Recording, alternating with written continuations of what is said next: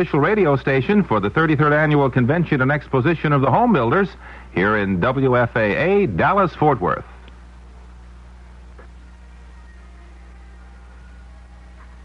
News, sports, and talk radio for the Metroplex. This is WFAA, Dallas-Fort Worth. CBS News. The call for expelling Jimmy Carter from the American Legion is out of order, according to the organization's national commander. But he says that doesn't change the Legion's belief that the president erred in pardoning Vietnam War draft evaders. I'm Mike Stanley reporting on the CBS Radio Network. The call for lifting the president's American Legion membership card came from the State American Legion Convention in Hudson, Wisconsin.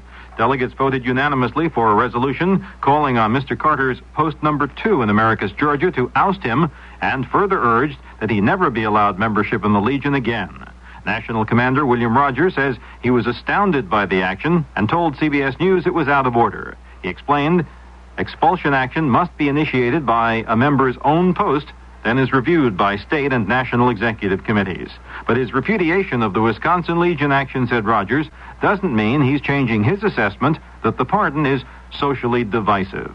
The American Legion's position is, of course, unchanged. We believe that each case should be tried on an individual basis, whether it be evader or deserter. Mr. Carter said that he agreed that the deserter should be tried on a case-by-case basis. And we think his priorities are misplaced. We think that the priority should go to those millions who did serve their country. One of the draft evaders, a Toronto high school teacher who hasn't returned to this country since 1969, Sunday saw what it was like to cross the border and walk once again on U.S. soil. Tony Rodriguez visited in Buffalo, and though enjoying being able to do so legally, expressed concern for those still unable to return. I really hope that someday they'll be able to see that we had to do that against the war because it was a very bad war, and I certainly hope too that I'm only half of the issue. There's still all those deserters. People, I know that's a more serious thing, but I certainly hope that someday they'll be able to come back also with the same sense of relief. Rodriguez went back to Toronto, saying it was nice to visit with his friends, but that he wanted to think about the whole experience. A White House spokesman says Agriculture Secretary Bob Bergland will go to Florida to survey freeze damage to citrus and vegetable crops and discuss the situation with state officials there. Governor Ruben Askew already has declared Florida's agricultural counties disaster areas, and an application for a federal declaration of disaster is expected when further detailing of the extent of damage has been compiled. Milder temperatures Sunday reduced pressure on gas and heating oil supplies in most sections of the country. Lingering sub-zero weather in parts of Ohio, however, impelled Governor James Rhodes Sunday night to declare a statewide natural gas emergency. The order broadens the statewide energy alert he declared in an executive order last week. Ohio's legislature will convene in special session Tuesday to see what it can do about the worst energy crisis in the state's history. Senator Henry Jackson, the Washington Democrat, says he believes Congress now is ready to come to grips with setting up an energy department that is able to operate effectively. Our problem in the past have been vetoes, and I think we're over that one now, and I see are moving quite rapidly now to reorganize and set up a Department of Energy for the first time, in which we can get everything under one roof, and then hopefully an all-out effort on conservation. We waste energy right and left. I mean, the worst participant in all of it is the automobile. Detroit has to be told that thou shalt not turn out any more of these gas guzzlers. Some 8,600 striking auto workers at General Motors' Saginaw Steering Gear Division ratified a new local contract and began returning to work Sunday night. GM officials had feared a lengthy strike in the 7-plant complex. Since it's the only facility making steering gears for GM cars, a protracted shutdown there would affect all of the company's other plants. One other GM plant, the one at Doraville, Texas, which turns out 1,000 cars a day, is shut down because of the gas shortage. Both GM and Chrysler are threatened with more strikes this week over local contract issues. In all, more than 100 United Auto Workers units have yet to agree on local issues in contract negotiations that began last summer. Now this. I'm Ray Brady of CBS Radio's Today in Business. Every day, Monday through Friday, my reports on the business scene bring you headline news, background information, sometimes interviews with government, industry, or investment people. All sorts of items you'll find helpful in understanding national and international business and monetary affairs. For the latest in current activities and a look toward future trends, tune in Today in Business, Monday through Friday, here on the CBS Radio Network. Looks great on you. We'll take in the waist a little bit. This suit has no label. Nobody cares about labels anymore. Nonsense. Why, you wouldn't file a tax return without using a label. A tax return label? Sure, the peel-off label the Internal Revenue Service sends you with the tax package. It has my name, address, and Social Security number already on it. Saves time, helps speed my refund. Why don't I just have this tax label sewn right inside your jacket? You can't do that. I need my label to file my return. Now that you mention it, though, an embroidered replica would sure be nice. The tailor won't believe this one. A number of large companies reportedly have passed the word to the Carter administration that they have billions of dollars ready for capital spending if Mr. Carter's economic policies prove favorable to business. Newsweek magazine says the firms, including such biggies as DuPont and AT&T, are looking for more generous tax incentives to spur investment, congenial appointments to key regulatory posts, and even eased environmental and job safety rules. The large corporations, according to Newsweek, are holding off on spending the money allocated. Mike Stanley, CBS News. The future of Dallas depends on you. New goals for Dallas are being formulated now. A series of neighborhood meetings to get your opinions on the new goals are being held. Attend one of these meetings and participate in the future of Dallas. How do you feel about questions facing us like the possibility of establishing a mechanism for qualified and representative people from the private sector to review the Dallas city budget, then report back to the citizens? Or the revitalization of the central business district and inner-city neighborhoods to stimulate the economy? How do you feel about the establishment of a regional transportation authority to finance and operate major inner-city systems? These are just three of the proposed goals for Dallas. There are many others, and perhaps you have some to suggest. You can really make a difference in the future of Dallas by attending one of the neighborhood meetings on the new goals for Dallas. All comments received will be used to revise the goals to reflect the views of the people who take part. Let your voice be heard. Call 741-1738 to sign up for a meeting in your area. We're something brand new walking down your street. Why don't you walk along with us? We're News Talk Radio 57, WFAA, Dallas-Fort Worth. The CBS Radio Mystery Theater presents...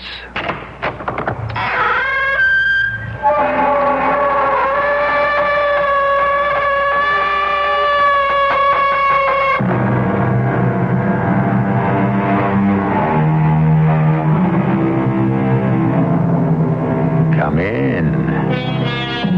Welcome. I'm E.G. Marshall. We live in a permissive era. No holds barred. All the taboos are swept away. Anything goes, and the sky is the limit. Do you sometimes yearn a little for an older day with a rigid code of living and an automatic acceptance of certain standards? The flag, the Marines, our country, right or wrong, and Mother with a capital M. Let's ponder that as we listen to this story. I don't want it to be this way, Megan. But that's how it must be. If it is to be, and why not Hank, if you want to take the risk? What risk? Oh, don't worry, my sober-sided Philadelphian. I won't blow any whistles on you. I'll be glad to be your handmaiden. But what will you be to me? Your slave. Your willing slave. Remember that. I may call you to account one day.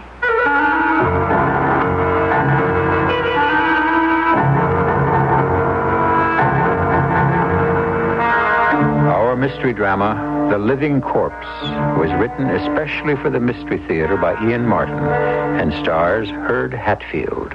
It is sponsored in part by Buick Motor Division. I'll be back shortly with Act One. It is a magic moment. You are at your Buick dealers, about to drive home in your brand new Buick LeSabre. It's lean and trim, classic lines. It looks quite unlike any full-size Buick you can remember.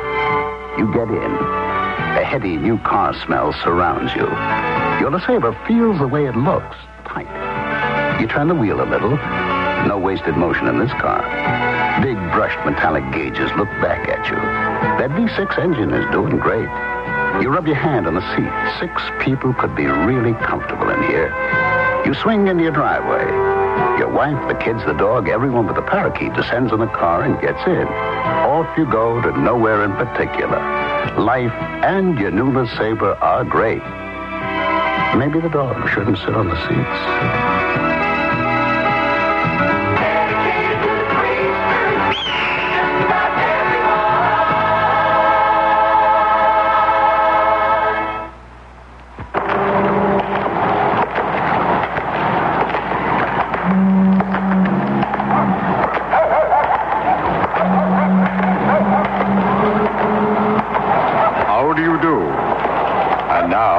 Tale of what happened when last I walked these streets. Oh, dear. Oh, dear. Oh, what's the matter? May I help you, madam? I'm the man from the Better Business Bureau, helping consumers with their problems. Maybe you have one. Maybe you can help me. I have so many bills. I don't know how to pay them. I'm afraid to answer the phone. What am I going to do? Now, don't be afraid of the phone. Use it.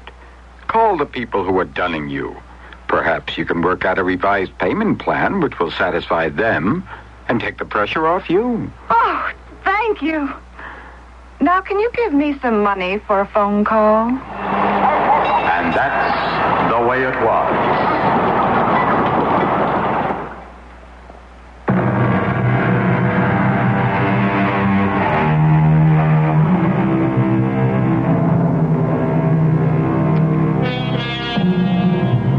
Philadelphia didn't just happen. It was planned. 2 main streets, Broad and Market, bisecting each other at the center of town. 4 squares in each quadrant, of which the only one we need pause to consider is Rittenhouse Square.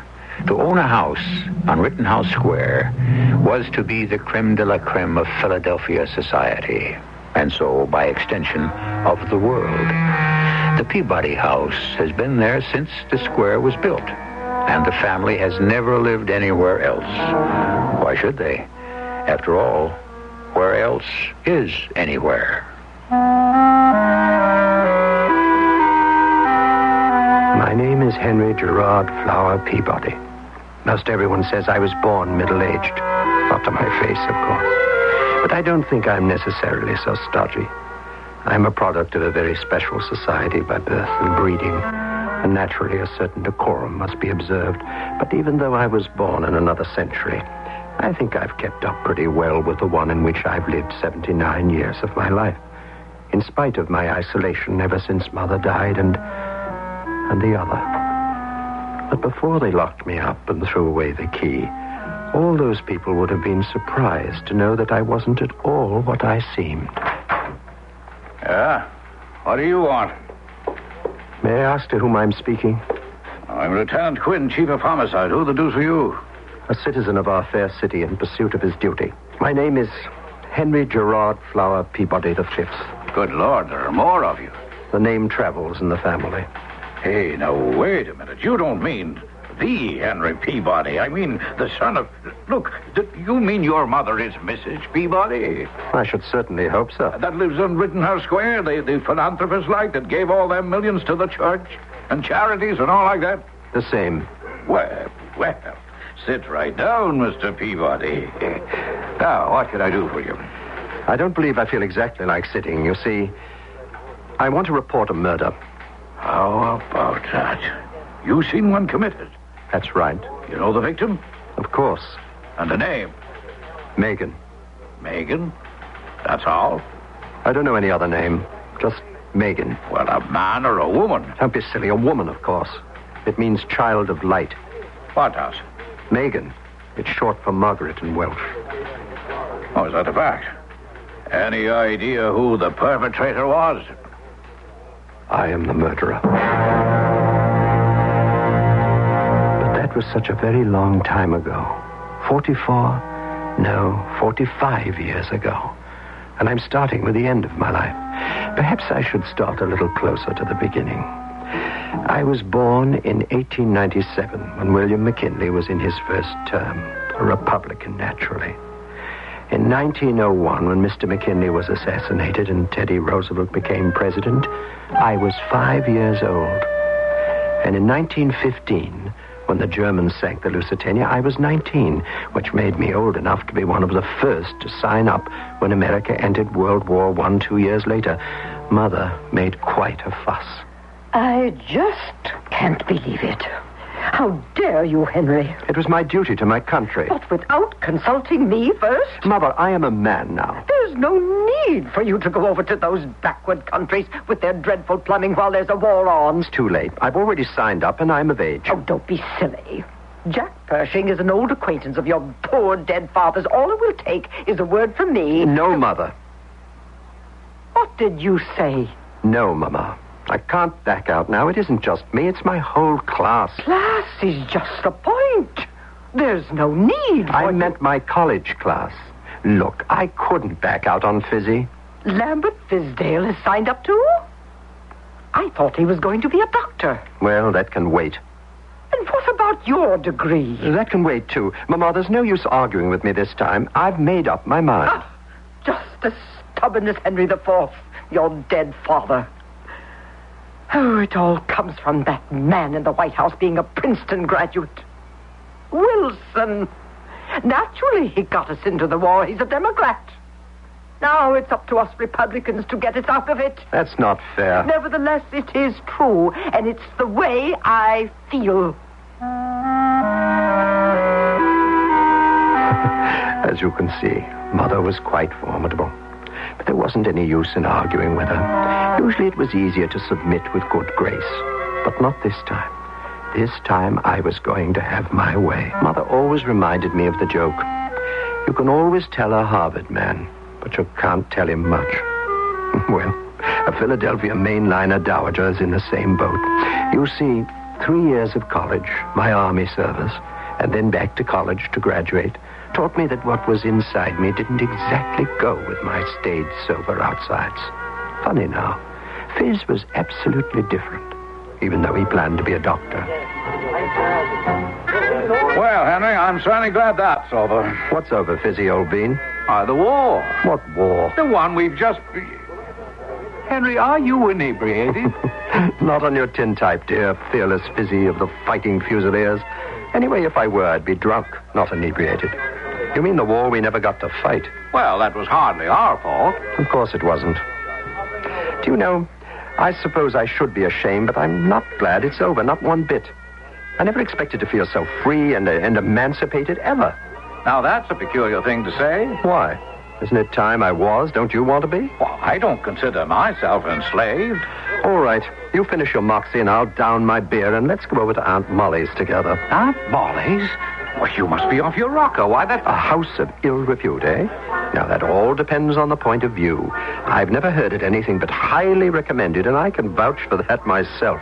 Obviously, you can't handle your liquor. Oh, stop being such a stuffed shirt, Fizzy. You're going to be a doctor. You mustn't flinch at anything that has to do with the flesh. It's a new world, and a liberated one. There's no need to be coarse. First of all, you are talking to an engaged man. Second, you're a Philadelphian and ought to know better. And last, you know that Aunt Molly's is off limits to enlisted men? Well, you're right about the first and the last, but the second question is gravely open to doubt, or vice versa. You see, I now consider myself an American at large. Henry Peabody, you know what I think? What? I think the sooner you get back to Rittenhouse Square and your dear mother, the better off you'll be.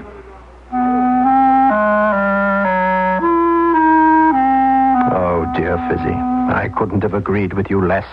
I'd had my taste of how the other half lived, and it lingered sweet and pungent in the mouth and in all the vitals. I'm afraid those first 2 years after the war, I was both an enigma and a terrifying, inexplicable burden to my mother. But I felt that my cutting of her apron strings was something we both had to face. Until that terrible day when her life began to come to an end. Darling, what is it? What's happened? I don't know. I've been getting rather tired these days for some reason, and... Henry, help me up. Oh, this is most unseemly. Mama, what is it? I don't know. Oh, it's just like Dr. Parker Godwin to go and die on me. At my age, I'm much too old to start with another doctor. Mama, I won't let you not have one. Tell you what, I'll call Fizzy. He can give you a look-see. Lambert Fisdale? Oh, but he's only a boy, like you. You may not have noticed, but boys tend to grow up. Fizzy just passed his exams. He's been at Pennsylvania for his internship.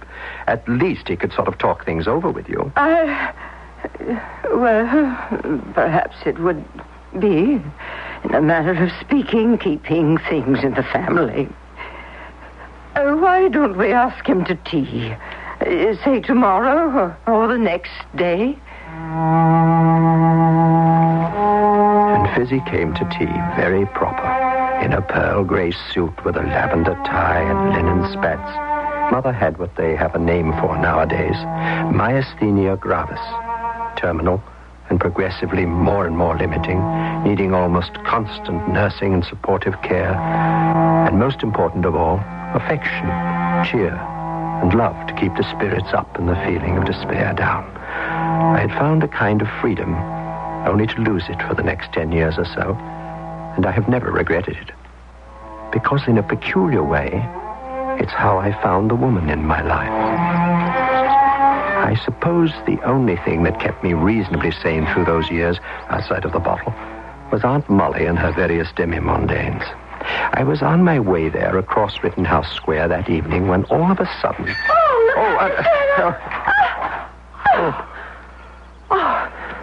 I'm sorry. I haven't had much practice. You mean in knocking people down? Here, let me help you up. Oh, no. No, thank you. No. Oh, I meant in riding a bicycle. Well, I should think not. Are you hurt? Oh, no. I never get hurt. Oh, but you, sir, are you? I don't think so, Miss... My name is Megan. Miss Megan? No, Megan. Just Megan. I was wounded to the heart, stricken with love at first sight. Oh, Megan, Megan, you're a taste in my mouth like spring strawberries, a smell like early hyacinths, a sound in my ears of my blood coursing through my veins. You were the beginning and the end, a symbol of life and death, yours and mine together. You were the best thing that ever happened to me, and the worst. I cannot think of you as evil, and yet you were born to destroy.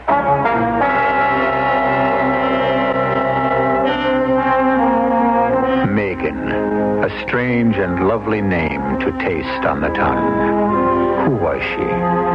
Where did she come from, suddenly?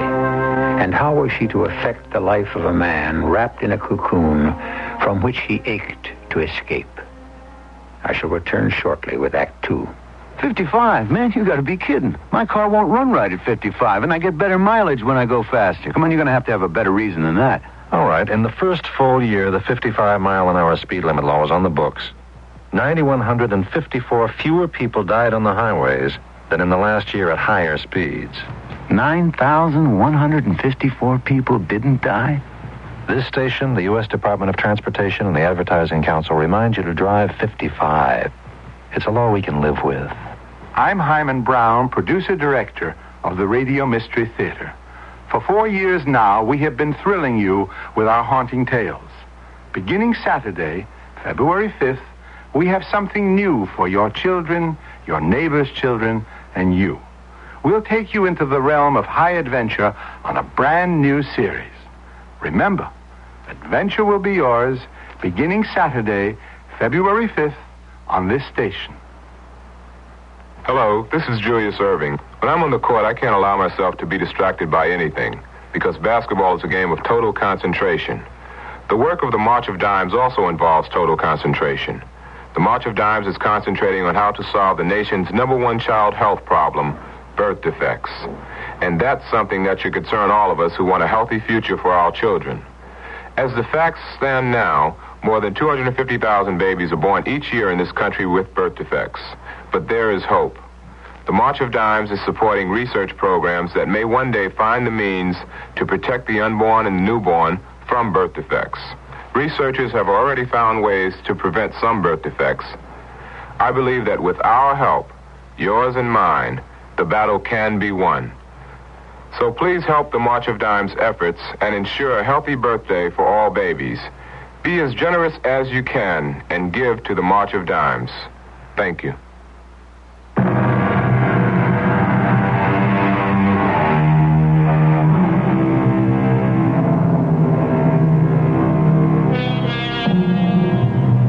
It was Prospero the magician in Shakespeare's play The Tempest who said that we are such stuff as dreams are made on.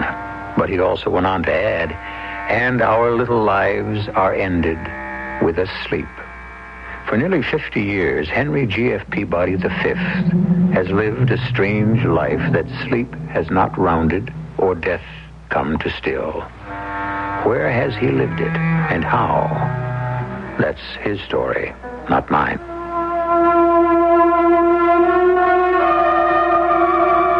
All those years ago, and I have only to shut my eyes, and the memory of Megan is as bright and clear as it was that first moment I met her. Was she tall, short, blonde, or brunette, brown-eyed, or blue-eyed? I can't answer you. Not because I don't remember, but only because I seem to remember she was all, or any of those. She was woman. She was desire. And she was glowing with an inner light that seemed to me to be the answer to all life and love. Megan.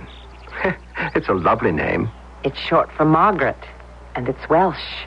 And it means, if it has to mean something, the child of light. What's your name? Peabody. Peabody? Well, Henry Peabody. Henry. You know what that means, don't you? No, I mean, well, what does it mean? The ruler of an enclosure of private property. It does? It does. Does it fit you? I suppose in a way. That's your picture of yourself? Well, perhaps not what I want to be, what I am. Henry. The name has other derivations. Teutonic. Hagen. You know what Hagen means? No. It means fierce warrior. Do you feel fierce, Henry? I feel a little embarrassed. I guess that isn't very fierce. If you don't feel fierce, what do you feel? Hard to say. For the moment, I'm lost. Then let me help you find yourself. Your real self. Let's go. Where? Anywhere. See what we can find together. Bring the bicycle. Yes, of course. Where are we going? Where the four winds blow us. Where were you going? To Aunt Molly's, the house across Walnut Street. What do you know about that? I know a lot I shouldn't know, and I wish I knew more than I've been allowed to. Who are you? What's your whole name? Megan. That's all. Enough.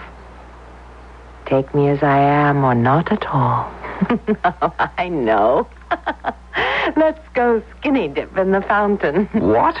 You heard me. I'm going. Take off your clothes and join me. I can't, Megan. I can't. You can do anything you want if you're only fierce enough, Henry. But it's insane. What would my mother or anyone say? A Peabody bathing nude in the fountain in Rittenhouse Square? Try and shed your Philadelphia crust. Shuck it like a snakeskin and be who you are. Who you want to be. Want to be. Want to be.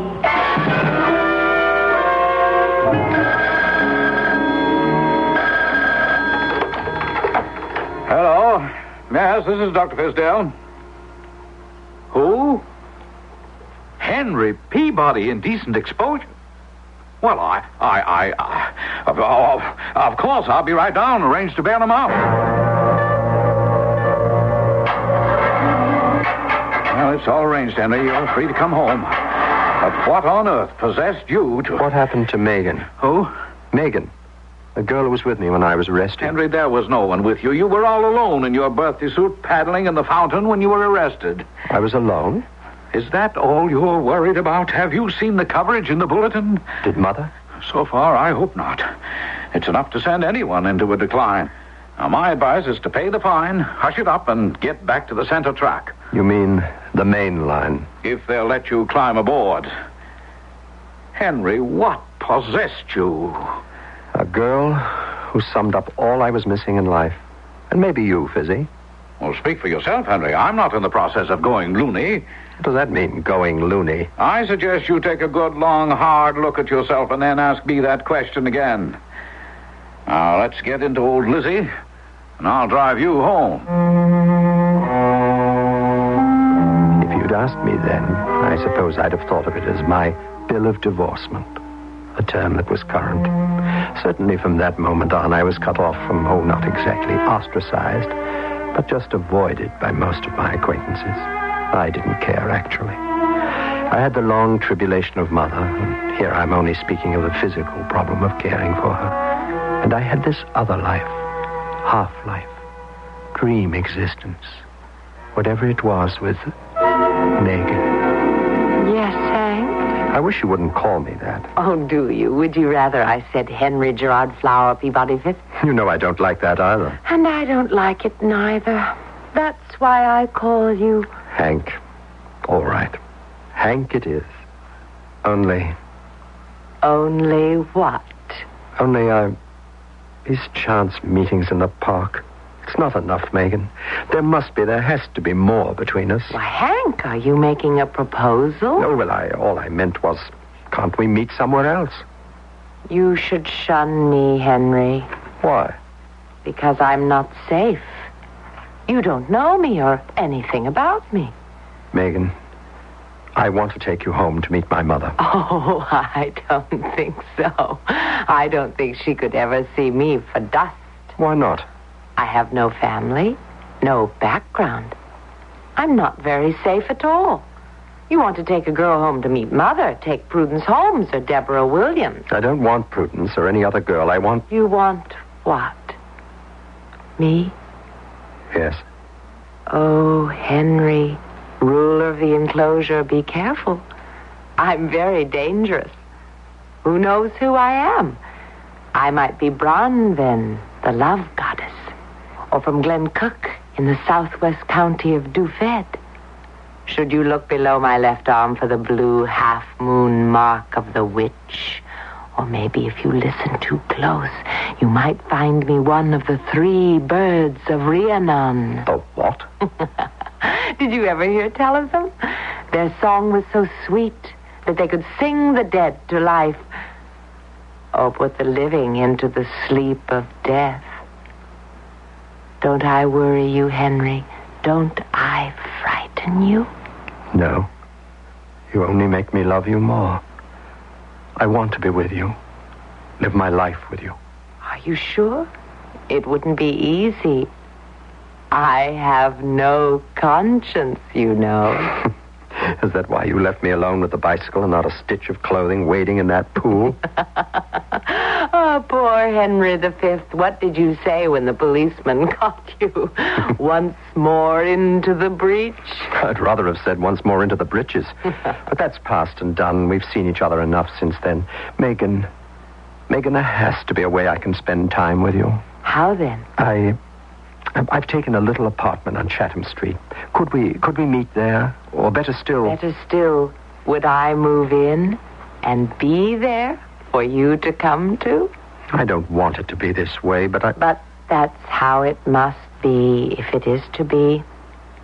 Well, why not, Hank? If you want to take the risk. Risk? What risk? Oh, don't worry, my sober-sided Philadelphian. I won't blow any whistles on you. I'll be glad to be your handmaiden. But what will you be to me? Your slave, Megan. Your willing slave. Remember that. I may call you to account one day. It was only 3 flights up. Philadelphia's old red brick houses don't run to many stories, and we had the top floor. Megan and I. Oh, it wasn't what you might think. Just a place to be alone, to grow drunk on the fragrance of her, to live a dream richer and more satisfying and soothing than any distillation of poppy seed or that bitter derivative of the cocoa plant, cocaine. A shield against the world that battered me every day. Henry? Henry? Yes, Mother. Where do you keep disappearing to? You're never about when I want you. I'm sorry. Far be it from me to complain, although I am dying by inches. I don't expect you to be at my beck and call every instance, of course, but these long absences, where do you go? What do you do? I have to get out of the house now and again, Mother. Well, naturally, of course. But you always seem to pick the moments I feel my worst. One of these days, during one of these unexplained absences, I'll slip away.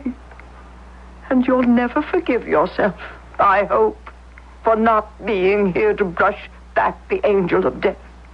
If I at least knew where to reach you. Well, sometimes I'm just taking a walk.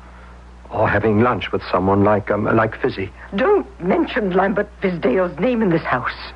He's the one who made a chronic invalid out of me. Mama, he only diagnosed your problem. He didn't give it to you. You mustn't think you're dying. I have no intention of doing so. That's the spirit. You'll outlive us all. Well, I don't know about that. But I do plan to live out my 70. And that gives me a long time to go. I felt sick to my stomach at the thoughts that raced through my head. She probably would. And it was an eternally long time. And I was trapped. Hopelessly trapped. I carried a splitting headache with me to Chatham Street, and it was a long time alone with my darling, my head on her lap, her hand gently stroking my brow, before I felt the tension beginning to ease. Feeling better, Hank? Yes. Oh, you've got to do something about it, you know. Something about what? Mama, if you want to have me, or anyone like me... What are you talking about? You know, there's no use taking me home to meet her. She wouldn't understand about you. And if Mama doesn't understand, you can't run away, can you? She has the money. I have no job. I don't know what kind I could get, but whatever it was, it would be a long time before We've been all over this before ad nauseum, Hank. You know as well as I do. There's only one way to make Mama loose the purse strings. How? For her to die. But myasthenia gravis, there's no definite prognosis. There are constant remissions and the progress is slow. There's no telling when that will happen. Oh, yes, there is. What do you mean? Well, if she won't die by herself, you'll just have to arrange it for her, Hank.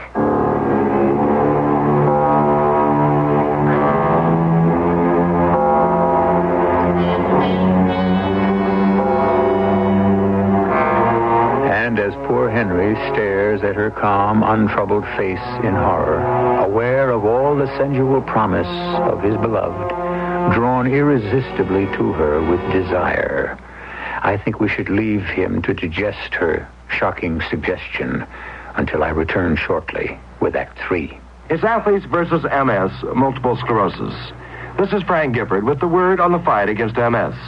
Athletes from every sport are banding together to do everything they can to help stop the great crippler of young adults. MS strikes in the prime years, usually between the ages of 20 and 40. The best years in the life of an athlete, in the life of anyone. When fathers are trying to carve out a career, young mothers are trying to raise a family. Well, the sports world is fighting back against MS.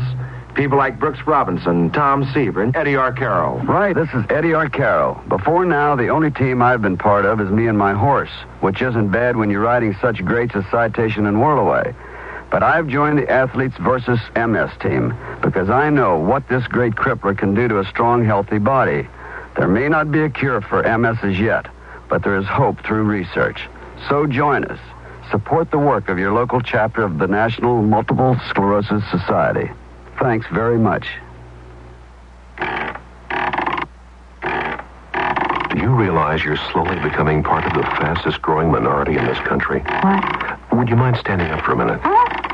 Hey, where are you going with my rocker? Are you willing to take old age sitting down? Sitting? You are going to be old someday, and you're going to have to face the same problems older people face today. What is this, some kind of joke? If you think it's funny now, wait a few years. I don't understand. The older you get, the fewer opportunities you'll have. You might even be deprived of your ability to make your own decisions. What can I do about it? Change your attitudes about aging. Try and imagine what you'll want to do, what you'll want to contribute. Oh, all right, but you didn't have to take my rocking chair to prove your point, did you? You have to get off your rocker and stand up. Stand up, or be prepared to sit back and rock your life away. I see what you mean. This message has been brought to you as a public service by this station, the Advertising Council, and the National Council on the Aging. Thank you.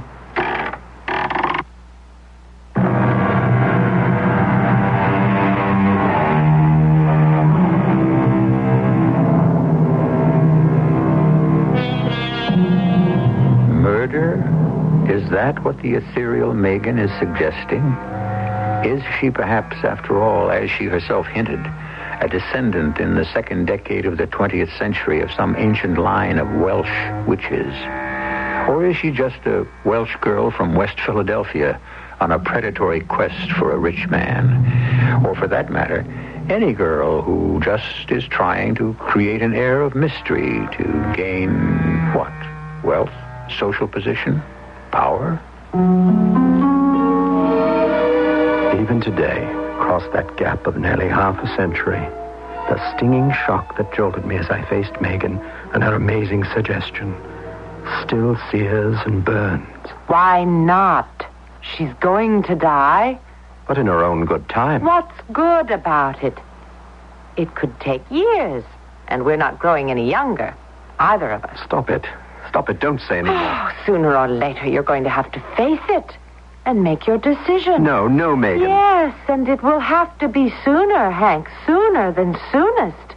I told you. I can't wait for life to come to me. It's slipping past too fast. I have to go out and grab it. Gobble it up while I can still digest it.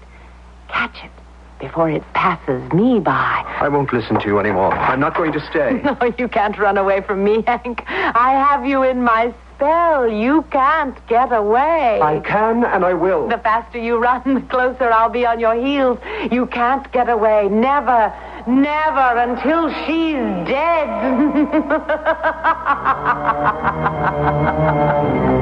I fled as if I were pursued by the hound of heaven.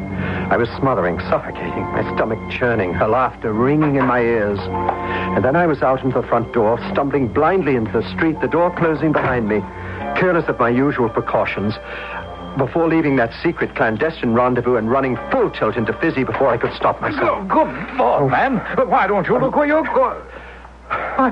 For heaven's sake, Henry Peabody. Where have you been hiding yourself lately? Sorry, Fizzy, accent. I didn't see where I was going. Can't stop. You look as if you'd seen a ghost. Whatever it is, you're in shock, Henry. We've got to get you at least sitting down for a moment. Now, come on now. Lean on me. I'm taking charge for the moment.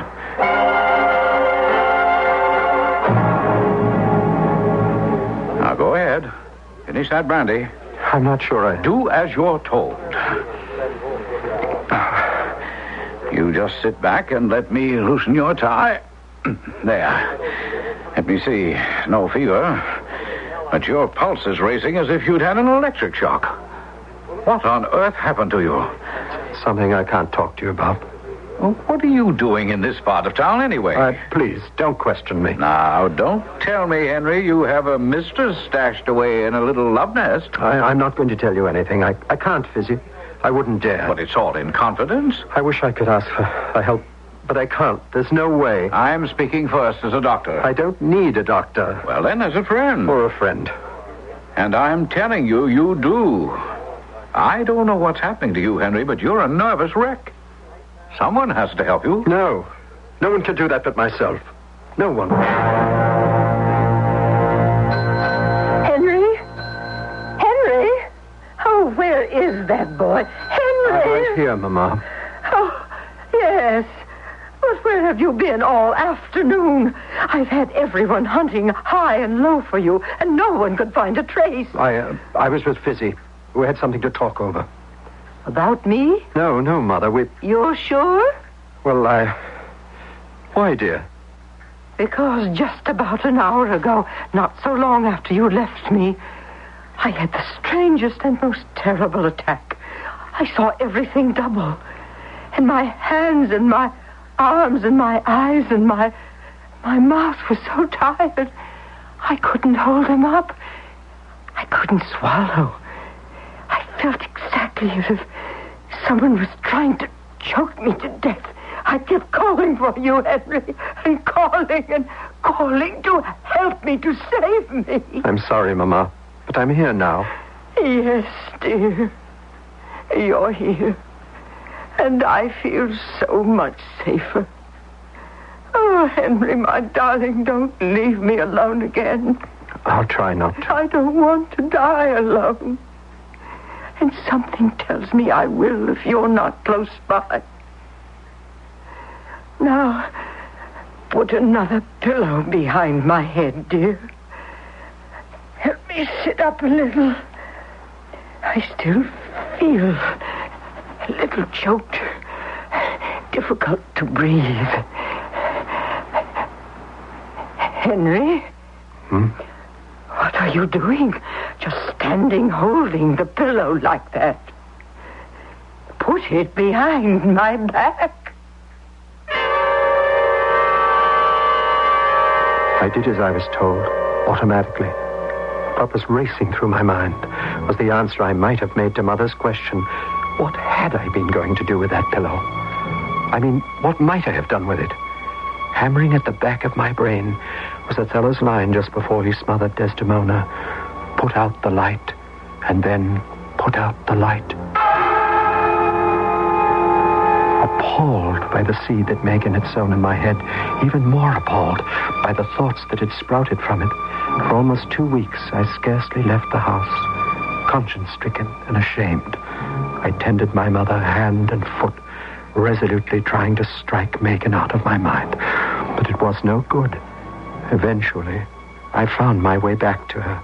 Come in, Hank. I've been expecting you. I couldn't stay away. I thought you couldn't. How's Mama? What? Oh, she's fine. She seems better. I'm sorry to hear it. Megan, you don't mean that. But of course I do. She's the only thing that stands between us and the life we want, isn't she? I can't believe you would dare say such things so openly. Take that back, or I won't be back. I can't. But you'll be back, Hank. You'll be back.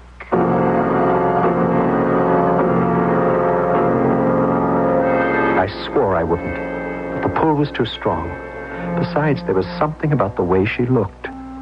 Within a week, I was back. Come in, Hank. What happened to your key? I forgot it at home. I can't stay long. Oh? How's Mama? I don't want to talk about her. What do you want to talk about? You. I thought the last time I was here that you didn't look well. In what way? I thought maybe you weren't getting enough to eat. That isn't what you thought. You thought I looked older. And you were right. You see? Crow's feet coming around my eyes. Deep wrinkles by my mouth. Soon the flesh will begin to sag, the hair to turn dull. I told you. I had a fury about living. I have to take life in gulps and savor it in great bunches because I haven't time. It's passing me by. Only one way you can save me. How? I told you. Get rid of her. Again I fled, and the battle raged inside me, tearing me apart. Mother was in a remission herself again, difficult, cantankerous, demanding at her most stifling. That last one evening was the climax. What's the matter, Henry? You seem so fidgety. I don't know, Mama. It seems stifling to me. I need a breath of fresh air. Oh, well, if it were hard to breathe for anyone, it would be me, with my condition. Now, just settle down. Plump up my pillows, dear, and then you can read to me. I'll be glad to later, but first, you've really got to excuse me. Oh, don't go off and leave me tonight, dearest. But you said you were feeling so well. I am. But I'm afraid of being alone. And also, Also what? I don't know. I have the eeriest feeling tonight, as if there was someone else in the room. A cold, strange presence. Oh, now, give me the pillow, dear. I've just got to get away. From your own mother? Oh, don't be silly. I'll never let my boy go. Now give me the pillow. I blacked out. I just don't remember anything. Until suddenly I was with Megan, and her voice came to me as though drifting out of a fog. Kill her. Kill her, or we have nothing. I can't. I could kill you for even suggesting it. I'm rooted too deep inside you. You'd have to tear me out, rout me out, dig me out like a dandelion root. You'd have to kill me to get rid of me. And you wouldn't dare. You haven't the courage. I warn you, don't drive me too far. The problem is I haven't driven you far enough. I waited too long. And now you see me as ugly. I am ugly. Hideous. If you're ever going to do it, it had better be now while you still have the chance.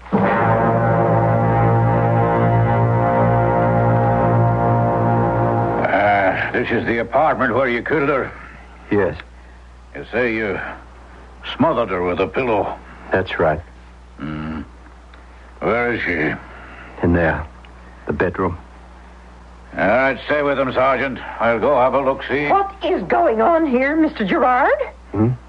Oh, Mrs. Clark. Nothing.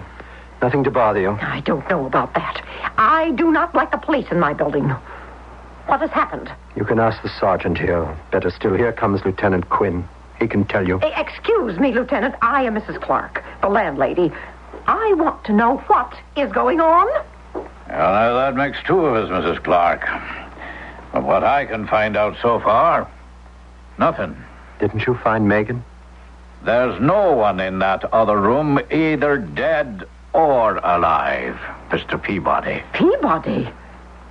He said his name was Gerard. Oh, now you wonder, Mrs. Clark, if I could have a word with you first.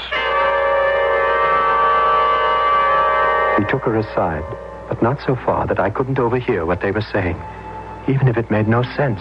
And you're absolutely sure? Mr. Lieutenant, I'm a widow woman, and I keep a close eye on all my tenants. I don't have enough problems without them. I thought he was a writer, because he came here alone all the time. I can tell you one thing for sure, Lieutenant. There wasn't no woman living there, let alone visiting. I don't stand for none of that nonsense in my house.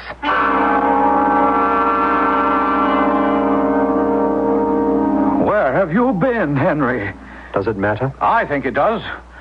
Your mother. What about Mama? Why, she's dead, Henry. The maid called me. She was dead when I got here. How? Respiratory failure. You mean she just stopped breathing? Well, it's not uncommon in her condition. I just wouldn't have expected it so suddenly. I don't know what you're trying to suggest, Lieutenant. Smothered? Why? Well, I can only tell you what my report will be, and I'm quite sure an autopsy wouldn't change it. Cause of death? Acute myasthenia gravis resulting in respiratory failure. About the other, as a doctor, there never was any woman named Megan. She was a phantom, a figment of my poor friend's disordered brain. So long ago, nearly 50 years. Fizzy is gone. The lieutenant, Megan, Mama. Only I live on. For what? Oh, I'm happy enough here. I'm not nearly so mad and disjoined as they like to think me. And thank heaven there's enough money. Why do I stay? I'll tell you why. First, because I'll never admit there was no Megan. A man has to have at least one woman to love and cherish and remember in his life. And second, damn if they only knew. I believe I killed someone. Smothered her with a pillow till she could breathe no more. If it wasn't Megan, then it could only have been my mother. That's a real horror for which I deserve to be punished.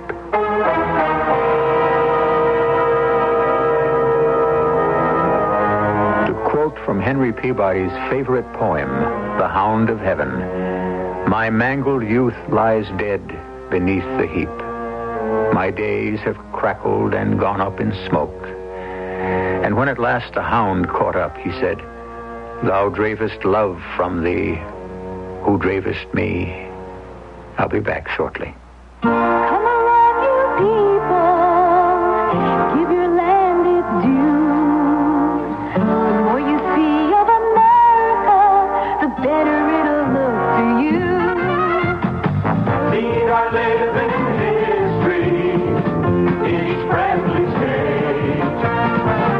You will find it's the people who make this nation great. Where it all began, the redwood trees even older than the nation that we born each year. Hear America singing loud and clear. Come along, you people, here's a land that's free. See more of America when there's so much more to see. From the United States Travel Service.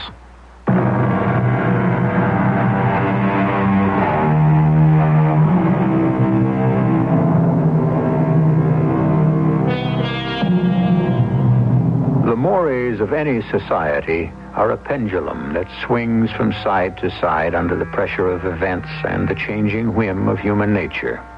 If we are permissive today, we were equally repressive yesterday, or will be tomorrow. Why does the human spirit always act and react so violently? Somewhere in the middle would be the best, wouldn't you say? But the pendulum never stops there. Our cast included Herb Hatfield, Patricia Elliott, Ian Martin, and Joan Shea. The entire production was under the direction of Hyman Brown. 4! Oh, not in the water again. Well, the other guys are going to think I'm worried about my tax audit, but I'm not. I'm just a lousy golfer. An audit is very straightforward. It's just a check to see if I owe them or they owe me. I keep good records, so there shouldn't be any problem. If I don't agree with the auditor, well, I have the right to appeal through the IRS and the courts. And I'll just reach into the water for my ball. Oh! Hey! Help!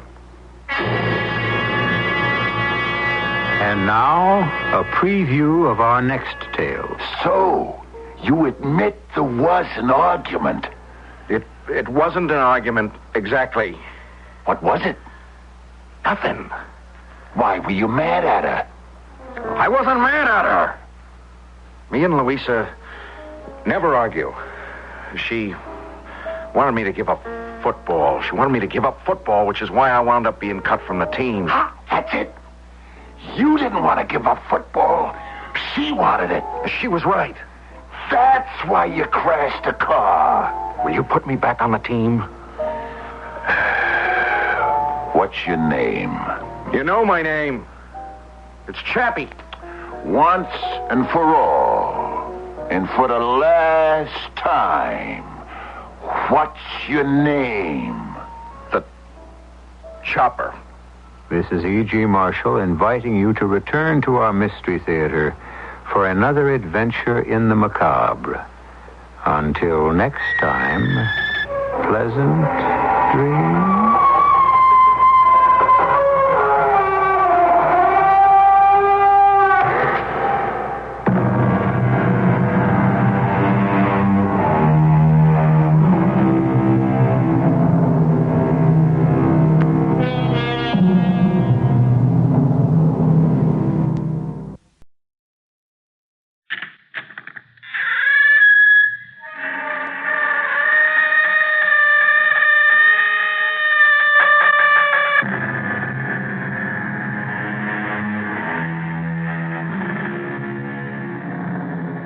Come in. Welcome. I'm E.G. Marshall, come to lead you, safely I hope, through another encounter with the sinister happenings in which we specialize. We become involved in circumstances not dealt with in the nice, conforming, normal world we're used to. We run afoul of things not considered quite natural in our workaday world, and we may find them just a little frightening. Are you up to it? Heart sound?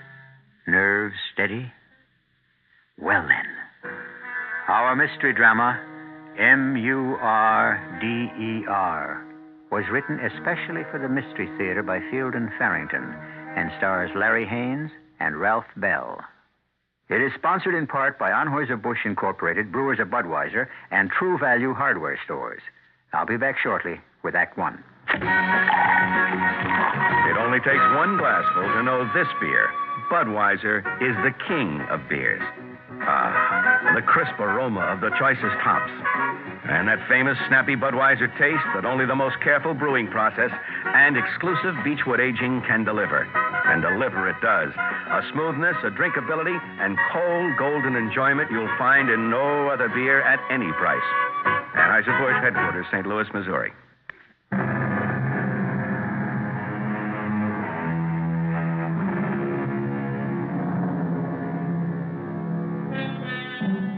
In the usual course of things, the future is mercifully hidden from us. I say mercifully because few indeed are those among us who have only joyous elements in their futures, and who wants premature knowledge of the troubles that lie ahead. Oh, people go looking for it, that's true enough. Fortune tellers make a living.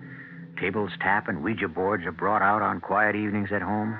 But in the main, the future keeps its secrets pretty well hidden.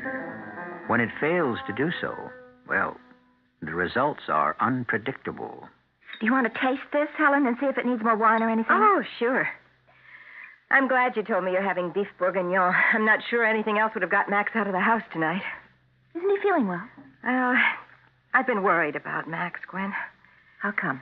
He's, I don't know. He just seems withdrawn. He doesn't laugh anymore. He doesn't enter into things. To tell you the truth, Helen, that's the reason Kyle suggested this little dinner party. Well, I hope it helps. I've really been concerned. Well, we all know that Max has been having business worries. He's been having business worries ever since I've known him, but he's never acted like this before. I mean, it's been like living with a stranger. If I didn't think he'd blow up in my face, I'd suggest he see a psychiatrist. You about ready for another of these martinis, Kyle? Well, I have a feeling the girls are going to announce dinner before long. So, I'll take my drink to the table with me. Sure, Max. I'm not going to drown myself in martinis, Kyle, if that's what's worrying you. No, that's not what's worrying me, Max. Well, then what is it? Well, I think we've got the shoe on the wrong foot here. That's what I was about to ask you. What's troubling me? Mm-hmm. My partner kills himself. My business is in a total mess. And you ask me what's troubling me. Dinner's all ready, you two. Yeah, I'll be right with you. You want your drink, Max? I'll take it in with me. Gwen, there's nothing in all this world quite like your beef bourguignon. Isn't it great, Max? Oh, yes. Delicious. Very good. You ought to try eating some of it, Max. Oh, I said it was good, didn't I? For Pete's sake. What do you all want from me, huh? Helen, did Gwen tell you about her Ouija board? Her what? Well, tell her, Gwen. Well, I went to this garage sale over on Ridgewood Avenue, and I bought a Ouija board, that's all. That's all. There's been time for nothing else since she came home with the thing. Every evening, and it takes two of us to use a Ouija board. Do you really believe in that No, stuff? no, not really. Not seriously. Well, it uses bad language sometimes, and it can get very personal. But you keep talking about what it does. Surely it doesn't do anything, not on its own. I mean, you have to push it, don't you? Well, Gwen swears she doesn't push the thing, and I know I don't, not consciously at least. I'll show you after dinner, Helen. Do you want to work it with me? Well, sure, why not? Fine. That'll give Max and me a chance for a little private talk. What do we have to talk privately about? Max, don't be rude. You're all trying to help, huh? Invite poor old Max out to dinner. Good old Kyle and Gwen to the rescue. Who asked for it? You can't blame us for trying, Max. Well, it sure isn't getting us anywhere. Oh, that's my fault, I suppose. Sure, my fault. You don't know the troubles I got. None of you. You don't know. Not even me, Max? No, not even you. What would you say if I told you that my partner's been stealing me blind, huh? Tom? Tom Garth? Stealing me blind, and I caught him at it. That's why he blew his brains out. Well, that's hard to believe of Tom Garth. Tom was into the firm for almost $100,000. Hey, you calling me a liar? No, I wasn't calling you a liar. Max, please, don't be like that. All right. I couldn't believe it either until I'd gone over the books. Not even then. Not even when I'd seen it in black and white. But it's true. It's been going on for over a year, almost $100,000. It's an awful lot of money. Too much for Pickett and Garth, I'll tell you that. We're not big enough to drop $100,000 and go on as if nothing had happened. Max, if there's anything I can do... I can handle it. All right. There's no way I can get the money back. His wife doesn't have it. He left Maud practically penniless.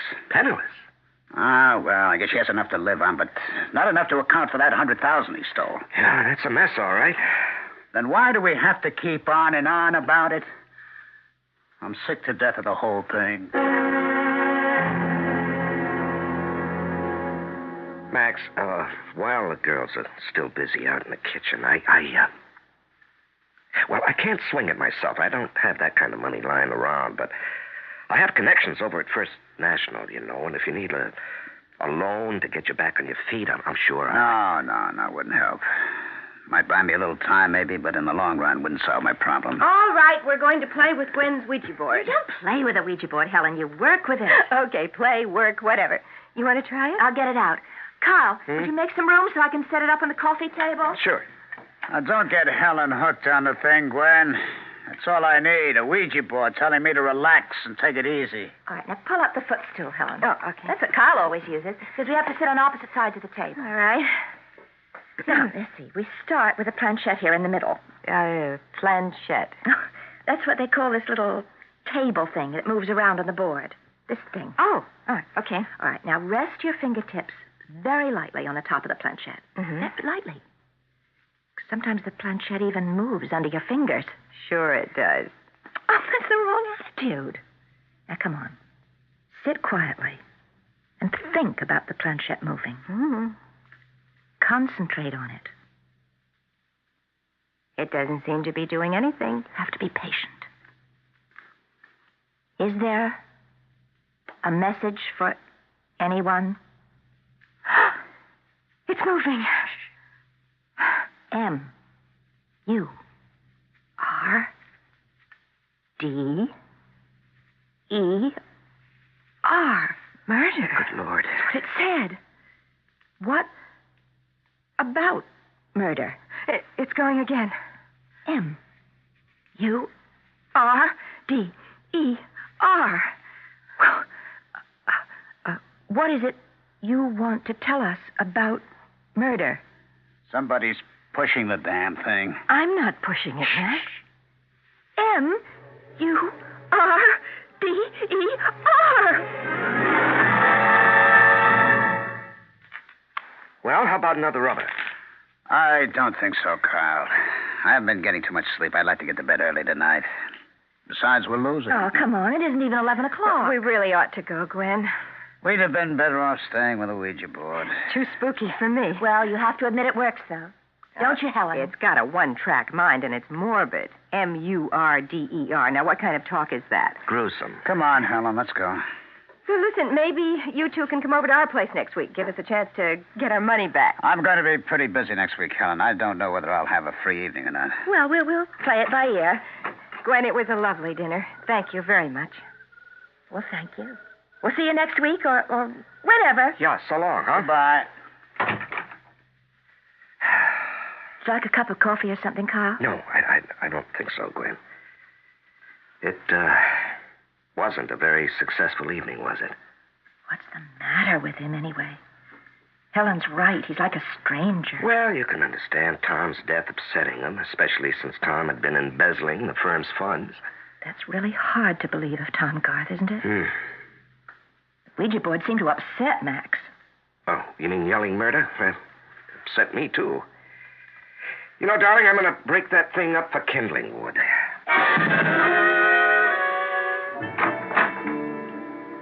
You You didn't seem to enjoy the evening much, Max. I didn't enjoy it any. I told you we shouldn't have gone. Well, they're just trying to help. I wish everybody would stop trying to help. I can straighten things out if everybody would just leave me alone. Are you going right to bed? I don't know. Maybe I have a nightcap. You go on up if you want to. Max, I know you won't like this, but you've been drinking an awful lot lately. You're right. I don't like it. I mean, it isn't like you. Nothing you do lately is like you. He's out to get me. What are you talking about? Who's out to get you? Kyle Abbott. What? Max, Kyle Abbott is your best friend. Now that Tom Goth's dead, you mean? He was my friend, wasn't he? He stole $100,000 from me. Well, Kyle hasn't stolen anything from you, has he? He put her up to it, all right. I don't know what you're talking about half the time. I'm talking about Gwen Abbott and her stupid Ouija board. You push those things around, you know. They don't just go by themselves. I still don't see what that has... Murder, that's all. She made it say murder, murder, murder. If she was pushing it, why would she make it say murder? Because Kyle told her to, that's why. Why on earth would he tell her to do a thing like that? Because he thinks I killed Tom Goth.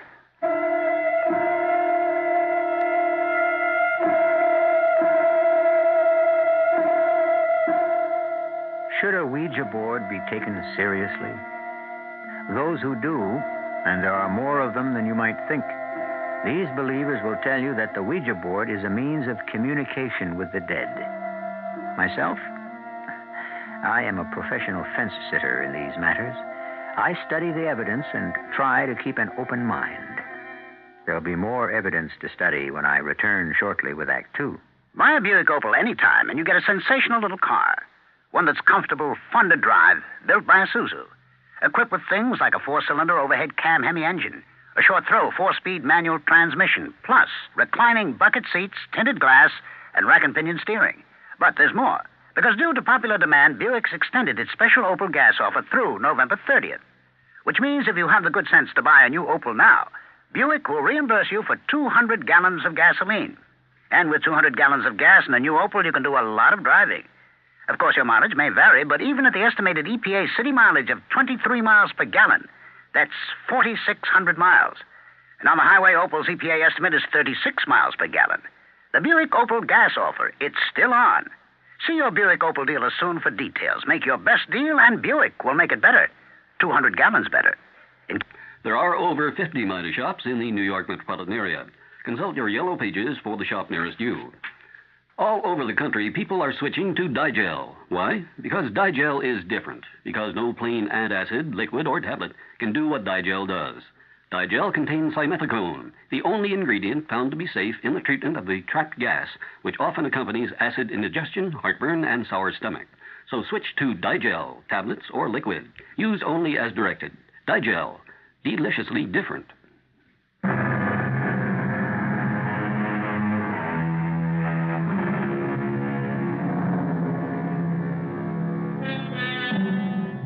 The cry of murder is a shrill and terrifying thing, even when articulated with a Ouija board's silence. Gwen Abbott's Ouija cried murder this evening and then steadfastly refused to explain. Whose murder? Committed by whom? For what purpose? When? Where? How? No explanation. The repeated use of the word, however, was dramatic enough to give pause even to those who considered the Ouija nothing but a silly spelling game. Not one of the four who were present has had a good night's sleep. Hello? Kyle. Oh, yes, Gwen. I'm sorry to bother you at your office, dear. I can't meet you for lunch today, after all. At least I don't think I should. Why not? Helen Pickett just called me and asked me if I could meet her for lunch. She sounded terribly upset, and so I said I would. Something about Max? Well, she didn't say, but what else would she be worrying about right now? I'm sorry I'm late, Helen. The traffic was absolutely awful today. Have you ordered? No, I thought I'd wait for you. Have you been running? I hurried. You sounded so upset on the phone. Well, I am upset. About Max. Gwen, do you know anything about paranoia? No. Are you serious, Helen? Do you actually believe that Max is... Well, I can't believe that. Well, I don't want to, but something's wrong with him, and to tell you the truth, I'm scared. Scared of Max? Of him, maybe. For him, certainly. He said this morning he's going to see Maud Garth. Well, what, sympathy call? I think he should. Not a sympathy call. He thinks she's out to get him. Now, those were his words. He thinks everybody's out to get him lately. Out to get him? In what way? Gwen, will you tell me something truthfully? Yes? Does that Ouija board really work on its own? Doesn't somebody have to push it? No, it goes by itself. I swear to you, Helen. I don't push it. Kyle certainly wouldn't. He hates the thing. You didn't push it last night. You weren't making it say murder the way it did. Absolutely not. Why do you ask? Max thinks you did. Look, even if I was manipulating it, why should that worry Max? He thinks Kyle put you up to it. Kyle? And I just don't understand it all. He thinks it's Kyle's way of accusing him, indirectly, of murdering Tom Garth.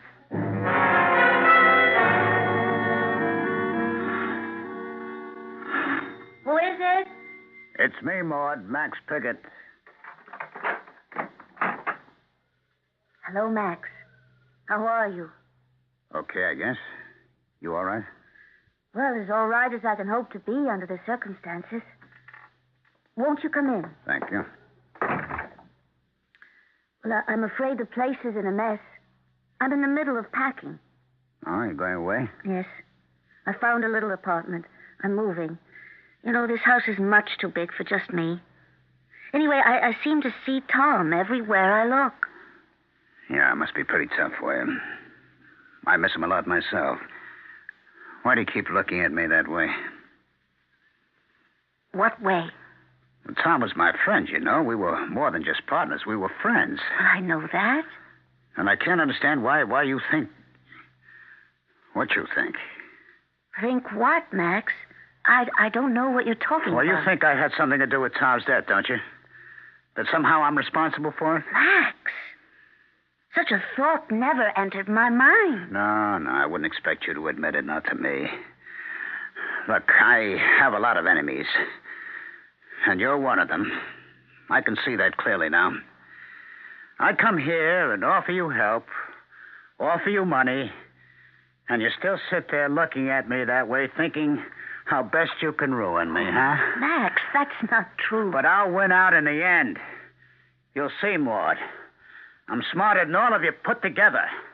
And I'll win out in the end.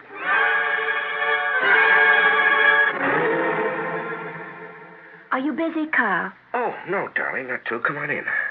How was your lunch with Helen? Pretty ghastly, if you want to know. She's worried sick about Max. Well, after last night, I can't say I blame her. Do you think that he could be paranoid, Carl? I don't know enough about it to say. Is that what Helen thinks? Well, she suggested it.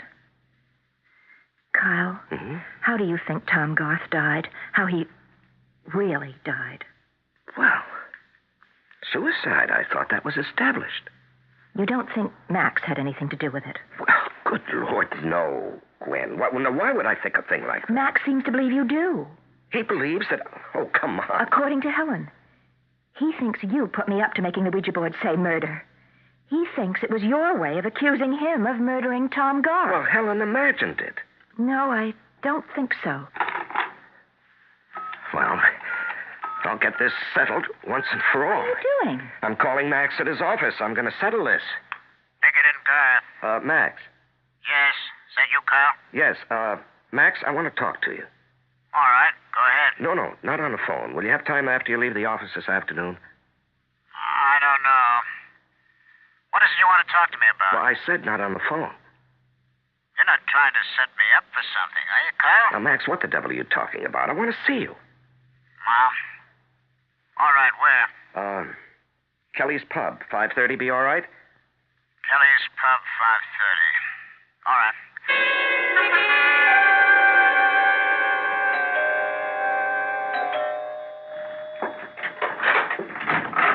Maud, come in. I hope I haven't caught you at a bad time, Helen. No, not at all. Sit down, Maud. Are you all right? Oh, yes. I'm having a little trouble adjusting to be alone, of course, but... Well, I'm all right. It must have been terrible for you. Not very pleasant. Helen, Max came to see me today. Oh, yes, he said he might. Well, he was very strange. I really didn't understand what he was talking about. He thinks of me as an enemy. He said so. In just those words. Well, I'm afraid he's seeing enemies wherever he looks these days. But why me? He's just not himself right now, Maud. We spent yesterday evening with Gwen and Kyle Pickett, and Max got all upset about something a Ouija board said. A Ouija board? Well, Gwen's been on a Ouija board kick lately, and she and I were just fooling around with the thing last night, and it spelled out murder. Max was terribly upset. Has he said anything to you at all about thinking of me as an enemy? Given you any reason why he should feel that way? Well, I don't think so. He said so many strange things. No, there's just no reason. Well, he'll be all right again soon, Maud. I wouldn't worry about it if I were you. Except that, Helen, if he thinks of me as his enemy, then that makes him my enemy, doesn't it?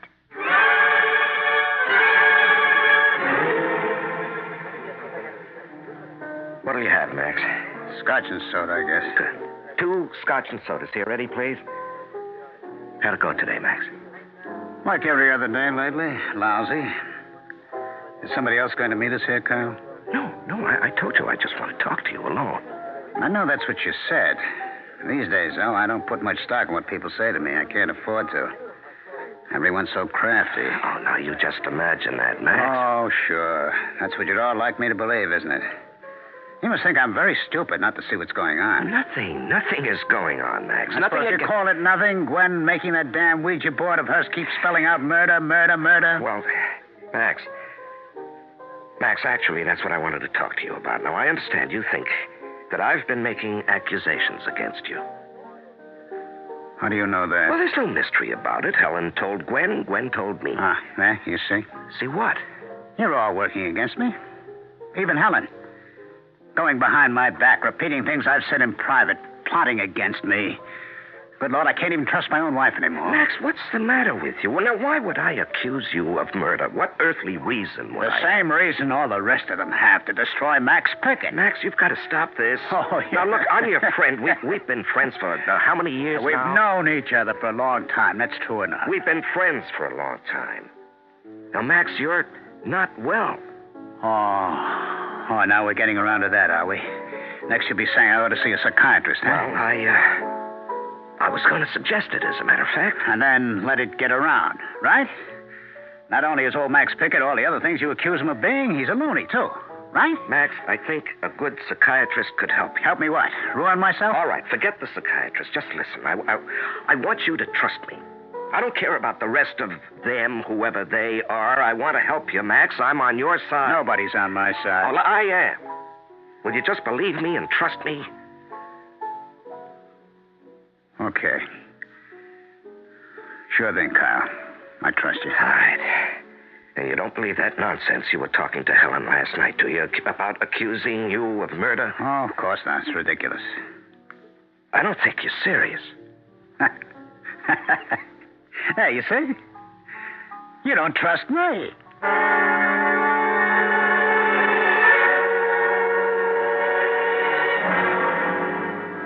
Max?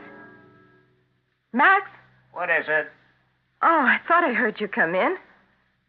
Where are you? I'm in my study. Are you busy?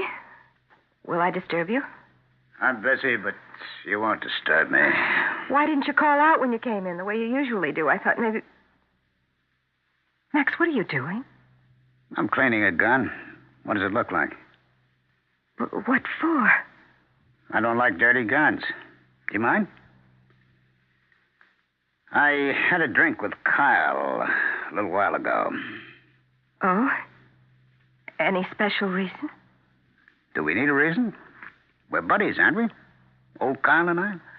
Yes, of course. At least that's what he kept telling me. Well, you are. You've been friends for years. Yes, he kept telling me about how long we've been friends. What difference does it make how long? It's what good friends we are, and that's what counts, huh? You are good friends. Oh, you bet. Another thing he told me he didn't accuse me of murder. Well, of course he didn't. I've said that all along. Helen, Yes? how did he know I thought he was accusing me of murder? How did he know? That's what I asked you. I don't know. Then I'll tell you. He knew that I thought he was accusing me of murder because you told him. That's what I thought. I haven't even seen him. You told Gwen. She told him. Oh. Well, I guess I did mention it to Gwen, yes. Yes. So what that means is I can't trust my own wife any longer. There's nobody in the world I can trust. It's me against all the rest of you, isn't it? Max, you did it, didn't you? Did what? You killed Tom Garth.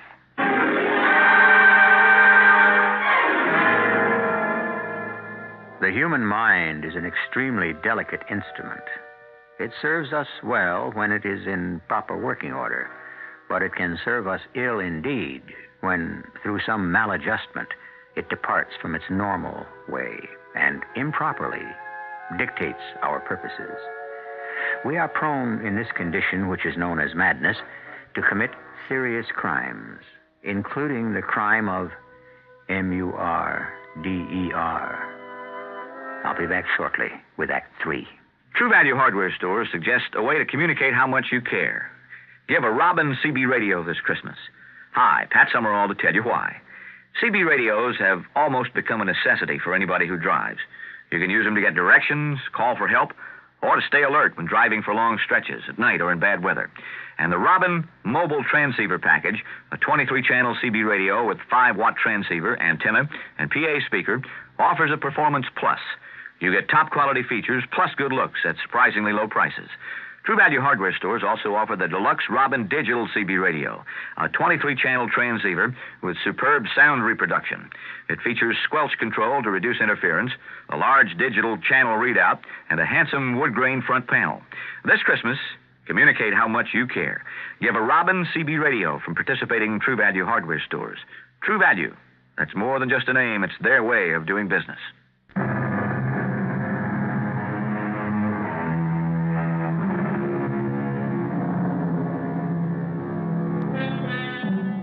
They say that in every man's psychological makeup, there are criminal tendencies held in leash only by the thin veneer we call civilization. And civilization is nothing more than a code of behavior we have imposed upon ourselves because the alternative is chaos. If our minds were not strong enough to hold in abeyance our purely animal tendencies, we would surely lapse into what we call insanity. It happens in individual cases, and the results are appalling. Hello? Hello, Gwen? Yes? This is Maud, Gwen. Maud Garth. Maud, how are you? I'm okay. A little lonely, of course, but that's just something I'll have to get used to. Are you seeing people? Are you getting out now and then? Well, enough. As much as I want to. Gwen, Helen tells me you're a Ouija board freak. Oh, well, I do have a board. I mean, I don't know if that makes me a freak. I just fool around with it, you know. When I can get somebody to work it with me. Oh. Well, I had one when I was a kid. I always get a kick out of Maud, it. could you hold on a minute? Yeah. Carl, is that you? Yes, it's me. I'm on the phone, dear. I'll be with you in a couple of minutes. No hurry. Sorry, Maud. Carl just came in. Oh, well, I won't keep you. No. I'm in no rush. What about Ouija boards, Maud? Well, I was just wondering if I could come over sometime when you're free, and maybe we could have a session with yours. Oh, sure, anytime. What about later this evening? Oh, that would be nice. Are you sure you're not busy? Oh, I haven't got a plan to my name. Maud? Yes? How come? I mean, why do you want to work with a Ouija board all of a sudden? Well, I suppose it's silly, but with Tom gone and everything, they do say Ouija boards are a kind of contact with people who have passed away, don't they? I don't take it quite that seriously, Maud. Well, it wouldn't hurt to try, would it? I don't know. To tell you the truth, it doesn't sound very healthy to me. I'd like to try it all the same, Gwen. Okay, but Don't be too disappointed if it doesn't work, though. Oh, I won't. I promise. Around 8:30, then. That'll be fine. And Gwen, thank you. Oh, forget it. I'll see you at 8:30. Who are you seeing at 8:30? Maud Garth. Maud, how come? She wants to work the Ouija board with me. Oh, that darn Ouija board. What's her interest? Well, it's sort of morbid, apparently. She wants to see if she can get in touch with Tom. Oh, Lord. Next we'll be having seance. Well, I couldn't say no, could I? No, I guess not. Did you see Max? Yes, I sure did. And? Weird. Gwen, I'm afraid he's in trouble. Oh, dear. Carl, why would it occur to him to think you suspect him of killing Tom Garth? I really don't know. If he's really slipped a cog, there's no point in trying to analyze his thinking. But what if... Carl, what if he did kill Tom Garth?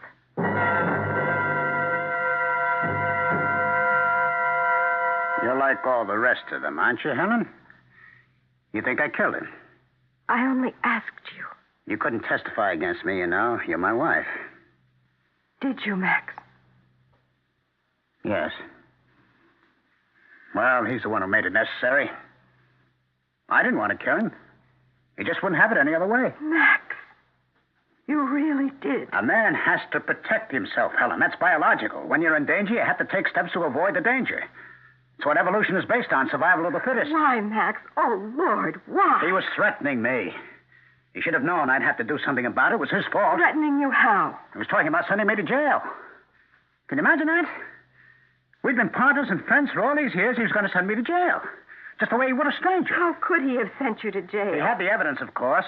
The books were rigged. He had it all right there in front of him. Are you saying it was you who stole money from the firm? You? Not Tom? The firm was half mine, wasn't it? How can you call it stealing? Besides, I meant to pay it back when I could. There wasn't any big rush, was there? But he wanted it all back, all of it. My half as well as his. Max, why did you do it? We were all right. We didn't need the money. Oh, no? What about that swimming pool out back you spent half the summer in? You think that came out of my salary? The salary I take from Pickett and Garth? No way, no way. What about the country club? Where do you think that money came from? And other things. Lots of other things that you enjoy just as much as I do. But we didn't need them. We could have lived without the pool or the club. Helen, why did he have to go snooping in the books anyway? Why couldn't he have trusted me? Max, what are we going to do? I didn't enjoy it, believe me. If you're thinking I did, you're wrong. I didn't like doing it at all. Oh, if only you had. He was pacing back and forth in his office there, back and forth, accusing me of stealing and all that. He should have known it would make me angry. But if you were stealing... Back and forth. So when he was facing away toward the window, I took the gun out of his desk drawer. Everybody knew he kept a gun there. Max, I don't want to hear any more. And then I waited until he sat down at his desk again. And I put the gun up against his head and I pulled the trigger. Max, please. Please. What are you going to do now? Well, it's hard to know. I'm going to have to kill Carl Abbott, of course. And Gwen, too, I suppose. They both guessed. Max, you can't. But I've got to, Helen. Don't you understand? There's no other way.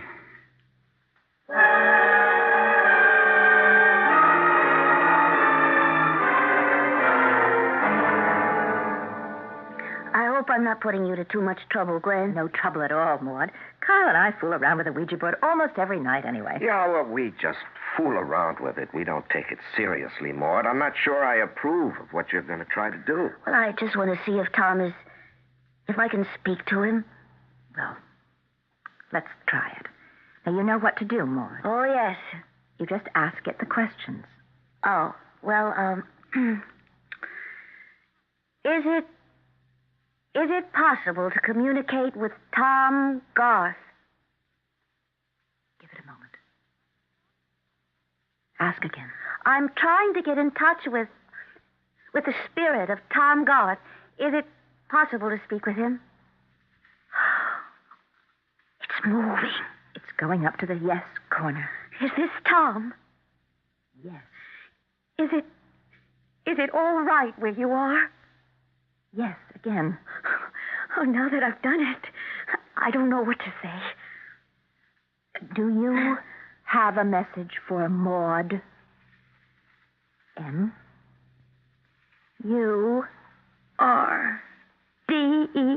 Oh, no, not again. Wait, was it you who kept saying murder last night? Says yes. Do you mean you were murdered, Tom? Yes. Who did it? Who? Oh, wait a minute. It hasn't finished. A-N-D-Y-O-U.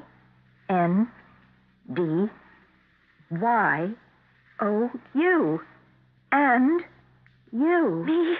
A-L-L-T-H-R-E-E.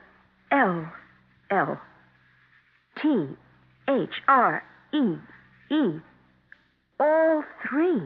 Do you mean that all three of us in this room are going to be murdered? M-A... Max! I have to go, Gwen. I can't stay here all night. Well, I don't see why not. Well, I have to go home sooner or later. I mean, can't we call the police? And tell them we've been warned by our Ouija board that somebody's planning to murder us? I don't think they'd pay much attention. You don't think we ought to take the warning seriously? Well, I admit I feel sort of uncomfortable about it, but no, I don't think we should take it too seriously. It's only a Ouija board, a gadget. Well, then, there's nothing to keep me from going home, is there? Well, unless you're going to be frightened. No, I think you're right. I'll go now.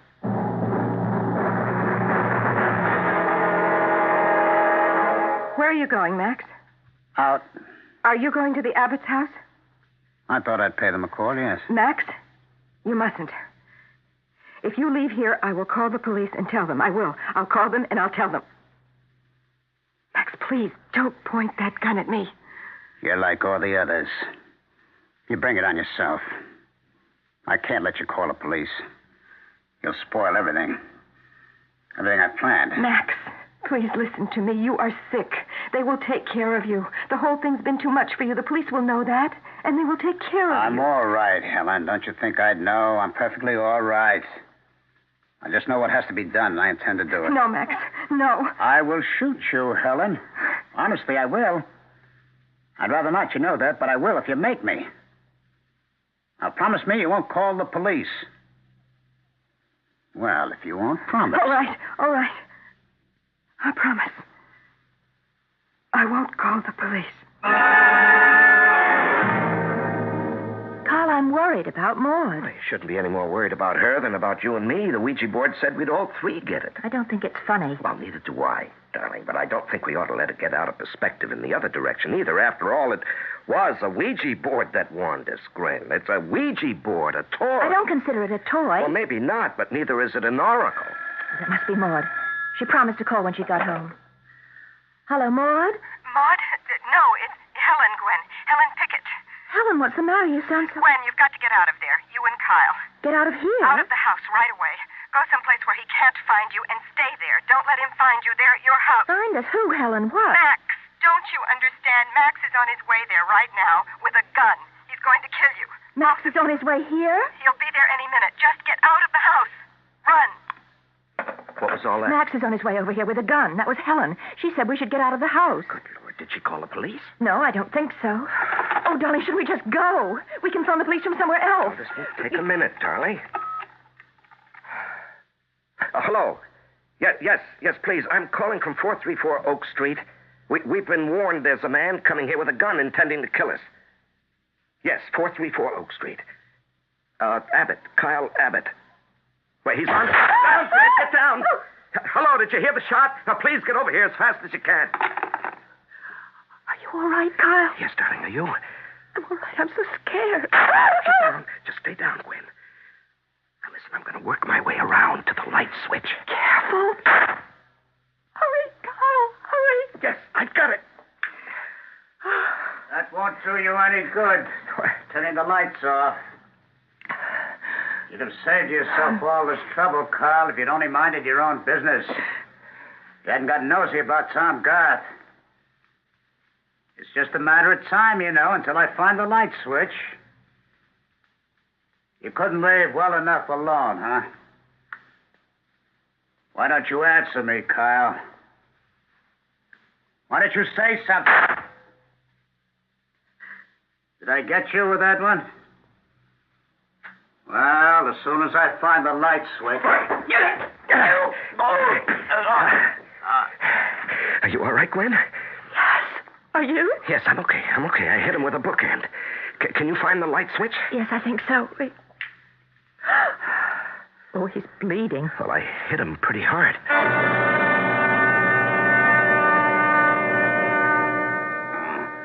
He's coming around now. But he's still bleeding. That's tough. Max, can you hear me? What happened? I belted you over the head with a bookend. Oh, Max, why did you do it? I had to. You knew I'd kill Tom? No, actually, we didn't at all. Ah, yes, you did. You can't fool me. But why did you kill Tom? I never had enough money. Not for the things we wanted. That's the whole thing. I never had quite enough money.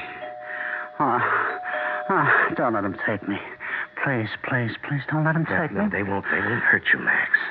They know you're sick. I'll answer the door. I can't say that we've made out an airtight case in favor of Ouija boards. Many people explain their odd behavior by blaming the unconscious segment of the mind of the person whose fingers are on the planchette. How will you react the next time a planchette under your fingertips spells out M-U-R-D-E-R? I'll be back in a few minutes. A lot of folks say the only differences between beers are the names. Well, I know some people who wouldn't like to hear that. Because for 100 years, they've been Beechwood aging their beer to give it a taste of smoothness and a drinkability found in no other beer at any price. Why go to all that extra time and expense? They know you can tell a great beer when you taste it. You said it all. Anheuser-Busch, headquarters, St. Louis, Missouri. I got bronchial asthma, but I got a road to rip up, too. So I take Broncaid tablets. They help keep my occasional asthma attacks away for hours. Primatine tablets, they work, but Broncaid has something extra to help get rid of congestion. And with asthma, getting rid of bronchial congestion is really important. Broncaid helps me breathe easy for hours. It works almost as hard as I do. Broncaid tablets do more to let you breathe easier. Use only as directed. What can cause hemorrhoids? Strenuous activity, pregnancy, constipation, change in diet. Oh, well, are pain and itching symptoms? Sometimes. If you suffer occasional pain and itching of hemorrhoidal tissues, use Preparation H to relieve discomfort for hours in many cases. And Preparation H actually helps shrink swelling of hemorrhoidal tissues caused by inflammation. You know, I'll try it. Use only as directed. Preparation H comes in ointment or suppositories. Relieves pain and itch. Helps shrink swelling of hemorrhoidal tissues. The standard engine is a V8. Standard tires, steel-belted radials. There are front and rear stabilizer bars, special springs and shock valving, fast ratio power steering, and a rally steering wheel. What makes all this interesting is that it belongs to a full-size, 6-passenger Buick, the 1977 LeSabre Sport Coupe. You'll have to drive it to believe it.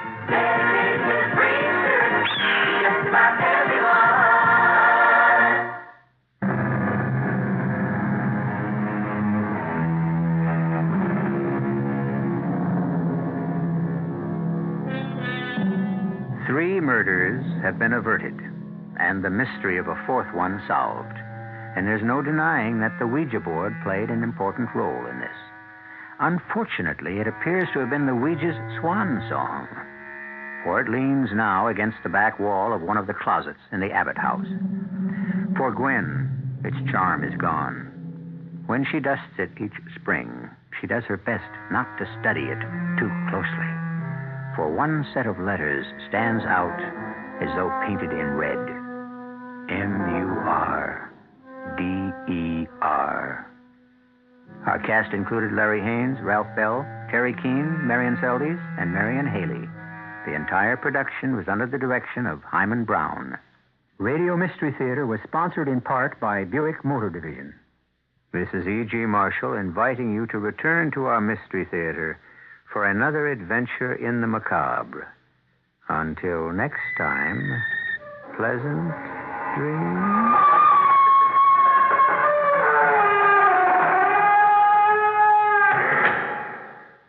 tonight's Mystery Theater was also brought to you in part by ShopRite Supermarkets, where you get a lot more for a little less. The preceding program furnished by CBS Radio. This is Police Sergeant Jesse Peterman. There are 73 police precincts in New York City. If you would like to help the police in your precinct, why not consider joining your precinct community council? This is one way to get to know your police and your community. The Precinct Community Council is a forum for creating better understanding and for solving a wide range of community problems. If you would like to volunteer to join in helping your police, join your Precinct Community Council. Stop in at your local precinct or call 374-5370. WOR New York, an RKO General Station. The nation celebrates Thanksgiving. Police looking for sniper on Manhattan's Midtown West Side. Little progress reported in Geneva talks on Rhodesia. It's 37 degrees and mostly clear mid-Manhattan. The man says partly cloudy tonight and tomorrow. The low tonight in the mid-30s. This is John Scott with the 8 o'clock edition of the news. Like millions of other Americans, President Ford and President-elect Jimmy Carter celebrated Thanksgiving with traditional family gatherings. Mr. Ford with about 15 friends and relatives at the presidential retreat in Camp David, Maryland. 10 members of the Carter family enjoyed a turkey dinner in Plains. Meanwhile, a group of New England Indians fasting at the site of the first Thanksgiving more than 350 years ago. Governor Hugh Carey said the day before yesterday that Thanksgiving won't be canceled in New York, despite the city's financial condition, and it wasn't. There were the usual praises in city churches today for blessings past and blessings to come.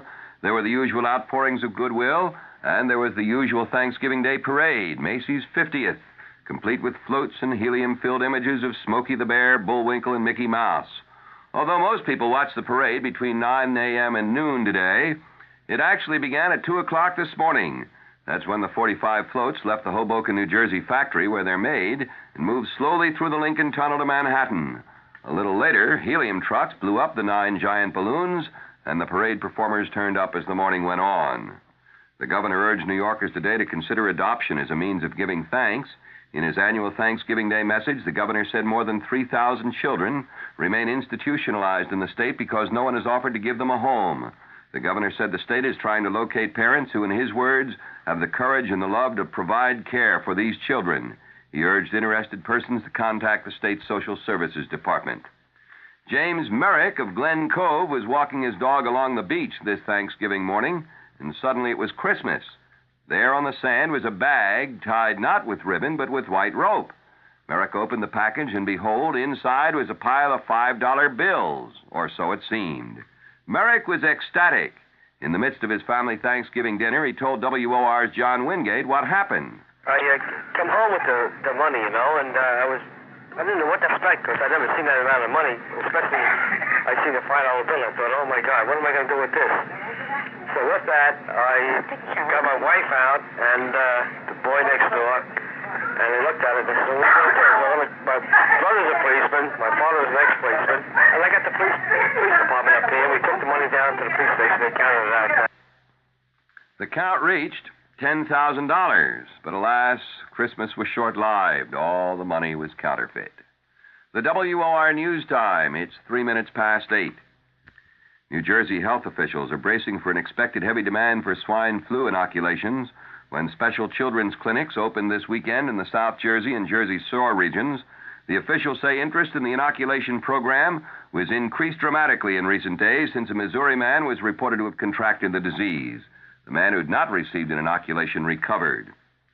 Controller Harrison Golden says the New York City Sheriff's Office currently has more than $9 million in non-interest-bearing bank accounts. Golden says it means the city is losing $350,000 a year in interest.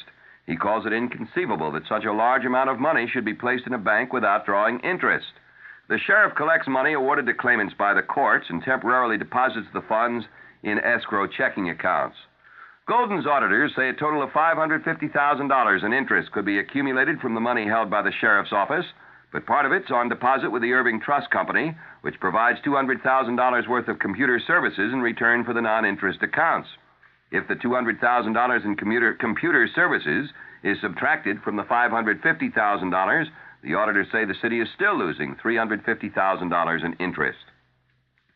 The New York State Board of Regents has taken the first step toward finding a replacement for Education Commissioner Ewald Nyquist, the man they fired last week. Regents Chancellor Theodore Black announced today the formation of a committee whose chief function will be to set up a search committee. Named to the committee were 3 regents who voted to fire Nyquist and 3 who voted against the ouster. Fire marshals tonight are investigating the scene of a fire early this morning at the Northeast Neighborhood Association Medical and Dental Center on the Lower East Side. Officials have labeled the blaze suspicious after police bomb section detectives removed a large explosive device. Police say the device apparently was intended to be triggered by the fire, but it never went off. The building is located on Avenue C near Houston Street. The WOR News Time. It's 7 minutes past 8. It's never too early to think about retirement. So think green. Think about the 2 great retirement accounts you can now get at the Greenwich Savings Bank. Both give you more money to retire on than you probably have ever dreamed of, and important tax benefits besides. Does that grab you? Then listen carefully.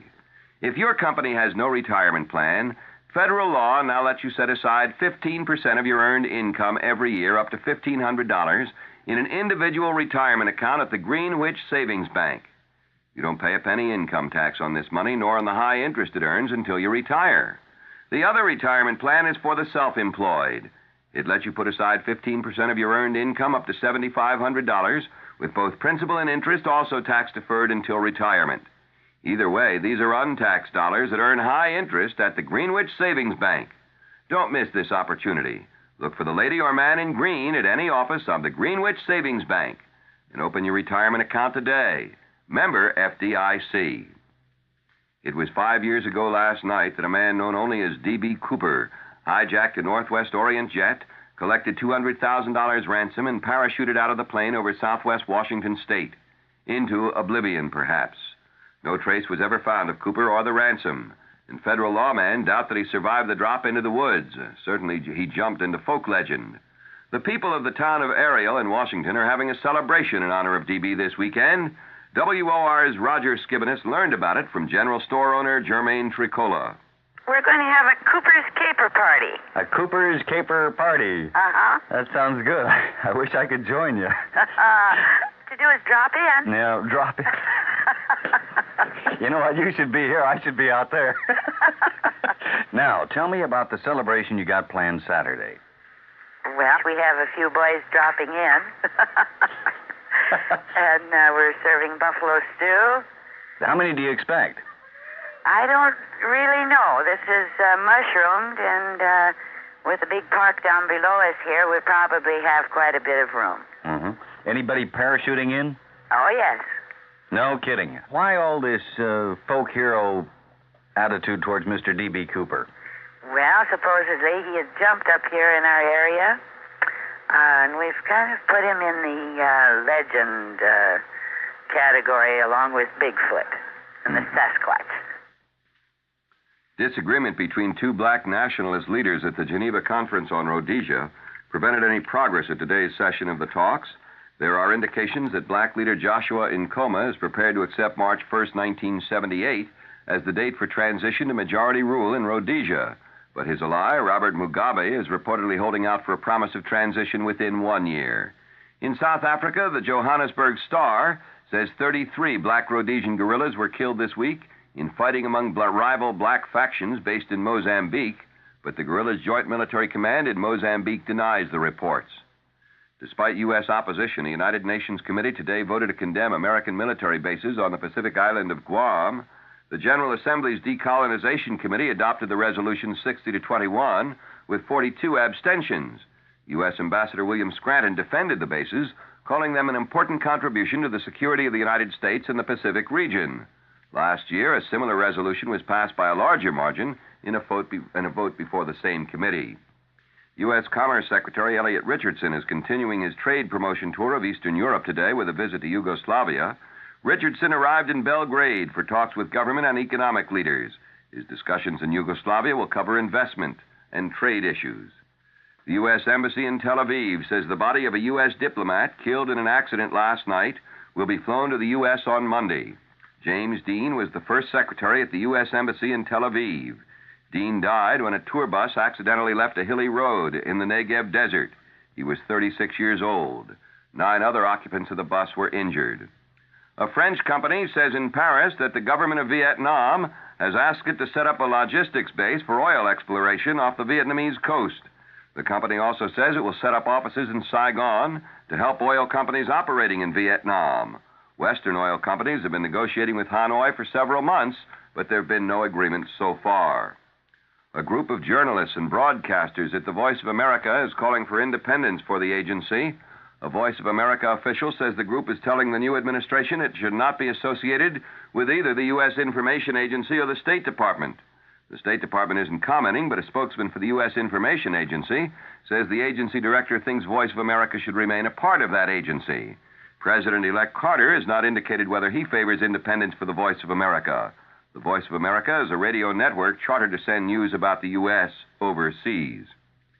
The Dutch Justice Department says it's considering the possibility of bringing criminal charges against Prince Bernhard for his role in the Lockheed bribes affair, but a spokesman warns it's too early to be sure what action will be taken. Well, I'll have the weather and the top of the news coming right up. The French call it an aperitif. In America, it's the appetizer you drink. Either way, Dubonnet goes before. Before, that's the time to say I'll have a glass of Dubonnet. Before a meal by day or night, Dubonnet is always right. Before, yeah, before. It's the time before for Dubonnet. Dubonnet. It all started in France, of course. And whether you call it an aperitif or an appetizer, the proper time to enjoy its distinctive taste is before. Before lunch, before dinner at cocktail time, before whatever you've got cooking.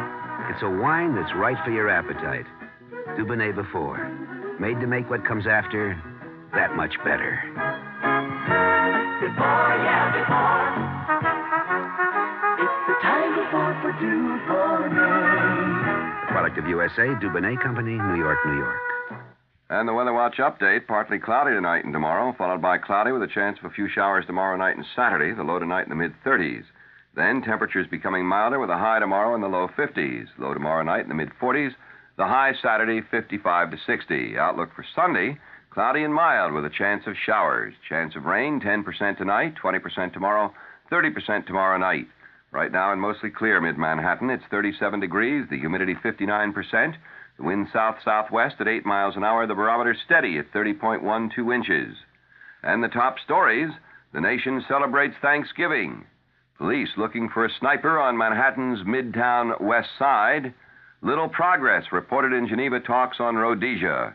And in mostly clear mid-Manhattan, it is 37 degrees. And that, friends, is the 8 o'clock edition of the news. This is John Scott reporting. Next news as it happens, next scheduled news tonight at 9 with John Wingate over WOR Radio 710, The Talk of New York. Coming up next, Barry Farber over WOR New York.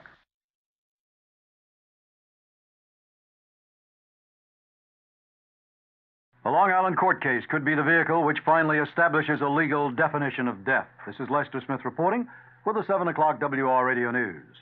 Suffolk County prosecutors will attempt to prove that the death of 17-year-old Karen Pomeroy of Islip, Long Island, had been due to a brutal beating inflicted on her with a railroad spike, and not her removal from a life support system after she'd been hospitalized. District Attorney Henry O'Brien said today the prosecution will rely on sound, conservative medical opinion based on criteria established at Harvard University in the case against ex-convict Walter Carey, who today pleaded innocent to the indictment charging him with murder.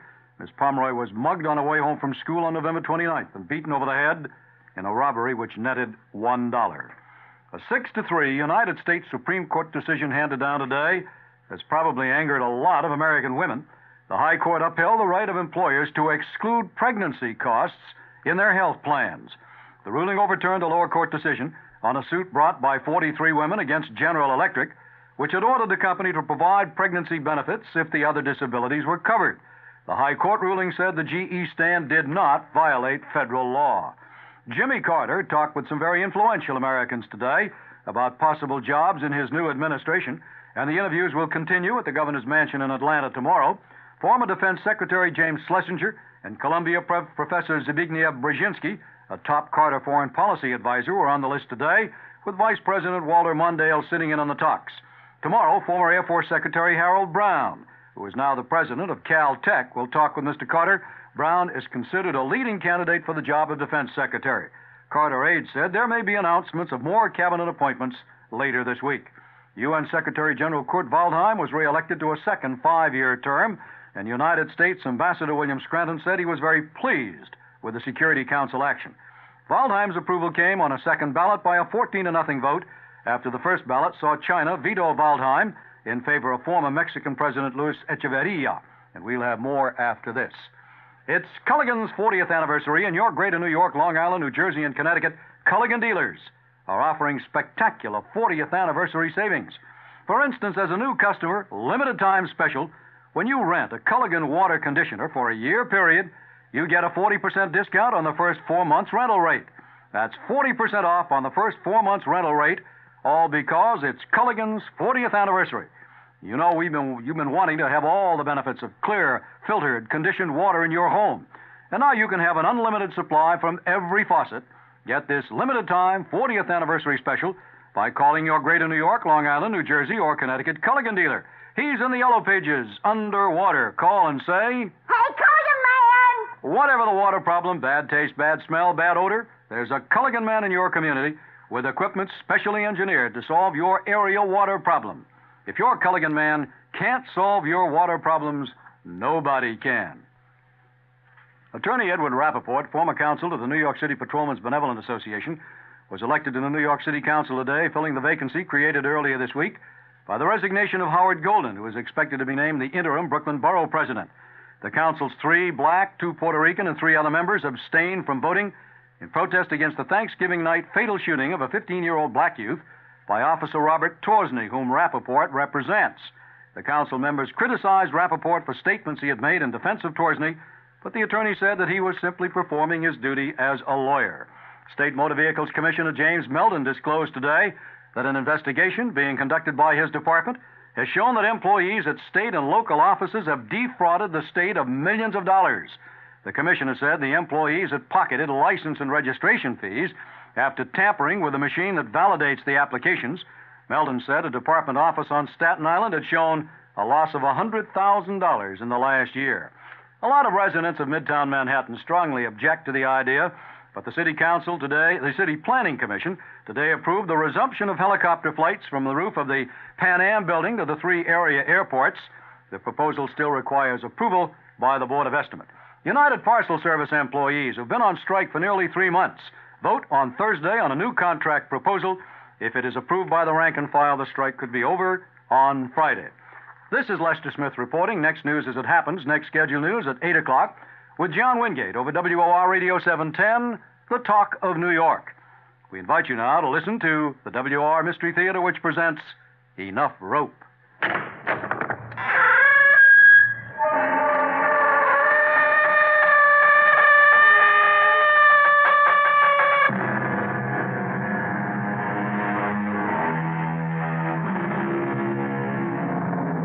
Come in.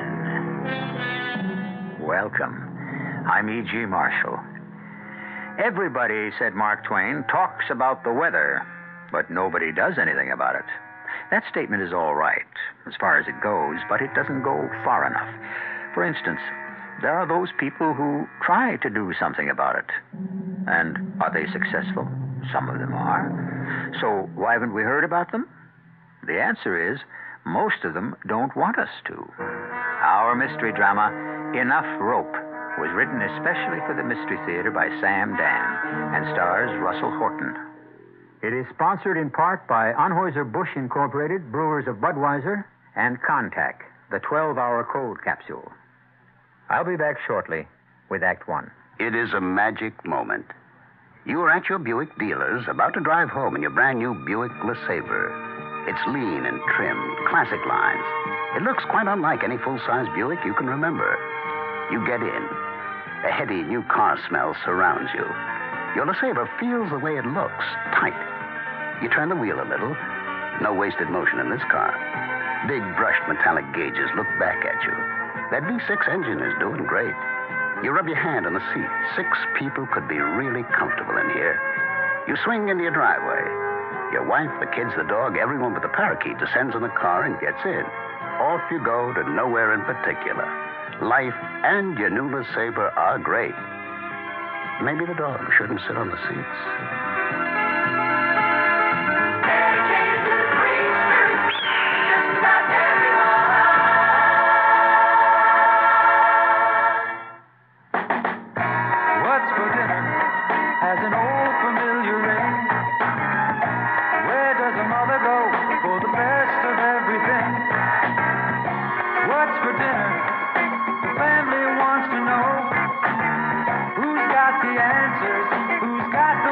show.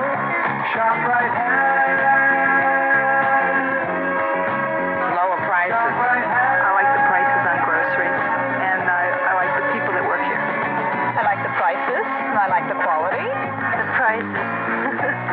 Well, I save more money here. I live across the street, that's why I shop here. ShopRite has.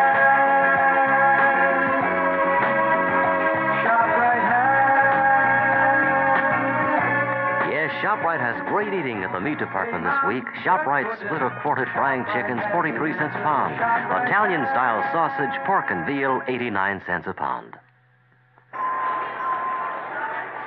When you're out shopping, take time out for a delicious glass of 100% orange juice from Florida. This is Anita Bryant for the Florida Orange Growers. Orange juice is a refreshing, natural midday pick-me-up. Its natural sugars are sure to give you a lot of the energy you need to get through the afternoon. Orange juice, it isn't just for breakfast anymore. Orange juice, it isn't just for breakfast anymore.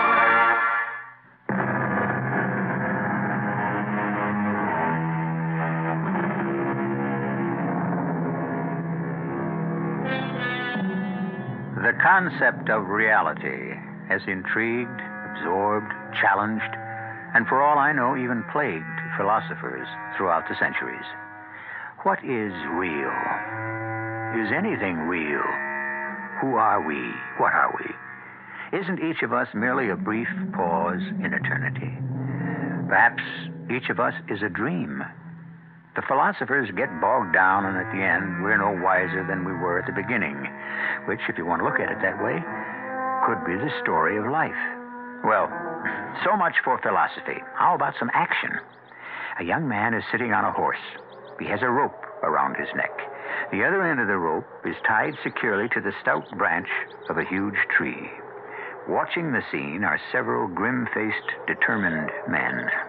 Bunko Billy Baxter, you false-faced, thieving varmint. You pathetic excuse for a human being. You got anything to say before you hang by the neck? Until you get your just desserts? Well, I ain't ready for my just desserts, Brother Jethro, seeing as how I ain't lived long enough to enjoy the full meal. That's enough. All right, boys, he's had his last word. Hold on. You release that man. Now, look here, man. This ain't none of your affair. I just made it my affair. I will not permit this lynching. Well, but it ain't exactly a lynching. Oh, no? Well, what is it then? This is just dispensing justice. He had no right to swindle us out of $10,000. We're all hard-working silver mining folk, and we aim to have justice. A moment, please. Now, that white-haired gentleman, I believe he's some 50 yards away from me. You, sir, with the white beard and the corncob pipe in your mouth. Now hold your horse very steady, sir. That's it. Now don't move. Hey, ma'am, you had no call. I shot the pipe out of that gentleman's mouth to prove I can hit what I aim at. Now, sir, I'm aiming this weapon directly at your heart. What? You'll never get away with this. Release the guest of honor at this lynching party, or you'll join him on his journey. Now. Don't do nothing hasty, ma'am. You there, the one that want to hang. What's your name? Baxter, ma'am. Billy Baxter. Can you free your hands? Well, I think so, ma'am. Well, that's fine. Now, gentlemen, don't any of you become restless. Remember, if anyone reaches for a weapon, you lose Mr. Jethro. Now, be careful, boys. He can't get far. We can always capture him again. All right, Billy. Reach up. Loosen the noose around your neck. Now, that's fine. Now, lift it off. Sorry, Mr. Red Hair, but you forced me to shoot that revolver out of your hand. Boys, don't try it. Don't. Now, Billy Baxter, you just head for the territorial border as fast as that horse can go. I'll entertain these gentlemen long enough to give you a start. Oh, I'm eternally grateful to you, ma'am. If ever the opportunity arises that I can ever do something for you... You better get moving. Yes, ma'am. Yes, ma'am. Giddy up, horse.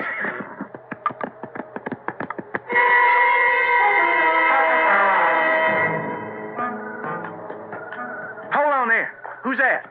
Hey, don't make a move now. Oh, boy. Oh. Oh. Hey there, it's you. Good thinking. Who are you? Who am I? Well, I mean, you're sure the prettiest gal I ever did see. Oh, pretty perhaps. A gal? No, I don't think so. How old would you say I am? 19? Oh, come on now, tell the truth. 25. Billy. Well, you can't be a day over 30. If I was still alive, I'd be, what year is this? 1891? What do you mean if you were still alive? Now, let me add this up. I was never really very good at figures. Yeah, well, what do you mean if you were still alive? Well, I was born in the year 1515, so I would be 376 years old.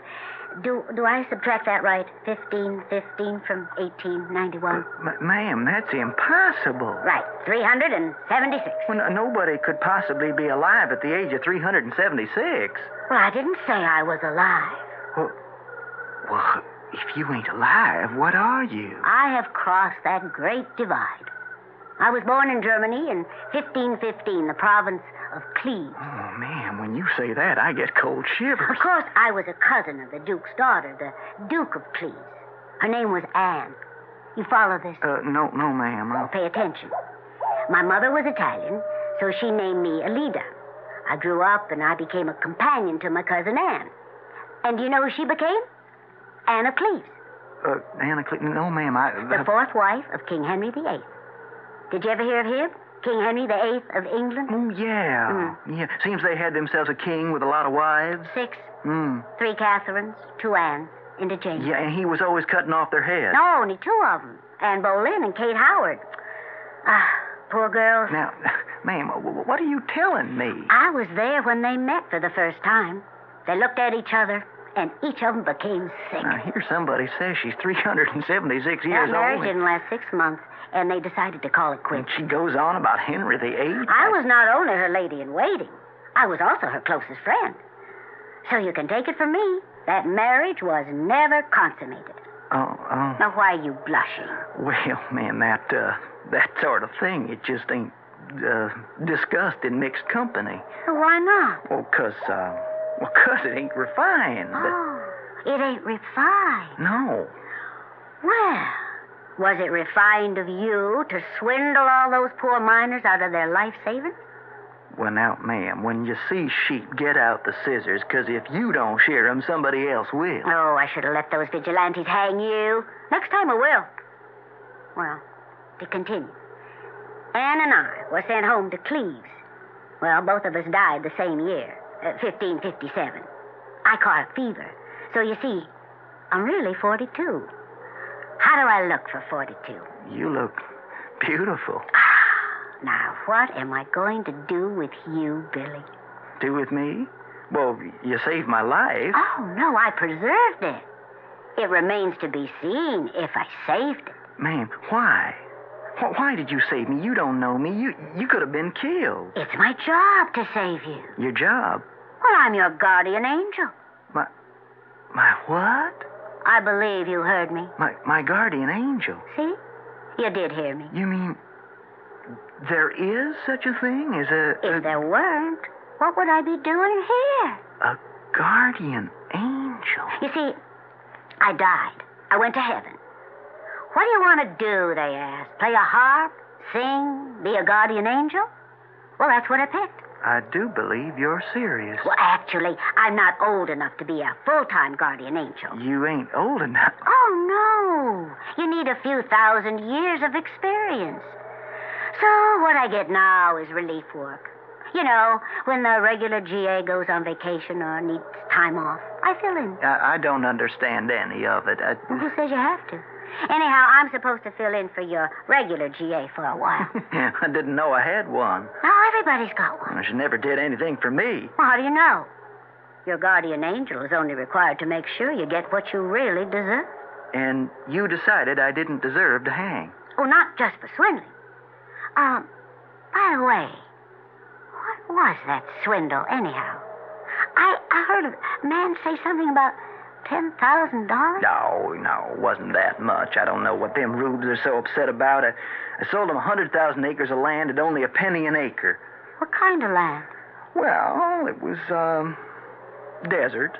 Desert? Like this? Yes, ma'am. Like this. Sandy, rocky desert? Now, Billy, who'd give even a penny for the whole kit and caboodle of it? Well, ma'am, I said there was very likely gold in it. See, I heard about an Indian legend, so I salted a piece of it. Salted? Well, ma'am, yes. You plant a few grains of gold in a place where you think the suckers will kind of likely to see it, you know. And that's what you did? Yes, ma'am. They must have seen it because they sure were in a sweat to buy up the land. They thought they were swindling me. I see. Now, what happens now? You gonna stay by my side? Oh, I'll be in the vicinity to keep an eye on you. Hey, where you going? Oh, I have a dinner date with my cousin Anna Cleves and Henry VIII. They're very friendly now that they're divorced. Good night. Well, if that don't beat all, I could be dreaming. I could be dreaming this whole thing.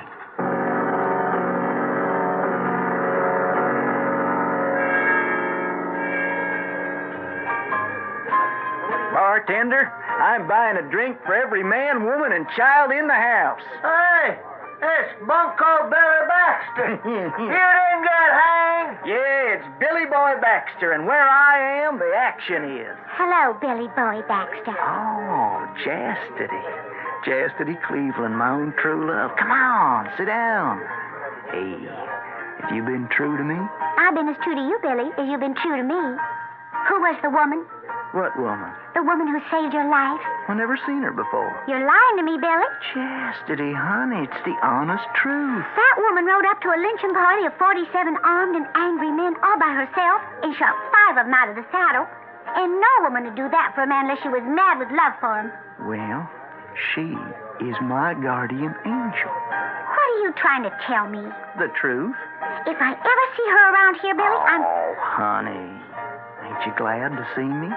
No, I just don't want to see any other woman hanging around. Baby, she's 376 years old. You expect me to believe that? All right. She's 42. Darling, let's talk about you and me and the money.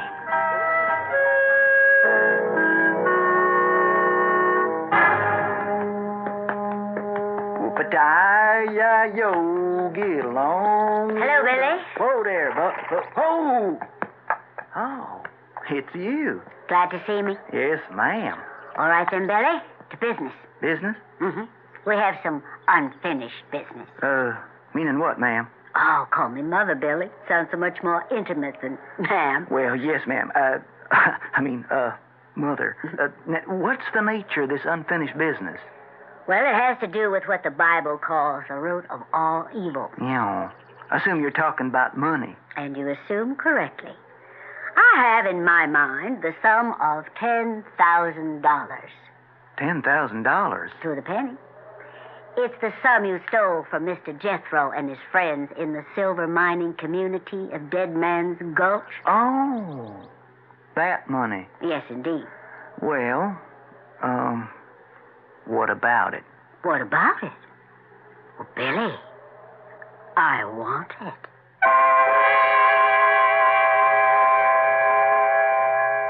She wants it.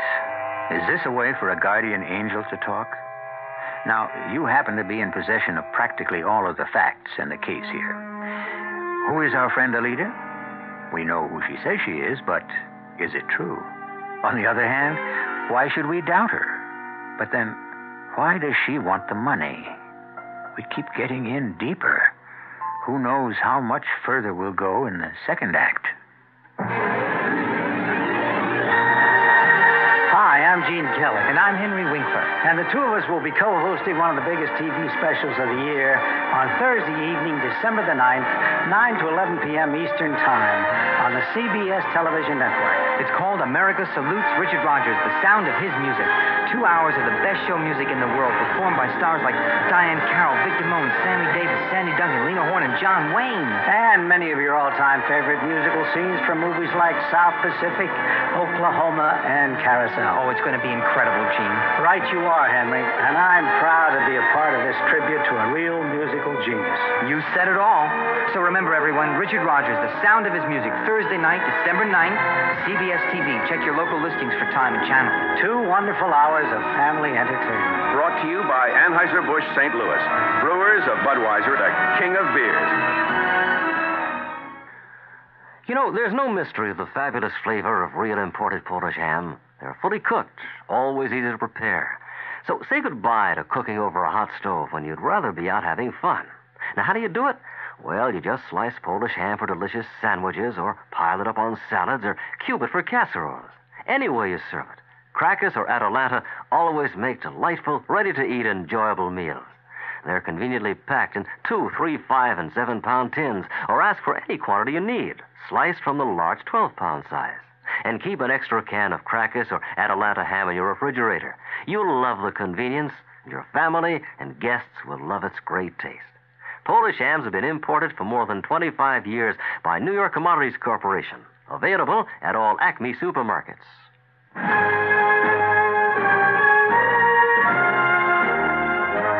At last, now there's a fabulous new substitute for margarine. The perfect spread, an ideal ingredient for cooking and baking. This substitute is made from a centuries-old formula handed down from cow to cow. Its marvelous taste adds distinctive flavor to every dish.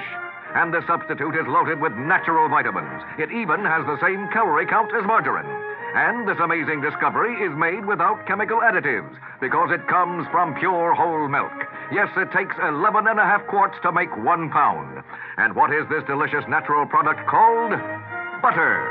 That's B-U-T-T-E-R, as in hotel bar butter.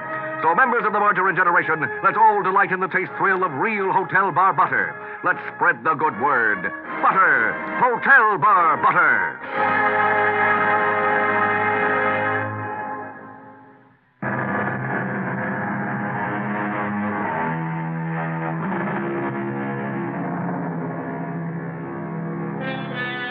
What is reality? Well, the first approach is to consult the dictionary. Here we are told it is the state or the quality of being real, for which we thank Mr. Webster very much. He also says factual, true to life. What is a fact and what is life? Does it become clearer when he tells us fidelity to nature? Well, let's just go along with the story and see what happens. You want the money? Billy, I must remind you of a promise. What promise? At that very dramatic moment, when you were able to lift that noose from your neck and ride away to freedom, you said to me, if there's ever anything I can do for you, you remember? Oh, yeah. I remember. So, that's why you did it. For the money, huh? The money was important. And you want the money for yourself. Oh, no, not for me. But you said you wanted the money. I want the money returned. Returned? To who? To its rightful owners, Mr. Jethro and his friends. Oh. Well, no. Yes, Billy. But they're born suckers. I want the money returned. Listen, we have to fulfill our destiny. Don't try my patience. Now, if a man's destiny is to be a sucker, he's going to be unhappy if you rob him of the opportunity. Return the money. Somebody else will only swindle him out of it. I told you that before. But that somebody else won't be my guardian angel's responsibility. Return the money. I don't have it. Billy. Well, that is, Chastity's holding it for me. About girls like Chastity, Billy. I know. But you see, I gave her the money for, safekeeping. Understand? Well, take it back from her. But half of it belongs to her. None of it belongs to her. All of it belongs to those citizens of Dead Man's Gulch. But if I tell her I want to give the money back... Billy, that's the end of the subject. It can't be done. I should have let Mr. Jethro and his friends hang you. You know, the next time I will. What do you mean, next time you will?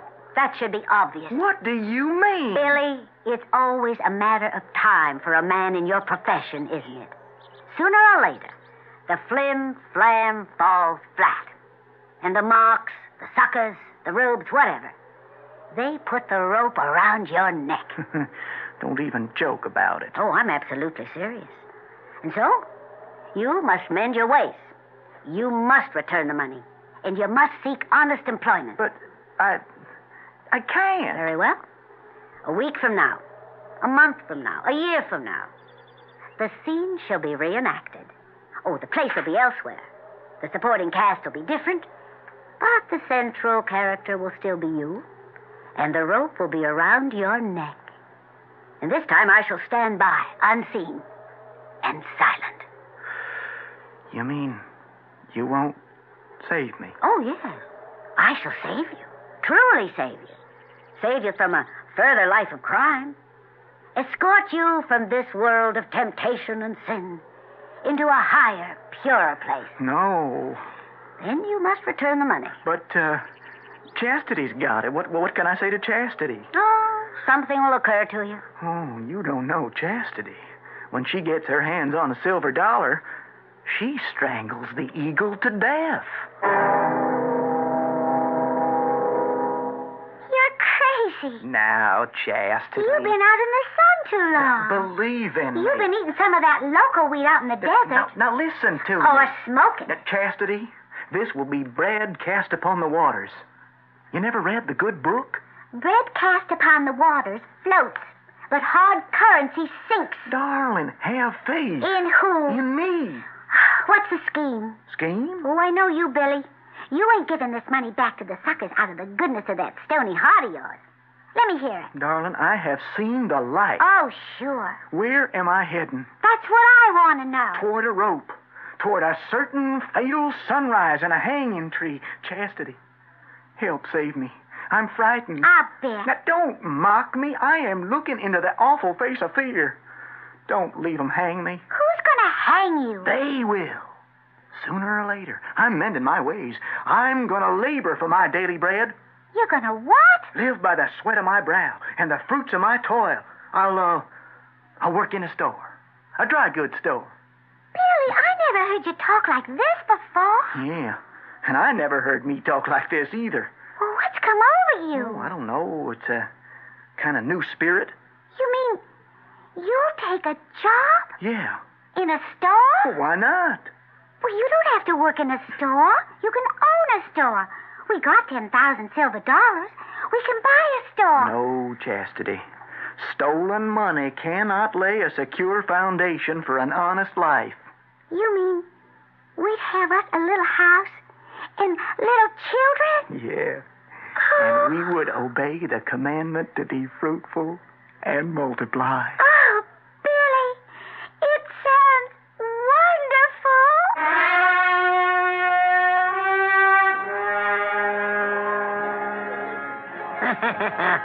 If it ain't old Billy Baxter. Honest Abe. Just the man I'm looking for. Why are you looking for me, Honest? Billy, this is something right up your alley. Honest Abe. You see what I'm doing? I'm taking my wallet out of my pants pocket, placing it in my shirt pocket, and holding my hand over my heart and feeling it securely. You always did love a good joke. Yeah, let me buy you a drink. Oh, then you are serious. This is the hustle of a lifetime. Not interested. Hear me out. I won't even listen. The dream situation. Only the best people. You, me, Fingers McNulty, One-Eye Wellington. I see they're starting to graze sheep in this county. Dream situation. San Francisco. It's gonna rouse up the cattle folk. The cover is an old-time respectable brokerage house. Glad I don't own a ranch. Wealthy, conservative clientele. They'll be shooting. They'll buy mining stock from us, all we can print. It's a shame the way they're gonna kill each other. Now, we have to buy the name, the goodwill of the company. And that's why I'm gonna get me a job in a store. And plus, we have to grease a palm here and there. And then I'll sell to both sides. So we need startup money, say $50,000. And there'll be 5 of us. Each man share 10 grand. Now, you must have 10 grand, Billy. I turned over a new leaf, Abe. Can the leopard change its spots? Think it over, Billy. There ain't nothing to think about. Go ahead, sleep on it. and see if you still want to tell me that in the morning.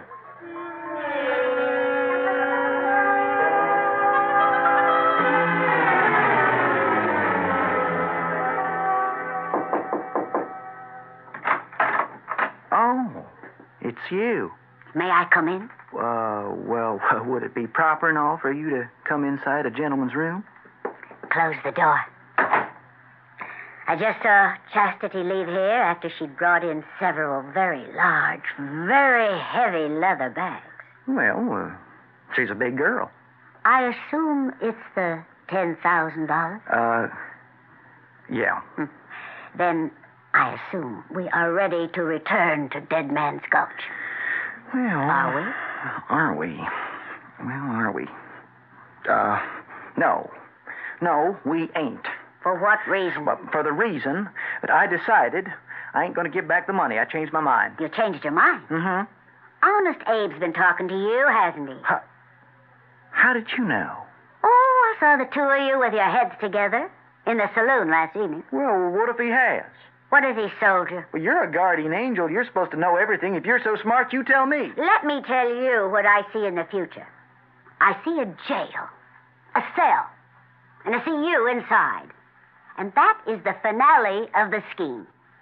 Are the grubby details important? Now, you stay away from it. I can't stay away from it. Did you see the look on Chastity's face this morning? Oh, she's ready for a new life, a beautiful life. The life she's always dreamed of. Oh, she won't be happy either. Who we kidding, Chastity and me? We are confidence operators, the two of us. It's in the blood. Oh, now, Billy, give it a chance. Oh, sure. The leopard can't change his spots. I'm a hustler. That's how I was made. That's all I know. It's all I can do. Even if it gets you a rope around your neck? It's my destiny. Oh, Billy. What do you want? I told you. I want to be left alone. No. Out of life. I don't want to think about it. Well, everybody thinks about it. Even a hustler. I'm looking for the greatest, the all-time, the biggest hustle ever conceived by the mind of man. That's what I want to pull off. And suppose you did. Then what? Then I would die happy. I would live happily ever after. And would you retire? Sure. There'd be no more worlds to conquer. Nothing more to prove. All right, Billy. I'll help you. Help me? Help me do what? If you promise to retire immediately afterwards, I'll help you bring off the biggest hustle in history.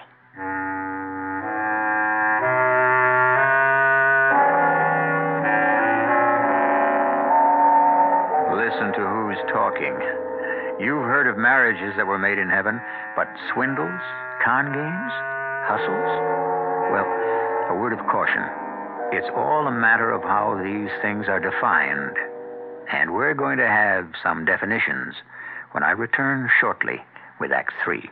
I guess I'm lucky. My family's always been healthy. Oh, a touch of constipation now and then, but we've got X-Lax for that. When you need a laxative, shouldn't your first choice be the one more families buy than any other? That's today's X-Lax. Families like the chocolated taste. You'll like the way X-Lax works, gently overnight for relief in the morning. Next time, make gentle chocolated X-Lax your first choice for occasional use only as directed. We've always been healthy, and X-Lax is part of that. Here's important news for you. Dependable Dean has launched a revolutionary new price policy, lowering all carpet prices to rock bottom. Now, this means that every carpet in Dean stores carries an astonishingly low price tag with no exceptions. The carpet you want is right here at Dean's at the lowest possible price. You can always depend on Dean for the finest floor covering, help from salesmen who care, and prompt service.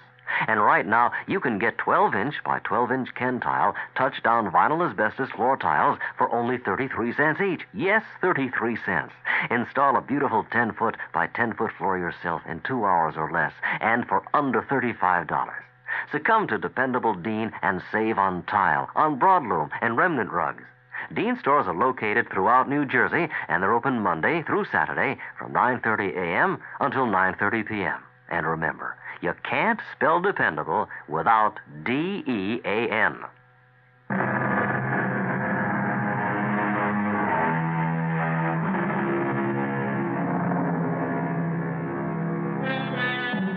A swindle of some proportion is about to be perpetrated.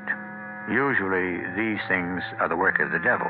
But here, we're about to see one that's the work of an angel. For the wonderful a guardian WOR angel. Children's Accurate. Can this be true?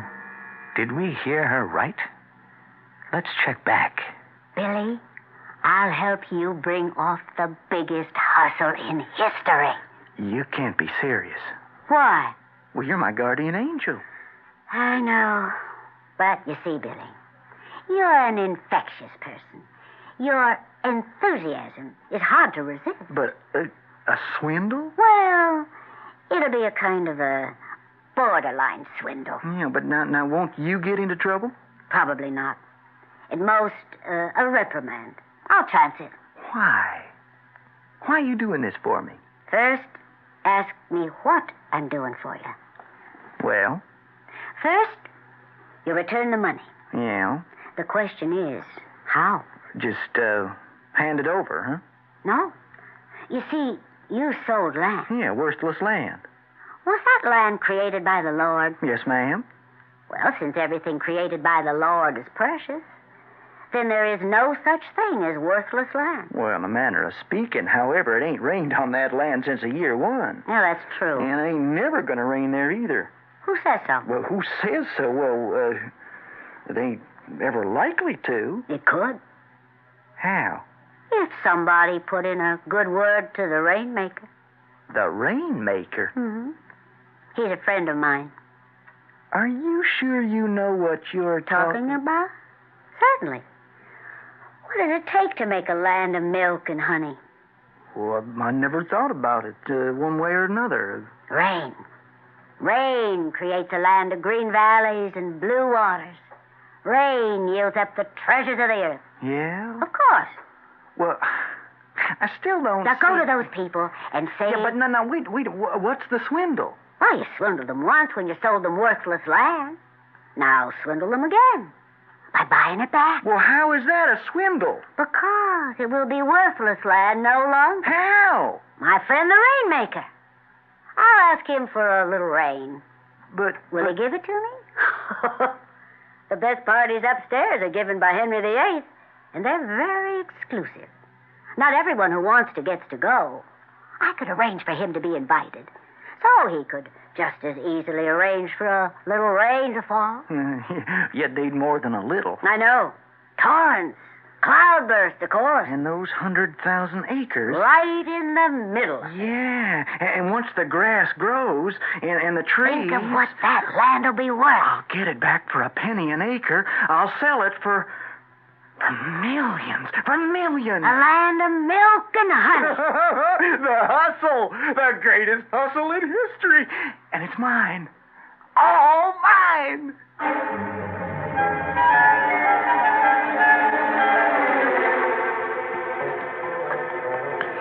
Are you sure you want to do this?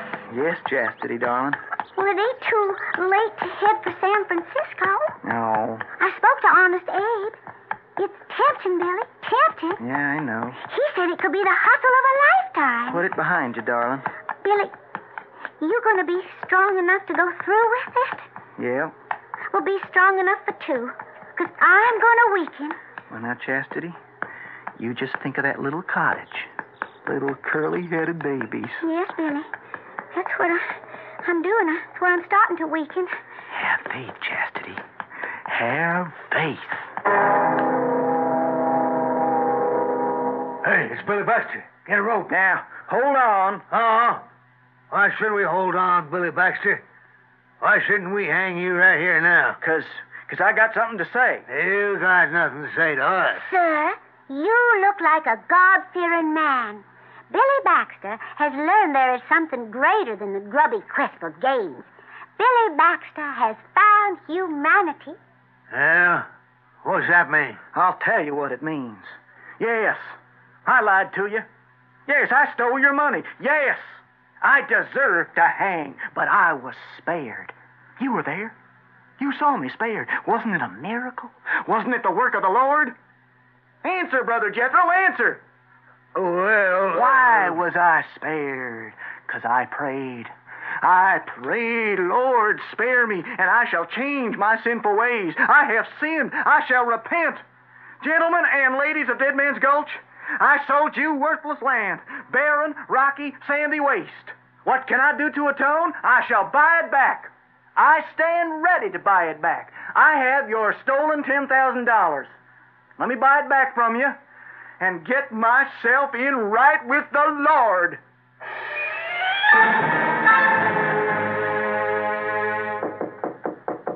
Come in. Oh, Bunko Billy Baxter. Sit down. Well, now, I don't understand, Jethro. I'm willing to buy back this outrageous desert I sold you, but no one wants to talk to me. Well, I know. Well, can you blame them? You know your reputation. Well, yeah, but... Folks are confused. They think it's a trick. Well, what kind of a trick? Who knows? Nobody believes Bunko Billy wants to buy worthless land. I'm telling you, Jethro, I seen the light. I believe you, son. But we got some hard customers out there. Oh, what am I going to do? I promised the Lord I'd make good. Sure. You know what the land's like. What could I possibly have up my sleeve? Yeah, it beats me. But the folks around here are so snake-bitten on the subject of Billy Baxter, they just can't think straight. Well, now, if a criminal wants to reform, shouldn't honest folk help him? Yes, Billy. Well, help me, Jethro, help me. I swear, I'm sincere. Well, I'll try to talk to the men. I don't know what I can do. I'm willing to buy back my acreage. Yeah, but I need everybody. I'll tell you what's killing it for everybody. You see, you ride in here, and what you propose is an even swap. Now, I want to give back the money. Well, that ain't Bunko Billy's style. Yeah, but I ain't Bunko Billy no more. I'm William Baxter, Jr., about to become a dry goods clerk. No, Billy. You'll always be Bunko Billy. But it ain't fair. Life ain't fair. Give 'em a profit. A profit? Offer us more than what we paid for. Oh, I see. Jethro, you're holding me up. That's the way it goes. Why? 'Cause we're in the driver's seat. I'm doing this out of the goodness of my heart. Oh, you're doing it out of fear. I could say forget it. You can't. You're not buying land from us. No? What do you think I'm buying? Salvation. You're saving your soul. All right. All right, how much you want? How much you got? Well, the 10,000. It's all I got in the world. The 10 is all you have to show for all the years of hustling and swindling? Why else do you suppose I want to go straight? We bought for a penny an acre. We'll sell for 2 cents. But that's another $10,000. And you're getting off cheap. Where can I raise 10,000? I understand your friend Honest Abe's in town. Yeah, well, why would he give me 10 grand? Hustle him. But... No sucker like another hustler, is there? Look, I swear to you, this 10 grand is all I have. 100,000 acres at 2 cents an acre. 20,000 knocks it down. Oh, you're a hard man, Jethro. This week, the price is 2 cents an acre. Next week, it rises to 3.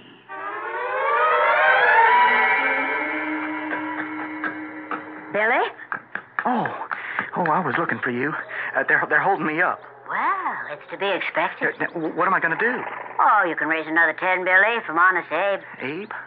Well, maybe. Jethro may be right. There's no sucker like a flim-flam artist.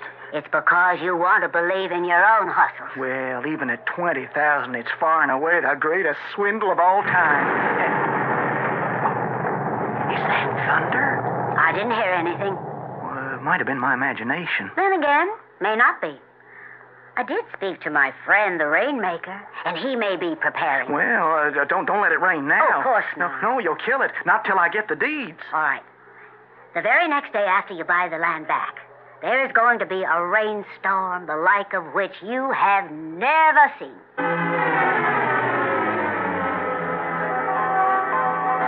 I could have sworn I heard thunder. Well, it happens out in says it. You think maybe... No, honest, Abe, I'm sure. Maybe you wanted to hear it, huh? No, it was thunder. Could have been cannons firing at Fort Apache. 45 miles away? On a clear day? Abe, listen. I told you the story. Everything. Sounds crazy. It was a miracle.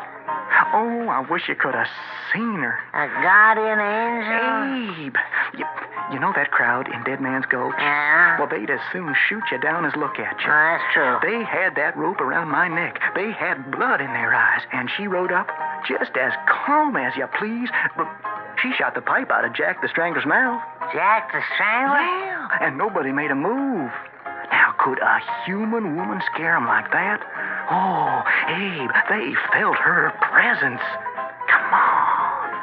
Get in on the ground floor for 10,000. This 10 is for San Francisco. No, it's for a land of milk and honey. And, it's gonna rain day after we make the deal? The very next day after we make the deal. Oh, there you are. Oh, hello, Chastity, darling. Hello, Miss Chastity. What are you doing here, William? Why ain't you showing up for work in the store? What's this? Work in the store, Billy? His name is William. Honey, sit down and have a drink. I thought there was supposed to be no more drinking. No more drinking? Oh, you be quiet, honest, Abe. And no more sitting around low places like this. Well, Angel, honey... You were supposed to have bought back the land. When I did. I got the titles right here in my pocket. And then you were supposed to report to Mr. Cadwalader's store and take a job. Well, there's been a slight change in plan. What change? You see, we now own 100,000 acres of worthless barren desert. No. Correction. Soon to become a land of milk and honey. What are you saying? You heard me. A land of milk and honey? Them 100,000 acres? The very same. Oh, you've been in the sun too long. It will become a land of milk and honey. The rains will come. They will nourish the earth, and slowly the land will become fertile. He's crazy. My darling Billy is crazy. And it's all going to start today. Today, which is exactly 24 hours after I bought back the land. And at any moment, the skies will open, and there shall be rain. Good afternoon, Brother William. Oh, Jethro, it's a pleasure to see you.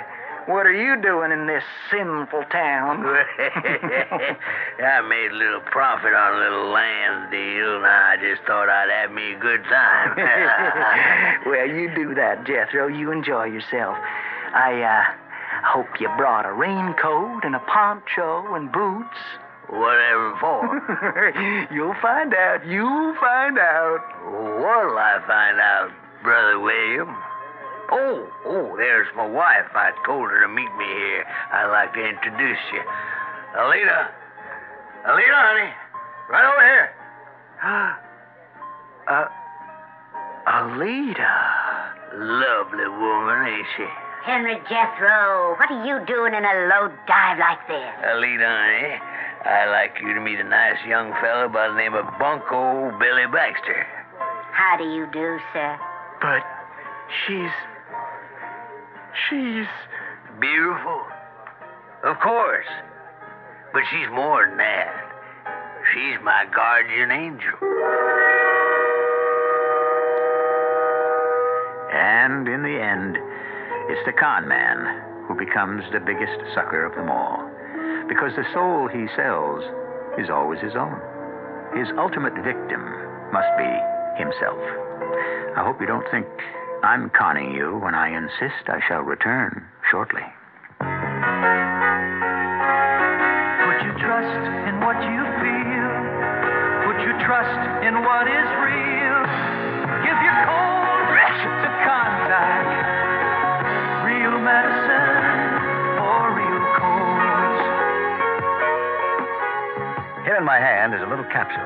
It's tiny, yet it contains enough cold medicine to help relieve cold symptoms caused by every known virus.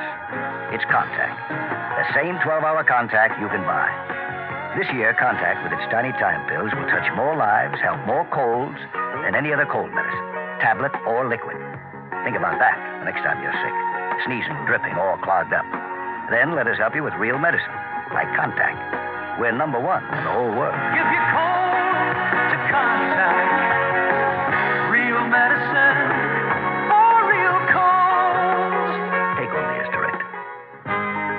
You know, when you're making a shirt, and you've got to worry about all those different things, like material and dyes and stitches and buttons, and the collar and the cuffs and the label and buttonholes and seams and pockets, and the cut and the style and the fit, there's a lot of ways to miss. But when making shirts is what you've been doing for as long as the Arrow Shirt Company, you don't miss. Which is why it's hard to miss with Arrow. Arrow makes shirts that look good, feel good, and fit good, from the collar to the tail. Shirts that look like today, but don't look like yesterday a month after you bought them. Shirts that are worth exactly what they cost, button for button and stitch for stitch. Shirts. That's what Arrow makes, and sells more of than anybody else. It's hard to miss with Arrow. Arrow shirts. Arrow, America's shirt maker. We have Harry and Joan Mazarak, who are going with a Carvel store where? In Lynchburg, Virginia. Okay. Now, how do you propose to teach the people in Lynchburg, Virginia, about Carvel ice cream? What are you going to say to them? Well, it's one of the best ice creams on the market today, and probably is the heaviest on the market today. Mm-hmm. We make it fresh daily. We can make any type of product that they want that's dealing with ice cream. Who's the cake decorator? Can you make special cakes if we wanted special cakes? Well, we both make cakes, but one of us makes it a little better. Who makes it? Who makes it a little bit? He does? He does. He's a better cake decorator? Yeah? All right. Now, you're going to do catering services. Yes, definitely. In other words, you'll make any kind of a product anyone wants.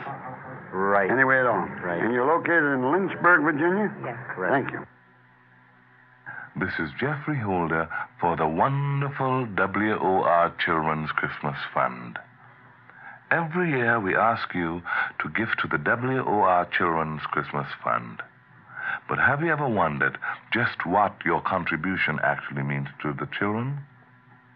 Well, for example, your donation of $10 will buy a winter jacket, a knitted hat and mittens, a pair of jeans and a T-shirt for a boy 3 to 6 years old. That's a lot of Christmas for children who don't have much to begin with. Be as generous as you can this year. Send your check or money order to the WOR Children's Christmas Fund, Box 710, Times Square Station, New York 10036. Thank you.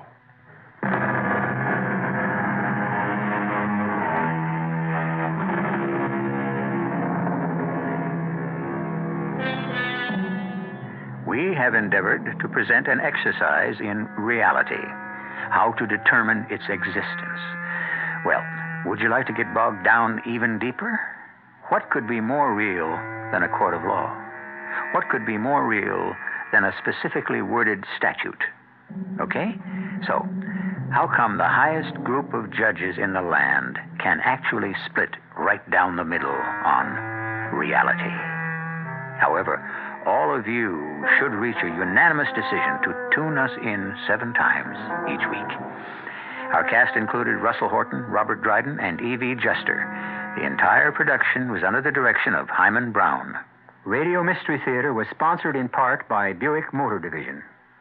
This is E.G. Marshall inviting you to return to our Mystery Theater for another adventure in the macabre. Until next time, pleasant dreams.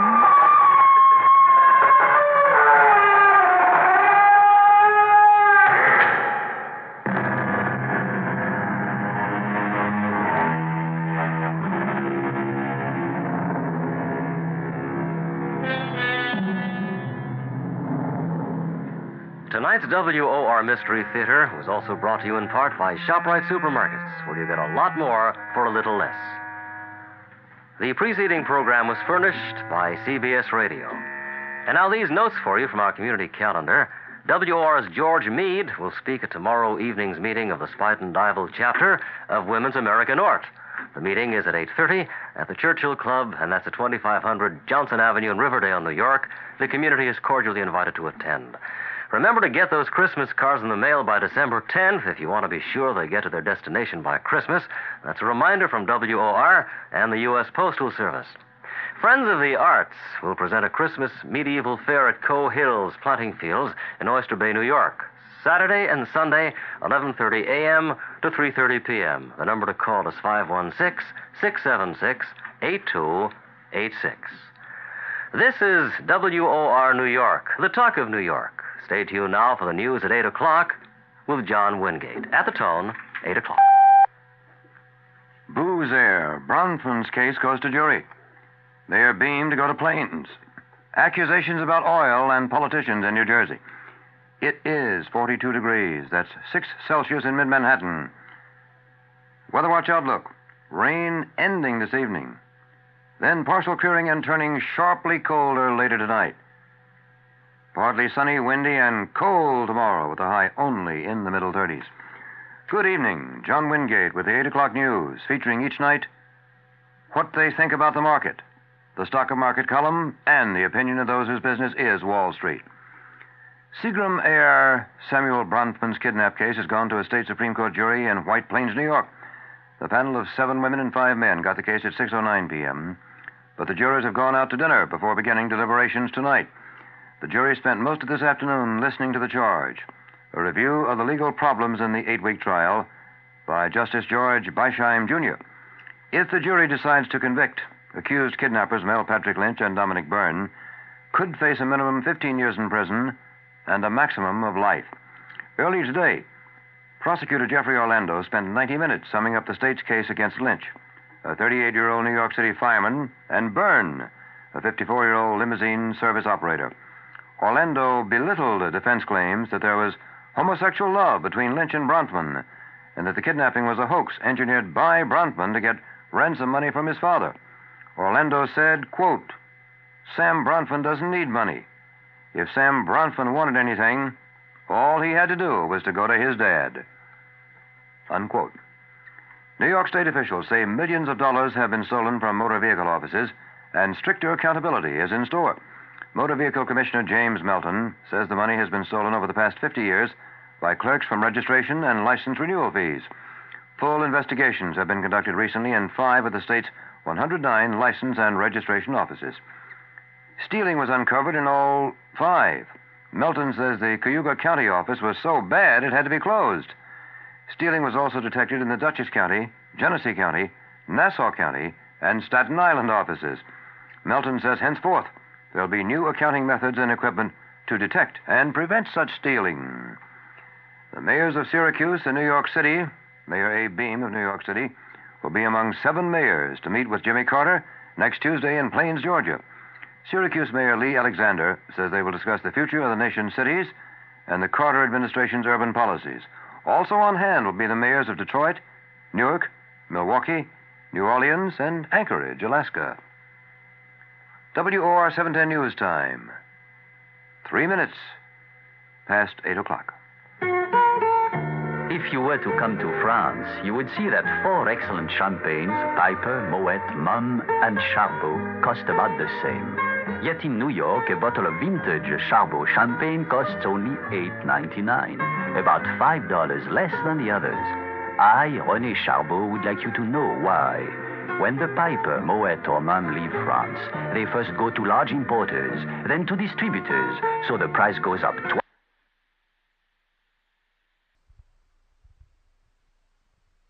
Please join the WR Mystery Theater.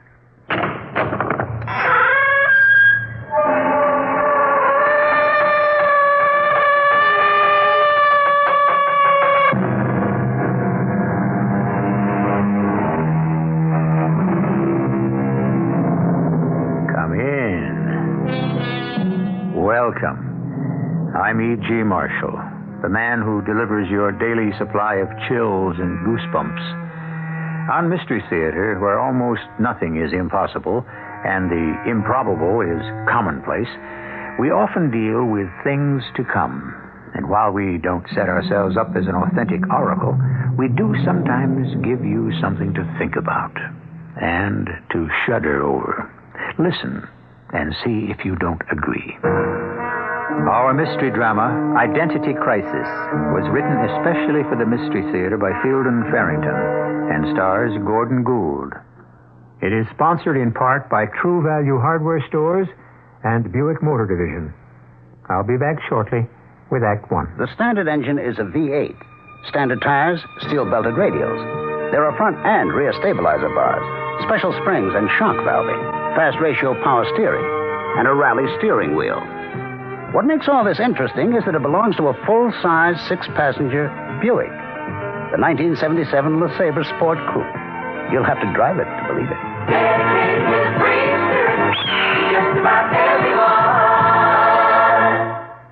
And now, a Christmas story from the folks at Flemington Fur. Once upon a time, there was a lovely princess who looked forward each year to Christmas when one of the handsome princes who sought her hand would give her a gift.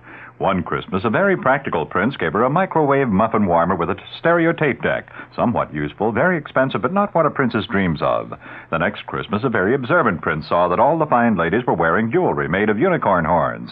So he gave the princes a royal ransom of unicorn jewelry. Lovely, frightfully expensive, but the princes didn't really want to look like all the other ladies. Then a devoted prince who knew his princess was a real special lady, deserving of a very special gift, selected a magnificent mink coat from the Flemington Fur Company. The fur was superb, the style extraordinary, and the price was right.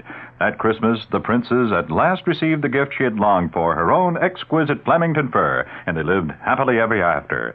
The Flemington Fur Company in Flemington, New Jersey, open Sunday and every day until 6 p.m.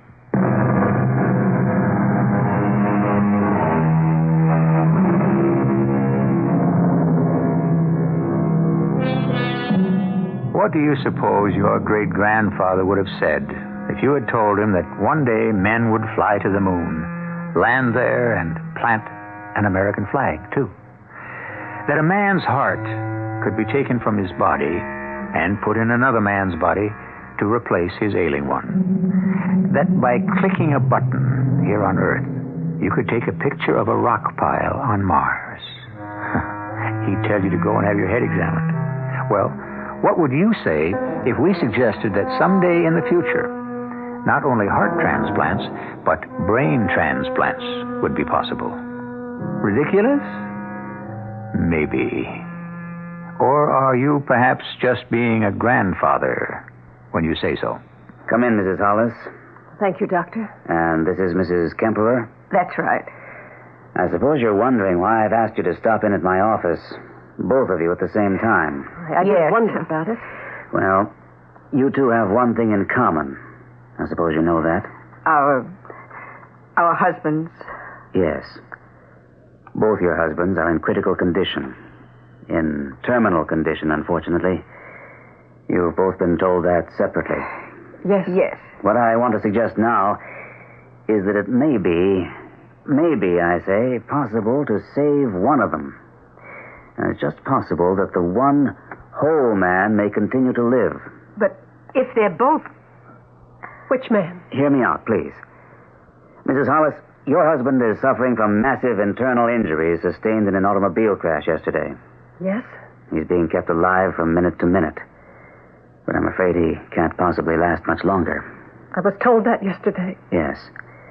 And your husband, Mrs. Kemperer, has had a malignant brain tumor removed.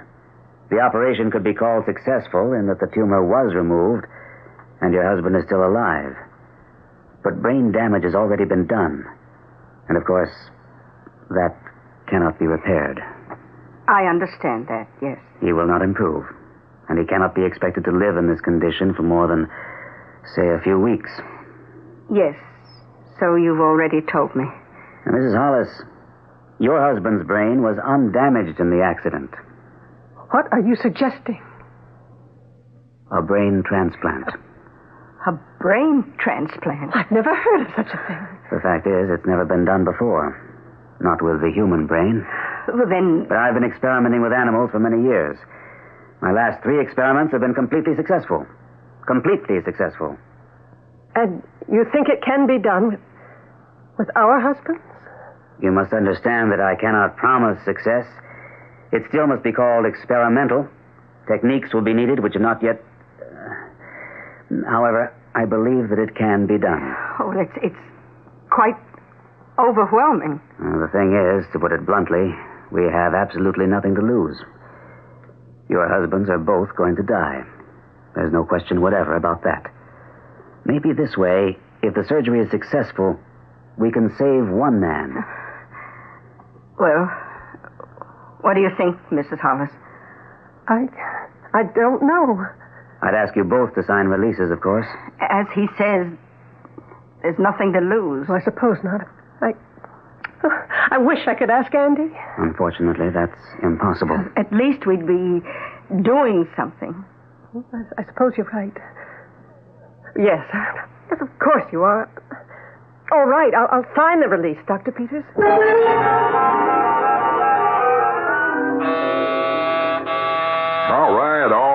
All right. Keep your shirt on. I'm coming. Oh, Paul, can I come in, please? Sure. Come on in. What's got you so upset?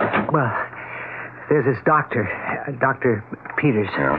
He's a brain surgeon, and according to the guy on the radio, just about the best there is, and he's going to do a brain transplant job.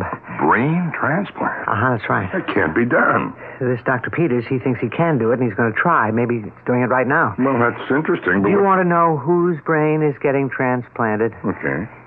Andy Hollis's brain, that's who. State Senator Andrew H. Hollis. You're kidding. No, I'm not.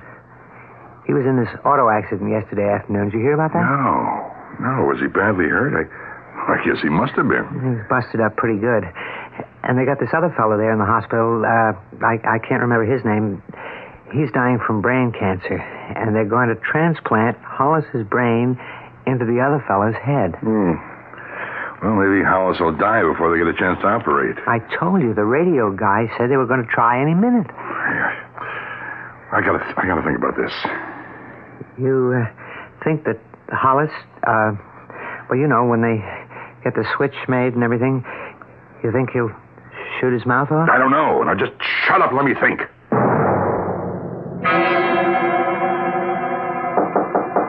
Come in. Oh, hello, John. Hello, I got this message. The important Dr. Randolph Peters wants to see me. Yes, come on in. You are actually going ahead with the brain transplant? Yes. Don't you approve? Well, surely, why wouldn't I? I don't know enough about it to disapprove anyway. Dr. Muller, the eminent psychiatrist, has just admitted there's something he doesn't know much about. That's practically newsworthy. Well, give me a half hour to bone up. I'm going to need your help, John. I think we're going to overlap a little here. Yeah, I've been thinking about that. If that transplanted brain works at all, it will have gone through something pretty damn traumatic. It frightens me a little. More than a little. Can I depend on you to stand by? You know you can. Well, then, I guess I'll go do it. Right now? Right now.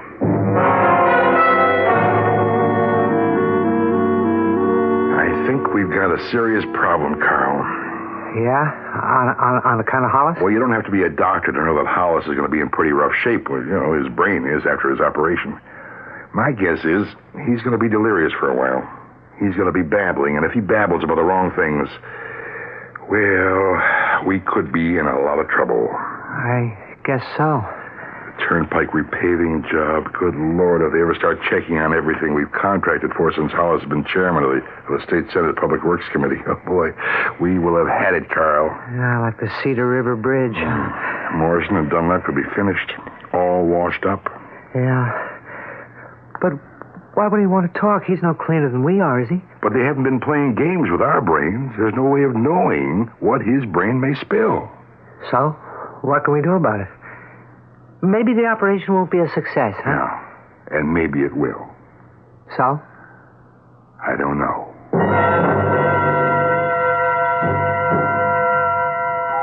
Well, I think a hospital waiting room is the most dismal place in the whole world. I've spent most of my time here for almost a month now.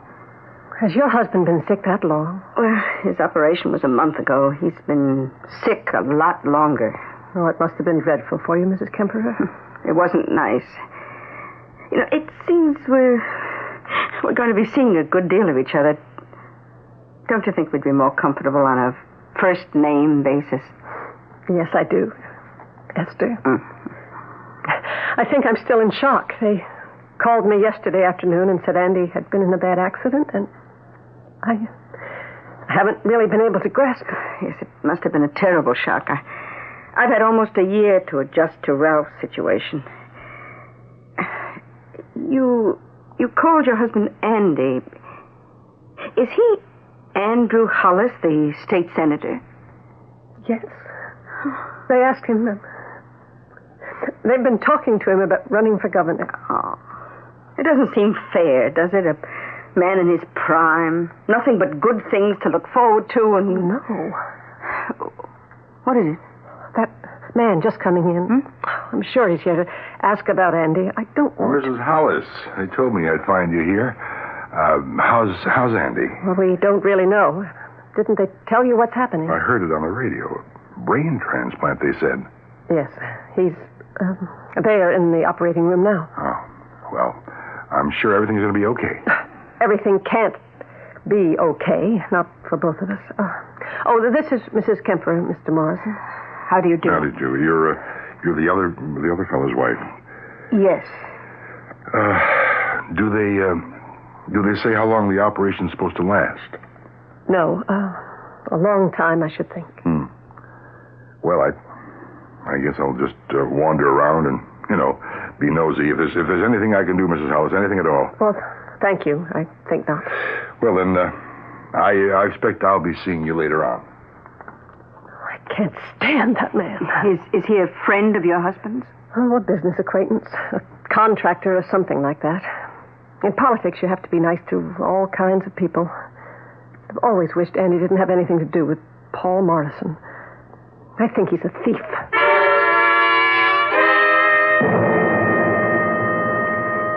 Beautiful, Dr. Peters. The most beautiful piece of work I've ever seen. Thank you, nurse. But let's not congratulate ourselves just yet. He has a long way to go. Oh, yes, I know. I don't want him out of your sight for a second. I understand, Doctor. I'll be in my office. Let me know at once if there's any change of any kind. I want readings taken every 10 minutes, you understand? And keep in touch with me. Hey, you were over there at the hospital a long time. Paul, did you get to see him? No way. I was just, looking things over. There was no way they were going to let me see him. Does it look like he's going to be okay? I couldn't tell. I guess so. They got a special room all rigged up just for him. I sneaked a look at it, room 394. I don't want to forget that. Well, you never saw so many gadgets in all your life. The more I think about it, Carl, the less I like it. Yeah? He's not going to be the same man. How could he be? Well, same brain, though. I mean, it's Hollis's brain, no matter who else has got it in his head now, isn't it? I wish I knew. I'm afraid he's going to have to be dealt with. You don't mean... Oh, hey, I don't want to be part of anything like that. Well, neither do I, Carl. I suppose nobody ever really wants to kill anybody. Now, look, rigging bids and kicking back to Hollis, that's one thing, but this other... No, I don't want any part of it. That was all right when the money was rolling in like for nothing, wasn't it, huh? But this thing, Paul, this thing you're talking about, it's too much. I can't get mixed up in it. I mean, I can't. You'll be okay, Carl. You just have to get used to the idea, that's all. It's a business deal. Just a business deal. Don't think of it as murder. Oh, isn't that Dr. Peters? Yes, Jane. I think he's seen us. I guess the operation's finished. Oh, I've been looking for you two. Have you both been right here the whole time? How... Is he all right, Doctor? The operation appears to have been successful. He's in the special recovery room we set up for him. But he isn't conscious, of course. Won't be for a good long while. Can we see him? Not just yet, I'm afraid. Later on. Maybe toward evening. We don't want to complicate things. Dr. Peters. Yes? I haven't mentioned this to Jane, but I imagine she's been wondering, too. When he's better and, when he can talk about everything, which one is he going to be? This is the first operation of its kind, you understand. We're all waiting to see what will happen. Yes, but who will he be? I can't really say.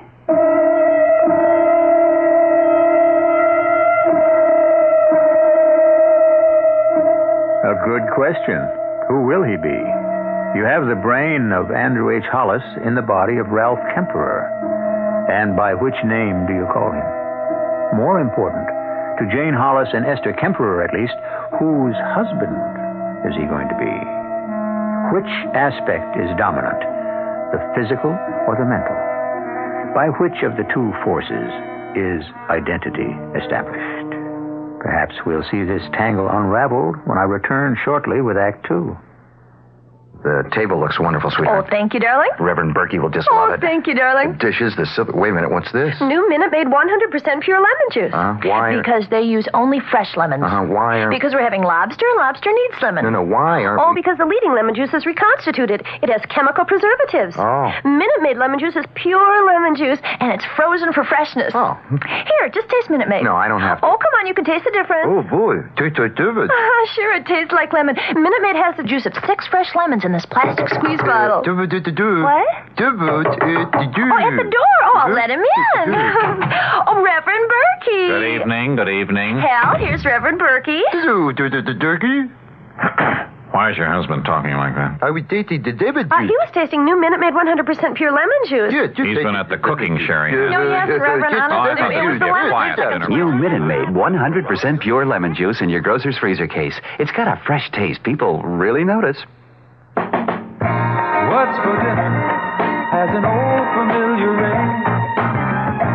Where does a mother go for the best of everything? What's for dinner? The family wants to know.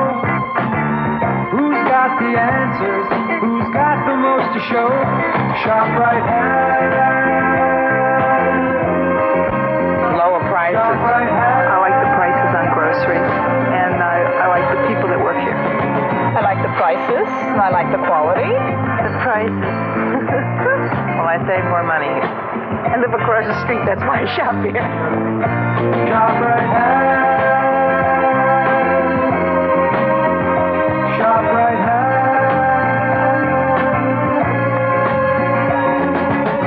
Hey, Mom, what's for dinner? ShopRite has the answer. ShopRite has great eating at the meat department this week. ShopRite split or quartered frying chickens, 43 cents a pound. Italian-style sausage, pork, and veal, 89 cents a pound. My husband and I work together, and we both belong to the International Ladies Garment Workers Union. We know what it means to have our union, especially when you've got a family. We want to make our own way, and the ILG helps us. We've got a contract. We know where we stand. We've got something we can build a future on. That's our union. And that's what our label stands for. Look for the union label when you are buying Lacoste dress or blouse. Remember somewhere our union's sewing, our wages going to feed the kids and run the house. We work hard, but who's complaining? Thanks to the ILG we're paying our wages. So always look for the union label. It says we're able to make it in the USA.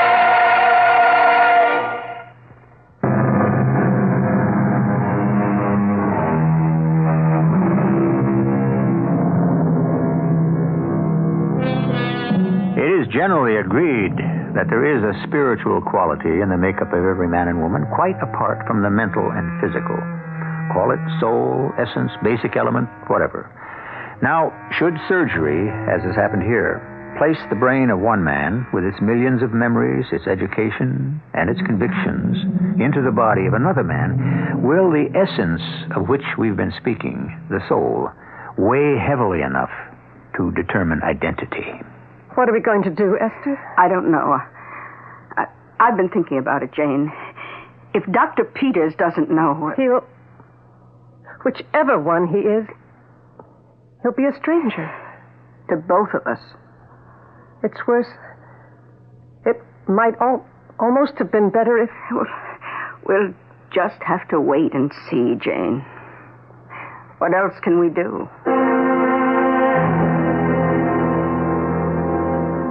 But, Paul, this is murder you're talking about. He wouldn't be alive today if Dr. Peters hadn't done this nutty operation on him. He was slated to die anyway. Can't you see that? Well, not because of me, he wasn't. Look, Carl, I've got 3 kids. You've got 2, right? Right. And I don't want them to grow up knowing that their old man was a murderer. So you want them to grow up with their old man in jail for the other stuff? Bribery, conspiracy, you name it, Carl. They'll pin it on us if Hollis shoots off his mouth. But we don't know that he's going to. He may not say one damn word. Maybe he can't talk, for Pete's sake. Look, there's got to be some way so we don't have to kill him. All right, you tell me what it is.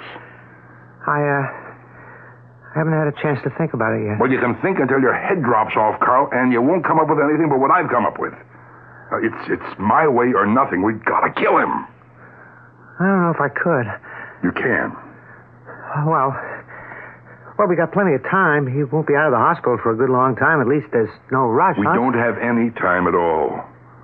What do you mean? We can't afford to wait. We'll have to go into the hospital after him.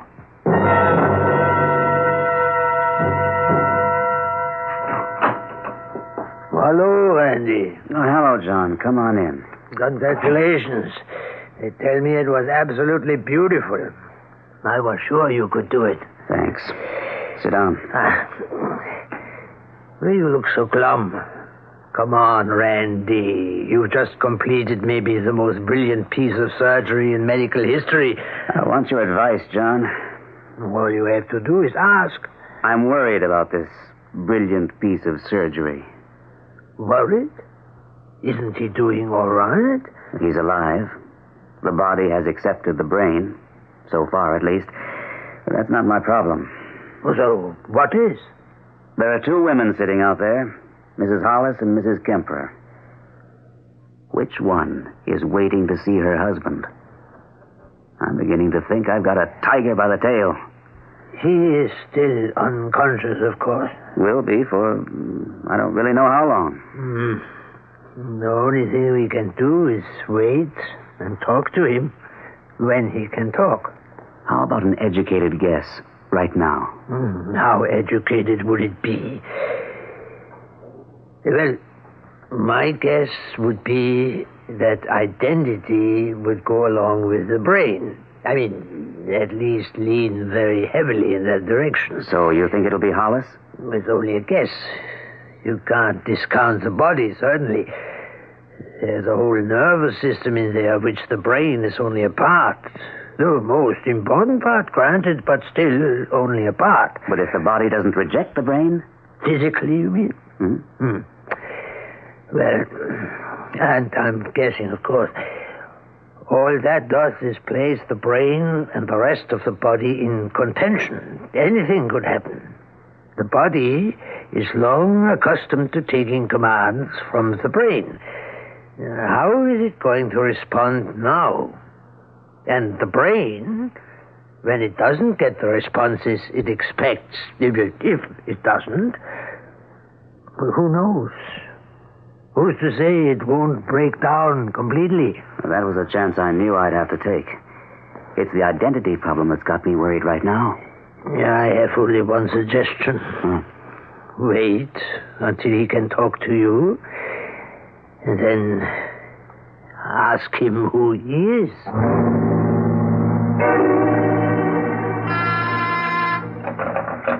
Yes, Lucille. Carl Dunlap. I don't know any Carl Dunlap. What does he want? Oh, something about the Hollis Kemper thing. Well, I guess I better see him. I'll take any help I can get from anybody. Dr. Peters?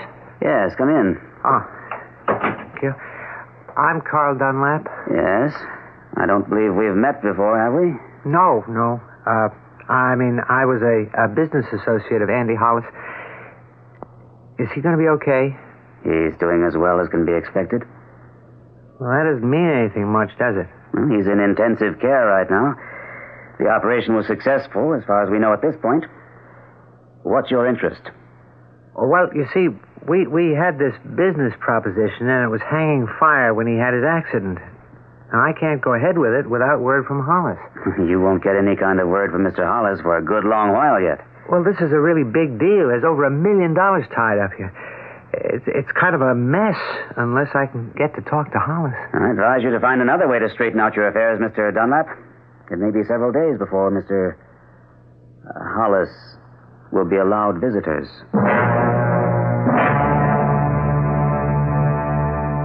You were right, Paul. I couldn't get in to see him. Well, you agree with me now that there's only one way we can go? Well, we don't know that he's going to talk, Paul. We don't know that he won't.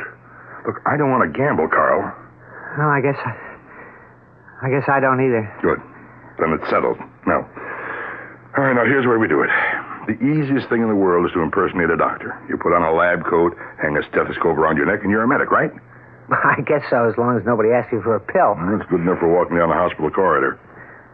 Well, we don't have lab coats. Well, it's easy enough to get. We go someplace and buy them. I'll take care of that. You've got a gun, haven't you? Yes. So have you. Do you have a silencer for it? No. Now, listen, that's Paul. all right. That's all right. I can pick up one. So once we get inside the hospital... Now, wait a minute, Paul. You've got a gun, too, haven't you? Why my gun? Because you're going to do it, Carl. Oh, no. No, I'll go along with the idea, even if I don't like it, but you don't get me to shoot him myself. No, Paul. Sorry. That's the way it has to be. Well, why? You're the one who wants him out of the way so bad. Why should I do the shooting? Because if I do it the way you're running around so scared, you might just get an attack of conscience or something and start talking. Oh, that's silly. Why would I do it? But if you do it yourself, you're going to think twice before you make any stupid confessions. I won't do it, Paul. Sure you will. You can't make me. Well, that's just the point. I can. You'll do it simply because I tell you to. You always do everything I tell you to. Haven't you noticed?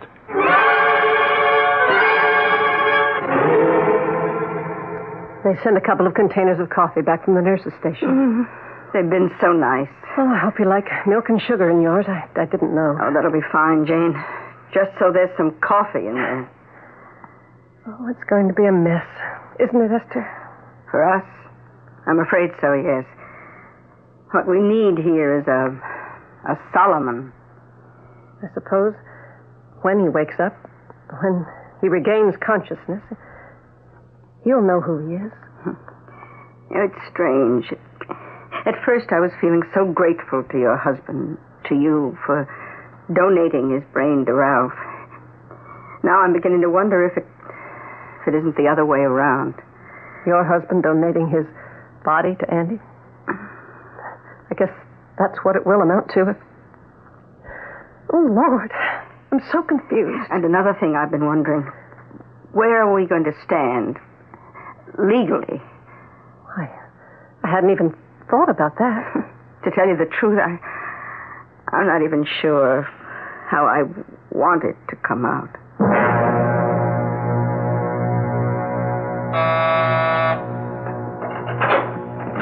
Hey, Carl, will you help me with this stuff, huh? Well, you been shopping or something? What does it look like? Here, take this. Yeah, okay. All right, now, I got the lab coats and stethoscopes. Oh. I didn't have a bit of trouble. I figured at least they'd ask for identification or something, but they didn't. Just handed the stuff over and took my money. Okay. Yeah, take a look here. Here, try this one on, huh? All right. Ought to fit. They only come in 3 sizes, small, medium, and large. I got mediums. It's kind of tight around the middle. Well, you wear them open anyway. Now, here, put the stethoscope around your neck. There. Hey, you'd have made a pretty good doctor at that. I don't like it. Then just stop thinking about it, huh? When the time comes, just do it. Let me have your gun. What for? I got a silencer. I just want to see if it works all right. I keep it in here. I never once used it. I just thought I ought to have one around. Millie's home alone so much. I don't know what good it would do her, though. She won't touch it. Let me have it, huh? Hey. Fits all right. Is this thing loaded? Yes. Well, I don't know. Listen, Paul, couldn't you... I mean, I'm not the one that ought to... It's all settled, Carl. But what if I just freeze and then I can't do it, huh? I never pointed a gun at anybody all my life, Paul. I think really that you ought to do it. Now, you'll do fine. Just fine. I'm not the least bit worried. Dr. Peters? Dr. Peters? Yes, what is it? I asked you not to leave your patient. Look, Doctor, I think he's coming too. I saw you pass by the door, and I decided it would be quicker to come after you than to have you paged. All right, let's go. You say he's conscious? Well, no, not what you could call conscious yet. He seems to have gone back to sleep. Oh, just a minute ago, he was... No, I can't. He can articulate. That's all right, then. Please, can't somebody help me? What can we do for you? Help me. Born Indianapolis. You were born in Indianapolis. Is that what you're trying to say? Yes, but born Boston, too. Somebody help me. Who am I?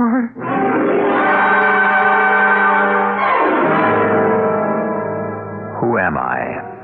A question originating in the depths of an awesome darkness. Loss of sure identity is the final step off the solid substance of security. If you must ask who you are, there is no safe place for you. You are a wanderer among uncertainties, lost in a maze bounded by the unknown, inhabited only by you and fear. The mind with no secure haven in which to rest and restore itself will manufacture a haven of its own. And this is what is commonly known as madness. I'll return shortly with Act 3. This Christmas, give a gift that'll help turn any kitchen into a fast food restaurant. Hi, Pat Summerall here to suggest you give the Hamilton Beach Little Mac or Double Mac Grill from your participating True Value hardware store. The Little Mac Fast Cooker has a reversible grid with a square side for grilled sandwiches and a round side for hamburgers, pizza, or fried eggs. The cover locks on for spatter-free cooking, and the no-stick finish is easy to clean. The Hamilton Beach Double Mac Grill from your True Value hardware store makes 2 hamburgers or 2 grilled cheese sandwiches in just minutes. It can even be used to fry bacon and eggs together, quickly and easily and without spatter. This Christmas, give the gift that'll help turn any kitchen into a fast food restaurant. The Hamilton Beach Little Mac or Double Mac Fast Cooker from your participating True Value hardware store. Remember, True Value, that's more than just a name. It's their way of doing business. And remember, too, tell them Pat Summerall sent you.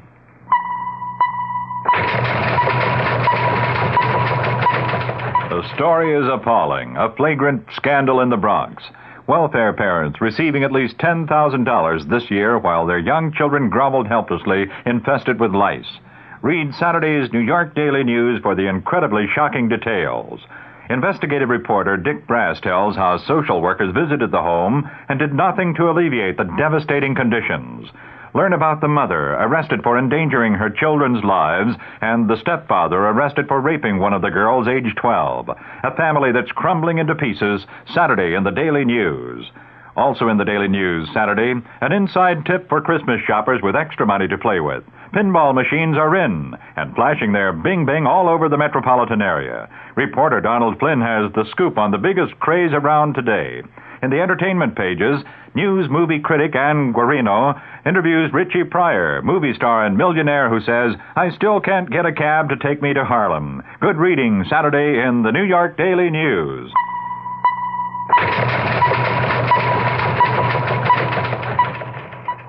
I wish somebody would tell me which wine goes with what. There is a wine, Gancia. Gancia Asti Spumante, that makes any meal sparkle. Everyday meals, fancy dinners, seafood platters, buffets. Even exotic continental dishes? Yes, any meal sparkles when you serve this beautiful pale gold sparkling wine from the sunny vineyards of Italy. Gancia is a delightfully mellow wine, with a delicate bouquet and distinctive flavor that people like. Find out why more people drink ganja than any other Italian spumante in the world. I think I'll get some for tonight. Why not put a little sparkle in your dinner tonight with a bottle of ganja Asti Spumante, imported by Paterno Imports Limited, Chicago. Ganja Asti Spumante. Ganja Asti Spumante makes any meal sparkle.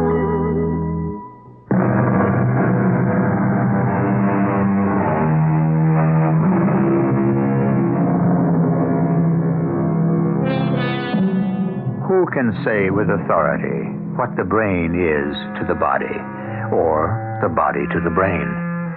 Which is master and which is servant? To be sure, we tend to characterize the brain as the thinking and therefore the guiding mechanism, but it is not the entire being. It represents, by any physical measurement we know how to apply, only a small percentage of the total entity. Is it reasonable to assume, then, that it contains the entire identity, the essence of the individual?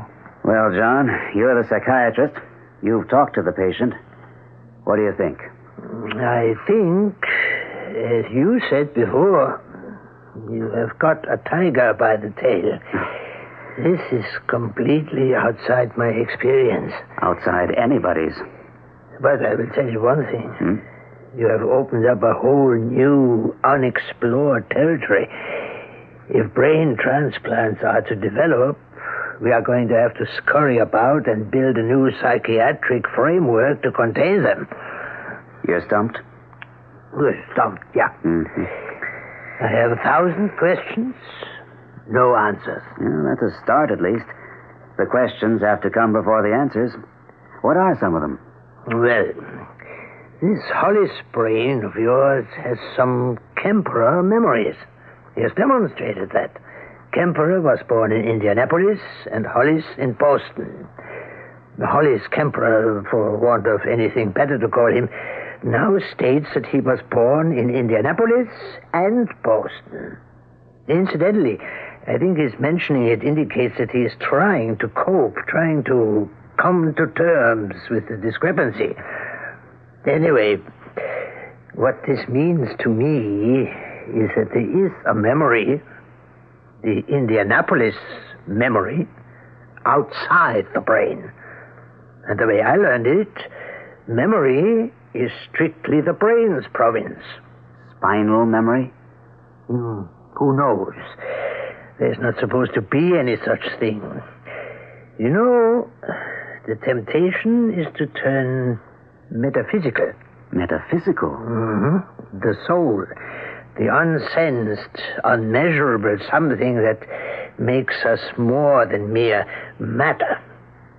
It is a temptation to say that since Kemperer's body still lives, it still contains something of the Kemperer soul. That's not very scientific, I'm afraid. Still, it's an answer that satisfies in some ways, isn't it? Not one that satisfies the scientific purpose, though. Where do you go from here, Randy? I was hoping you could advise me. I'm sorry. How do you let go of a tiger without getting scratched? Carl, will you stop looking so scared? Huh? Doctors never look scared, even when they are. And we're doctors.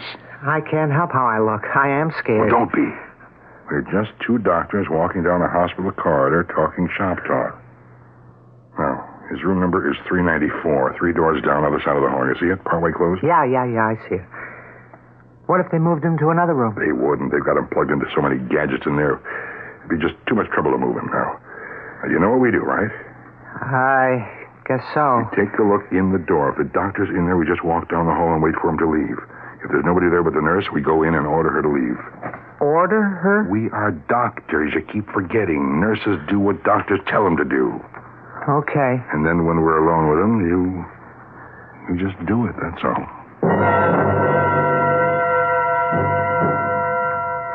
I tried to get in to see him, Jane. I didn't have any luck, but I tried. Well, Dr. Peters wouldn't let you in. The nurse wouldn't. She stopped me at the door. She was nice enough, but she was firm. Is he still all right? Well, the nurse said he was sort of half-conscious for a little while. Esther? Yes? Look, those two doctors just passing down the hall.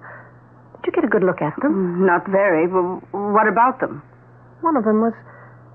I'd swear one of them was Paul Morrison. The man who was here asking about Andy earlier. The one you didn't like? Yes, that one. But he's... Is he a doctor? No. That's just the point. He isn't. So what is he doing in a white coat? You think he's up to something? I don't know what he could be up to, but I don't like it. Damn, I forgot about her. Forgot about who? His wife, Jane Hollis. She was in the waiting room just now as we walked past it. Did she see you? Does she know you? No, she knows me all right. I'm not sure whether she saw me or not. Well, let's get out of here, Paul. If she saw you, we'd better just get out of here. For Pete's sake, will you stop it, will you? You panic at the least little thing, not here. We'll just stop and lean against the wall and talk. We're in consultation, okay? And if she doesn't do anything about it, well, she didn't see me. This is crazy. Here's this big hospital, busy as Grand Central Station, and we're going to walk into a man's room and shoot him dead. People all over the place, but does that stop us? No. We just walk in there and shoot a man dead. And walk right out again. The best way to get lost is in a crowd of people. Insane. Oh, there she goes. The Hollis woman? Yes, with the other one. They're just strolling along, going the other way. I guess she didn't see me. So you want to go ahead with it? Of course we're going to go ahead with it. Come on. Just sort of stroll along, so if he sees us, he'll think we're just stretching our legs. Well, did you get another look at him? No. I was afraid to look down that way. But I know it was him. I'm sure of it. Oh, so what are we going to do? I just want to see if I can find Dr. Peters and tell him about it. Okay. Here it is, room 394. Will you wipe that scared look off your face? I'm doing the best I can, Paul. All right, just let me check. I don't see anybody but the nurse in there. The doctor doesn't seem to be around. Paul, I wish... Will you shut up and let me do the talking?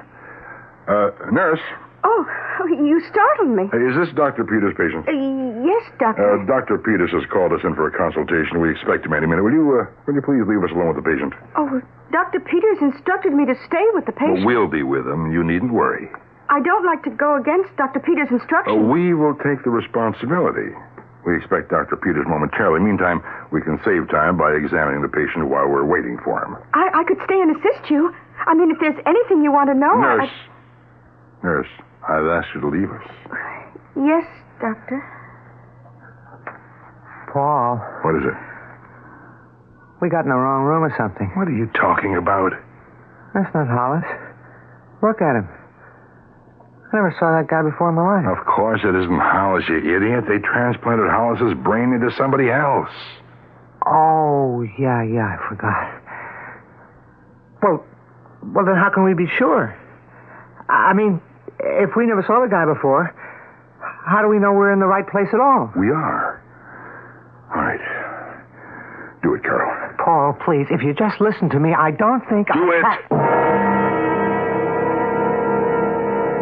Wasn't that the nurse we just passed? Isn't she supposed to be in there with him all the time? Oh, it certainly looked like her.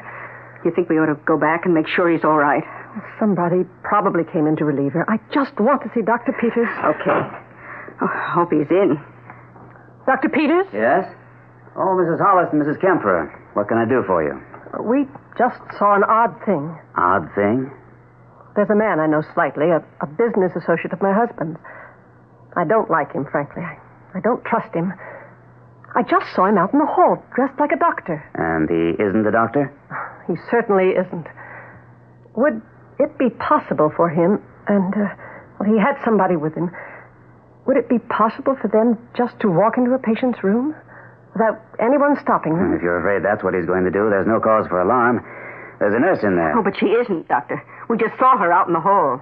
You sure it's the same nurse? Positive. Then maybe we ought to go and check it out. There she is. See? Standing there at the nurse's station. Nurse? Yes, Doctor. I thought I asked you not to leave the patient alone. Not for any reason. Well, he isn't alone, sir. The two doctors you asked in for consultation are with him. Consultation? I didn't set up any consultation. They said you did. They practically ordered me out of the room. All right. Let's go. Hey, Andy. Can you hear me? It's Carl Dunlap. Come see how you're doing. Now, will you stop it? Can't you see he's in no shape to talk? Well, then, if you can't talk... Shoot him, Carl. You take the gun, Paul. I can't. I just can't do it. You'll do it. Now, right there, in the temple. No, not quite touching. There, right there. That's it. Now the trigger. The trigger, Carl. No, Paul, I can't. Just squeeze the trigger. Just a little pressure. It doesn't take much. That's that way now. Once more to make sure. Paul, please, I can't. Sure you can. Just squeeze. Squeeze like before, Carl. Just squeeze. What are you two? Oh, my God. Shoot them, Carl. Ralph, he's bleeding. Why is he bleeding? Get out of my way. Let me have a look at Did him. you hear what I said, Carl? Shoot them. No more. No more, Paul. I can't. He's dead. Shot twice through the head. Well, let me have the gun, Carl. Give me the gun. No. You heard what I said. Give it to me. I won't. Carl, give it to me. You'll only kill somebody. I won't let you, Paul. Let me have the gun, No, I Carl. won't. Oh, Paul. I didn't mean to shoot you, Paul. It's my arm. Doctor, will you take the gun? I'll take it. Nurse, get some security people in here, will you? Have they taken those two away? The two who shot your patient? They're probably all booked and put away by now. I just had a weird experience. That's the only kind you have had all day, it seems to me. I just had to console two women, Mrs. Hollis and Mrs. Kemper, because their husbands were dead. Only that wasn't what I did. I found myself telling them I was sorry about their husband. Singular. One husband, two wives. And nobody could say who the man had actually belonged to. Yeah. Sad thing, though. All around. Yes. In a way, though, they were grief-stricken, of course, the two women, each thinking of her own husband as he used to be. But as for the man I was trying to give them with my surgery, I'm not sure they weren't just a little bit relieved that he was gone, and the decisions wouldn't have to be made. You know something, Randy? I am not sure the world is ready for the brain transplant. I'm not sure it ever will be.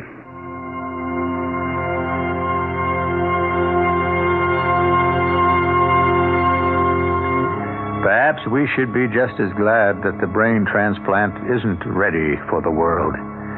As things stand now, one more spiritual dilemma might be just that one too many. I'll be back in a few minutes. The 1977 Buick Regal. It comes with Buick's terrific V6 engine. It carries 6 people and lots of Buick comfort. It's lean. It's maneuverable in city traffic. It's the most luxurious mid-sized car Buick builds. Yeah, this new Regal is pretty much everything a car should be, except for one thing. It isn't yours yet, but it can be. Just see your Buick dealer for a test drive soon. Dedicated with free spirit, just about everyone.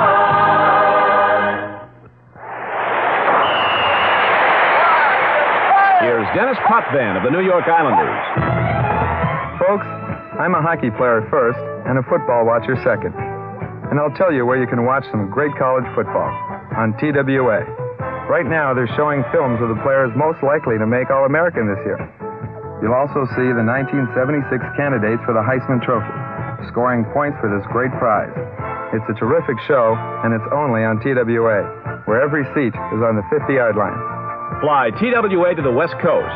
And in addition to the football action, you'll see first-rate movies on every TWA nonstop to Los Angeles and San Francisco. And TWA is the only airline that gives you a choice of movies. So if you like being entertained, take a seat on TWA. We give you a lot more. To TWA, being the best isn't everything. It's the only thing. Here's important news for you. Dependable Dean has launched a revolutionary new price policy lowering all carpet prices to rock bottom. This means that every carpet in Dean's stores carries an astonishingly low price tag with no exceptions. The carpet you want is right here at Dean's at the lowest possible price. You can always depend on Dean for the finest floor covering, help from salesmen who care, and prompt service. Right now, you can get a 12 by 12-inch Ken Tile touchdown vinyl asbestos floor tiles for only 33 cents each. Yes, 33 cents. Install a beautiful 10 by 10-foot floor yourself in 2 hours or less, and for under $35. Come to Dependable Dean and save on tile, broadloom, and remnant rugs. Dean's stores are located throughout New Jersey, and they're open Monday through Saturday, 9:30 a.m. to 9:30 p.m. Remember, you can't spell dependable without D-E-A-N.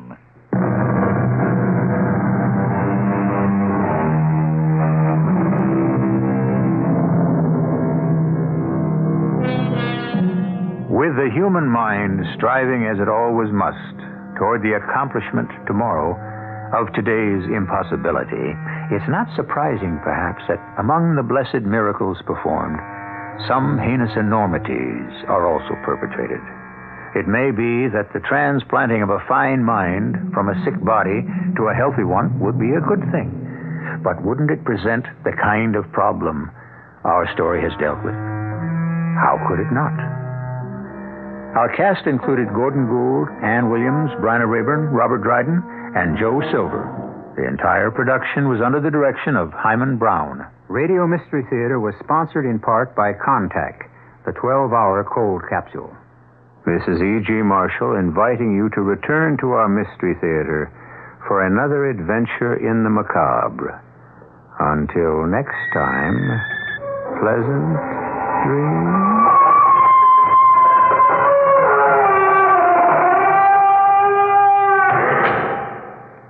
Tonight's WOR Mystery Theater was also brought to you in part by ShopRite Supermarkets. The preceding program was furnished by CBS Radio. This is WOR New York, the talk of New York. Stay tuned now for the news with John Wingate.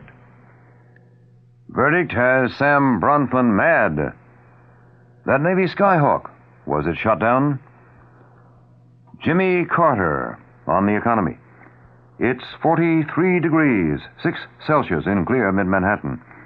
Weather watch outlook, windy and becoming cloudy tonight, a low in the mid-30s. Hi, John Wingate with the 8 o'clock report from WOR News. Samuel Bronfman II calls the verdict in the state Supreme Court trial of 2 Brooklyn men accused of kidnapping him, quote, a miscarriage of justice. The White Plains State Supreme Court jury found the defendants, Mel Patrick Lynch and Dominic Byrne, innocent of kidnapping, but guilty of extorting Bronfman's father of $2.3 million. At a news conference at the Seagram's building in Manhattan today, Whiskey Air Bronfman says the verdict makes him mad, quote, really mad. He said, again, quote, it's a sad system when 2 guys who kidnap someone get caught red-handed and they get off, unquote.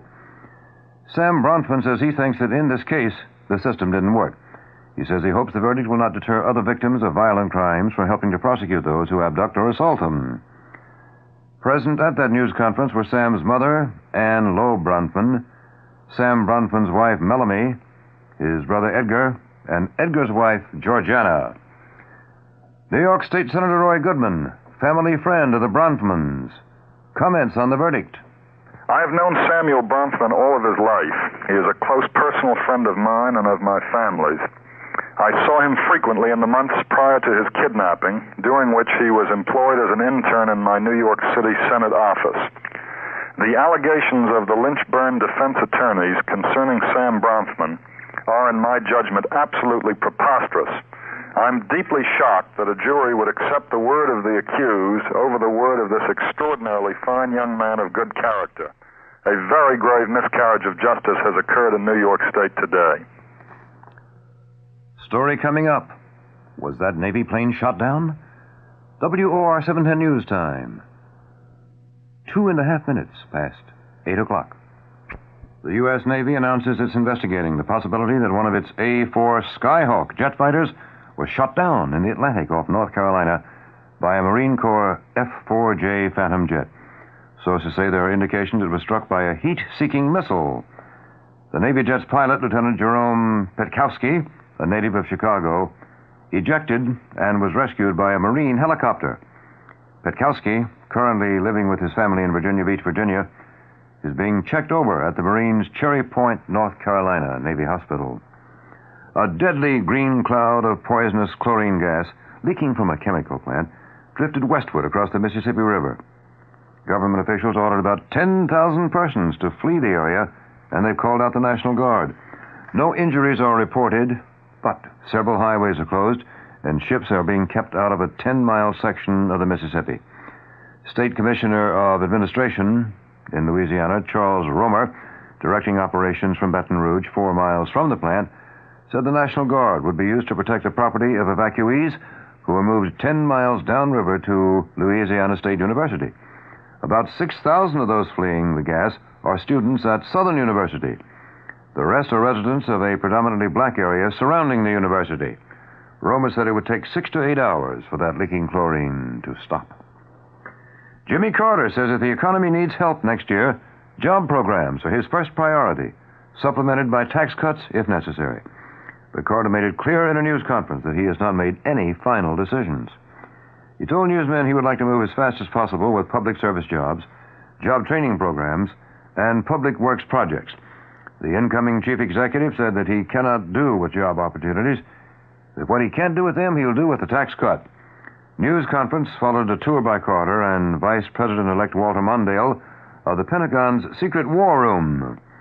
The two men were greeted by two small groups of demonstrators chanting, quote, "Disarm now," unquote, and quote, "A future for our kids, Jimmy," quote, unquote. Coming up, our nightly column on the market. WOR 710 News Time. Just about 6 minutes past 8 o'clock. New chapter for Gary Mark Gilmore. You know all about diamonds when you know about sales. Sales is the diamond store. You don't buy diamonds every day, so let sales show you the way. 'Cause we know what you're looking for. We're the #1 jewelers the whole world round. But we're people you know, your hometown diamond store. We know diamonds and you know us. Sales is the diamond store. We're people that you know with a name that you trust. Sales is the diamond store. We know diamonds and you know us. Sales is the diamond store. We're people that you know with a name that you trust. Sales is the diamond store. Utah killer Gary Gilmore's attorneys met in Salt Lake City with Judge George Batiff today. The judge said he'll decide by Wednesday whether to have Gilmore appear in court for setting of a trial date on a second murder charge. Secretary of State Kissinger appealed at his final meeting with NATO ministers for an East-West code of restraint to prevent, as he put it, an unimaginable catastrophe. The Soviet Union announces it will conduct a series of rocket tests from December 13th to the 30th in the Pacific. The test site will roughly be halfway between Japan and Hawaii. 63-year-old actor MacDonald Carey has been arrested in Los Angeles for investigation of drunken driving. An envelope addressed to the U.S. Immigration and Naturalization Service exploded on a conveyor belt at the main New York City post office. No one was injured. The Agriculture Department estimates the 1976 U.S. wheat crop was a record, nearly 2,150,000,000 bushels. The new estimate, based on December 1st surveys, boosts the 76 wheat production to about 12 million bushels above last year's record output. Estimates will be issued next month for corn and other 1976 crops that will figure prominently in the nation's 1977 food and export supply. In sports, the New York Knicks say that their newly acquired superstar, Bob McAdoo, will have to postpone his debut with the team for at least 1 week. McAdoo, who's suffering a pulled groin muscle, will not appear at tomorrow's game against the Phoenix Suns, or Sunday's Hall of Fame exhibition against the Washington Bullets, or Tuesday's game against the San Antonio Spurs. Spokesman said, quoting now, We hope he'll be ready to play next Friday night in Boston. It takes a while to heal, but by then, it should be a day-to-day thing. So, for at least a week, we'll not be seeing superstar Bob McAdoo in that Knicks uniform. So, weather watch update for New York City and vicinity. Windy and becoming cloudy tonight with a low in the middle 30s. Partly sunny and seasonably cold tomorrow with a high from 40 to 45. Increasing cloudiness tomorrow night with a low from 30 to 35. Then cloudy again on Sunday, but moderating temperature, a high again between 40 and 45. The chance of rain is 20% tonight, 10% tomorrow, and 20% tomorrow night. Wind south to southwest at 10 to 20 miles an hour with stronger gusts tonight, shifting to westerly about the same speeds early tomorrow and becoming variable at 10 miles an hour or less tomorrow night. It's clear on this Friday night in mid-Manhattan, 43 degrees, 6 Celsius. Humidity, 49%. Wind southwest at 12, gusts to 23 miles an hour. Barometer is steady at 30.27. The top stories of the hour. Sam Bronfman says he's mad, really mad, at verdict. His alleged abductors were found innocent of kidnapping, but guilty of extorting money from Sam's dad. Navy investigates possibility that one of its Skyhawk jet fighters was shot down off North Carolina by Marine Corps jet. Jobs first priority for Carter, then tax cut. And that's the 8 o'clock news. John Wingate reporting. Next news, as always on this station, the minute it happens. We'll be there. Next scheduled news, I'll be back at 9 o'clock on the hour this evening.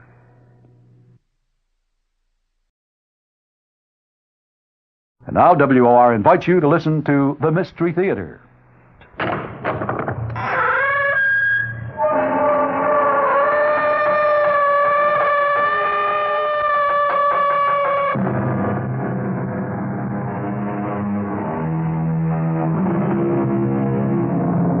Come in. Welcome. I'm E.G. Marshall. There are fevers for which medicine has no cure. The fevers that are self-inflicted. Drug abuse, alcohol, and perhaps the most totally engulfing of all, the rage to gamble. Gambling, the most insidious of all compulsions, because the weight of figures and odds cannot fail to provide a justification for the gambler, suggesting that he is unaffected by emotional stress, operating on sheer scientific principles. Our mystery drama, Hit Me Again, was written especially for the Mystery Theater by Ian Martin and stars Paul Hecht. It is sponsored in part by Anheuser-Busch Incorporated, Brewers of Budweiser, and Contact, the 12-hour cold capsule. I'll be back shortly with Act One. It is a magic moment. You are at your Buick dealer's, about to drive home in your brand new Buick LeSabre. It's lean and trim, classic lines. As Buick you can remember. You get in. A heady new car smell surrounds you. Your LeSabre feels the way it looks, tight. You turn the wheel a little. No wasted motion in this car. Big brushed metallic gauges look back at you. That V6 engine is doing great. You rub your hand on the seat. 6 people could be really comfortable in here. You swing into your driveway.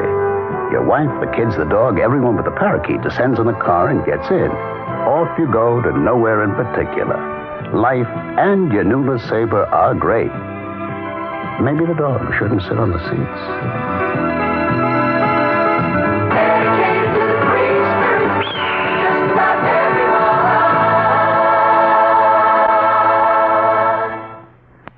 I'm E.G. Marshall, host of Mystery Theater.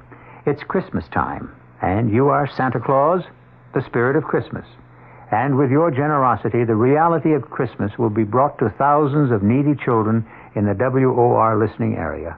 Your contribution means gifts of toys and clothing for each of them under Christmas trees in hundreds of hospitals and institutions.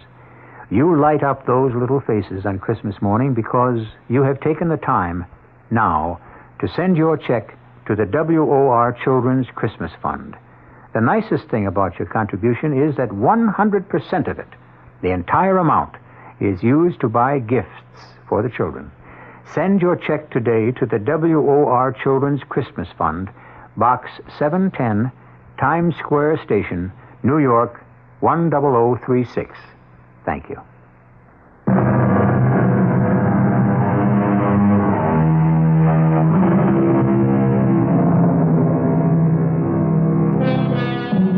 To outward view, no one could be more happily establishment than Jeremy Dykeman.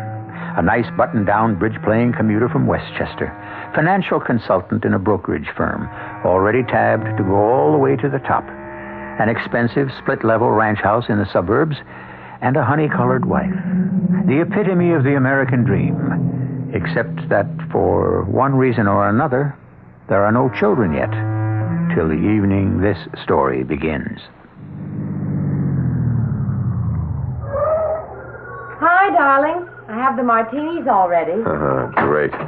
You don't know it, Virginia. You're going to need them more than me. What are you looking so grouchy about? Oh, hi, darling. Let's not push it, huh? Far be it from me. Shall I pour? Maybe you'd better hold up till I hit you with the news. What news? On second thought, let's have the drink first. Don't you want to change your clothes? Nope. You usually do. Tonight's different. I've already made my change. Into what? Into something rich and strange. A sea change, as Mr. Shakespeare had it. Oh, I'll take that drink you offered. You certainly are a little weird, husband mine. Here's to the future, when we might own the world. To us, to the stars, and to the time we can smile down on the Rockefellers and all the oil boys in Texas. You're not drinking, Ginny? It's kind of spoiled for me since I don't know what we're drinking to. Well, first off, to my freedom. What do you mean, freedom? I quit the firm today. I'm on my own. Jerry. You see, there it is. Criticism, fear, antagonism. I didn't mean anything. It's just... Why would you quit? Because I was drowning. I couldn't breathe. And most of all, because I finally saw if the object was just making money, well, there had to be a better way, a surer way, at least a more exciting way. How? Well, it would start with just one little pack of cards, like this. You must be crazy. How could you, a mathematician, a computer expert, even think that in games of chance there's... But that's just the point. I am also an expert on games of chance. Now that a friend has pointed the way... What friend? A man I know. You don't. That's unimportant. What is a principle that he taught me. And the principle? Card counting. Well, not just the simple matter of remembering what cards are in and out of the deck, but the mathematical odds on the hidden ones. With a little practice, I can now go to a town like Las Vegas and know that I'll win. I don't think I can believe what I'm hearing. You should know that the odds are all with the house. Of course, I could quote you chapter and verse. One-armed bandits, between 10 and 20%. Craps, dice, even averaging all the way. You still run behind the house by 1%. Keno, you buck a 25% edge. Mad. Roulette, play it in Europe. You still stand to lose, but at less than half what we do in this country. But blackjack, 21. That's something else again.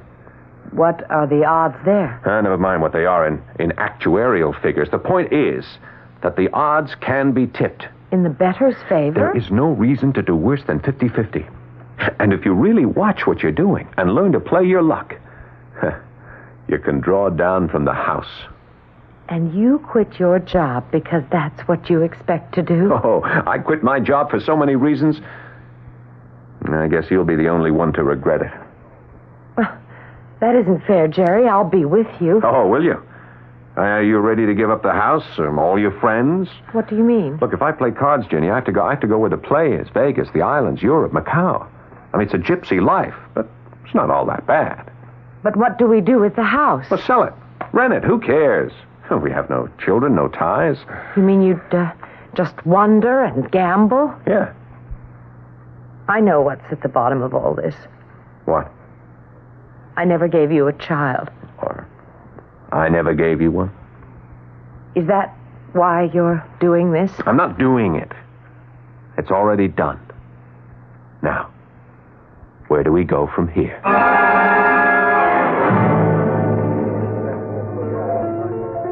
Damn it, Jeremy, it just doesn't make any sense. I mean, it just doesn't program. I'm sorry, KG. I can't really explain it myself, except... Well, it's a challenge. You insist on resigning? I want to take a whirl at this idea of mine. It doesn't make sense, you know. I'll never know until I prove it out. How long is that going to take? As long as it has to. Now, what does that mean? I just want to break out of the cage. Take a flyer at something I believe might work. You have a contract with us, and I'm damned if I'll let you go. Too valuable a man to waste chasing a rainbow. I'll give you a leave of absence. No strings. Long as you want, within reason. What would you say was within reason, KG? Well, you're the nut. What would you say? Nothing. No time is with reason. The whole point in a gamble is that there are no deals, nothing held back. It's all right out on the table. Not even a hedge bet on the side? No, KG. Because no matter how I tried to forget it, if I knew I wasn't laying my neck on the line every time, somehow it would fudge up the whole deal. It's got to be all or nothing. Okay, Jerry, you want it that way. Remember, you said it. If it doesn't prove out, don't you come crawling to me. You've had it.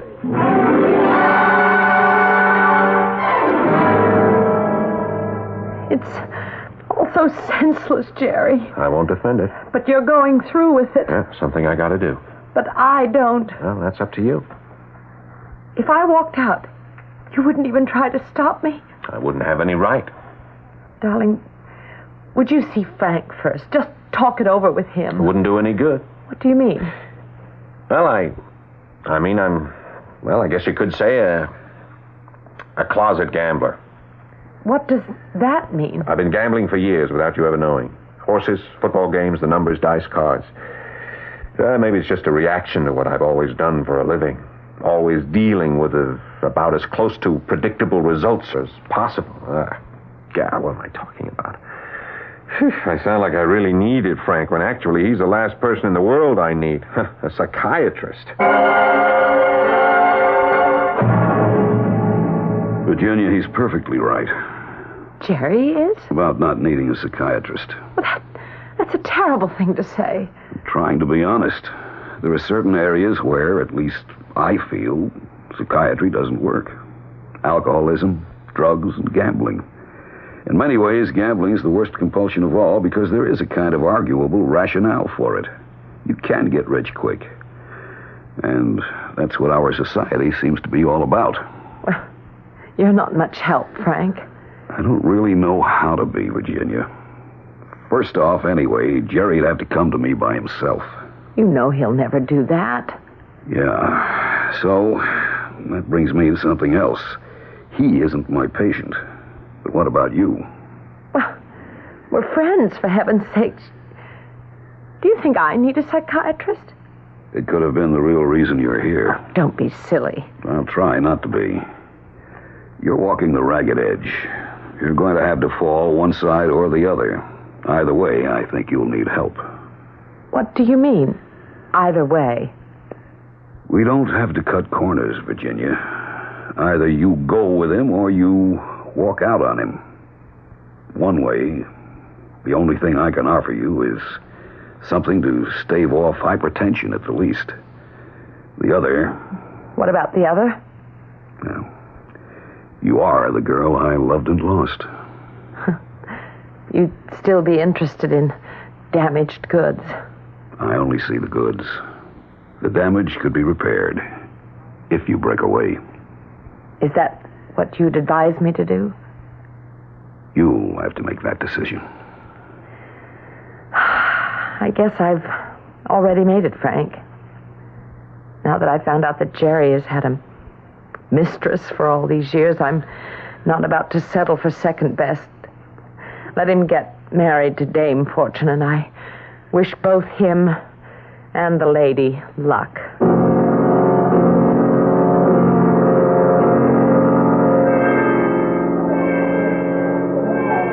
6 of hearts. Hit me again. 4 of clubs. Stay. Cards, ma'am. Big king. That puts you over. What about you, sir? Gentleman stands pat. Lady draws a 9, busted. Dealer shows 17 and must stand. Pay 18. Pay me. All right, Slammer, what is it? We got another counter. Yeah, sure. I was dealing, but you can check it out with the pit boss and the cameras. He's a counter, all right. How's he doing? Treading water. He could get better. So, a few wins is good PR. If he don't get too much better. That's what we said about the last guy. He was taken care of. Well, what about the new talent? We'll watch him. Figure what it's worth. If we have to turn it over, it's no skin off our noses. We don't have to fit him for the concrete butts and dump him in the lake. The troops handle that. So what else is new? Nothing. The sucker's still rolling. Yeah, and since you brought it up, let's just keep remembering what puts us where we are.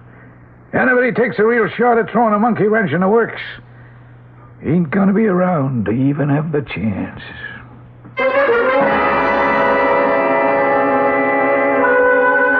Jeremy Dykman has rejected his predictable world to enter a world of chance. And whatever his system, whatever his dreams, he already seems well on the way to being the classic gambler, a loser. His job, his wife, and even now his life seem to have been thrown away because of his compulsion. No, let's say a better word is obsession. And the first dictionary definition for that word is an act of the devil, impelling a person to action from without. I shall return shortly with Act 2.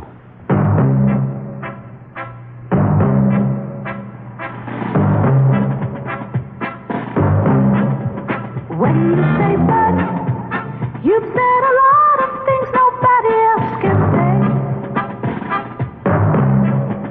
When you say but, you've gone as far as you can go to get the very best. When you say but, you've said the word that means you like to do it all.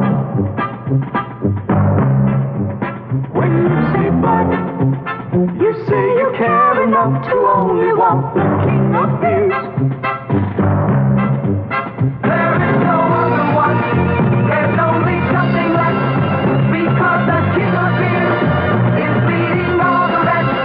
When you say Budweiser, you've said it all. Anheuser-Busch, headquarters, St. Louis, Missouri. This message is rated M for men only. The subject is Christmas. It's coming up fast. And if you still haven't decided on a gift for that special lady in your life, well, this Christmas, why not give her the gift she deserves, the gift she really wants, the gift of fabulous fur. When you select a superb quality fur coat or other fur fashion at the famous Flemington Fur Company in Flemington, New Jersey, you can be sure you're getting the gift that's perfect in every way. The quality is assuredly the finest. The selection is so vast that you're certain to find the fur that's right for her, and the prices at Flemington Fur always guarantee value, so that you know that you're getting the finest furs available at the lowest possible price. Yes, when you give her the everlasting loveliness of a fine Flemington fur for Christmas, you can be sure you'll be making her the happiest gal in town. So men, this Christmas, give her the gift she wants most, a fabulous fur from the Flemington Fur Company in Flemington, New Jersey, open Sunday and every day until 6.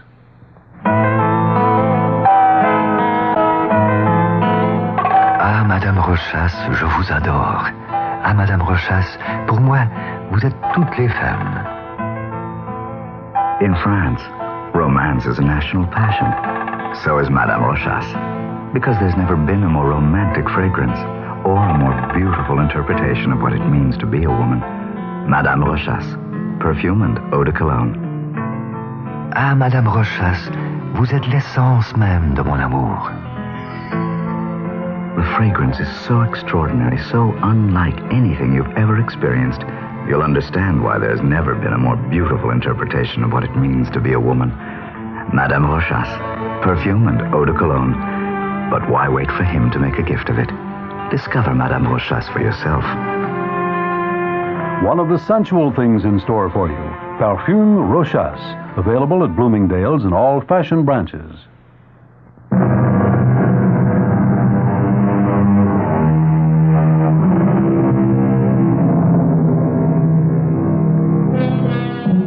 When I left you, we were concerned with the definition of obsession. But what of another definition for possession? It is an active and a passive state.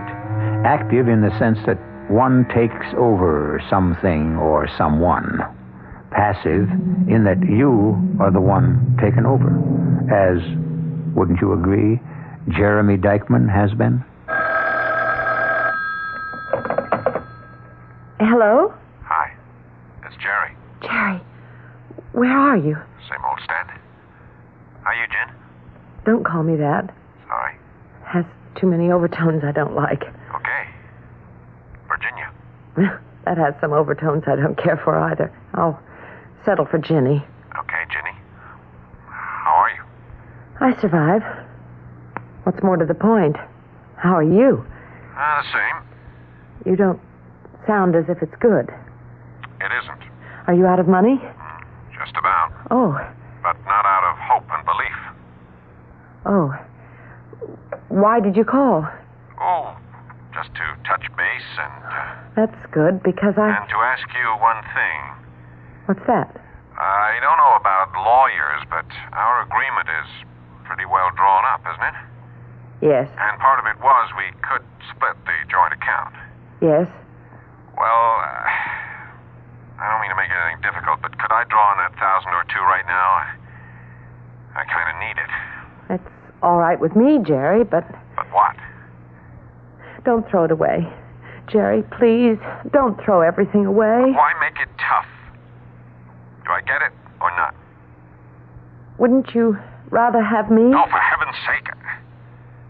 How do I answer that? It doesn't seem so difficult. It's just a yes or a no. Ah, forget it. I'll raise the dough somewhere else.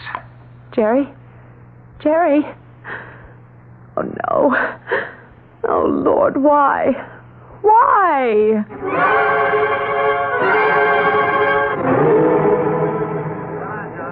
Your fault. I tell you, sir. You stand pat. Yes, ma'am. Queen, you're busted. You, sir? Hit me. Yes, sir. 3 of spades. Hit me again. 5 of diamonds. 8 showing. Stand. You have a king up? That's what shows. Hit me again. 5 of clubs. I showed 21. 9 in a hole. Pay 20 or over. Pay me. That's your bet. Hello, Jerry. Ginny, what are you doing here? What am I doing anywhere you're not? Hey, you just brought me good luck. I cleaned up. You mean it hasn't been going so well? I just started to turn. No, don't leave. Don't leave. Just stick around. Make your bets, please. I'm not for blood this time. I'll let it all ride. You make your own bets, mister. Everyone in? Yep. Cards. And a 7 to the dealer. Second cards.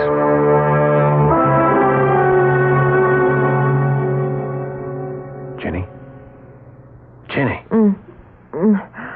Oh, Ginny. Jerry. Come on, honey. Come on. Let's get you under the covers into bed. Oh, what time is it? It's 4:30. And I came up to the room just after 12. Did you miss me? Sure, Ginny. Only...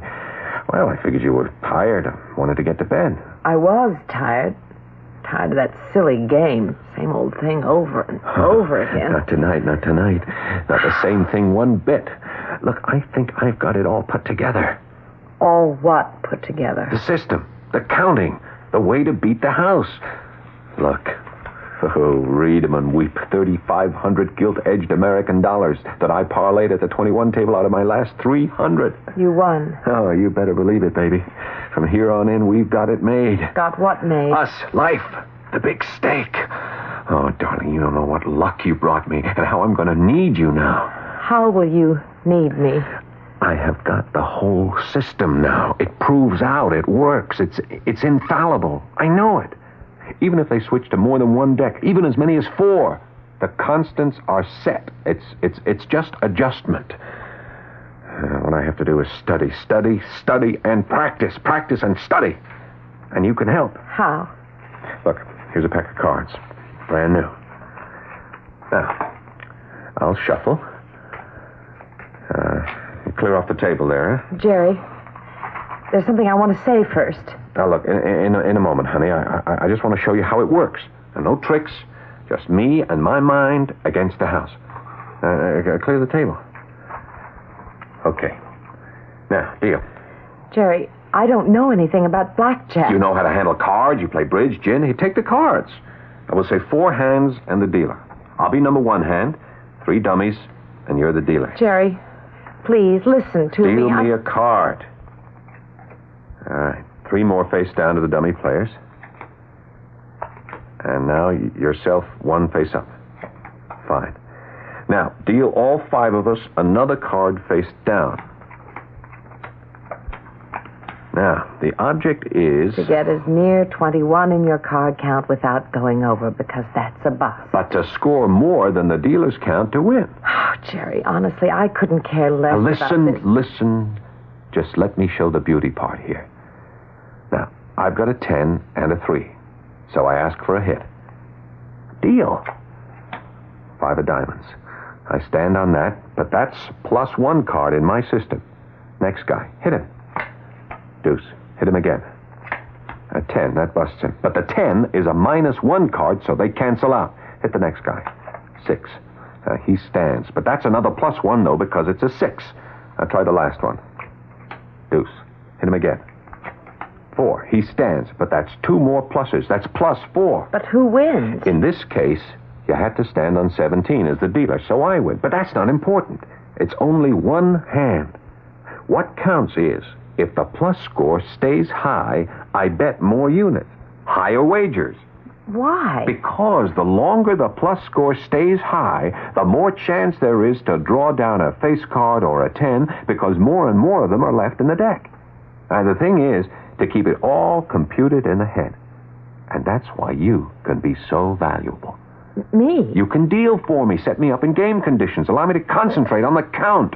Oh, honey, you don't know what a lifesaver you are turning up just at this moment. You are just what I need. We've got it made. Oh, if only you knew we have. Sure. Tonight, I really proved it.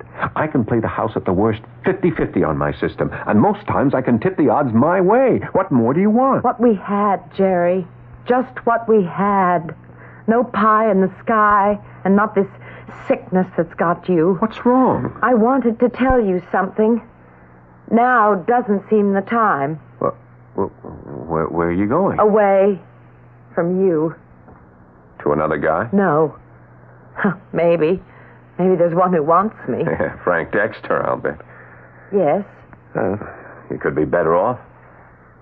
Maybe he can give you a child. I haven't figured a system on that one yet. Okay, go. Oh, Jerry, you can't say that. You've got to give me a chance to change your mind. No, I'm seeing this through to the bitter end. And there isn't any point in my sticking around. You don't even want to listen. You'd never guess, would you, that I was sitting up in this plastic room praying that you would lose your shirt. Because I knew if you won, I'd lose. Goodbye, Jerry. I hope Lady Luck can give you more than I seem to be able to.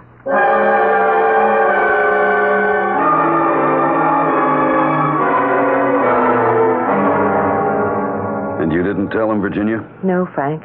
I couldn't. Why not?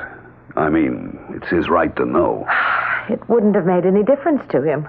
Nothing would. He's in love with another woman who possesses him, body and soul. There's another woman as well? No.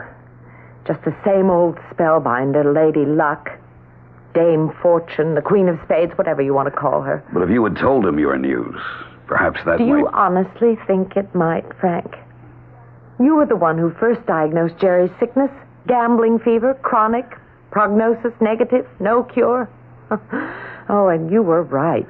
I still say he has the right to know he's going to have a child. Who says he is? I don't have to bring a child in the world to be hurt as his father could hurt him. That's another gamble I'm afraid I may not be able to take. +2,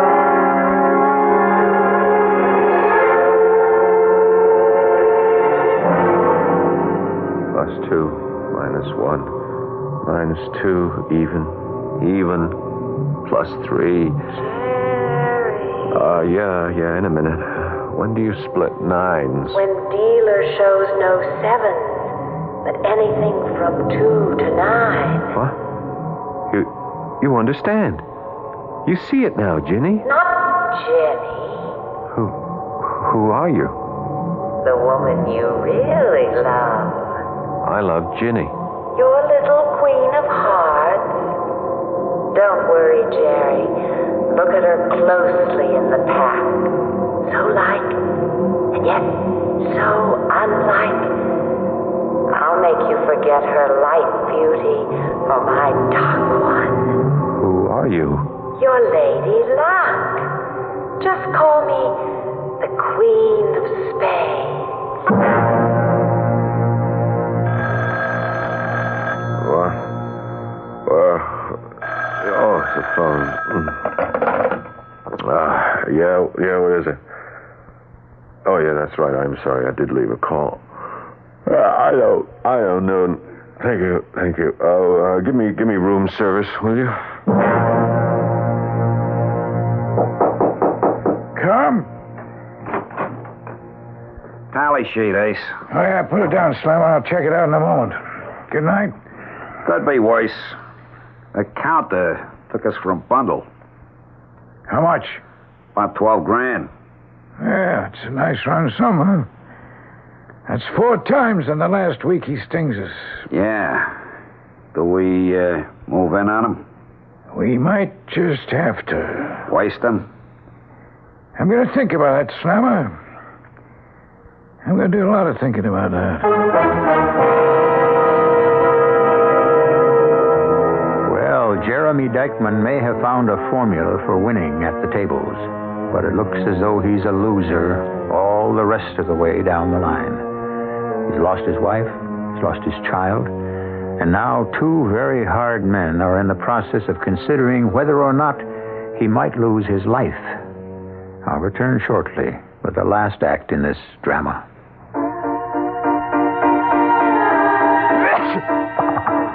Here in my hand is a little capsule.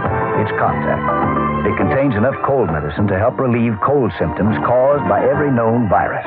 Think about that the next time you're sick. Sneezing, dripping, all clogged up. Then let us help you with real medicine, like Contact. We're #1 in the whole world. Give your cold to Contact. Real medicine for real cold. Take only as directed. Which high-potency vitamin formula do physicians and pharmacists recommend most? Theragran and Theragran M with minerals by Squibb. Squibb on the outside means quality on the inside.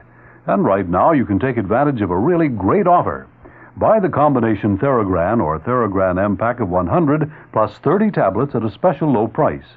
This economy offer is limited, so get your Theragran now. Remember, it's the brand physicians and pharmacists recommend most. America's #1 high-potency vitamin. Take advantage of this special Theragran offer now at Fort Schuyler Pharmacy, 3631 East Tremont Avenue in the Bronx, Sanford Pharmacy, Spruce and Carroll Streets, Ramsey, New Jersey, and Middletown Pharmacy, Leonardville Road, Bedford, New Jersey. What's for dinner has an old familiar ring. Where does a mother go for the best of everything? What's for dinner? The family wants to know. Who's got the answers? Who's got the most to show? ShopRite has. ShopRite has. To save you time during this busy holiday season, ShopRite is featuring quick, easy, satisfying meals. Fresh lean ground chuck, good so many ways, 79 cents a pound.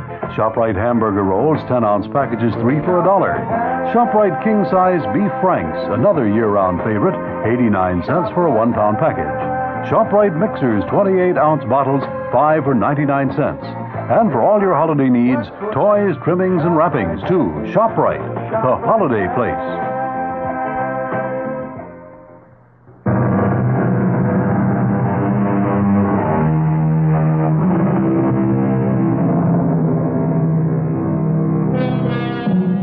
In a lonely house where she once lived with her husband and love, Virginia Dykeman wrestles with the problem of her bleak future. In a lonely hotel room, Jerry Dykeman tosses and turns through dreams of a surrogate wife who is fast becoming the symbol of the success of his system to win at blackjack. And in the casino office, two hard men consider dispassionately whether his system is to be tolerated, or even Jerry Dykeman himself. Couple of questions, Slammer. Shoot, boss. You sure he's no mechanic? Checked out every way. No razor blade pieces under the nails, no watermarking gimmick.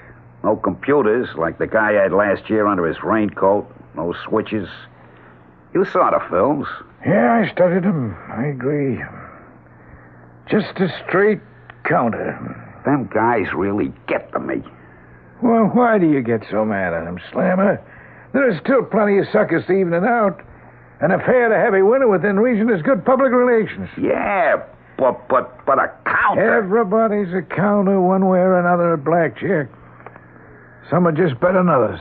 Oh. Maybe I'll have a little chat with him. Like maybe the next time he tries to draw to his credit.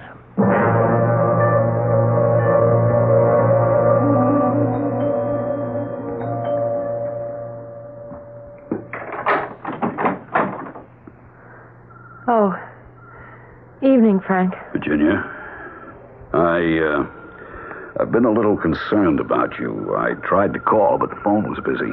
I've had it off the hook. Oh. Well, I was in the neighborhood. I drove by and saw the lights, and... Do you want to come in? Yes. Why not? You're not looking well. I don't feel very well. Then for heaven's sake, Virginia... It isn't physical. Just sheer brutal mental exhaustion. Oh, let's go in the living room. Yes. Have you, spoken to Jerry? No, he doesn't need me anymore. If he ever did. You haven't done anything else, foolish? Not yet. If you mean anything about my baby. Jerry ought to be told, you know. It wouldn't make any difference. How do you know? I know. Well, what do you plan to do? I mean, I feel... Well, I think I have some right to ask. Oh, dear Frank, of course you do. But I can only give you one answer. What? Pray. Pray that I'm not really going to lose Jerry forever to a rival I don't even know how to fight.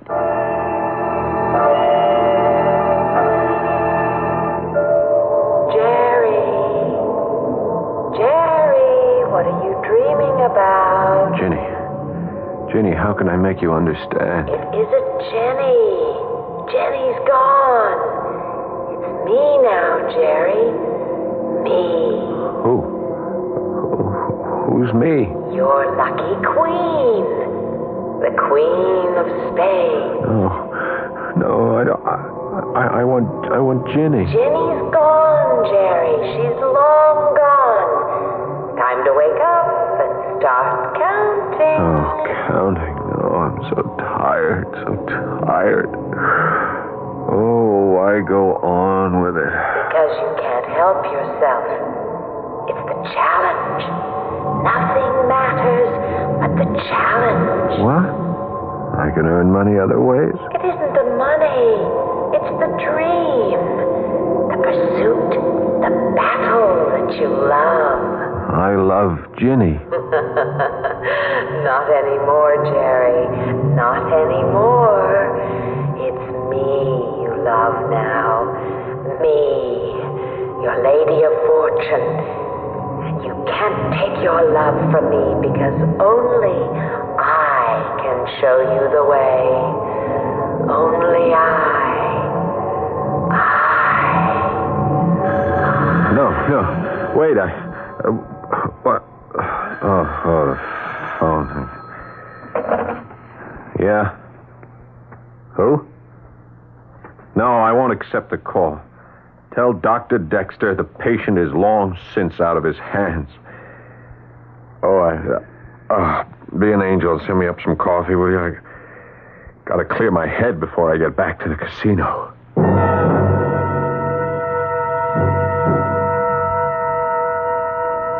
doubling down. Sorry, Mr. Dykeman, your bet is over the table limit. Will the house extend the courtesy? I'm told your bet is accepted. Do I hit you? I'll stand pat. Madam?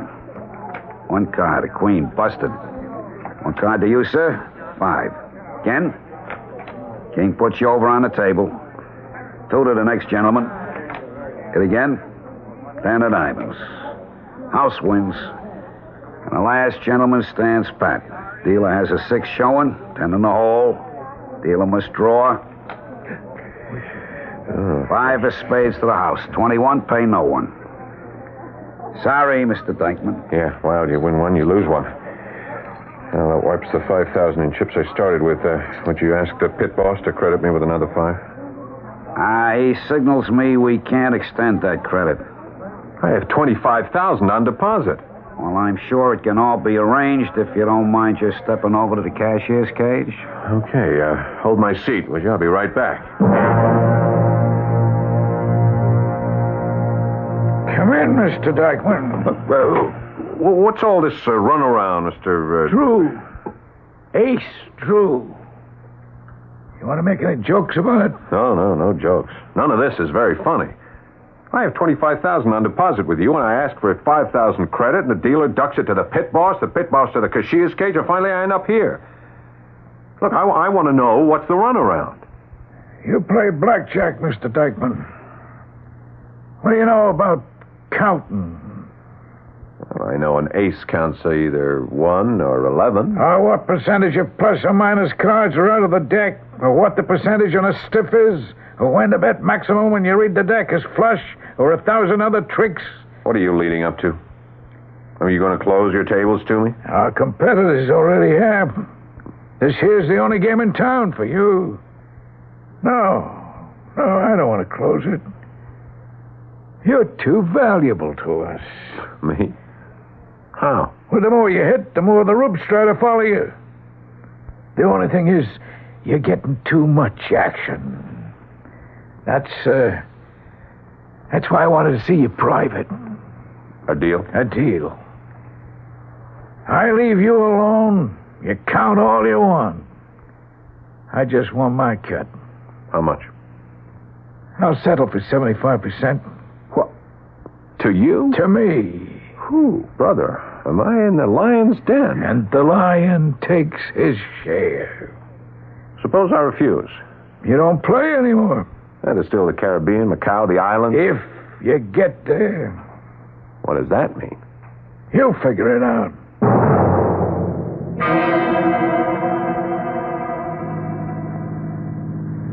Why couldn't we have talked at the hotel? I'd say I didn't want to share our conversation with anyone else.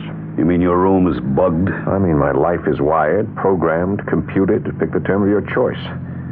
I'm just an end result. Nobody asked you to commit yourself. Not even myself. You could get out. Maybe. Isn't it worth trying? You ever think I don't want to? Yeah, certainly you'd be the last one to want me to, right? Yeah, that's what you're up here for, to talk about me and Ginny. The reason I came up here is to tell you what Virginia won't tell you herself. What? She's pregnant, Jerry. I should go back to her. Of course you should. Only you know I won't. That's what you came up here to clear away, huh? I'm not going to sort out my motives. I offer you a fact. You give up all this and come back to Virginia now, or... Or what? Or do you face a fact I've had to face, that I don't even think this is enough to bring you back? Which really gives you some big lift. Not really. I love Virginia. But she loves you. She just can't live with you as you are. No one could. And if she can't have you, I want her to settle for second best. Yeah. Well, better have her settle. And I'm not downgrading you, Frank. Even with a child? What good am I to anyone or anything except to win a game in which the prize isn't worth fighting for. Only the compulsion that I cannot end a loser. What's the matter, Jerry boy? You ready to be counted out? Has to be a losing streak. Just a streak. The count still must be right. Right. Don't be too sure. The cards, and even me, are fickle. Oh, why do I have to win? Why can't I accept losing? Because you're a gambler. You're caught. You're hooked. I can't. Caught. Ginny. Forget her, Jerry. She's gone. She can't help you. Ginny, what have I done to you?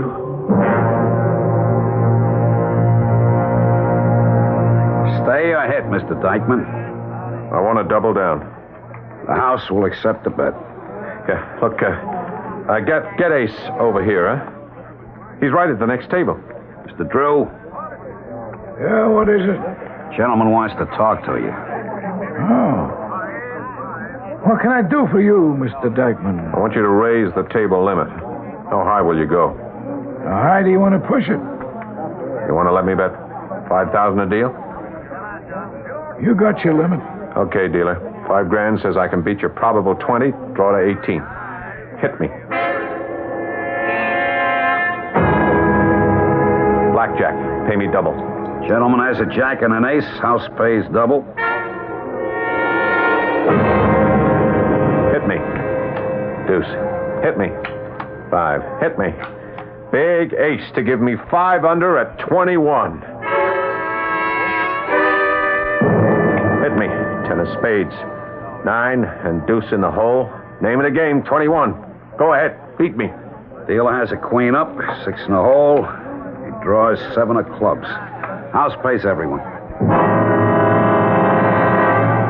Did you locate him? Oh, he blew. $52,000 he took the house for tonight, and the big boss had to be here. Didn't you tell him about the public relations and all? Yeah, sometimes it can get too expensive.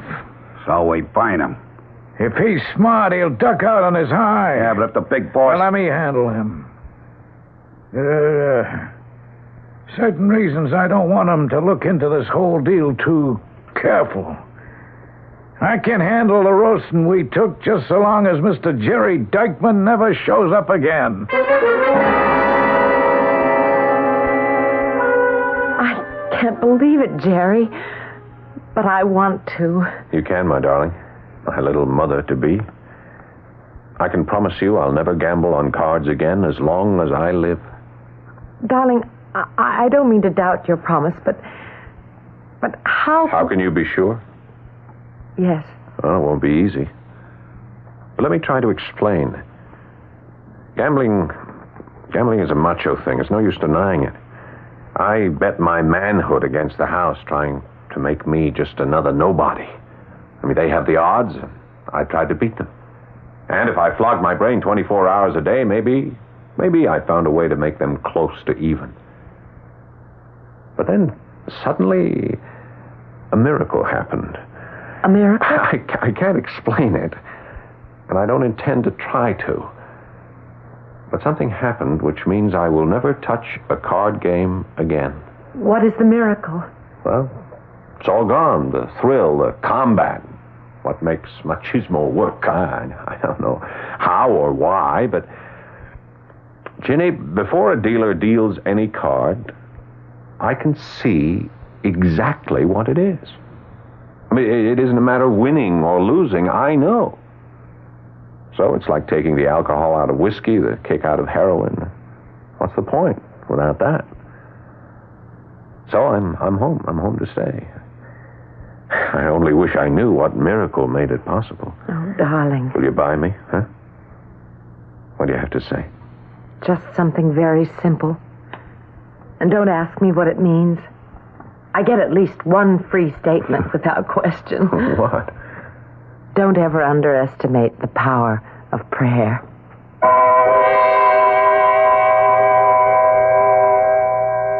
Jerry and Virginia moved to a small town on the East Coast and opened a community shop for local artisans and artists.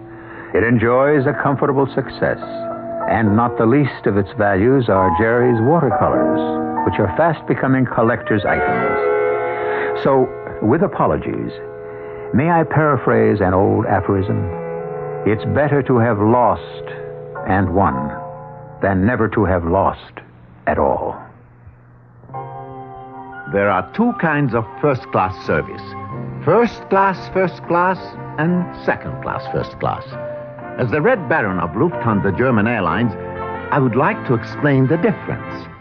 Mine is first-class, first class.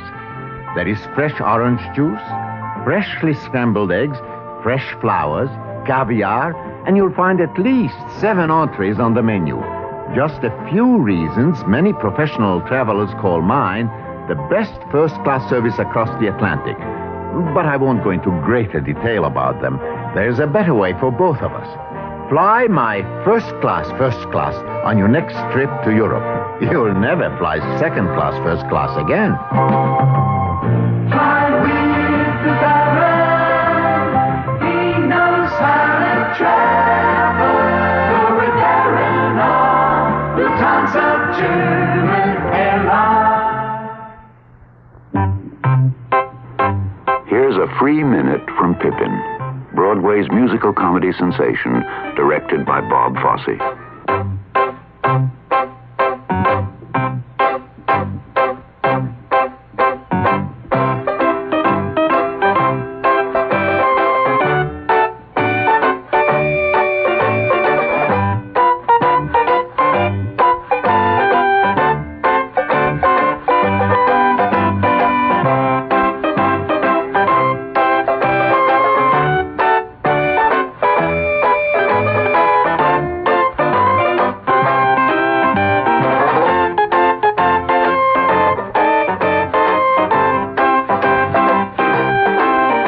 See the other 119 minutes of Pippin live at the Imperial Theater without commercial interruption.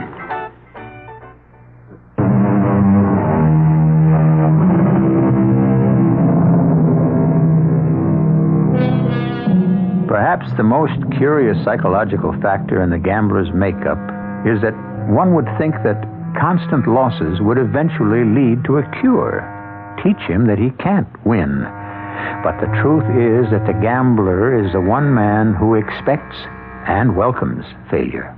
The only thing he may not be able to withstand is success, and therein may lie his only cure, a pleasant one, even if Jeremy Dykman didn't choose to exercise his special powers. He ended up happier just letting life deal the cards and allowing them to fall as they may. Our cast included Paul Hecht, Patricia Elliott, Jackson Beck, and Ian Martin. The entire production was under the direction of Hyman Brown. Radio Mystery Theater was sponsored in part by Buick Motor Division. This is E.G. Marshall inviting you to return to our Mystery Theater for another adventure in the macabre. Until next time, pleasant dreams.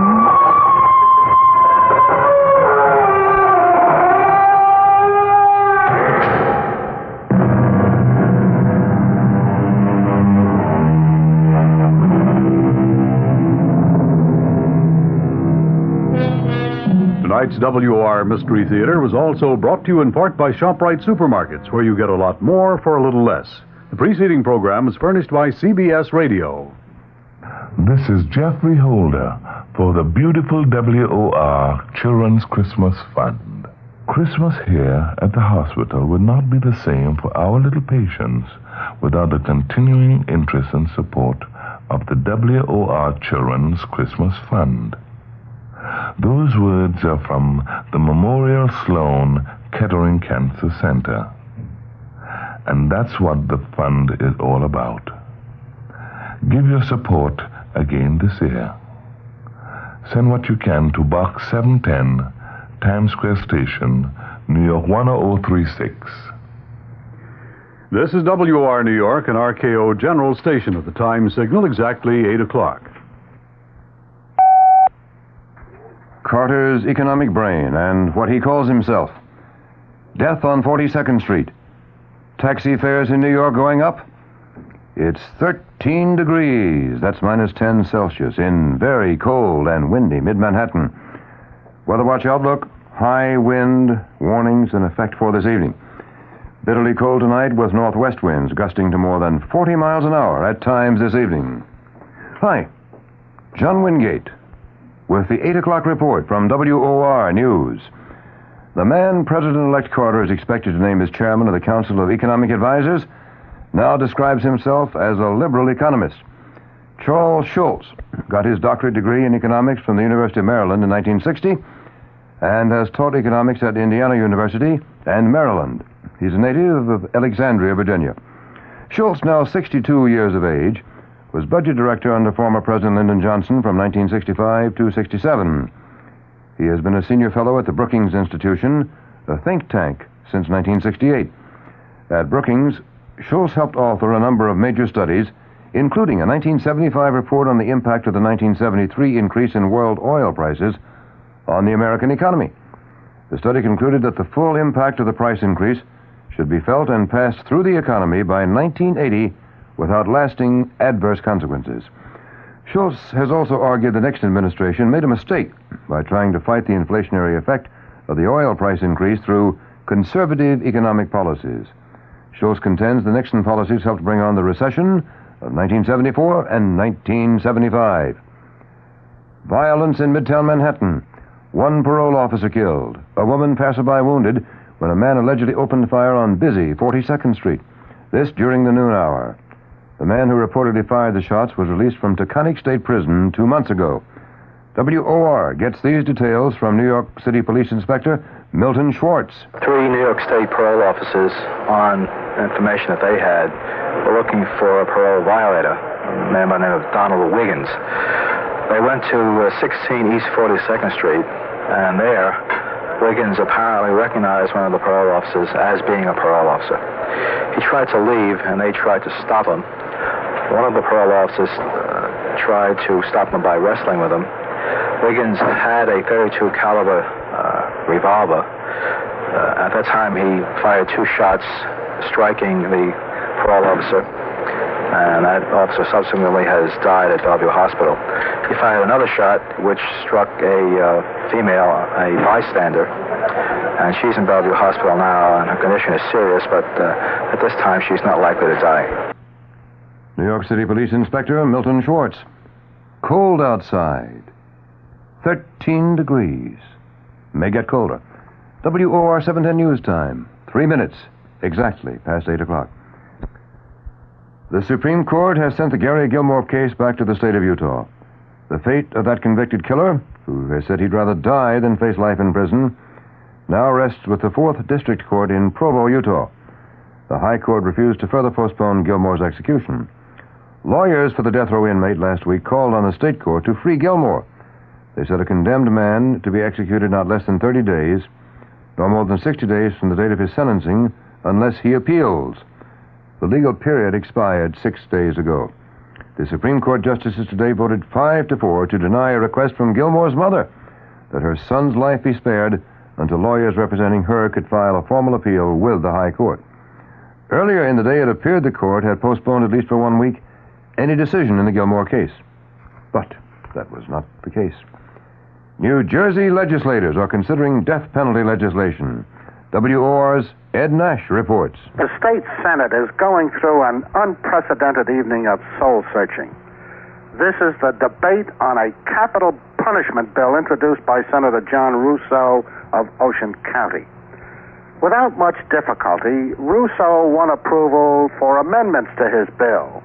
Amendments that would prescribe the death penalty not only for a murderer, but also for anyone who engages another to commit murder. But then came another move for amendment. This time it came from Senator James Dugan of Hudson County. Dugan made a quiet, impassioned plea for rejection of the death penalty. Dugan offered a substitute punishment, mandatory life imprisonment for murder, but without chance of probation, parole, or pardon. And it's on that subject, Dugan's amendment, that debate continues at this hour.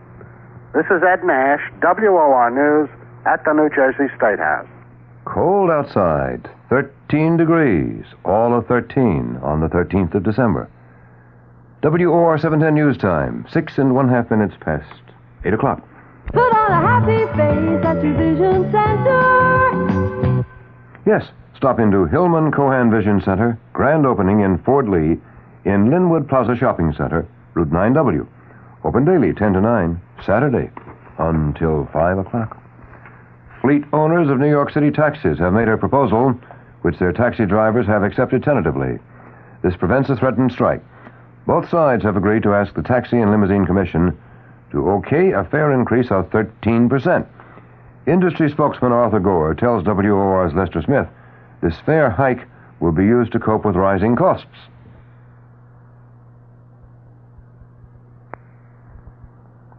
Apparently, we will not hear from Mr. Gore at the moment, but we will try later. Last-minute talks have been scheduled for tonight for the Wyandanch Long Island school teachers who are threatening to go on strike tomorrow morning. The Wyandanch Teachers Association has been without a contract since June 30th. Union President John O'Donnell said earlier today that the prospect of a settlement before tomorrow, to quote him, doesn't look good. Wyandanch has 150 union teachers and 2,800 students. O'Donnell says the union's rank and file will meet at 7 a.m. tomorrow to take a strike vote, and if the motion carries, the walkout, he says, will take effect immediately. Now we come to the WOR Weather Watch update for New York City and vicinity. High wind warnings in effect for this evening. Forecast bitterly cold tonight with northwest winds gusting to more than 40 miles an hour at times this evening, then tapering off after midnight. Clear skies with record-breaking low temperatures near 10 here in the city and mostly from 5 to 10 in the colder suburbs. Mostly sunny and not quite so cold tomorrow, with highs tomorrow reaching the low 30s. Fair tomorrow night with a low from 25 to 30. Partly cloudy and milder on Wednesday, and a high Wednesday in the 40s. The chance of snow, it's near zero tonight, up to 10% tomorrow, and tomorrow night. Winds northwest at 15 to 25 miles an hour, with strong gusts of 40 miles an hour or more, gradually diminishing to 10 to 15 by morning. Becoming southwesterly at 10 to 15 miles an hour tomorrow and tomorrow night. In very cold and extremely windy mid-Manhattan, we're now down to 13 degrees, that's minus 10 Celsius. Humidity, that's 34%. Wind northwest at 13, gusting now to 34 miles an hour. Barometer is 30.44, and that barometer is rising. The top stories of the hour. Charles Schultz, who is President-elect Carter's Economic Counsel-to-be, describes himself as a liberal economist. New Jersey State Legislature tonight debates death penalty. U.S. Supreme Court throws Gary Gilmore case back to Utah. And that's the 8 o'clock news. John Wingate reporting. Next news on this station always, the moment it happens. Next scheduled news. I'll be back with you at 9 o'clock tonight. 9 o'clock, straight up. Now we go to Barry Farber, tossing questions and getting answers.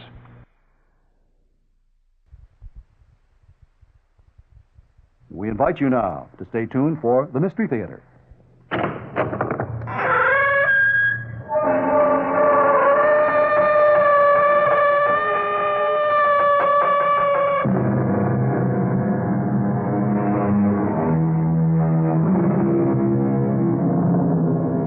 Come in.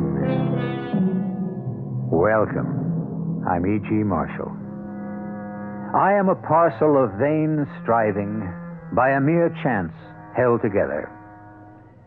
Sometimes, perhaps in the silence of the night, when there is a moment for quiet reflection, pause to ask, what is this burning package of desire known as the body? What is this seething mass of chaotic thought known as the mind? Think about it. Some of the answers you get will frighten, amuse, and astound you. Our mystery drama, The Smoking Pistol, was written especially for the Mystery Theater by Sam Dan and stars Howard Da Silva. It is sponsored in part by Buick Motor Division and Anheuser-Busch Incorporated, brewers of Budweiser. I'll be back shortly with Act One. Budweiser presents Beer Talk. A lot of people like their beer ice cold, but too cold can be too bad for the flavor of great beer. Take Budweiser. It's brewed and beechwood aged to taste best at about 40 degrees. Of course, if you're on a picnic and the bud's on ice and nobody brought a thermometer, go right ahead. It's nothing to get hot about. Anheuser-Busch headquarters, St. Louis, Missouri. I'm E.G. Marshall, host of Mystery Theater. It's Christmas time, and you are Santa Claus, the spirit of Christmas. And with your generosity, the reality of Christmas will be brought to thousands of needy children in the WOR listening area. Your contribution means gifts of toys and clothing for each of them under Christmas trees in hundreds of hospitals and institutions. You light up those little faces on Christmas morning because you have taken the time now to send your check to the WOR Children's Christmas Fund. The nicest thing about your contribution is that 100% of it, the entire amount, is used to buy gifts for the children. Send your check today to the WOR Children's Christmas Fund, Box 710, Times Square Station, New York, 10036. Thank you. Ah, Madame Rochas, je vous adore. Ah, Madame Rochas, pour moi, vous êtes toutes les femmes. In France, romance is a national passion. So is Madame Rochas. Madame Rochas, perfume and eau de cologne. There's never been a more romantic fragrance or a more beautiful interpretation of what it means to be a woman. But why wait for him to make a gift of it? Discover Madame Rochas for yourself.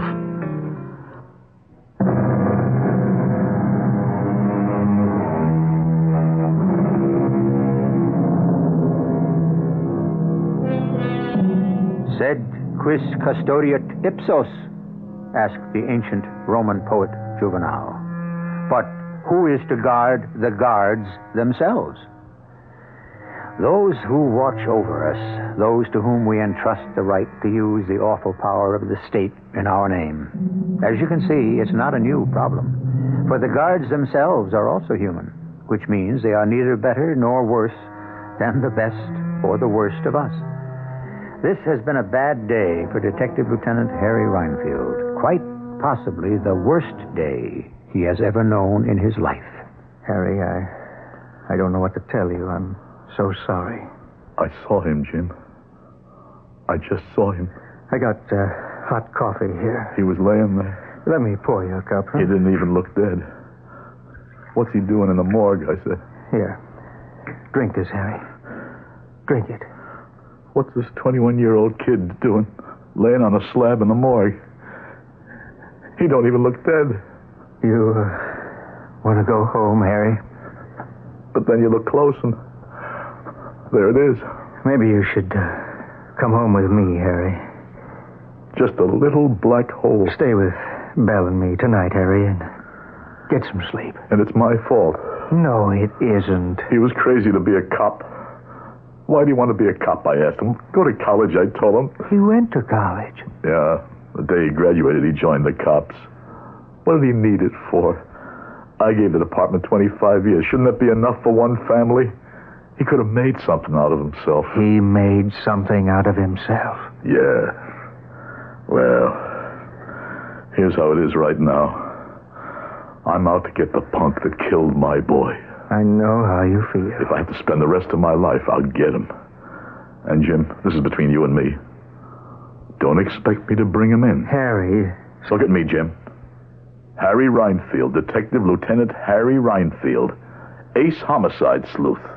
That's what it says in the papers. There's something you... All those cases I solved, we used to sit around and laugh at the stories they wrote about me, remember?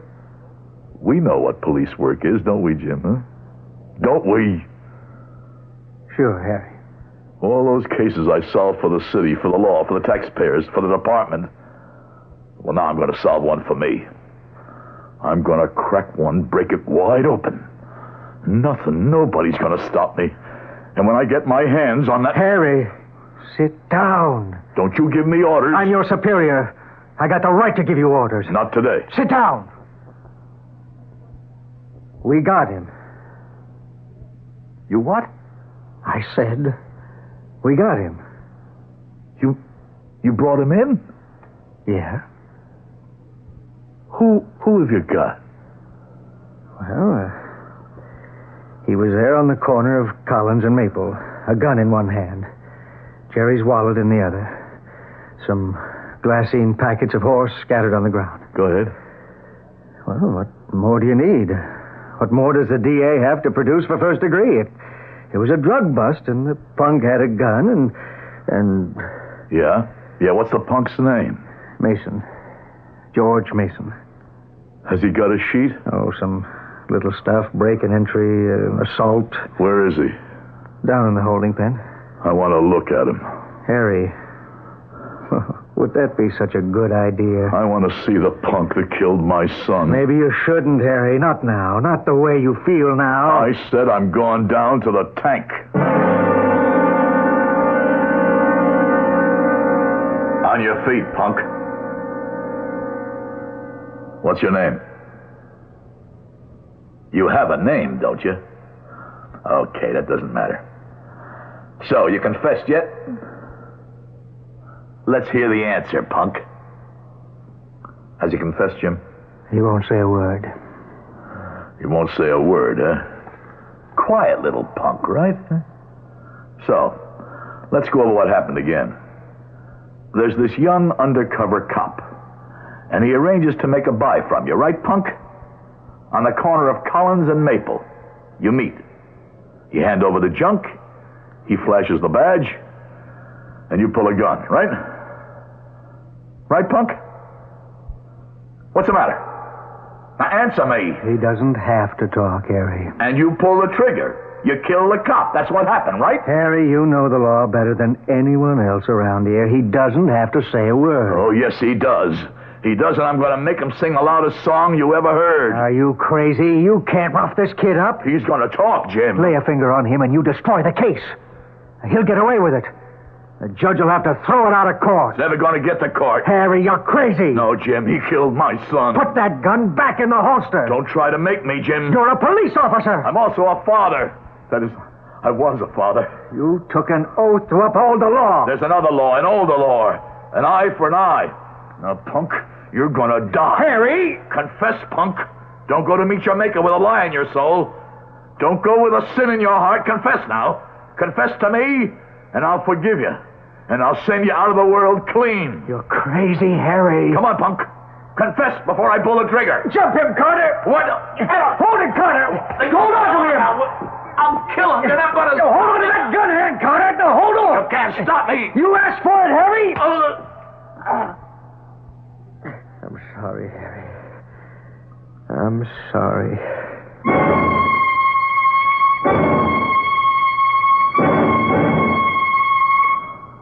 Here, Harry. Drink this. What happened? Well, we had to subdue you, as the saying goes. Subdue? Yeah. I've been on the other side of that subdue from time to time, you know. Yeah, well, now you know how the other half lives. I see. I'm home. Yeah. Carter and I figured it would be best to bring you here. You would have killed that punk. I would have. Well, can I give you back your gun? Yeah. Harry, take some time off. You got plenty coming due. Think about it, huh? I'll think about it. You want to come over to the house and stay with Belle and me for a while? No, Jim, I'll stay here. You shouldn't be alone. I know. But I'm going to be alone for the rest of my life.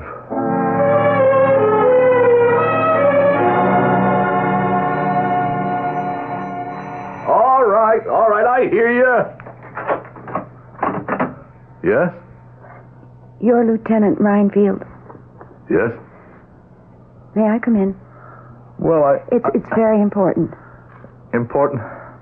I'm sorry, ma'am. I can't consider anything as being important today. I just buried my son. I know. I was at the funeral. Well then, I'm sure you know how I feel. Not now, but I will. Because a few months from now, I'll be coming home from my son's funeral. I beg your pardon? My son is going to die. Everybody says so. That's because everybody says he killed a cop. Look, ma'am, My name is Mason. Bessie Mason. Mason? I'm George Mason's mother. I must talk to you. We don't have anything to say to each other. Please. Mrs. Mason. Please. Look, I don't want to seem impolite or anything like that, but I must ask you to leave. But he didn't do it. The evidence speaks for itself. But I don't care about your evidence. Well, what do you want me to do? What the city pays you to do. Find the killer. The killer's been found. My son is innocent. How do you know? Because he told me. Oh, sure, yeah. That makes everything different. Your son is a punk. In many ways, yes. I can't deny that. He's already done time? That's a matter of record. Once for break and entry? Yes. And once for assault? Yes. And he was innocent those times, too, huh? No. So he's not a little angel? No, he's far from it. But he's not a murderer. Look, lady, I just can't stand here and talk to you. You'll have to excuse me. Please let me in. Thank you. What do you want me to do? I've already told you. Find the killer. Now, Lieutenant, you had a good boy. I don't. And it's my fault. I was busy, very busy. His father ran out on me many years ago, and I got a job in personnel. I made something of myself. But I guess I neglected George. Mrs. Mason, please believe me, I can't do anything for you. It's funny how we could always find the wrong kind of friends. But, you know, no matter what kind of trouble he got into, one thing he never did, he never lied to me. And he said to me, Mother, I didn't kill that cop. I didn't. Look, Mrs. Mason, let me tell you something. I've had experience in these things.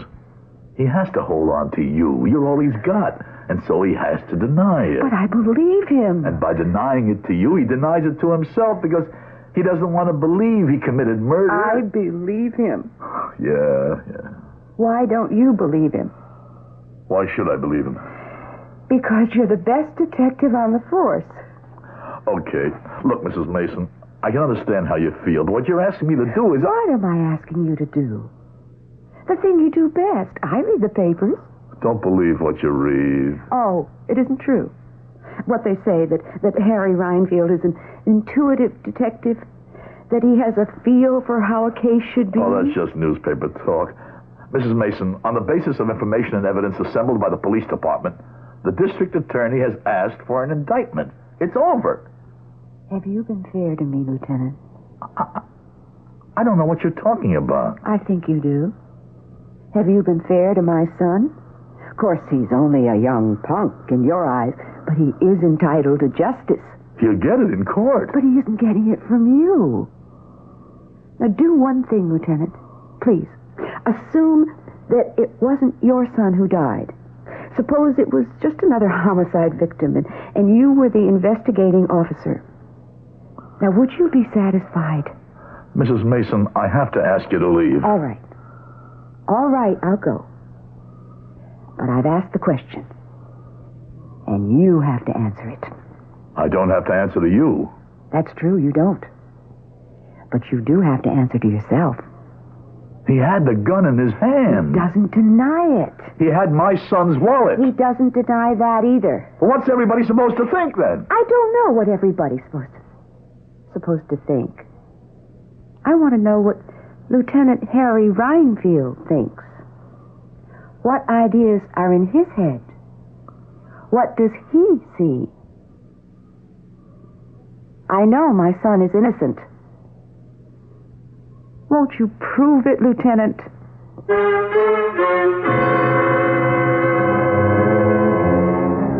In a recent, highly celebrated public proceeding, a definition of guilt was requested. And it was said that if a murder has been committed, and you see a man near the corpse with a smoking pistol in his hand, it would be reasonable to assume he's the killer. The smoking pistol. that does it. Or does it? I'll continue in just a few moments.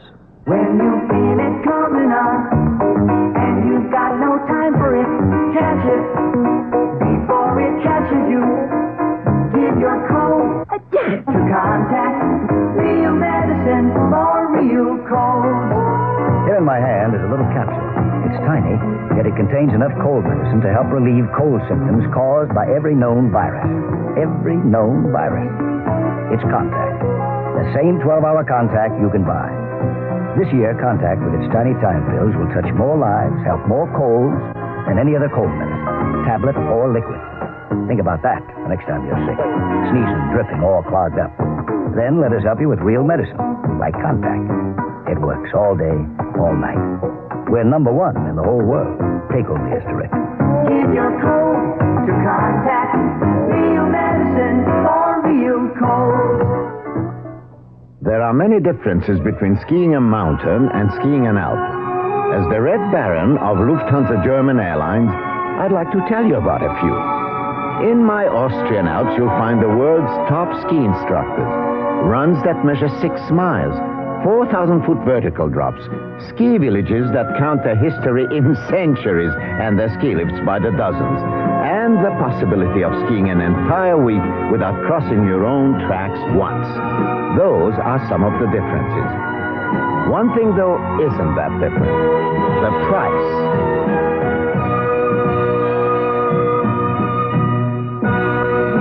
The cost of the Red Baron Ski the Difference holidays in Austria, including airfare, are about the same as the cost of an equivalent length stay in a comparable Western American ski resort.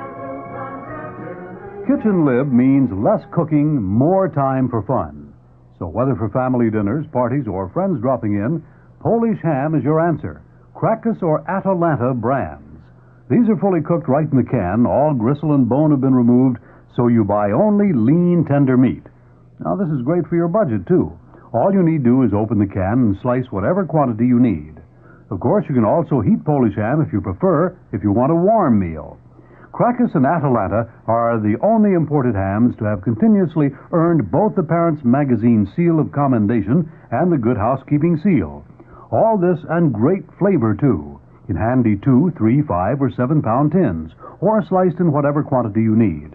Get Krakus or Atalanta hams at food stores in your neighborhood. You'll love its convenience. Your family will love its great taste. These have been imported for more than 25 years by New York Commodities Corporation. Available at all Acme supermarkets.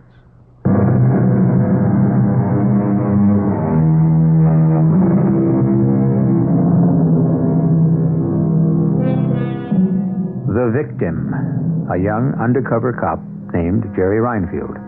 The suspect, with a smoking pistol in his hand, young George Mason. The detective, the victim's father, Lieutenant Harry Reinfield. The case is open and shut. That is, it should be. But the suspect's mother, Bessie Mason, believes her son is innocent. Well, faith can move mountains, or so we've been told. Mrs. Mason, I must ask you to leave. All right. I'll go. Because I know the kind of man you are, Lieutenant. You swore you wouldn't rest until you found your son's murderer. He's been found. Are you sure? Are you sure?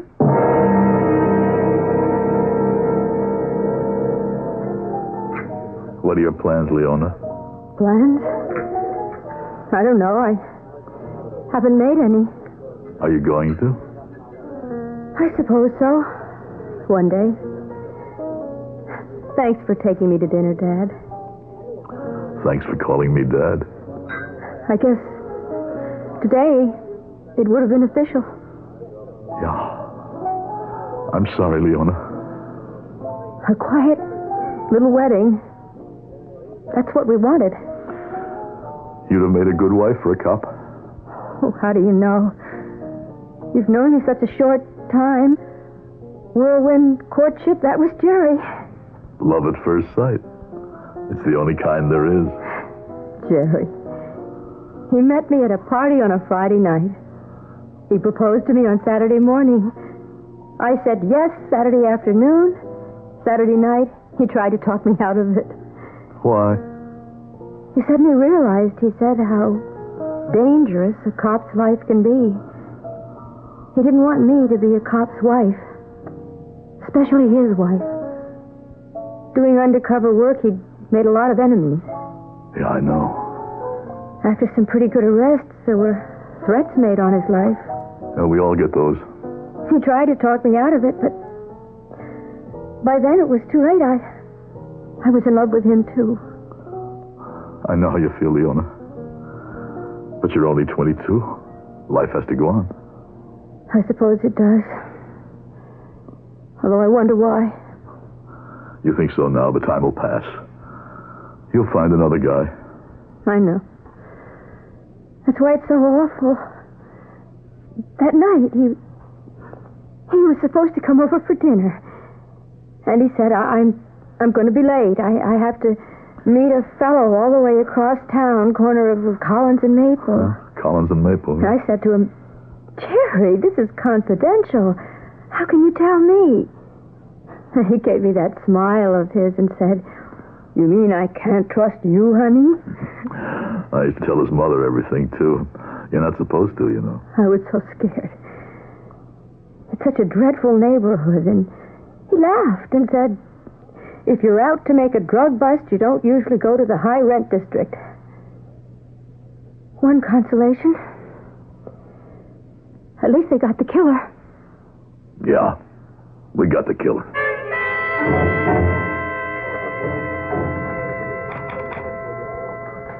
The latest manpower allotment.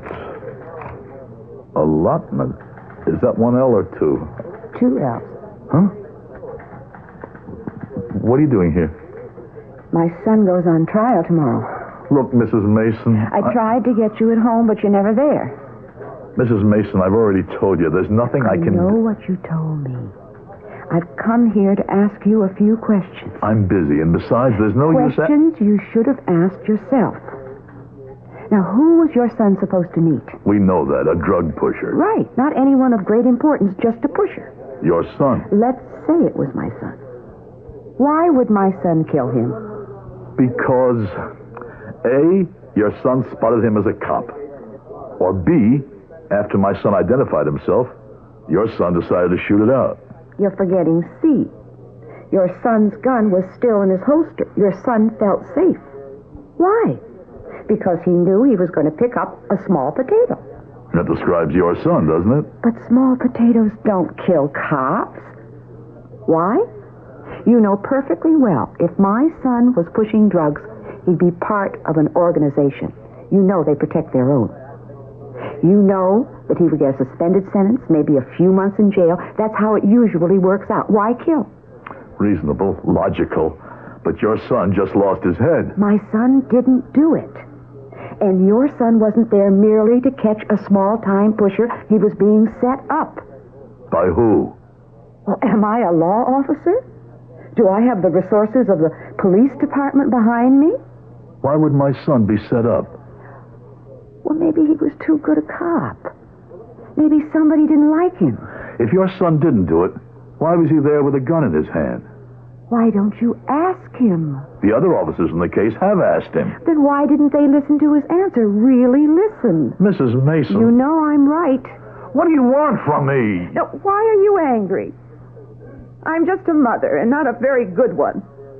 Now, all I know is my son tells me he's innocent, and I want to believe it. I want to believe it. Now, look, no. It's all right. I'm sorry I bothered you. Please excuse me.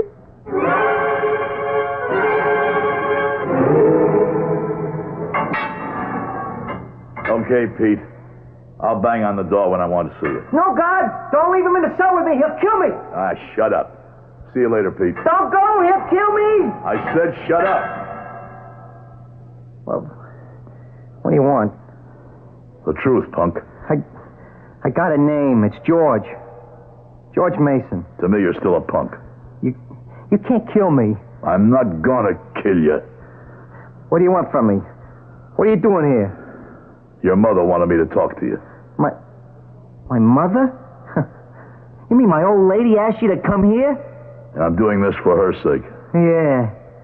Yeah, Bessie's still a good-looking dame, ain't she? I'm going to let that pass, but don't press your luck. So, and she's cut up about me. Well, it's the only time. What do you mean it's the only time? She never knows I'm alive, except when I'm in jail. Is that so? Yeah. She's a very busy dame, you know. Works at a big, important job. Runs with big, important guys. Look, I'm not here to talk about her. I want to talk about you. She always gets guys that do things for her. I don't care what it is, you know, even something like this. Well, look, you're here. What happened that night? You wouldn't believe a word. Well, tell it to me then. I already told it 100 times. Make it 101. Let's start with what we've got. You were on Collins and Maple, huh? Yeah, you know, Collins and Maple. It's a place for all kinds of, you know, weird characters. And you were looking for some loose change, huh? I'm coming down Maple, and just as I get to Collins, I hear voices. Voices? Saying what? I don't know, just voices. I can't make out the words. Anyhow, I hear a shot, and I hear steps running off, and I hear somebody moaning, so I go around the corner, and it's dark. I see someone laying on the ground. I bend down. He's dead. How did you know he was dead? You can tell when somebody's dead. So I figured, why does he need his wallet? Where he's going, he don't need nothing. So I reach inside his jacket, and there it is. So now I hear footsteps coming around Maple, see? And I get scared. There's this pistol laying on the ground. So like a chump, I pick it up. Maybe I need it, you know? And the next thing I know, there are these two guys pointing guns at me, and they yell, "Freeze! Police officers!" And that's the story. Yeah. Some story. I told you wouldn't believe it. Go back to the voices now. I'm not even sure they were voices. Well, what were they then? Well, you're walking down the street, mind your own business. You hear like a hum of, you know, maybe people talking. Who pays attention? And then bang, the shot. You say you heard footsteps running off. Did you see anybody? Well, by the time I turned the corner, whoever it was got away. What did the footsteps sound like? For crying out loud, what do footsteps sound like? Were they heavy footsteps? Well, did it sound like it was a big guy? Heavy step? Oh, I see what you mean. No, they wasn't heavy. They were light. Light? Yeah. You could almost picture a guy that, you know, by the sound of the foot. Yeah, I see what you mean, yeah. Okay, get over it. How do you picture this guy? Well, no, wait a second. I don't picture him as a guy at all. It was a dame. A dame? Yeah. You ever listen when a dame is running down a sidewalk, a dame with heels, you know? It makes a sound like rap, tap, tap, click, click, click, you know? A dame, huh? Yeah. Why didn't you say this before? Nobody ever asked me before. Who believed me? You? Do you believe me? Or you just trying to score some points with the old lady? I think it's time I got out of here.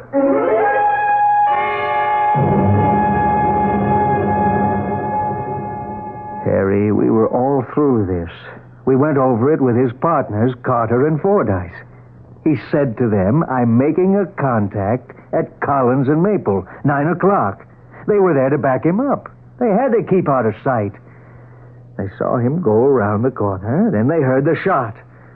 When they got to him, he was on the ground, and the punk, this George Mason, was standing there with the gun in his hand." And they didn't see anybody else? Didn't hear anybody else? You want to ask him again, he'll get the same answer. The punk says he heard someone running away. Oh, sure. What's the matter with you, Harry? Sure, we're reacting to your son's death. Suddenly this concern for the killer. Who says he's the killer? Harry, you're talking to me. He was standing there with the smoking pistol. Now, we're satisfied he did it. So is the DA. In a matter of weeks, so will 9 judges and a jury. Yeah, well, maybe I'm not satisfied. It can be a problem if your attitude becomes known, Harry. Well, once he's acquitted, That's the ball game. I'm not sure of anything anymore. Ever since Ruth died, your son has been your whole life.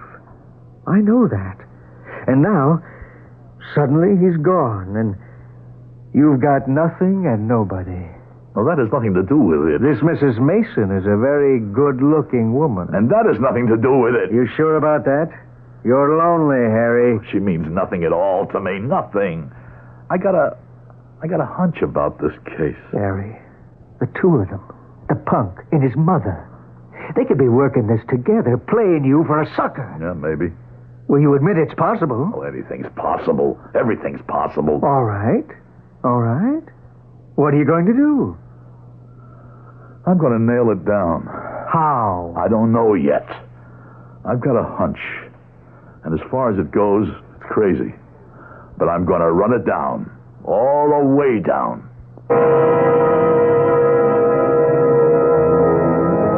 As it stands right now, the district attorney has a good enough case to get a verdict of murder in the first degree against George Mason for the murder of Officer Jerry Reinfield.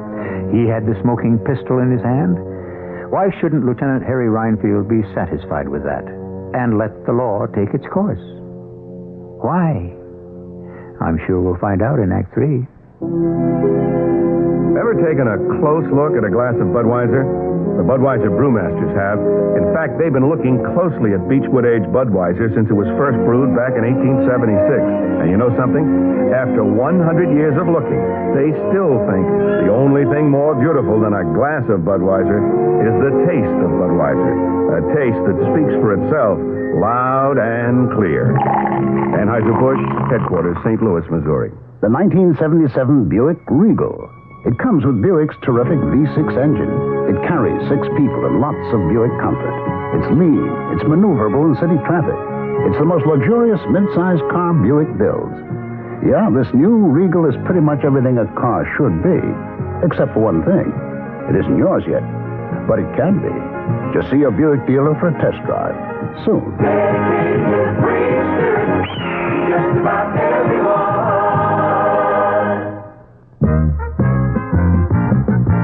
Another open, another show, another way just to let you know that Dry Dock Country is sure to grow. Another open and another show at 85th Street and Lexington with gifts or favors for everyone. This very day is the time to go. Another open and another show. Come into the new Dry Dock at 85th Street and Lexington Avenue and open a savings account anytime before January 12th. There are favors for everyone and valuable gifts for new depositors. All deposits for gifts must remain 14 months. Don't forget, before January 12th. Another opening, another show. A Dry Dock opening's the place to go.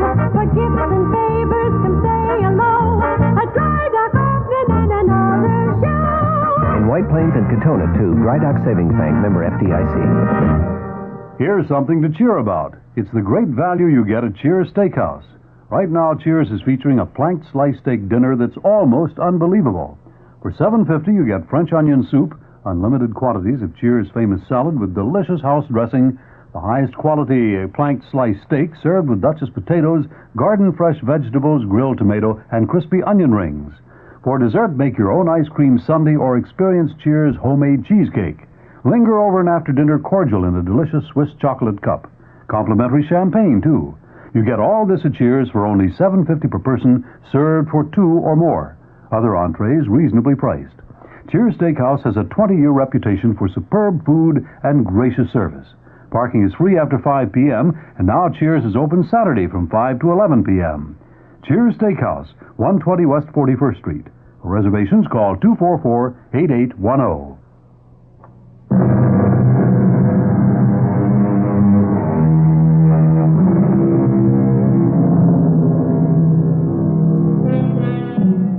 The world, according to Lieutenant Harry Reinfield, is a place of feelings and hunches.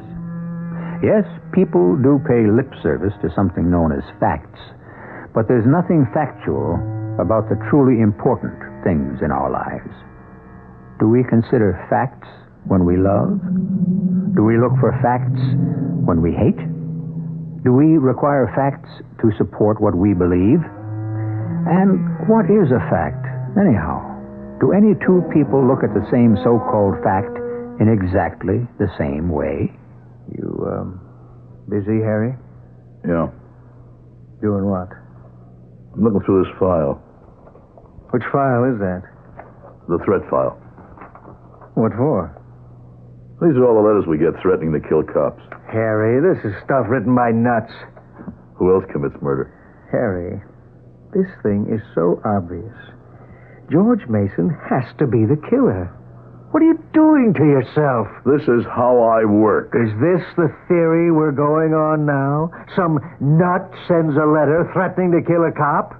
Then he sets Jerry up? We're just following a certain line of inquiry and seeing where it leads us. Oh, yeah. Well, let me know when you get there. Hey, look at this. A plain piece of white paper, neat, clean, and typed. Very good typing, huh? Fresh black ribbon. So what? Well, your average nut letter is typed badly on an old machine with hardly any black at all on the ribbon. You still haven't told me what this proves. The strike on each letter is even. And this was done by a typist. Okay, nuts who know how to type, so what? But listen to this. I intend to get even with you for what you did to someone I love more than anyone else in the world. What was done to him will be done to you. And? That's it. That's all of it. And somebody wrote that kind of note to Jerry? No. It's addressed to me. To you? See? Lieutenant Harry Reinfield.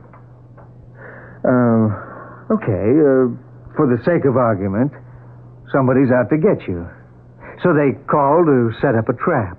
But the call goes to the wrong Reinfield. To your son Jerry instead. So it's mistaken identity. If I could only find the machine on which this was typed. Oh, sure. There are only 1 million typewriters in the city.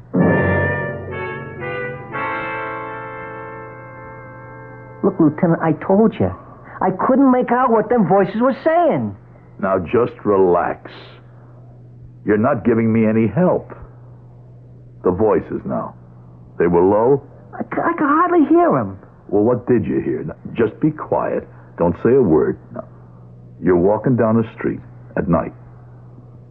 It's dark. Deserted. You approach the corner. You're aware of voices. I told you, Be quiet. Shh. Why do you say you heard voices? Because... Come on, tell me. Because... Why do you say voices? Why not noise from a truck or why not a dog barking? Because they were human voices. I mean, people. They were saying words. What words? I don't remember. There's no way I can remember. Don't quit on me now. I wasn't paying attention. Well, maybe you don't remember the words. Can you remember how they were said? How they were said? Yeah, did it sound angry, like an argument? An argument? Yeah. Yeah, I think so. Why? It sounded like a fight. Yeah. One word I can remember. One word. Crazy. Crazy? Yeah, that was the word. No, the 2 words. You're crazy. And then the shot. And the dame ran away. I mean, I heard what had to be a dame's footsteps running away. You heard him say, you're crazy, right? Yeah. Now that I concentrate, that's what I heard. But don't ask me to remember anything else. That was all I heard. It's enough.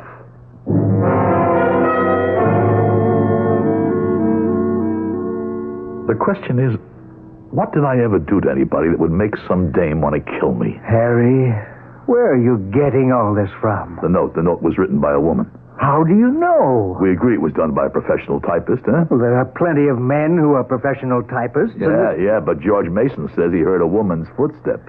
If I were in the spot George Mason's in, I'd say anything. Oh, work with me on this, will you?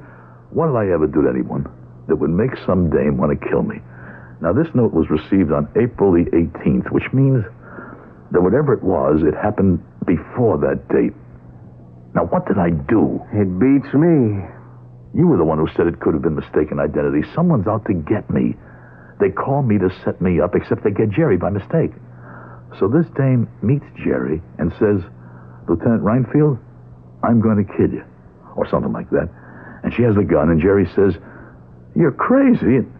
Well, that's what George Mason heard. The question is, whose husband or whose boyfriend did I kill? You didn't kill anybody, Harry. Yeah, I know that. In all the years on the force, I never had to fire a single shot. But whose husband or boyfriend did I send up for life, or who died on account of me? You better forget that letter and the file and let justice take its course.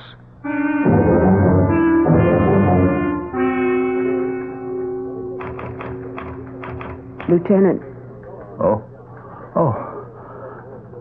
Hello, Mrs. Mason. I've just come from the courtroom. The jury will find him guilty. Mrs. Mason, I've done what I could. Have you? What more do you want? I don't want my son to pay for a crime he didn't commit. I'm going to tell you something, Mrs. Mason. You can take this any way you like. I didn't have to do anything at all. It wasn't my case, you understand? You talked me into trying to open up something that was already closed as far as the department is concerned.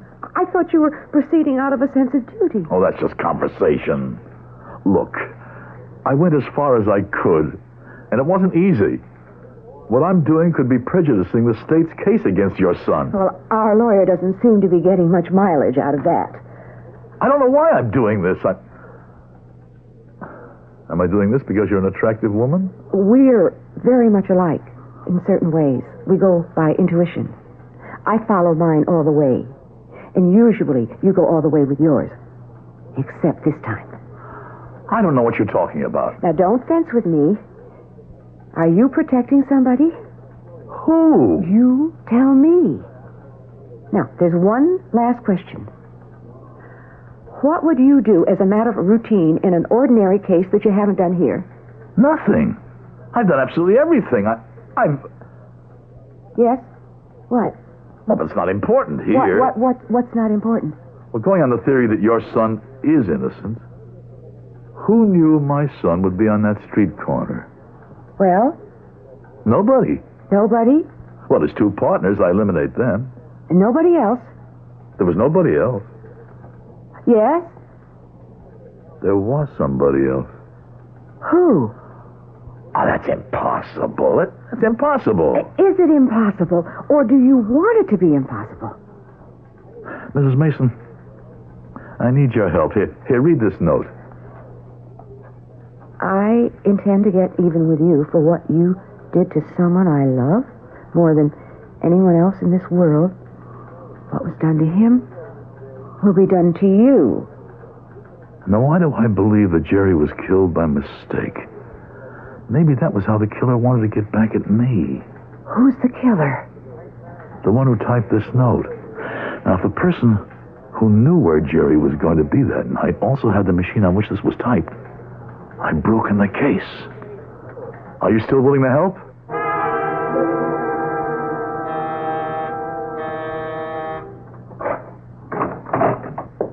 Yes?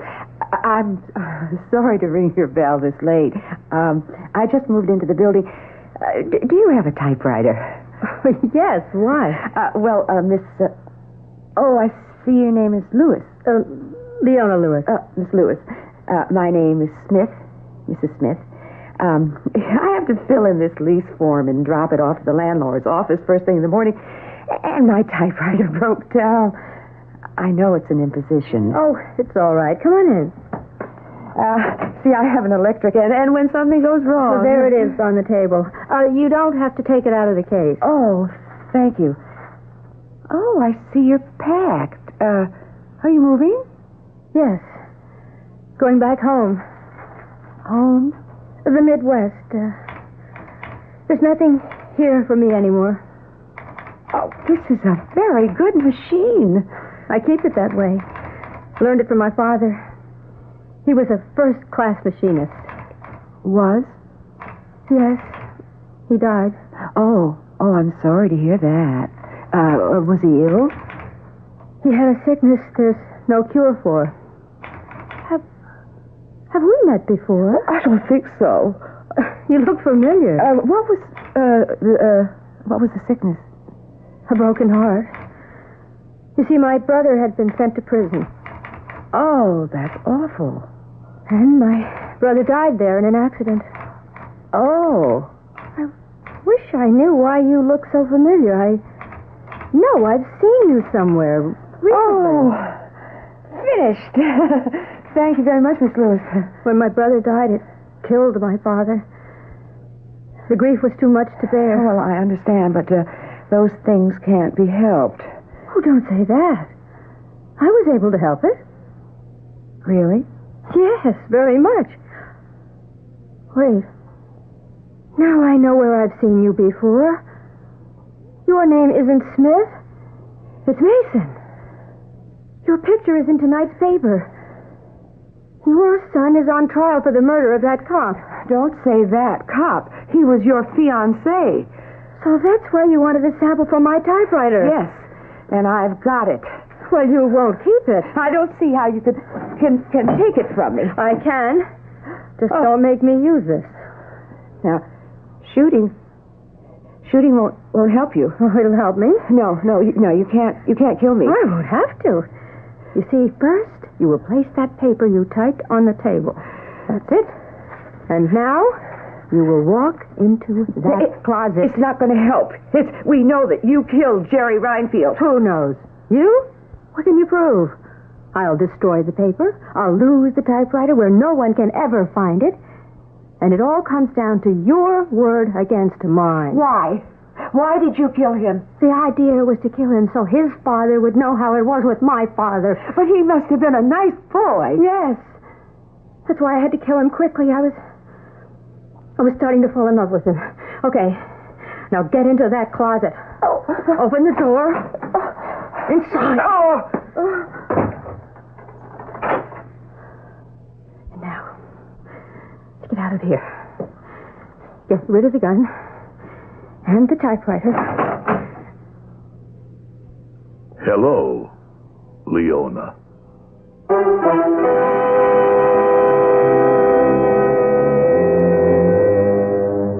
Hello, Leona, says Lieutenant Harry Reinfield. Of course, goodbye, Leona, might be more appropriate. I can inform you that Leona Lewis was found mentally disturbed and is serving an indeterminate sentence. I shall return shortly. I guess I'm lucky. My family's always been healthy. Oh, a touch of constipation now and then, but we've got X-Lax for that. When you need a laxative, shouldn't your first choice be the one more families buy than any other? That's today's X-Lax. Families like the chocolated taste. You'll like the way X-Lax works, gently overnight for relief in the morning. Next time, make gentle chocolated X-Lax your first choice for occasional use only as directed. We've always been healthy, and X-Lax is part of that. What's for dinner has an old familiar ring. Where does a mother go for the best of everything? What's for dinner? The family wants to know. Who's got the answers? Who's got the most to show? ShopRite has. ShopRite has. To save you time during this busy holiday season, ShopRite is featuring quick, easy, and satisfying meals. Fresh, lean ground chuck, good so many ways, just 79 cents a pound. ShopRite hamburger rolls, 10-ounce packages, 3 for $1. ShopRite king-size beef franks, another year-round favorite, 89 cents for a 1-pound package. ShopRite mixers, 28-ounce bottles, 5 for 99 cents. And for all your holiday needs, toys, trimmings, and wrappings to ShopRite, the holiday place. In Italy, we celebrate many traditional holidays and feasts. There is Capodanno, to bring in the new year, Festa di San Giuseppe, in honor of St. Joseph, and Carnevale, what you call Mardi Gras. And then there is my favorite Italian tradition, Corvo. Corvo is not a holiday. Corvo is a wine, and it has been an Italian tradition since 1824. That is when the Duke of Salaparuta began producing Corvo on his estate near Palermo. Today, Corvo Red and Corvo White wines are enjoyed up and down the entire Italian peninsula. And now, Corvo wines are available in America, too, in fine Italian restaurants. So the next time you go out for an Italian dinner, Enjoy it in traditional Italian style with Corvo. Ask for Corvo at the store where you buy wine, too. Corvo, the wine that's been an Italian tradition since 1824, imported by Paterno Imports, Chicago, Illinois.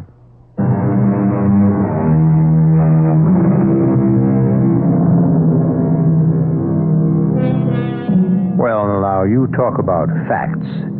And yet, wasn't it Supreme Court Justice Oliver Wendell Holmes himself who said, "The decision will depend on a judgment or intuition more subtle than any articulate major premise"?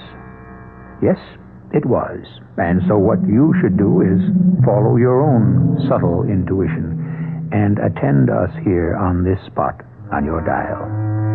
Our cast included Howard Da Silva, Ann Petoniak, Rosemary Rice, and Bob Caliban. The entire production was under the direction of Hyman Brown. Radio Mystery Theater was sponsored in part by Contact, the 12-hour cold capsule. This is E.G. Marshall inviting you to return to our Mystery Theater for another adventure in the macabre.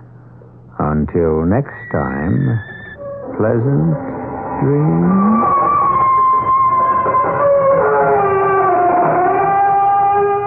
Tonight's WOR Mystery Theater was also brought to you in part by ShopRite Supermarkets, where you get a lot more for a little less. Preceding program is furnished by CBS Radio. This is WOR New York, an RKO General Station. It's 8 o'clock. Here's John Wingate with the news. For New York City, bus and subway service cutbacks. Telephone company nixed on rate increase. Carter names two. It's 30 degrees. That's -1 Celsius in clear mid-Manhattan. Weather watch outlook, clear and breezy, but not so cold as last night. Low in the upper 20s. Hi, John Wingate with the 8 o'clock report from WOR News. This includes the nightly column, The Financial Review. The New York Transit Authority has announced it plans a series of bus and subway service cutbacks beginning January 1. The TA will try to trim $30 million in expenses over the next 18 months. The savings are required by the Emergency Financial Control Board to balance the budget. The TA will lay off 181 former City and Housing Authority policemen who have been working as change booth clerks. Subway service reductions will include elimination of the IRT Bowling Green South Ferry shuttle in Manhattan, the BMT Franklin Avenue shuttle in Brooklyn, and independent double A service in Manhattan. Services will be trimmed during late-night hours on the double G, N, and B trains. Instead of operating 10-car trains during non-rush hours, train lengths will be reduced during off periods to 4, 6, or 8 cars to save money on power and car maintenance. There will also be increased headways between buses, ranging from an extra 5 to 20 minutes during non-rush hours on most routes in the 5 boroughs. The State Public Service Commission has thrown out New York Telephone Company's request for a $393 million rate hike, telling the phone company to back up its figures better. The Commission ruled that documents filed by the phone company last month did not contain enough information to judge the case properly. Phone company had filed a pile of documents 1 foot thick. The PSC ordered the phone company either to cancel its request for a rate increase or to agree to postpone further action until it supplies additional information. Yet another investigation underway involving the flu vaccination program. WOR's Ed Nash has that story. Several states, including New Jersey, have started an investigation to determine if swine flu shots can cause Guillain-Barré syndrome. This syndrome affects the nervous system. It can cause partial but temporary paralysis. 6 cases were found in New Jersey last month, and 4 of these involved persons who had received flu immunization. About 25 cases in various states are under investigation by health departments and the Federal Disease Control Center. The New Jersey Health Department has notified all doctors in the state that the investigation is underway. The department is seeking information on all cases that were diagnosed during the past 2 months or any that may occur during the next 3 months, whether or not the patient had been immunized. This is Ed Nash, WOR News. Convicted killer Gary Gilmore ordered his attorneys today not to fight his execution. They, in turn, asked Utah's 4th District Court to dismiss a petition which sought to have Gilmore's death sentence tossed out on the grounds it was not imposed quickly enough. At the same time, Gilmore's mother asked the U.S. Supreme Court to reconsider its decision yesterday, which lifts the stay of execution for Gilmore. WOR 710 News Time is coming up on 4 minutes past 8 o'clock. Have you heard, I wonder, about the wonderful new life at the Cupola, a very attractive senior citizens facility in Paramus, New Jersey? At the Cupola, all living suites are private, each kitchenette equipped and available either furnished or unfurnished to suit your particular taste. There are gift, barber, and beauty shops, card and game rooms, libraries, a theater, maid service 7 days a week, many planned activities, 3 superb daily meals from a diversified menu, a fully staffed infirmary, and convenient shopping in the Paramus Ridgewood area. The Maloney family, owners and managers, invite you to visit the Cupola. Talk to the people who are living there. And I think you'll agree, this is the ultimate in senior citizen living. The Cupola is at West 100 Ridgewood Avenue in Paramus, 15 minutes from the George Washington Bridge. Call 201-444-8200 or write to me for a full-color brochure. The Cupola. Make the next years the very best years of your life. President-elect Carter has added 2 more names to his cabinet list, announcing the appointment of businessman economist Michael Blumenthal as Treasury Secretary and Congressman Brock Adams of Washington State as Transportation Boss. Carter said both men had intense and complete knowledge of their areas. Carter told an Atlanta news conference that the economy is in worse shape than he anticipated 3 or 6 months ago. He said he will confer with his economic advisors on plans to stimulate the economy, but added that he leans to job opportunities. At his afternoon news conference, Carter revealed that former IBM Vice President Jane Pfeiffer is asked not to be considered for a cabinet post. There had been widespread speculation that Mrs. Pfeiffer would be named Commerce Secretary. President Ford told leaders of Congress today he might approve a pay raise for high-ranking federal officials and members of Congress. The raise, perhaps as high as 40%, would go to the top 2,500 people in government. Mr. Ford said he would not like the raise coupled with a new code of ethics on the disclosure of outside income. Pentagon sources report that a select commission headed by former astronaut Frank Borman has urged the speedy readmission of cadets who left West Point in the recent cheating scandal. Stock market story to come. WOR 710 News Time. 6 minutes past 8 o'clock. She's promised to reimburse the emergency fund as soon as the lottery begins. Bing Crosby will sing White Christmas on the steps of City Hall tomorrow as Mayor Beam lights the city's official Christmas tree. Crosby's wife, Catherine, will also take part in the public ceremony tomorrow afternoon at 4:30. An inmate sentenced to a cleanup detail at a Brooklyn criminal court mopped his way to freedom this morning. The man, 28-year-old Oliver Wendell Stevens, mopped his way down the hall to an open courtroom, mingled with the crowd, and then made his escape. Stevens had only a month and a half to go on his 6-month sentence for petty larceny and bail jumping. One prison spokesman said he may just have wanted to go home for the holidays. A state Supreme Court jury in Albany has begun deliberations in the corruption and larceny trial of Assemblyman Alan Hochberg, chairman of the Assembly Ethics Committee. Earlier today, the jury received a 2-hour charge from Judge William Krangle. Hochberg is accused of trying to buy off a primary challenge in his Bronx Assembly district by offering a job and political support to his potential opponent.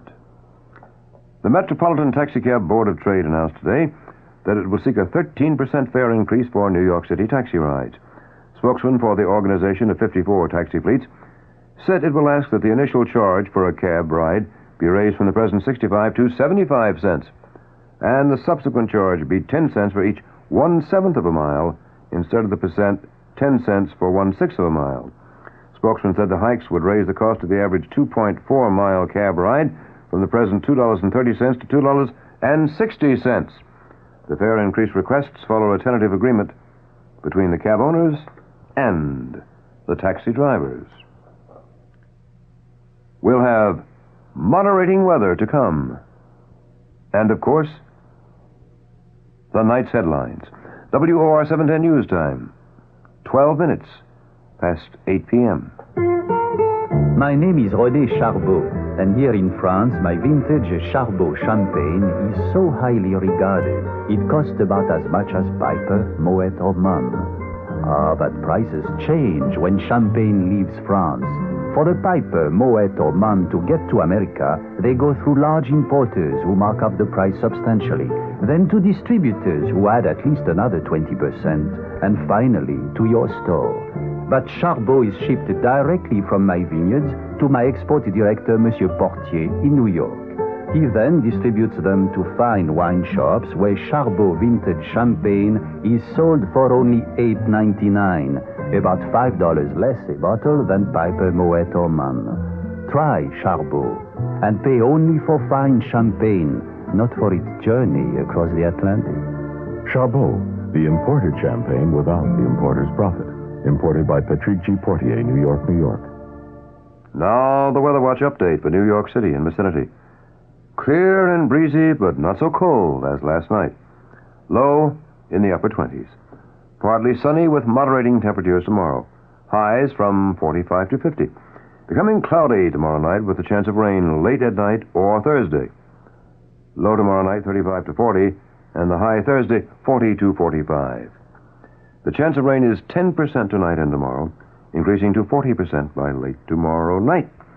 Wind southwest to 10 to 20 miles an hour with some higher gusts tonight. In mid-Manhattan, it's clear, 30 degrees Fahrenheit, -1 Celsius.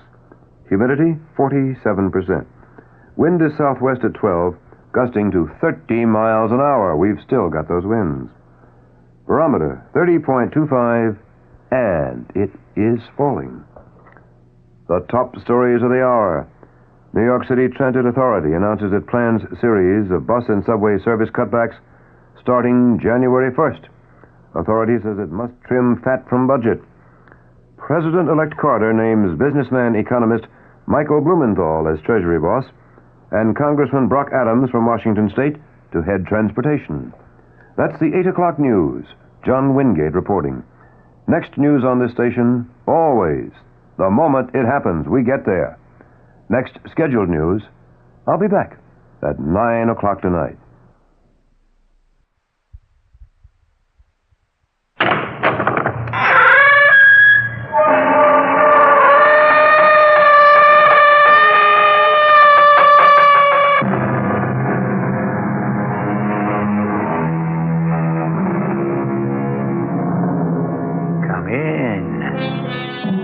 Welcome. I'm E.G. Marshall, who shares with you an interest which few can deny in strange tales of the macabre, stories that arise from suppressed motives and odd personal experiences.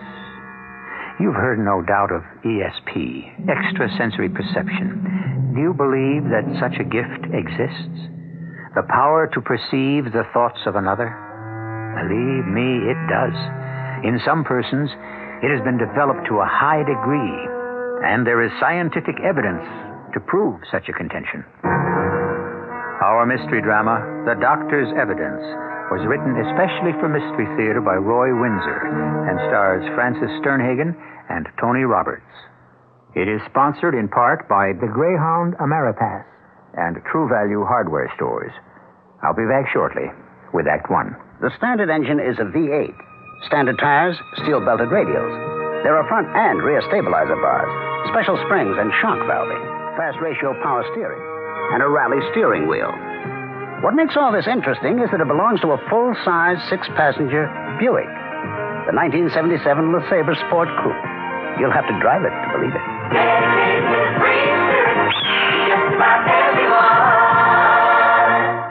Try Tatiana, the unique floral fragrance by Diane von Furstenberg.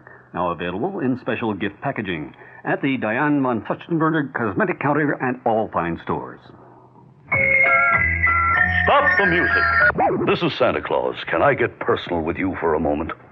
The Livingston Mall has permitted me to get down to the bare facts of Christmas shopping. Now that ought to get your attention. I'm pleased to announce that I'm adding a bear to my roster of reindeer help. Not just any bear, but Yogi Bear. Yogi will be joining me this month for an extended visit to New Jersey's Livingston Mall. You'll find me in my library not far from Yogi, Augie Doggy, Fred Flintstone, and the whole Jellystone gang. And don't forget the mall's 120 quality stores under one roof, ready to fill all your holiday shopping needs. So come on out and say hello to old Santa and my pal Yogi Bear at the Livingston Mall. We're just minutes away from exit 4A, Route 280. Now, if the reindeer union will go along with that bear...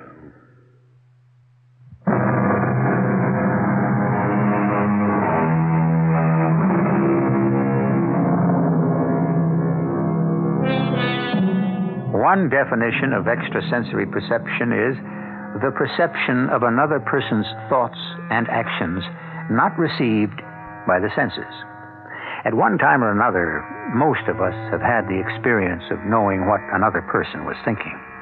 A strange experience, the kind which psychical research has been studying at least since 1882, when the Society for Psychical Research was founded. Share with me this strange story of Ellen Robertshaw, who had this supernormal faculty. After an automobile accident, it seemed to increase, as Ken, her husband, explains to his secretary, Kay. Ellen had the gift, or whatever you want to call it. It's ghastly. Falling to her death. Can you imagine what thoughts went through that poor woman's head? Could she have anticipated her death? I have no idea, Kay. No, that would be magic. Do you believe in ESP, clairvoyance? Well, they're not the same things. ESP is telepathy. I'm told it's a scientific fact. But you do believe in telepathy and that Ellen had the faculty? I really don't know. You surprise me. How so? You're a hard-headed, practical businessman. This occult bit seems out of character. Oh, now it's a cult. No. Don't assume I believe in telepathy. I'm still a skeptic. All the same, Ellen surprised me several times in the past few years by seeming to read my thoughts. That could have been uncomfortable. Well, sometimes, yes, but... that's all behind us now. So it is. When's the funeral? Well, I haven't thought about it. I'll have to talk over the arrangements with her son. Bruce, is that right? Yes, he's at the hospital now. He is? I thought he lived in Philadelphia. Oh, he does, but he's here. He arrived at the building just after Ellen fell. Before me. Should I attend the services? I don't think so, Kay. Ellen suspected you and me. She probably said so to her son. I see. Okay. I can't help loving you. That's nice to hear. All the same, you could have divorced, Ellen. I never liked our furtive relationship. I felt so hypocritical. Marked. The other woman. Well, you won't be any longer. We'll be married, Kay. Say, in 6 months. It's what I've always wanted. 6 months. Well, why do you say it that way? It's hard to explain. It's almost as if we'd been waiting for your wife to die. Say she hadn't, Ken. Then what would have happened? How long could I have continued to be your office wife? Darling, I would have divorced Ellen. But you didn't. Well, believe me, I'm sorry she died a violent death, but it's a fact. I'm free now. So are you. I wonder. What's the matter with you, Kay? Well, you say she was telepathic. Could she have anticipated her own death? Oh, how the devil would I know? You mean, did she intimate to me that she was going to die? Of course not. When I left for work this morning, she seemed to be all right. Still weak, but alert. Stretched out on the living room couch. What is all this, Kay? Why is her son, Bruce, what's his last name? Bruce Ellis. He's a lawyer in Philadelphia. What about him? Why did he appear in New York just after his mother fell to her death? Because he was in the city, and naturally he'd come to say hello to us. Well, to her, he never liked or approved of me. Could Ellen have transferred her thoughts to him? Well, what if she did? Are you suggesting that he arrived here because she indicated she was going to die? Isn't that possible? Oh, I don't know. And anyway, so what? Maybe she knew when and how she was going to die. But she didn't say anything to you. Not a word. Why? Curiosity, that's all. For some reason, her death haunts me.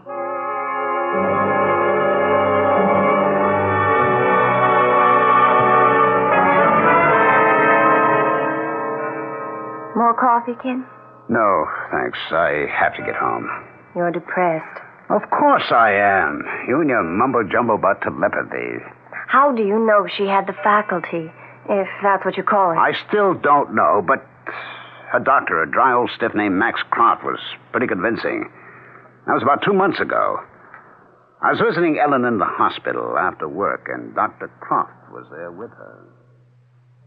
Ken, how kind of you to come by. Well, of course I'd come by, my dear. Haven't I every night since they brought you in here? Hello, Dr. Croft. Good evening, Mr. Robertshaw. Ellen's made very good progress. There are no after effects from the concussion, and I'll have the cast off her arm in a month. Oh, that's good news. No complications? Well, only slight psychic trauma, but that'll fade away. I had a premonition about the accident. I knew it was going to happen. When it did, I even knew who ran into my car. Oh, I see. So did the police. They found the two cars smashed up. I mean before that. Isn't that, ESP? No, it's clairvoyance. Not the same thing at all. Well, whatever you say. I don't understand either one or happen to believe in them. What about my 2-year-old grandson? I told you about that, Max. Was I correct? Well, it would seem so, Ellen. I know that you were worried about the little boy. More than worried. Frightened. I knew he had more than a common cold. He had a dangerous virus. Well, how in heaven's name could you know that, Ellen? I don't know. But ever since being hospitalized, I seem to have acquired whatever you want to call it. Telepathy is the name of the faculty. You believe in that stuff, Dr. Croft? Oh, without question. And you know what happened, Ken. Mm-hmm. Your son challenged the doctor, and sure enough, the little boy did have a dangerous virus. And you claim that you put that thought in your son's head, eh? I think so. Huh. That's fantasy. The doctor spotted the virus. Not at first. The sickness was diagnosed as a common cold. Well, have it your own way. I'm glad you're feeling good, dear. It's lonely home without you. Well, I'll say good night. Give my regards to Kay. Yes, I'll do that. Good night, Doctor. I'll be leaving too, Ellen. Have a good rest. I'll be by in the morning. Thank you. And Ken, ask Kay to stop by some afternoon. I'd like to see her. You got a moment, Dr. Croft? Well, of course. Has Ellen's mind been affected?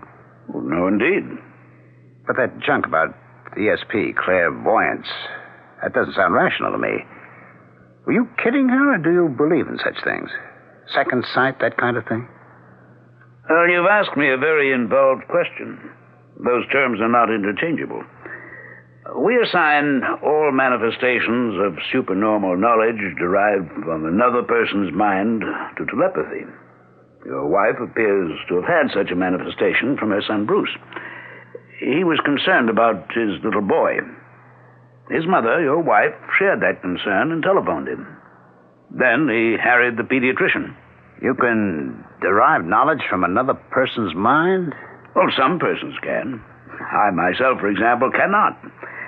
The evidence for supernormal cognition is very extensive, and it's impressive. Ellen seems always to have had the faculty, however slight. The accident seems to have increased her power. And, clairvoyance, it's not the same thing, eh? No. A clairvoyant does not derive supernormal knowledge from the mind of another. He just derives it, and that's all. Haven't you ever sat in a room with another person and discovered that both of you were thinking about the same thing? I'm afraid I'll have to pass, Doctor. Well, I've taken up your time. Oh, perfectly all right. Psychical research is an intriguing subject. Your wife does have the telepathic faculty, and I suspect she also has an ability with clairvoyance. May I ask a question? Certainly. But I'm curious to know what your wife meant when she said, "Give my regards to Kay." My secretary, Kay Tyler. I'm meeting her for dinner at 6:30. Ellen knew that? I suppose I mentioned it to her when I spoke with her this afternoon. I see. Well, enjoy yourself. Good night, Mr. Robertshaw. what you've just told me is pretty spooky stuff, Ken. I don't think so. Something happened to Ellen. Ever since she got home from the hospital, she's talked weirdly. Did you tell her that you were having dinner with me? Oh, I must have. But you don't know. And now this, dead from a fall from the 8th floor. And it was only a week ago I called on her. Remember how uncomfortable the visit became? Yes, vividly. Kay, how nice to see you. Ken's told me how quickly you were recovering, but I had to see for myself. Dr. Croft says I'm almost completely well. Oh, see, the cast is off her arm. Will you have some tea and toast or something stronger? Oh, no, thank you. I just stopped by to pay my respects. I have a date, so I have to go home and change. But thank you. A date? I'm glad to hear that. You're such a lovely-looking young woman and so bright. I'm surprised some man hasn't insisted that you marry him. I enjoy my freedom and my independence. Those are precious rights. But they don't have to be given up in marriage, and marriage does offer many benefits. Darling, I wish you wouldn't urge Kay to get married. She's my secretary. I don't know what I'd do if she left me. I know that, Ken, but you're being selfish. Please stop by whenever you're in the neighborhood. Ken often talks about you. If I didn't know him, I think I might be jealous. I'd better be running along, Mrs. Robertshaw. Take care of yourself. See her to the door, darling. Yes, of course. It was good of you to stop by, Kay. Never again, Ken. She's got claws. Oh, good night, Ken. That was, nice of her, wasn't it, Ellen? Very.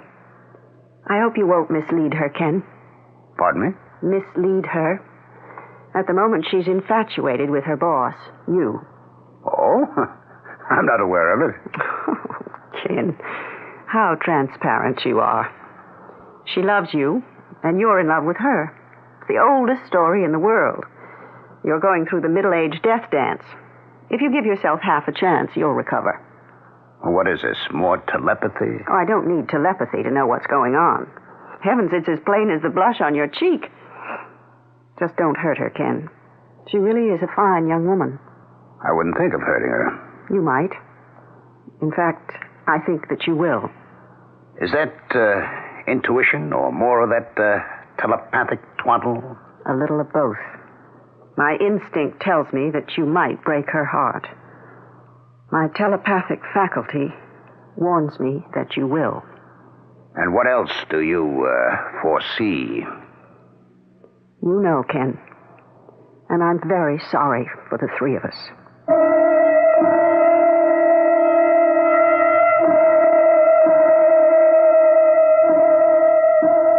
What must it be like to live with someone who has a telepathic faculty? From what I've read, this supernormal knowledge can be aroused by a very strong emotion. And from what we've heard so far, Ellen, outwardly composed, must be seething with jealousy because it's evident that her husband loves Kay. Jealousy is a very strong emotion. What it leads to, we will discover when I return shortly with Act 2. Now, a warm Christmas message from Scrooge. Flying home for the holidays? Bah, humbug. Greyhound announces 2 penny-pinching travel plans from December 1st through January 2nd. The Holiday Ameripass. 2 weeks unlimited travel for only $139. Save $100, $200, even more over regular round-trip air coach traveling with a child. Or Greyhound Santa Claus Fair. Saves parents extra on shorter round trips out of state. Charged with bank cards. Each plan allows you to take your child under 12 along free, like this tidy chap. Tim?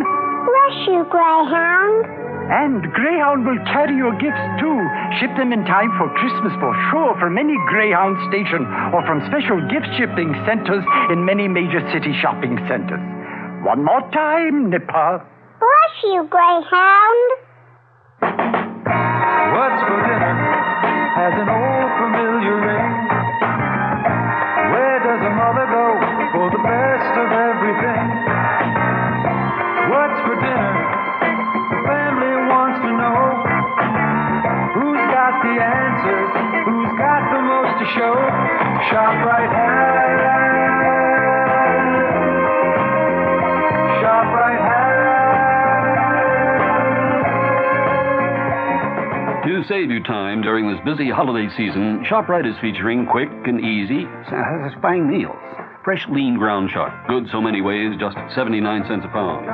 ShopRite hamburger rolls, 10-ounce packages, 3 for $1. ShopRite king-size beef franks, another year-round favorite, 89 cents for a 1-pound package. ShopRite mixers, 28-ounce bottles, 5 for 99 cents. And for all your holiday needs, toys, trimmings, and wrappings, too, shop ShopRite, the holiday place.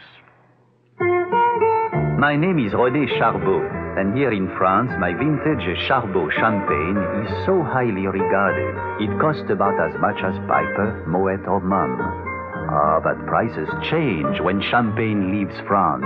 For the Piper, Moet, or Mumm to get to America, they go through large importers who mark up the price substantially, then to distributors who add at least another 20%, and finally to your store.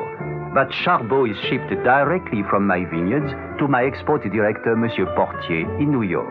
He then distributes them to fine wine shops where Charbot vintage champagne is sold for only $8.99, about $5 less a bottle than Piper, Moet, or Mumm.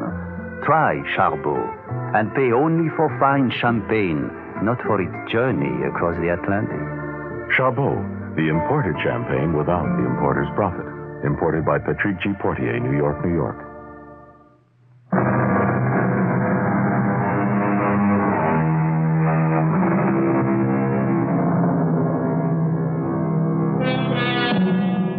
The philosopher Descartes wrote, "That God has foreordained everything is self-evident." That means that the course of one's life is like a road from birth to eternity. Sometimes we wish that we could see what's in store for us around the next curve, but we can't.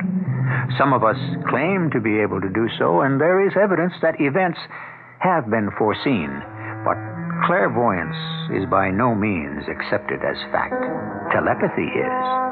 Before her fall to death, Ellen Robertshaw had been hospitalized after an automobile accident, and her son, Bruce, came to visit her. You look good, Mother. Very good. Don't you agree, Dr. Croft? I do. I'll have her home in a few days. You're very good, Bruce. No, I mean it.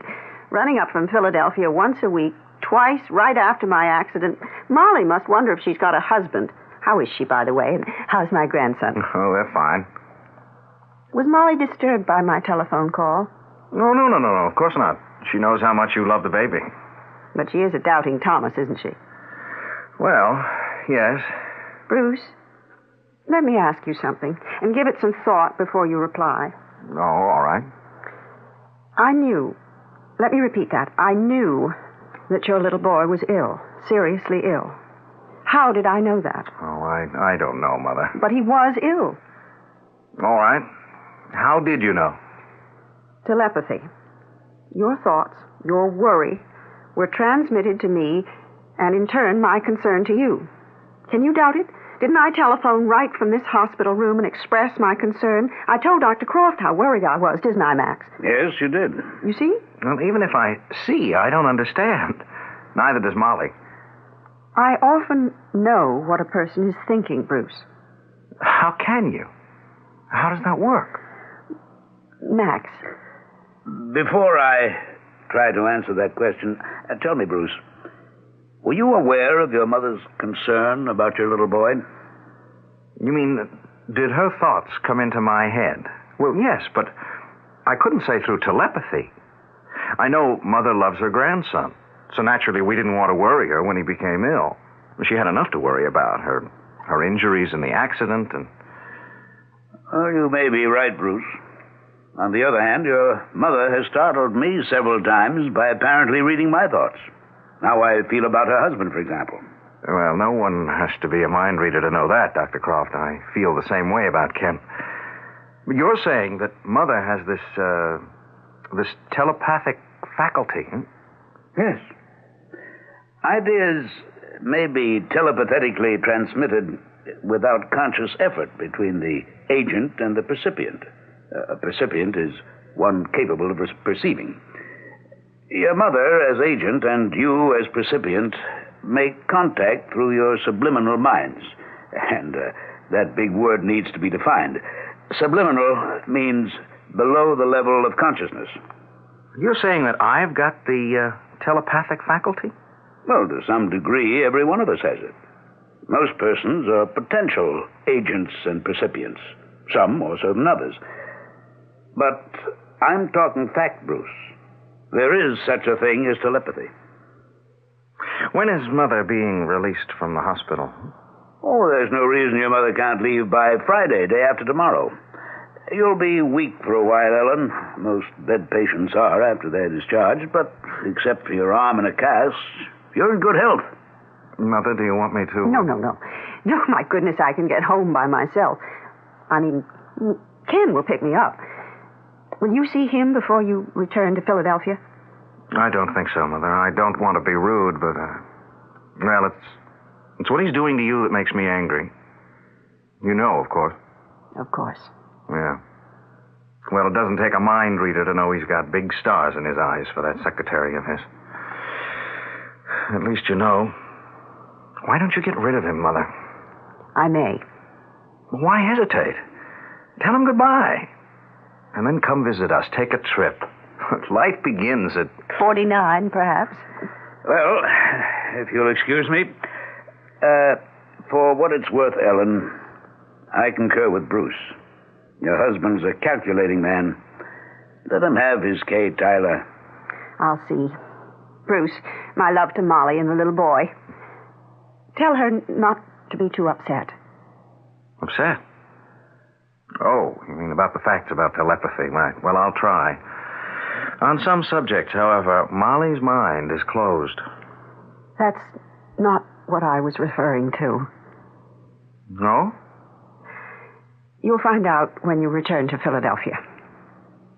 What are you talking about, Mother? I can't say. Or maybe I'd rather not. I could be wrong. A decision can be changed. Maybe it will be. I hope so. But I have my doubts.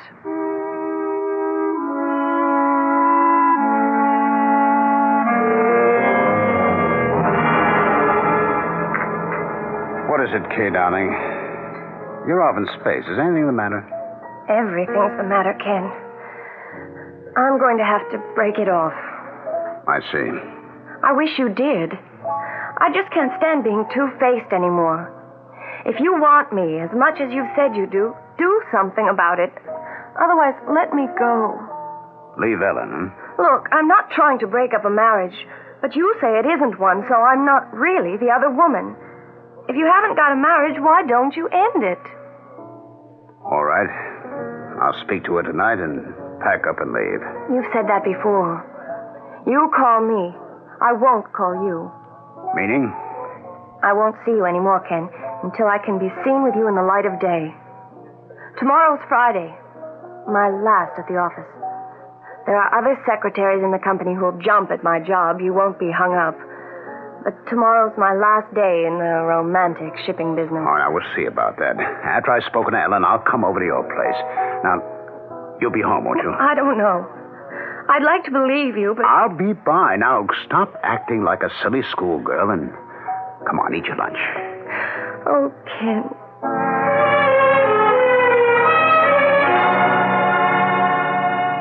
Hello? Is that you, Dr. Croft? Yes, Bruce. I'm telephoning from Philadelphia. Is my mother all right? Why, yes, she's been home over a week now. I'd say she's completely recovered. Oh, you're no longer calling on her? Why, no.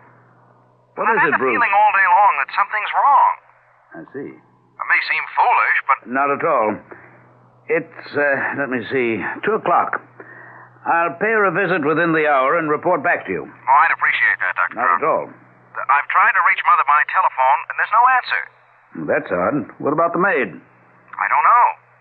Earlier in the day, Mother spoke to my wife and told Molly, don't be upset. Strange. Yes, I thought so. I have no idea what she meant by it. Don't be upset, that's all she said. She wouldn't explain it to Molly. Of course, I am upset. Well, I understand. Let me stop by and pay her a visit, Bruce. I'll telephone you from her place. Ellen, you're white as chalk. Take my arm, my dear. I heard your voice, and I managed to struggle to the door. I'm all right now. You sit down. Here, let me take your pulse. I don't know what came over me. And I do. Your pulse is very rapid. What's frightened you, Ellen? I really can't see. Now lie back on the couch and try to relax. Now, what is it? Something's upset you. Tell me. There's nothing you can do about it. There's nothing I can do about it, Max. But it's all right. Well, I take it you're alone here. Yes. I gave the maid the afternoon off. She's gone down to Richmond. Her sister had a baby, and they're going home from the hospital tomorrow. Have you been awake most of the afternoon? Why? Well, Bruce telephoned you here, but he got no answer. Oh, dear. Now I've upset both Molly and him. How thoughtless of me. Why did you tell Molly not to be upset? About what? Well, foolishness. Why didn't you answer the telephone, Ellen? I tried, but I'm still pretty weak. I didn't reach the phone in time. Is that the truth?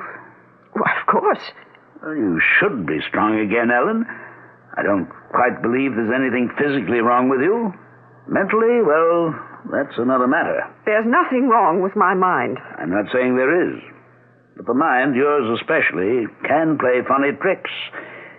Fear can affect the body in strange ways. I suspect that fear made it hard for you to move to the telephone when it rang. Now, tell me the truth, Ellen. Isn't that what happened? Yes. I just couldn't move. Then I heard your voice through the door, and my fear vanished. All right. Now, tell me what you're afraid of. I'm your doctor. I'm also your old friend. Bruce knows. I see. Telepathy? He's afraid for me, and I'm afraid for myself. You're afraid of what? Ken is despondent, Max. And he may do something he'll regret. Well, has he threatened you? No. But he wants to be free. Well, give him his freedom. He isn't worth the powder That's what I intend to do, if I'm in time. Another riddle. What do you mean by that? I should have proposed a divorce sooner. Now it may be too late.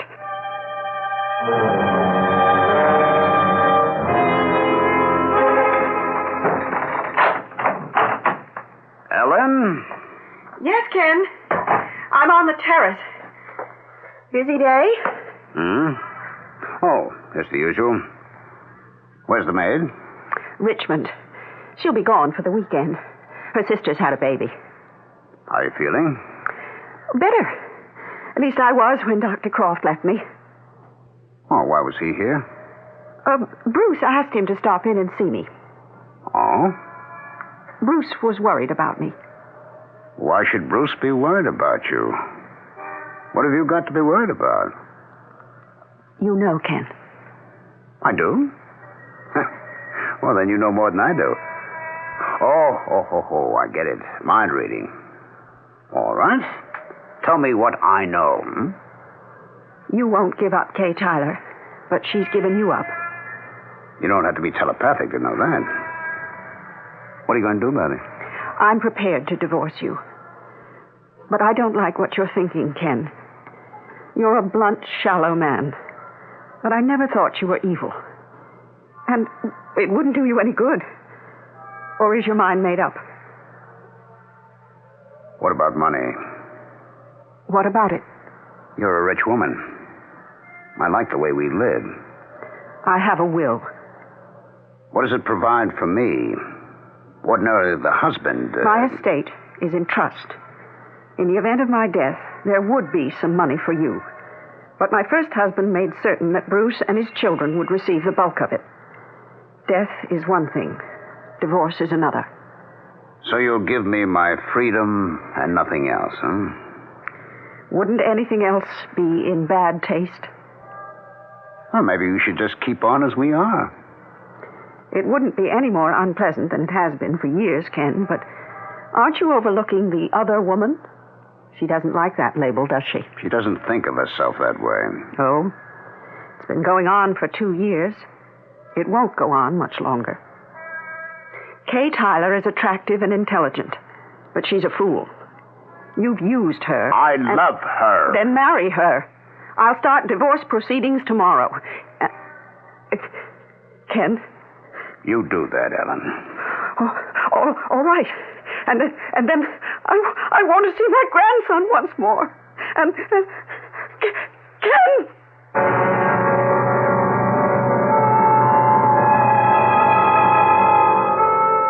We have heard, of course, that Ellen Robertshaw died from an accidental fall from her 8th floor terrace. She was so distraught from her unpleasant conversation with her husband that while watering the flowers suspended in window boxes from the terrace railing, she leaned forward and fell. That seems straightforward enough, but we know better. At least we might suspect that her fall was not accidental. I shall return in a few minutes with Act 3. Just in time for Christmas, True Value hardware stores offer an expensive-looking watch at an inexpensive price. Hi, Pat Summerall to tell you about the Time Band Ladies Watch from Fairchild, the first low-priced digital watch that doesn't look inexpensive. It's stylishly slim, elegantly contoured, and has the dependable 5-function performance of expensive electronic digitals. It shows hours, minutes, month, day, and seconds on command. Has a quartz crystal that makes it capable of accuracy to within 1 minute a year. A calendar that automatically adjusts to the proper number of days in each month, so you only have to adjust it on leap year. And the Time Band Ladies Watch from your True Value hardware store is entirely solid state, so there are no moving parts to wear out, oil, or maintain. Get the expensive-looking Fairchild Time Band Ladies Watch for as low as $29.95 at participating True Value hardware stores. Remember, True Value, more than just a name, their way of doing business. This is Bob Fitzsimmons. I want to tell you about making a hidden camera TV commercial about white wine. We went to Niagara Falls, where there were thousands of people from all over America, to get a cross-section. And for 2 days, I invited people to taste 3 glasses of great white wines, the most famous and popular imported wine, an equally famous California white wine, and Manischewitz Table White. We videotaped 41 people. They couldn't see the labels. Well, which do you like best? I like this one better. That one. Let's see which one you pick. Manischewitz. It's more pleasant. I liked it better, definitely. I normally drink these 2 wines, too. I like the Manischewitz the best. I like the taste. Superb, soft, dry wine. That's a good description. Of all the people we videotaped, more like Manischewitz Table White better than the California wine and the leading imported wine. I did, too. In fact, almost as many chose this totally different Manischewitz White as the other 2 wines combined. Soft, dry Manischewitz Table White. I'll bet 2 to 1 you'll like it best, too. Manischewitz Wine Company, New York. There is no mystery to the fabulous flavor of real imported Polish ham. They're fully cooked, always easy to prepare. So say goodbye to cooking over a hot stove when you'd rather be out having fun. How do you do it? Just slice Polish ham for delicious sandwiches.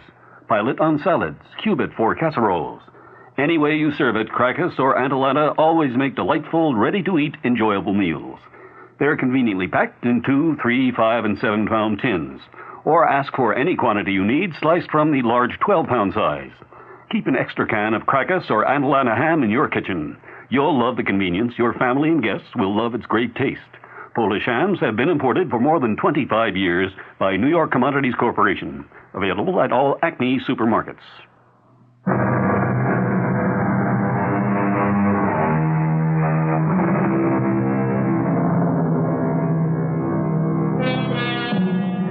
These days, a great number of married men and women seem to fall in and out of love more easily than they did 20, even 10 years ago, when, if I may say so, the vows pledged were taken more seriously.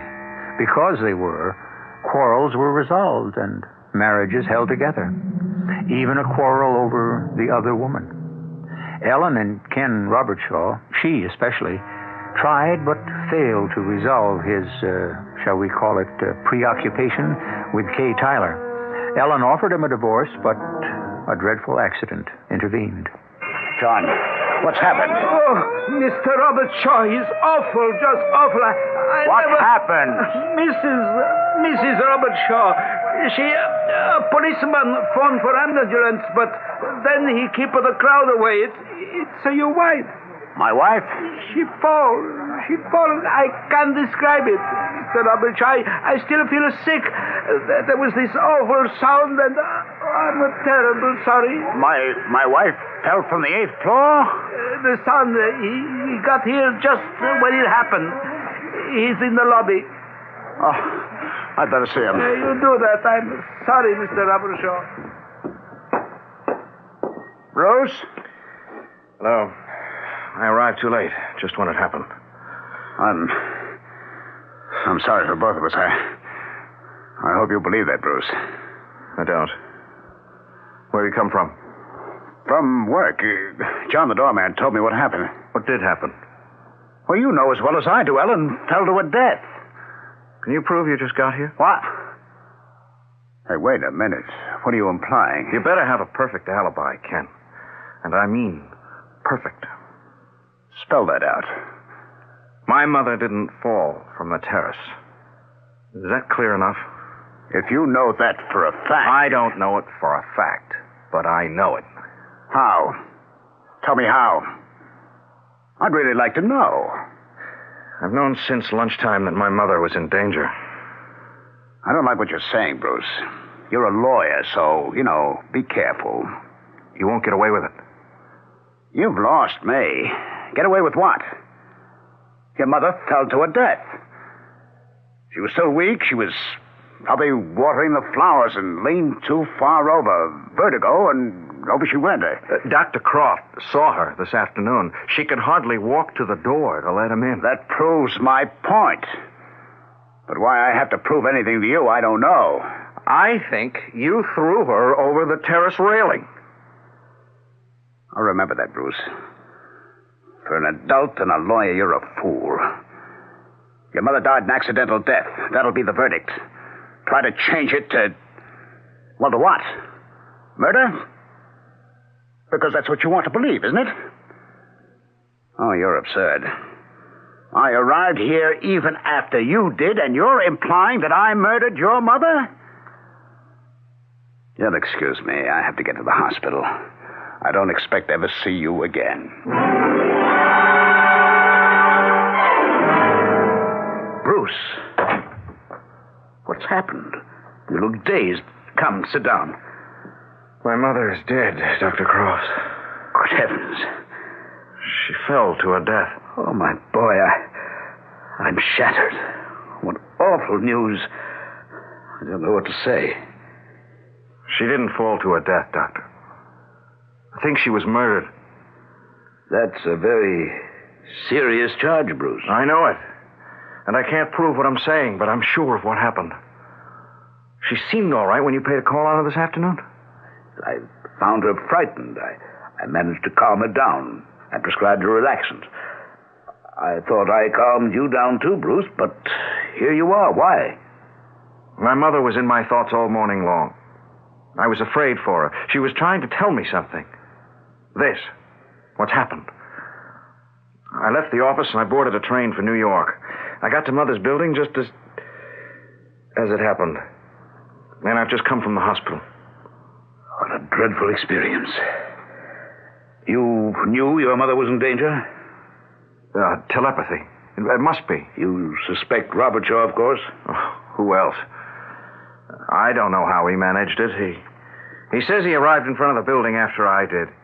If he can prove that, he's in the clear. Well, of course, it is possible that your mother did fall over the railing. I don't see how we'll ever know what did happen. What do I do? I don't know. You believe me, don't you, Doctor? Well, certainly. But my opinion doesn't count. I'm trying to remember what your mother and I said to each other when I called on her. And let me see. As I recall, she asked you to tell Molly that you were not to be upset. Yeah, that's right. Well, what could she have meant by that? Darned if I know. She was afraid for herself. That much I do know. Oh, and she added that Robert Shaw was despondent and might do something he'd regret. I urged her to give Robert Shaw a divorce, and she said she wouldn't. Well, then why would he kill her? I mean, that's what he wanted, wasn't it? Well, That doesn't advance us, does it? You said you prescribed a relaxant for her? Yes, she was unnerved. And she didn't answer my telephone call because she had trouble getting to the phone. Is that right, Doc? Well, that's what she told me. Yeah, and it took her a long time to admit you to her flat. Oh, when she knew I was the caller, she lost some of her fear and was able to open the door, yes. It took a while, and she wasn't too steady on her feet. And when you left her? Well, she walked me to the door. So, first she wasn't able to walk very well, and then she was, huh? Oh, fright can do that to a person, Bruce. It can immobilize you. Oh, by all that's holy, I've got it. I have indeed. You're right. It was murder. Hey, what's come over you? Where's Robert Shaw now, do you know? I have no idea. They left the hospital before I did. I've got a guess, though. I'll bet he went to visit Kay Tyler to tell her the news. Yeah, good boy. Look up her address. We're going to pay her a visit. Who are you calling? The police. I want them present to make the arrest. Ken, I think you'd better go now. This isn't nice. I guess not. I told you at lunch I'd stop by after talking with Ellen. But you never got the chance. No. Fate intervened. Ellen knew I was going to divorce her. Or the other way around. That's what she said. Oh? You did talk to her? A few days ago. Yeah, we talked it over. Why didn't you tell me at lunch? Because the details weren't finalized. Now they don't matter. Did you see her tonight before she fell? Well, how could I? I'd just gotten home and there was the ambulance taking her away. Now who? Were you expecting anybody? No. I hardly know anyone. Yes? Are you Kay Tyler? Yes? What are you doing here? And Dr. Croft? Robert Shaw. Bruce and I have to talk with you. Miss Tyler, I'm Dr. Croft, and this is Mrs. Robert Shaw's son, Bruce Ellis. May we come in? What, do you two want? Don't be rude, Ken. Come in, Doctor. Mr. Ellis. What brings you here? We, suspected that Robert Shaw might be here, Miss Tyler. Oh, well, sit down. This is very strange. It's more than that, Miss Tyler. All right, what is it? Say what you have to say and get out. You murdered my mother, Robert Shaw.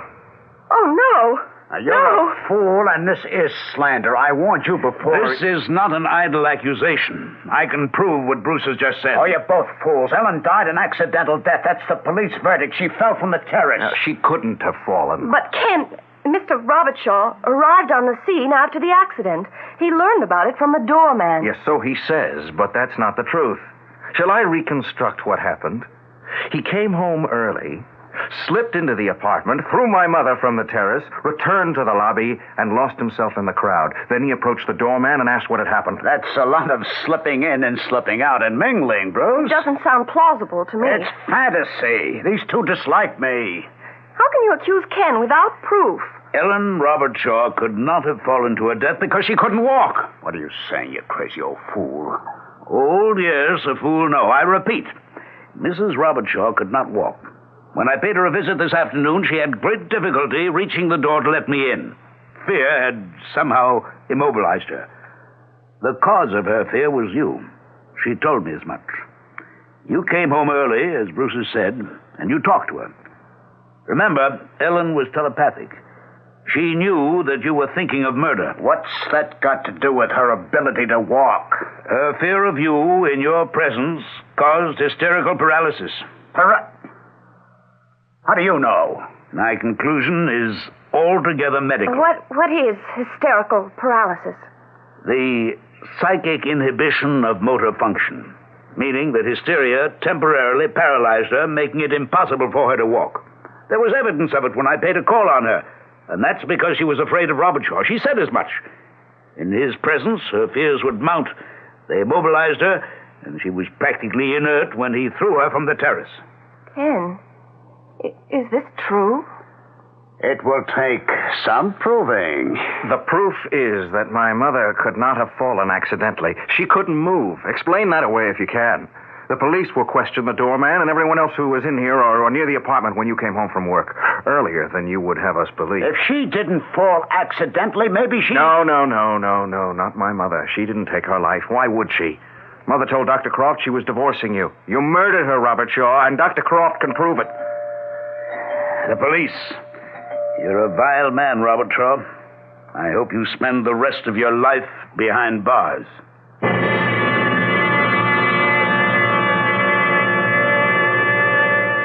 Most murders are solved, when they are solved, by painstaking work which goes over every detail which contributed to motive and opportunity. But the apprehending of Ken Robertshaw depended, strangely enough, on a woman's supernormal faculty of telepathy. And that is what, in the end, was his undoing. I'll return shortly. The 1977 Buick Regal. It comes with Buick's terrific V6 engine. It carries 6 people and lots of Buick comfort. It's lean. It's maneuverable in city traffic. It's the most luxurious mid-sized car Buick builds. Yeah, this new Regal is pretty much everything a car should be, except for one thing. It isn't yours yet, but it can be.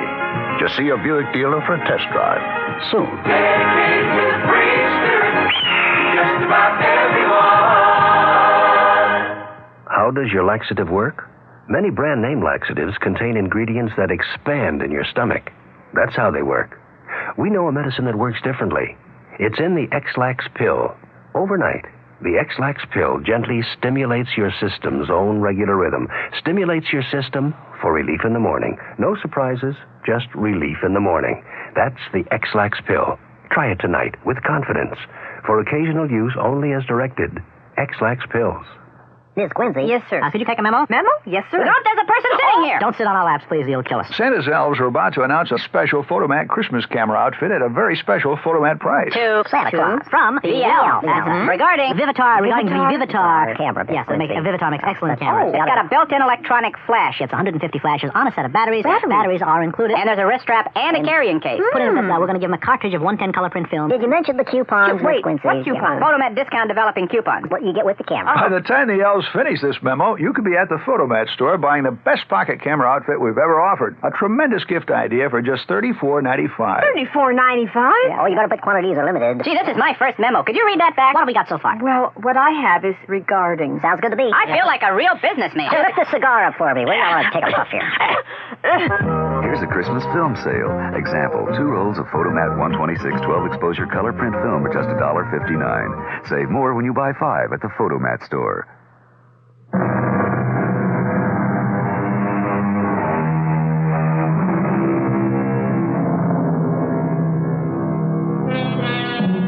Greedy folks have long arms. That's an old Scottish proverb, and it's appropriate. Robert Shaw was a hypocritical opportunist. He never loved his wife. He may have loved Kay Tyler, but I'm pleased that she escaped from him. Why didn't he take the divorce and let the money go? Not Robert Shaw. When greed and love, or call it by its proper name, infatuation, combine in one person, he's a threat to normal persons. Our cast included Francis Sternhagen, Tony Roberts, Ralph Bell, Guy Sorrell, and Catherine Butterfield. The entire production was under the direction of Hyman Brown. Radio Mystery Theater was sponsored in part by Buick Motor Division and Contact, the 12-hour cold capsule.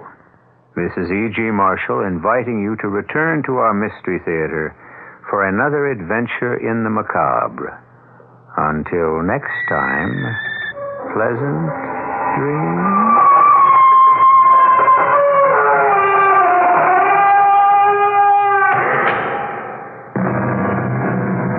Tonight's Mystery Theater was also brought to you in part by ShopRite Supermarkets, where you get a lot more for a little less.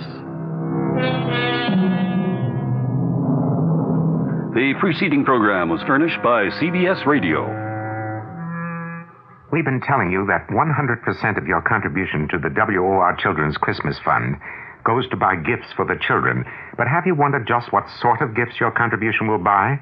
Well, for example, a $10 donation will buy a hooded sweatshirt, a pair of jeans, a western shirt, and a knit hat for a boy 7 to 12 years old, and that can mean a lot to a kid who doesn't have much.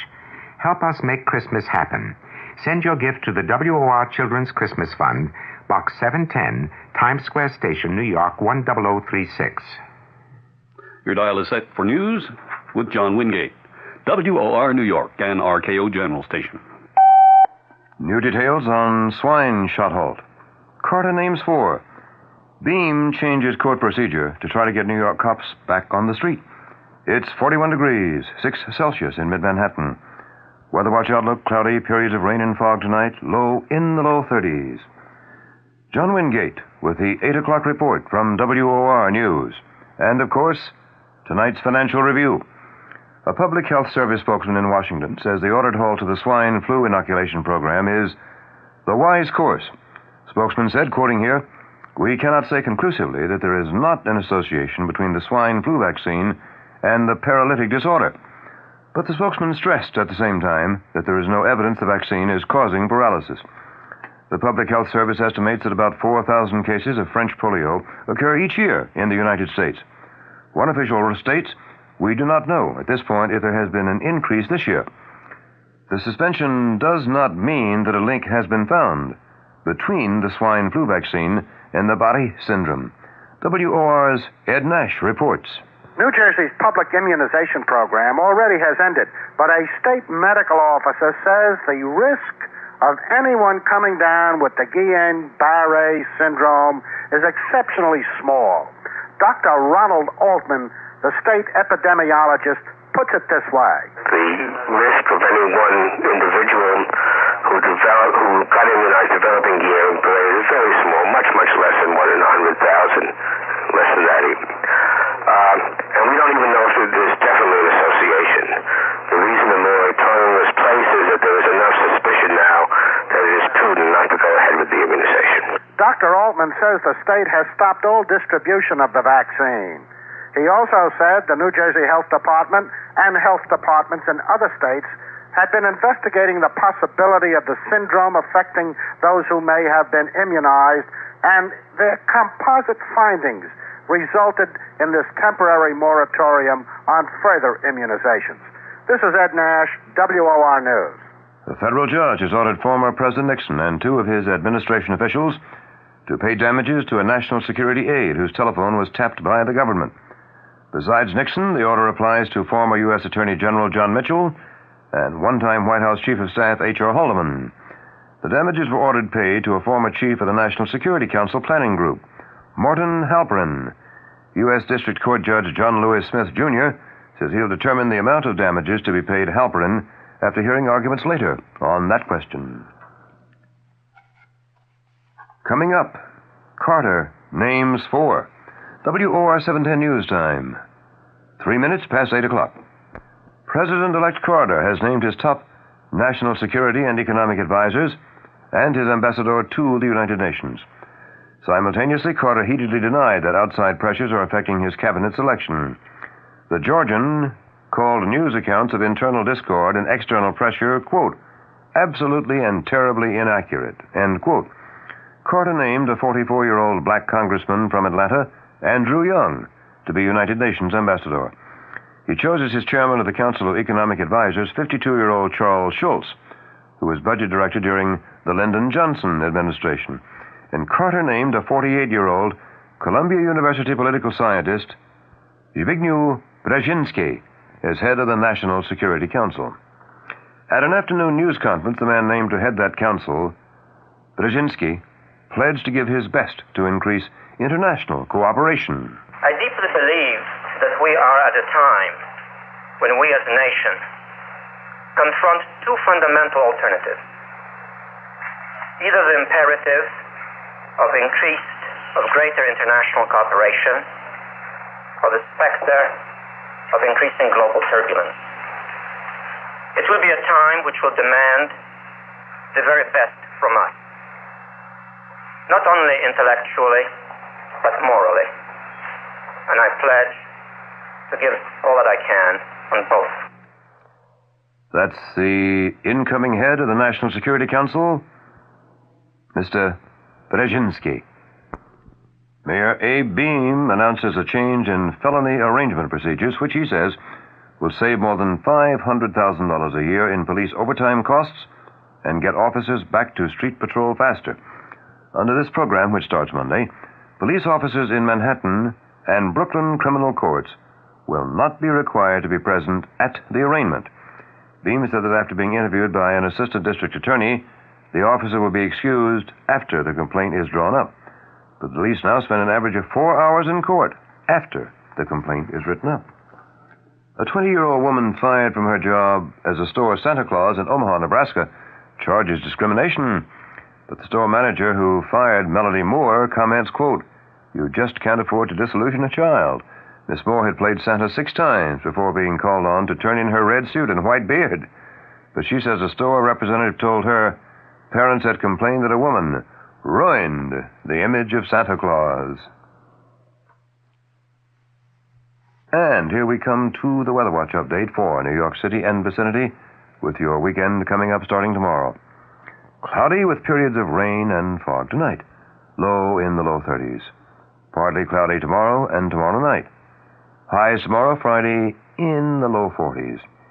Then the low tomorrow night should be in the low 30s. The chance of rain is way up there. It's 60% tonight. Then 20% tomorrow, and 20% tomorrow night.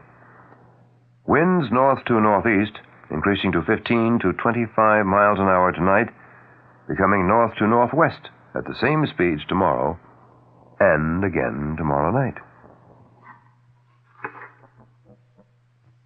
This quick word on the possible price of oil. Compromise may be in the works concerning an oil price increase by OPEC, the Organization of Petroleum Exporting Countries. Saudi Arabia's minister flew home today from a meeting of oil cartel ministers in Qatar, but returned to the conference 8 hours later. He departed after the OPEC ministers rejected his plan for a 6-month price freeze. A Saudi spokesman says in the Persian Gulf capital that his country's delegate, Sheikh Ahmed Zaki Yamani, would not have returned unless he carried a compromise. Top stories at this hour.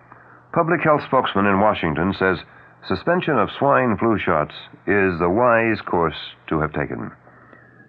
Carter names black congressman from Georgia, Andrew Young, to be United Nations ambassador. Stocks moved down on this day. And that's the 8 o'clock news.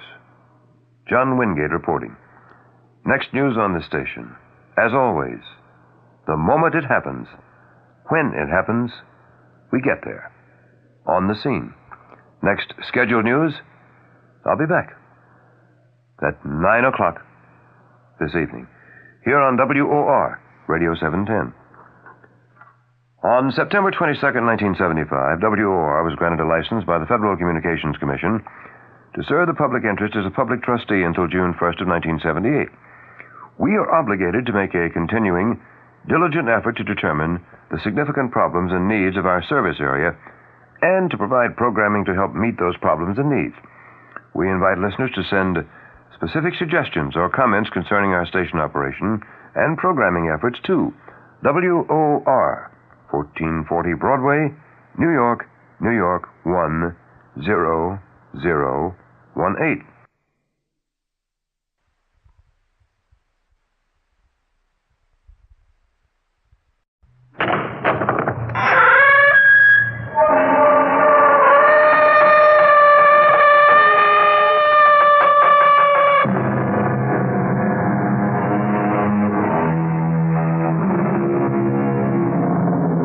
Come in. Welcome. I'm E.G. Marshall. It's a little game many people play on a train or a bus. You look at a complete stranger seated across the aisle. Your mind begins to speculate. Who is he or she? And you go through the standard answers. Rich person, poor person, beggar person, thief, doctor, lawyer, Indian, chief. It's a harmless diversion, and it passes the time. But is it possible to look at someone's face and say, murderer, and be right? Our mystery drama, A Quiet Evening at Home, was written especially for the Mystery Theater by Sam Dan and stars Tammy Grimes. It is sponsored in part by Buick Motor Division and True Value Hardware Stores. I'll be back shortly with Act One. This Christmas, True Value hardware stores offer convertibles for people who don't know how to drive. Hi, Pat Summerall here to explain. Right now, your nearby True Value hardware store features a selection of convertible West Point bicycles designed specifically for kids who can't ride bikes yet. These quality West Point beginners bikes feature a removable center bar that detaches in minutes so both boys and girls can ride them. They have reflectorized pedals, dependable coaster brakes, removable training wheels, and touring handlebars. And these West Point convertible bicycles from your nearby True Value hardware store come in both 16 and 20-inch sizes to suit almost any size beginner. This Christmas, give a kid his first convertible, a convertible West Point bicycle. They're just part of the complete selection of West Point bikes you'll find at participating True Value hardware stores. True Value, more than just a name, it's their way of doing business. And tell them Pat Summerall sent you.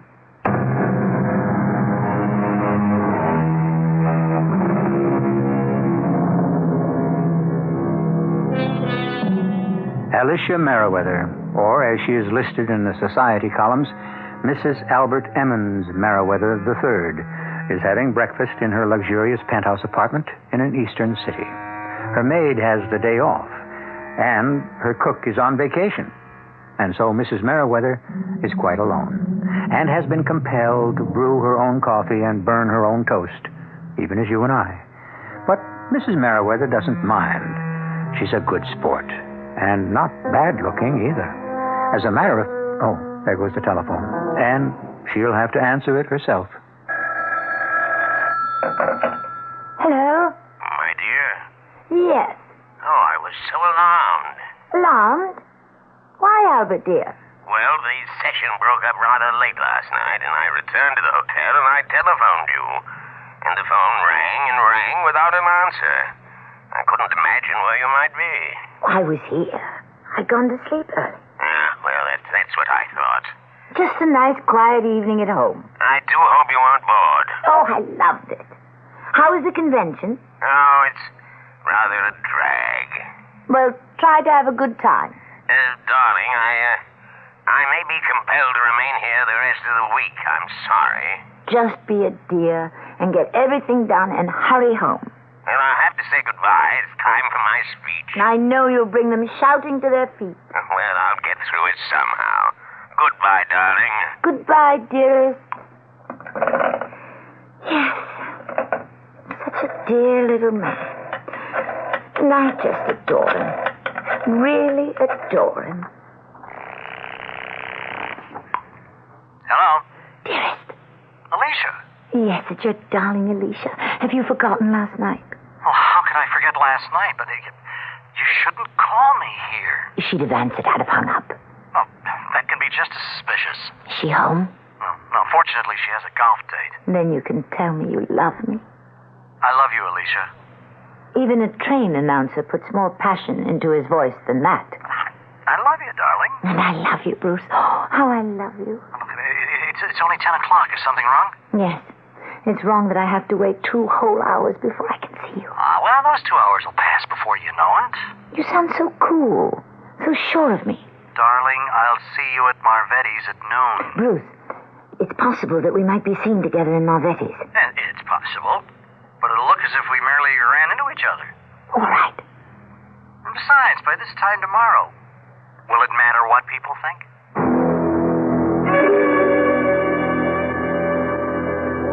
Alicia. Sit down, Bruce. I've already ordered your drink. Oh, and without ice. I see you remembered. I have so much to learn about you, and so much to remember. Are you sure you want to go through with this? Yes. And you? Well, you know, when you think of how short life really is, can you waste even a moment without the one you love? Have you really thought about it? What's to think about? She's a very wealthy woman. Well, your Albert's a very wealthy man. You have no money of your own. Neither do you. Yes, but... Are you trying to talk me out of it? Oh, no. It's just that you've become used to the ease, the luxury of life with her. Well, I'll tell you what you can never get used to. The knowing glances and the self-righteous smirking of people who consider you a kept man. Bruce. Yeah, you marry a woman who's 10 years older and wealthy, and what's the world supposed to believe? And it's true. I married her for her money, for her position, and for her influence. Surely you must have loved her a little bit. Well, I loved her as much as you loved Albert Emmons Merriweather III. I tried to love Albert. I tried to be a good wife to him. But I just can't live this kind of lie any longer. Neither can I. Oh, darling, it's wonderful that we found each other and fell in love. And we can save each other. You won't be sorry. I'll be with you. How could I be sorry? Neither of us have any money of our own. Well, I have a degree in engineering. You know, I can get a job. I can even teach A&I school. Math. What? Well, what's funny? Oh, you are. Bruce Tyler, former millionaire sportsman teaching mathematics. And I can see you in a ready-made corduroy jacket with leather patches on the elbows. Patches I myself sewed on. And that beautiful socialite, Mrs. Albert Emmons Merriweather, living in some dusty suburb, doing her own laundry? But I won't be Mrs. Merriweather. I'll be Mrs. Bruce Tyler. Let's finish lunch. There's a lot to do. And we'll each take one suitcase. And meet at the station and catch the 10:30. Well, no, that's rather late now that I think of it. I mean, for you to go to the station alone. I'm not afraid. Well, I'll get there early. You know, still, we could drive to New York. No. Your first instinct was right. If you took a car, it would be her car. Let's each leave with nothing that belongs to them. Darling, you won't be sorry? How can I be sorry? I'll have you. Will you be sorry? Never. This is the happiest day of my life.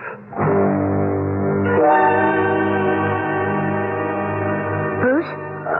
I'm sorry I'm not Bruce. Oh, excuse me. Oh, no. It's quite all right. I was expecting to meet someone here. It's Bruce. Yes. Which train you making? The 10:30 to New York.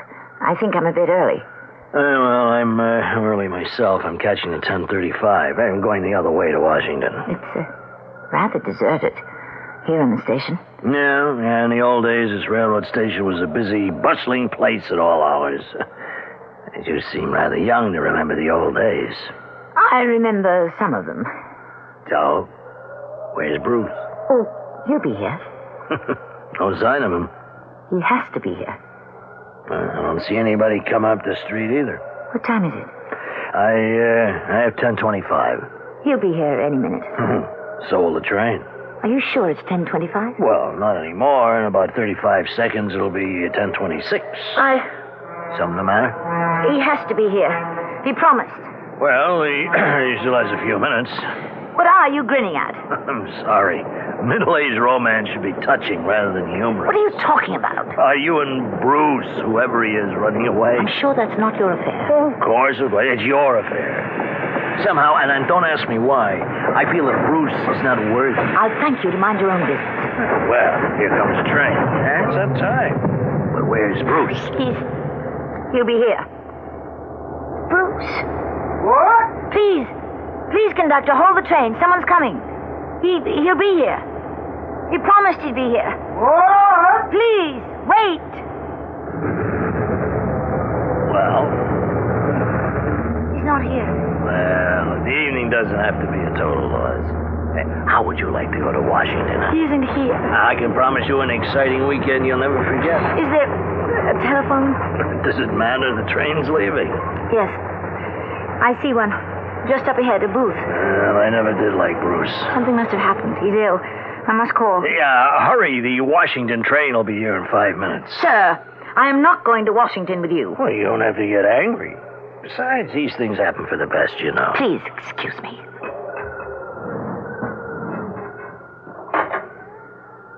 Oh, damn.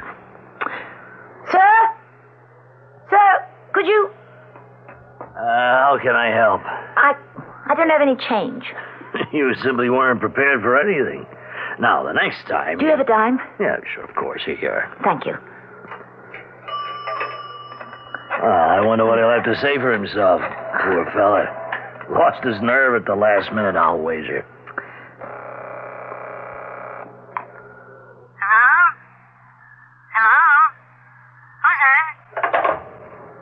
Uh-oh.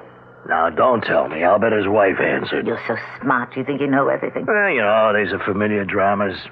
Well, now, we have 3 minutes and 30 seconds before the Washington train gets in, so why don't you... Why don't you get out of here? What? Get out of here. That's a gun.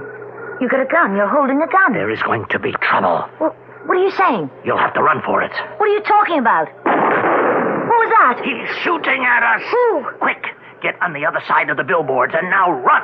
Run toward the other end of the platform. Why? That's why. Now, if there's only one of them, I got a chance. Now run. But you'll be killed. Does that mean you have to be killed, too? I'm frightened. You don't have time for that.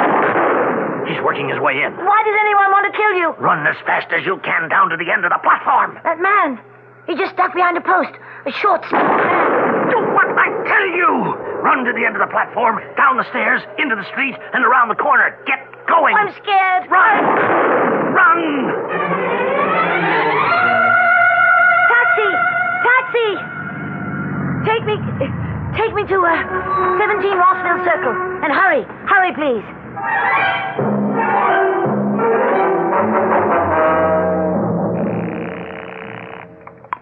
Hello? Bruce.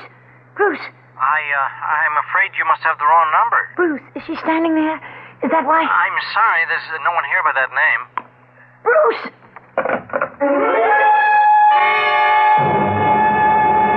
And are you all right this morning, my dear Anastasia? Yes, Albert, dear. Yes, just fine. Did you do anything last night, darling? Did I do anything last night? No. I just stayed at home and went to bed early.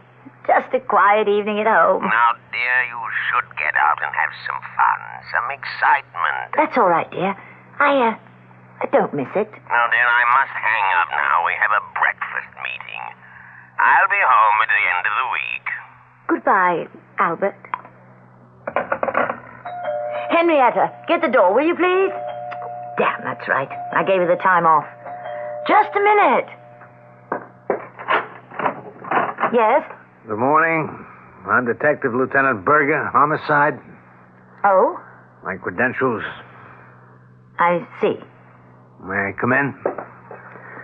Thank you. May I ask the purpose of this visit, Lieutenant?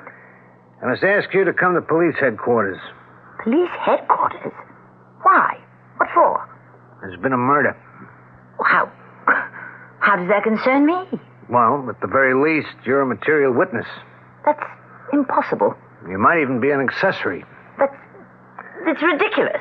I'm required to tell you that anything you say may be used against you.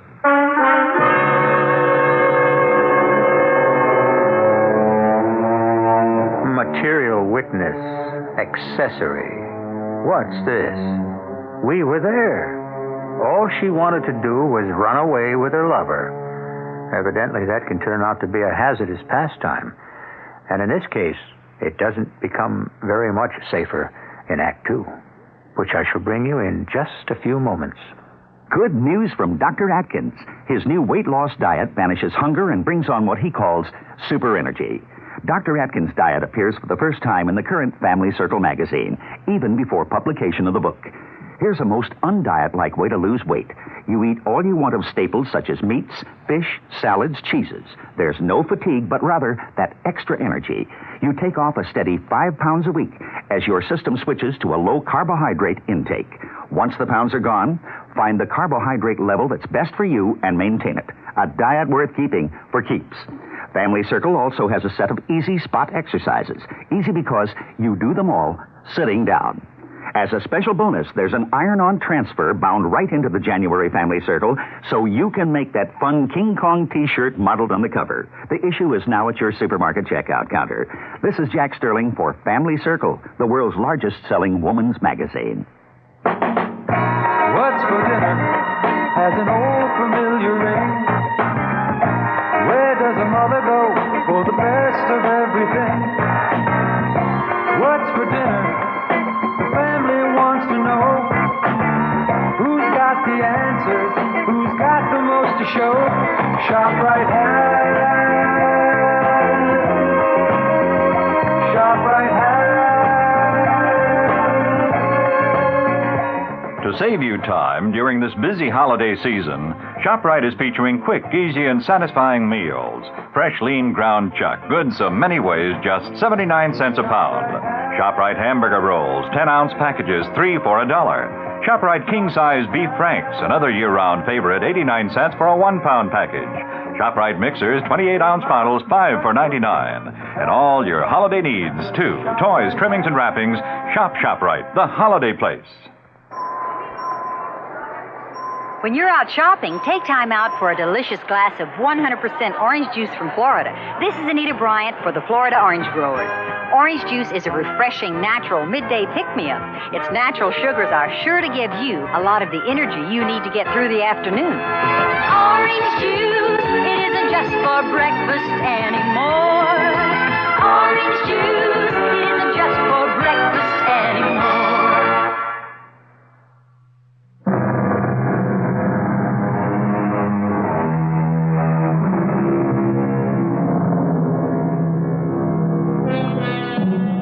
Life is filled with little surprises.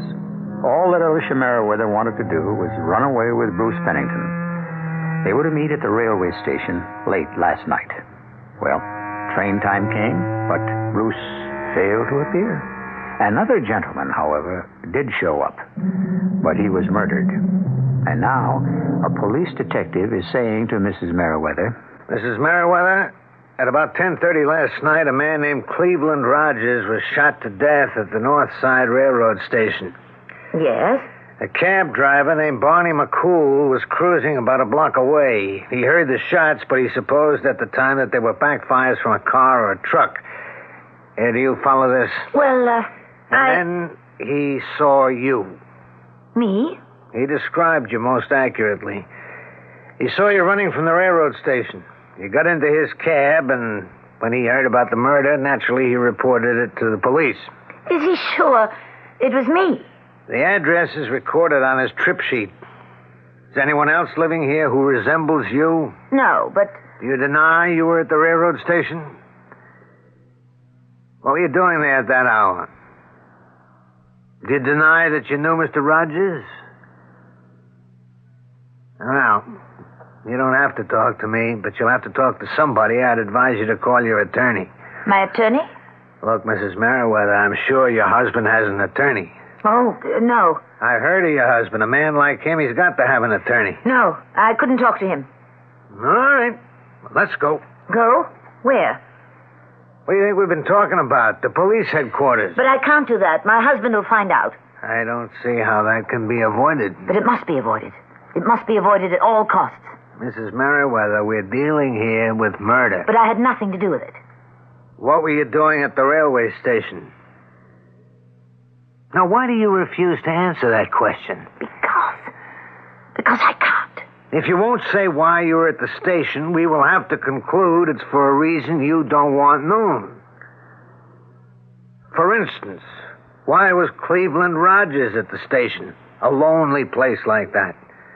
Especially since he knew certain people may have been looking for him. Mrs. Merriweather, were you the decoy? What are you saying? Rogers had an eye for a good-looking woman. Were you the one used by the killers to lure him to his death? Lure him to his death? This sounds like a thing in a tabloid paper. Yeah, I'm afraid it does. You're talking to me. I am the wife of Mr. Albert Emmons Merriweather III. What would I know about gangsters, mobsters, killers? I don't know what you do in your spare time. This is monstrous. Yeah, murder is. And it's not just the murder itself which is bad enough, but the company it keeps, the trail it leaves. The victim isn't the only one whose life has been destroyed. If you do not explain your presence on that platform, people will form their own conclusions. But how? And they will not be flattering to you. And what will you do if the killer claims you were in it with him? And then turns state's evidence to save his own neck? Please believe me. I had nothing. Believe me, I'd like to believe you. But you must meet me halfway. What were you doing there? Please, leave me alone. Are you protecting someone? How did you know? Are you? I'm protecting someone. And I'm also protecting myself. No, you're not protecting yourself. You're destroying yourself. Now, for this somebody else. Were Were you supposed to meet someone at the station? Yeah, of course. It's the only thing that makes sense. Who? I'm not at liberty to tell you. Mrs. Merriweather, you must tell me. Why? Why do you have to know who he is? Because he has to corroborate your story. Oh. Yes, that's what it comes down to. Oh. You see, Mrs. Merriweather, sooner or later, you'll have to tell us his name.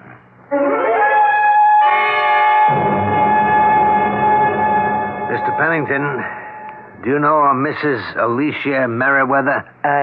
Yes, I believe I do. Al Merriweather's wife. May we speak freely here? Are we alone? Yes, and my wife's out playing golf. A demon golfer, that woman. Well, what's this all about? Had you planned to leave your wife and go away with Mrs. Merriweather? Had I planned? Look, I don't understand why you should ask me such a question. Because I want an answer. Since when are the police concerned in such personal matters, huh? We're always involved in personal matters where murder is concerned. Murder? According to Mrs. Merriweather, you and she had planned to run away together to meet at the North Side Station and catch the 10:30 train to New York. While she was waiting, there was another man on the platform, and he was shot to death. Huh? Oh, yes. Yeah, I read about it in the morning paper. Had you planned to meet Mrs. Merriweather at the station? Well, I still don't see why the law would ask such a question. If the two of you had not planned to meet there, Mrs. Merriweather could be in trouble. Trouble? Considerable trouble. Because how could she account for her presence at the station? Oh. Huh. You still haven't answered my question. Your question? Had you and Mrs. Merriweather planned to meet at the station last night? Why, no, of course not. She says you did. Does she? Yes. How do you account for it? Well, I can't account for it. Well, but on the other hand, maybe I can. Is that so? How? She always had kind of a crush on me, and well, she's a very romantic woman, and so perhaps she let herself imagine. Let me get this straight here. What you're saying is you made no arrangements to meet Mrs. Merriweather at the railway station last night. Well, of course not. Oh, this is the first I've ever heard of it. But it's true. It's true. I'm sorry, Mrs. Merriweather. We'll see about that. Mrs. Merriweather. We agreed to meet. Something happened. He must have been ill.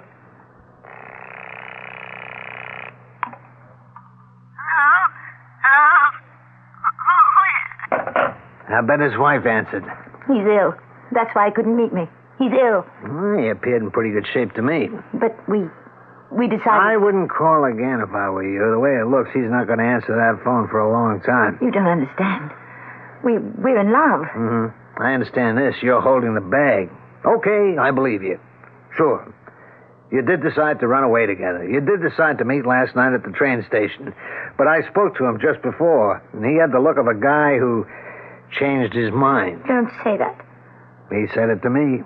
He told you he changed his mind? His manner told me. The tone in his voice told me. It's her money, isn't it? How did you know? These things show. I caught a glimpse of her as I was leaving.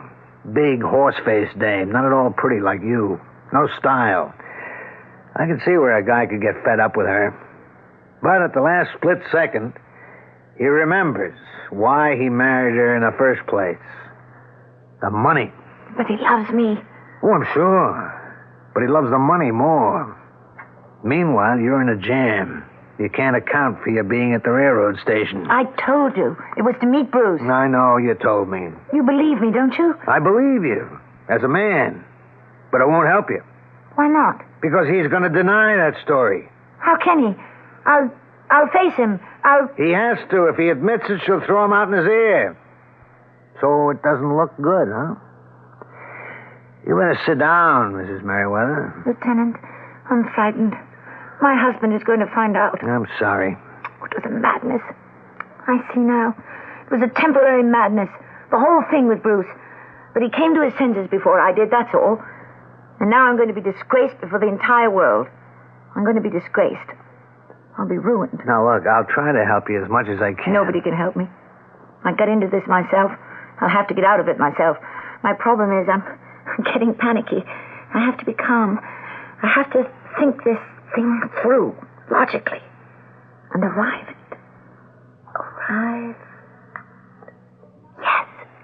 Yes, I've got it. I'll deny everything. What will you deny? I'll start right here, right now, and I'll deny everything I ever said to you. And so, therefore, if you have come here to talk to me, you're wasting your time and mine. I was not at the railway station. Oh, come on now, Mrs. Merriweather. We have this cab driver. Yes? And he has his trip ticket. You've already told me about him. What else have you got? What else do we need? He says he picked me up a block from the railway station. Less than a block, and you're in a highly agitated state. Was I? That's what he says. You realize it's his word against mine. Oh, now, Mrs. Merriweather. He can say whatever he pleases. I'll deny it. I see. Well, explain why he should falsely identify you. I haven't the faintest idea. It isn't my problem. But what reason could he possibly have? Well, let me see. Suppose I put it this way. At one time, I had refused him my favors, and he wants his revenge. Mrs. Merriweather, please, make sense. He identifies me, does he? I'll identify him. Let him dare to open his mouth. I'll point to him in that courtroom. I'll recognize him as a cab driver who picked me up some time ago and made me an indecent proposition. I laughed at him. That's the worst thing you can do to a man. Now, look, you know and I know you were at the station last night. I know nothing of the sort. But you admitted it to me. You can't prove it. I'll deny everything. I'll insist this is all some evil plot designed to destroy me and my husband. Remember, all you have is that unsupported word of a cab driver. I see. His word against mine. And now, sir, I bid you good morning. Unless, of course, you intend for me to accompany you to police headquarters, in which case you will have to take me there by force. Oh, look, this isn't your style. You're basically a very nice lady who's been caught up in an indiscretion. I must ask you to leave. Now, first, I must tell you a story. I'm not interested. It's very brief. A playboy named Cleveland Rogers runs up a very large gambling debt with an underworld organization. I've heard that before. And they decide, for a number of reasons, to kill him. You've already told And they do kill him. Last night, at the station. You are a witness. You can't prove I was there. Right. I can't. The law can't. But the law is not your problem. Your problem is with the killers of Cleveland Rogers. They know you were there.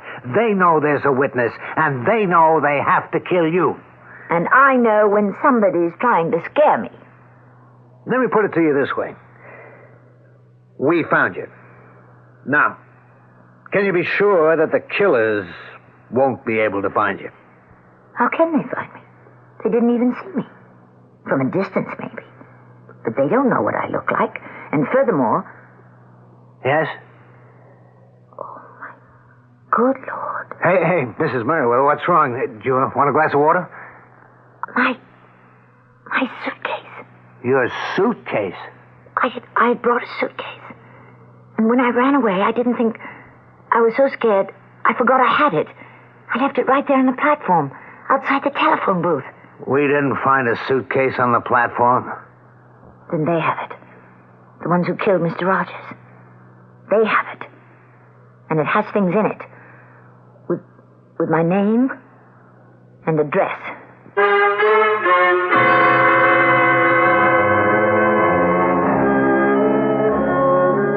She doesn't do things by halves, does she? And when her plans go awry, they go all the way, don't they? Poor Alicia Merriweather. All she wanted was some love, some romance, a dashing husband instead of a dull one. Is that so terrible? Who are we to judge? Well, let's see how things develop in Act 3. It is a magic moment. You are at your Buick dealer's, about to drive home in your brand new Buick LeSabre. It's lean and trimmed, classic lines. It looks quite unlike any full-size Buick you can remember. You get in. A heady new car smell surrounds you. Your LeSabre feels the way it looks, tight. You turn the wheel a little. No wasted motion in this car. Big brushed metallic gauges look back at you. That V6 engine is doing great. You rub your hand on the seat. 6 people could be really comfortable in here. You swing into your driveway. Your wife, the kids, the dog, everyone but the parakeet descends in the car and gets in. Off you go to nowhere in particular. Life and your new LeSabre are great. Maybe the dog shouldn't sit on the seats.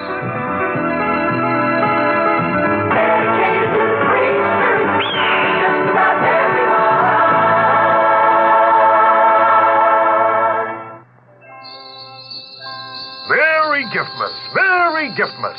You know what's really going to make the holidays merry this year? Merry free gifts and high-interest savings accounts at the new place in town, Franklin Society Federal Savings and Loan. We're celebrating the grand opening of our 2 new branches in Brooklyn and Staten Island by giving depositors their choice of 63 great free gifts with a deposit of $250 or more, and savings plans that offer the highest interest allowed by law, so you can save money 2 ways. Ho, ho! That sounds like the happiest holiday ever. It will be for anybody who opens a new account and selects a free gift. It could save me a lot of work this year. Sure could, Santa. So stop by today and open your high-interest Franklin Society savings account, the association that's been helping people save since 1888. Merry Giftmas, Santa. Yes, Merry Giftmas to you. 1888. Ah, that was a great year. I remember the snow. Our new convenient offices are located in Brooklyn at 8515 Bay Parkway near 86th Street, and on Staten Island at 2375 Richmond Avenue in the Heartland Village Shopping Center, insured by FSLIC. You know all about diamonds when you know about sales. Sales is the diamond store. You don't buy diamonds every day, so let sales show you the way. 'Cause we know what you're looking for. We're the #1 jewelers the whole world round, but we're people you know, your hometown diamond store. We know diamonds and you know us. Sales is the diamond store. We're people that you know with a name that you trust. Sales is the diamond store. We know diamonds and you know us. Sales is the diamond store. We're people that you know with a name that you trust. Sales is the diamond store.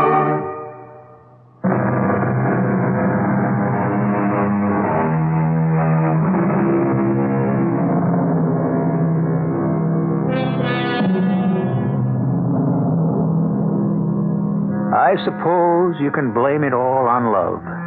The fact is, everybody wants love. The problem is, some people look for it after they're married.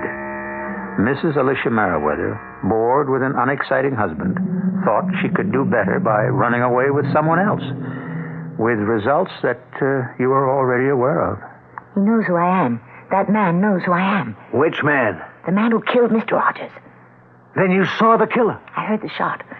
I looked down toward the other end of the station. He was running towards us. A short, stocky man. Short? He didn't know Mr. Rogers had a gun. Mr. Rogers let him get close, and then he fired. He missed, and the man ducked behind a post. But I saw his face. His face. It was such an evil face. Now, what do you mean, evil? You look at that face, and you saw evil. You felt evil. You knew there was evil. But what did it look like? It was... He had a round, small eyes, thin lips, a horrible scar across his cheek. A scar? For a moment, a terrible thought flashed through my mind. I was committing evil in leaving my husband, and now I was being punished. Yeah, it figures. Honeycomb Sweet. I thought he had come to punish me. Donald Sweet, known as Honeycomb. Some name for a hitman, huh? Lieutenant, why should he want to kill me? You're a witness to a murder. His murder. Who says I'm going to testify? I mean, is there some way I can assure him he's safe as far as I'm concerned? Is there? Now, look, Mrs. Merriweather, you're becoming hysterical. Certainly, and with good reason. Could I place an ad in the paper? To the gentleman who committed murder on the night of April 11th on the North Side Station platform, I will not testify against you. Signed, the witness. Let me get you a glass of water. I can't become involved. I can't. Now, please, get control of yourself. It's all over for me. All over. If this evil man doesn't kill me, Albert will divorce me. The story will come out. It will, won't it? Well, some of it, yeah. And I deserve it. Why? Why did I ever... What did I ever see in Bruce Pennington? Calm yourself, please. Weakling, a coward, a foolish insipid. He didn't mean a word of what he said to me. And the last minute, his true nature... Mrs. Merriweather, you must try to think rationally. What do you suppose I'm doing? Yes, Albert. Calm, patient, kindly. Oh, Albert. Now that it's too late, I realize how much I love you. Mrs. Merriweather, about the murder... Do you realize I've ruined my life? Completely? Albert was quiet so much of the time. But that's because he was thoughtful. Bruce talked all the time. And I see now it was the chatter of a parrot. Your life is in danger. It doesn't matter. What am I going to live for? Mrs. Merriweather, we have to go downtown. Why? You're not safe here. We'll have to place you under protective custody. Does this mean I'm under arrest? It means we're going to protect you. And, of course, everyone will know. We'll try to keep it as quiet as we can. I guess your husband will have to know. That's everybody. This can't be helped. Suppose I refuse to go with you. If you agree to drive downtown with me in my car, we can do it quietly. On the other hand, if you want to make an issue of it, you're asking for publicity. I have one hope. One slim, forlorn hope. And that is that this is a dream. A nightmare. And I'll wake up. I'm sorry. I'm ready. Shall we go?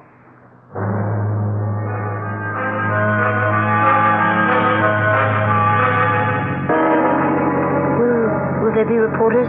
No, not yet. Not yet? You'll be booked quietly. Booked? You see, you're a material witness. But I'll be under arrest. No, not exactly. It's all kind of a gray area. But my connection with this, it will come out. Yes, if we go to trial. Of course, Mr. Merriweather will have to know.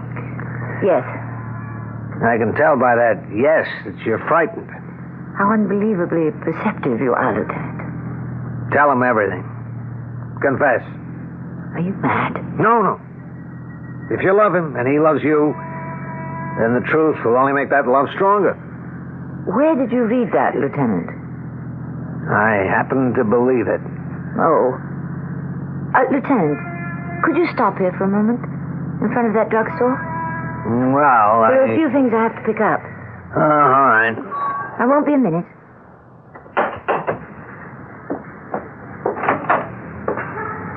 Do you have a telephone booth? Oh, I see it.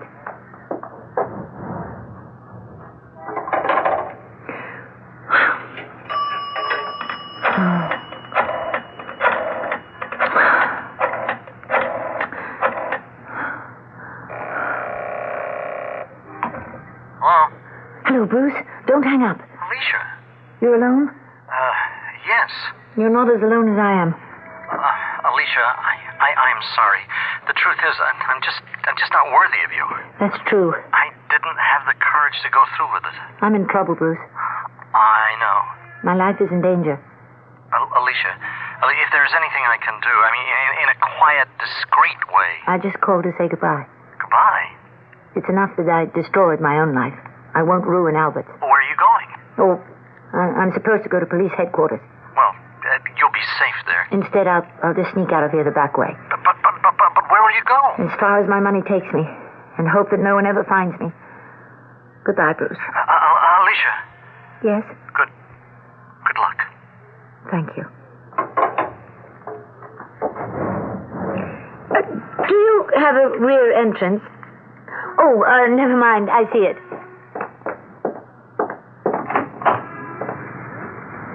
Taxi! Are you free? Oh, excuse me. I didn't know you had a fare. Get in, sister. It's you. Don't make a sound or I'll cool you off right here. Now get in and sit down. The man on the platform. Let's go, Curly. You're the man who... That's right, I'm the man who. I'm always the man who. Where are you taking me? You hear that, Curly? She wants to know where I'm taking her. What are you going to do with me? That's one of those things. One of which things? Why do you use euphemisms? I beg your pardon. Why didn't you come out and say what you mean? Why didn't you admit you're going to kill me? Most people, they don't like to hear the real words. Why do you want to kill me? I don't want to kill you. I have to kill you. Why? You know why. Because I can identify you as the murderer of Cleveland Rogers? I tell you, Curly, this is a dame that lays it right in there. Suppose I promise you I won't do that. Yeah? Yes. What do you think I was doing on that platform last night? I never gave it a thought. I was running away from my husband. With Rogers? No. But the man didn't show up. He's a chump. Then you came along and killed Mr. Rogers. If I identify you, then I'll have to answer a certain question. Namely, what were you doing on the station that hour of the night? Exactly. And it would be better for me if that question never came up. I'm married to a very conservative man. I see the diagram. So, I will give you my word that I will never testify against you. And that should solve the problem. Yeah, it should. But it won't. It won't? Why not? In the first place, if I knock you off, I know you'll never testify against me. And I only bet on sure things. But it's against my own interest to identify you.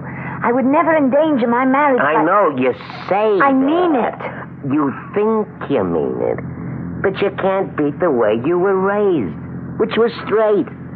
Sooner or later, your conscience is going to start to bother you. You're going to have to do the right thing. You can't fight the way you're made. And you're going to suffer plenty, too. So look, believe me, what I'm going to do, it's going to be the best for the both of us. Hey, Curly, there's a cop's car in back of us. Step on it. Hey, he's gaining on us. Let me bust out the rear window, see if I can stop him. I'll knock that chump off the road. They can't shoot back at us. They'll be scared. The dame. That made him think twice. Watch me bag him with the next shot. Hey, let go. No. Let go of me, you crazy dame. Let go of my arm. I'll kill you. You'll kill me anyhow. I'll kill you now. Try it. You crazy dame. You. Behind the wheel. You, Curly. I've got this gun pointed at your head, and I think you better slow down. That's it. Now pull over. Go on, pull over to the side.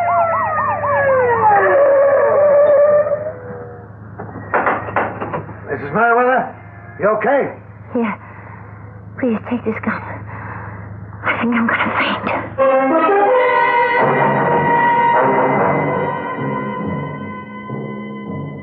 It was self-defense, so you're in the clear.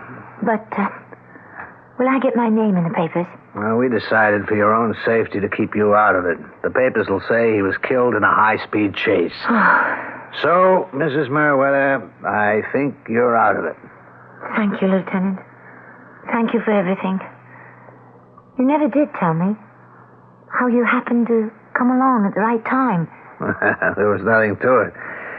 I watched you come out of the phone booth and head for the rear exit. I drove around the block just as the cab was pulling away from the curb. Oh, I guess this is goodbye. Yes. Goodbye, Mrs. Merriweather. Alicia, my dear. Albert, you're back. Yes, I've had enough of the convention. Oh, Albert, may I present, Lieutenant Berger? Of the, police? Yes. I'm selling tickets for the police department dance. Oh, well, let's buy some, by all means. I already have. Oh, thank you so much. And good night. No, don't bother. I can let myself out. You know, when I heard he was a police officer, for a moment I was afraid something might have happened. Why, Albert, darling, what could possibly happen? Tell me, how did you spend your time tonight, eh? Oh, it was just another quiet evening at home.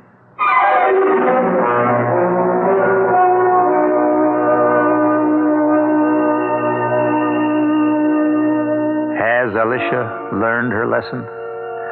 I don't know. Does anyone ever really learn a lesson? You think she'll be happy with Albert now? Or will she have her head turned by the next handsome guy who happens along? Another thought. Albert, was he really at a convention? Who can tell? All I know is I'll be back before you have a chance to miss me. The table looks wonderful, Oh, sweetheart. thank you, darling. Reverend Berkey will just love it. Thank you, darling. The dishes, the silver... Wait a minute, what's this? New Minute Maid 100% pure lemon juice. Why are... Because they use only fresh lemons. Why are... Because we're having lobster, and lobster needs lemon. No, why aren't we... Because the leading lemon juice is reconstituted. It has chemical preservatives. Minute Maid lemon juice is pure lemon juice, and it's frozen for freshness. Here, just taste Minute Maid. No, I don't have to. Oh, come on, you can taste the difference. Oh, boy. Tastes like different. Sure, it tastes like lemon. Minute Maid has the juice of 6 fresh lemons in this plastic squeeze bottle. What? Oh, at the door. Oh, I'll let him in. Oh, Reverend Berkey. Good evening, good evening. Hal, here's Reverend Berkey. Why is your husband talking like that? I was tasting the David He was tasting new Minute Maid 100% pure lemon juice. He's been at the cooking, Sherry. No, yes, Reverend, honestly, it was the one. New Minute Maid 100% pure lemon juice in your grocer's freezer case. It's got a fresh taste. People really notice. Here's a free minute from Pippin, Broadway's musical comedy sensation, directed by Bob Fosse.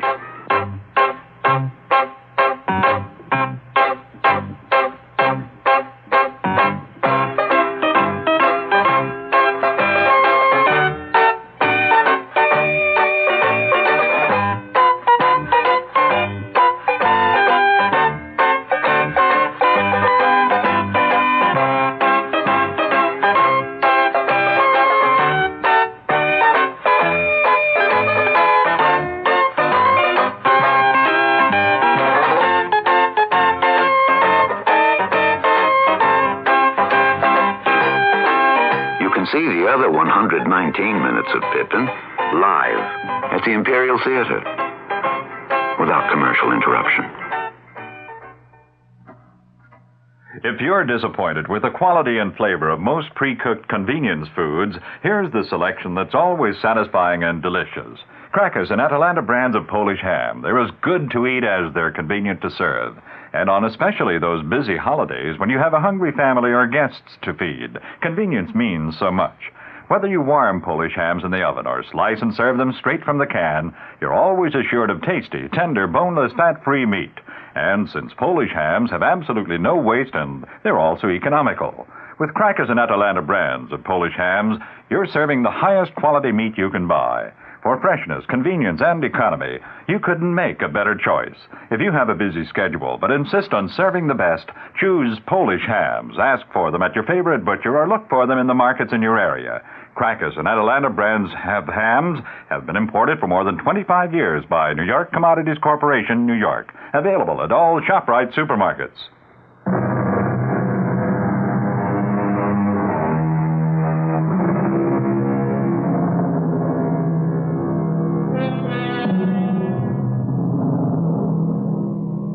There's a moral to our story, and that is, it may be good to be born intelligent, but it's better to be born lucky.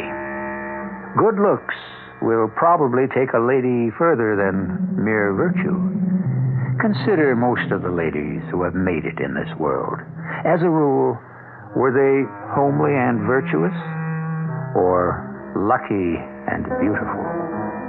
Well, homely or handsome, intelligent, virtuous, or fortunate, or whatever, you are all welcome to assemble with us here.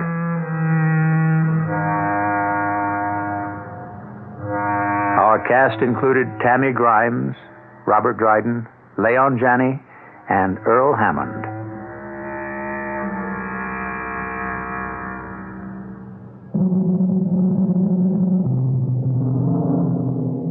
The entire production was under the direction of Hyman Brown. Radio Mystery Theater was sponsored in part by True Value Hardware Stores and Buick Motor Division. This is E.G. Marshall inviting you to return to our Mystery Theater for another adventure in the macabre. Until next time, pleasant dreams.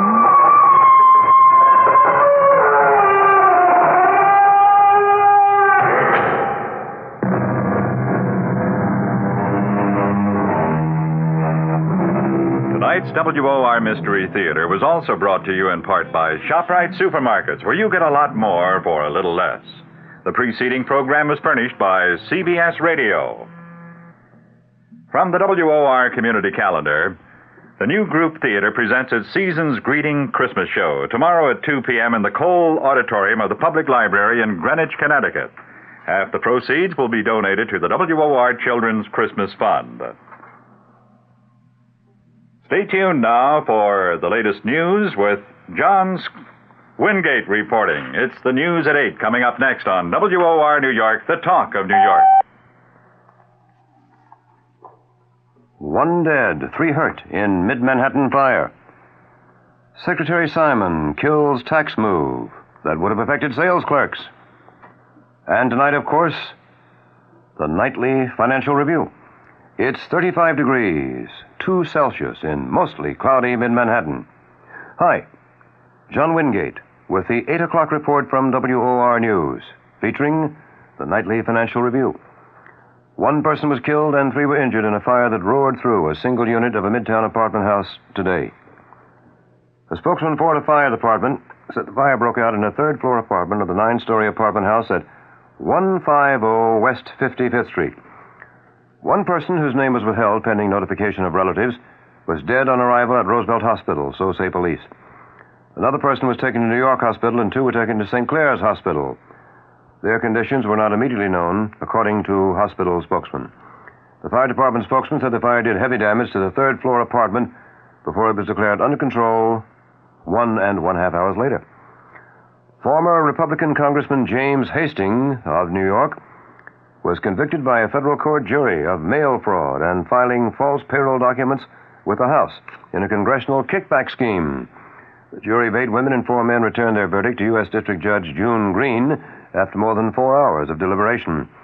Hastings was found guilty on 28 of 35 counts of the indictment, including 20 for mail fraud and 8 for filing the false payroll information. As that verdict was read, Hastings stood without expression in back of the defense table, looking at the jury.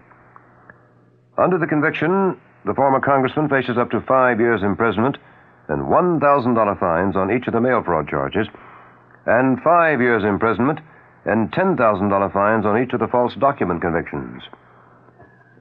Sources in Washington say Treasury Secretary William Simon has killed a government move to collect taxes on fringe benefits provided to employees in various fields. Now, these fringe benefits, such as free travel for airline workers and discounts for sales clerks, represent about $100 million in potential taxes.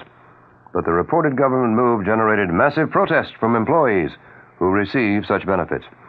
Simon had announced that Treasury withdrew a plan to exempt from taxation only those benefits which cost an employer nothing and which are available to all employees.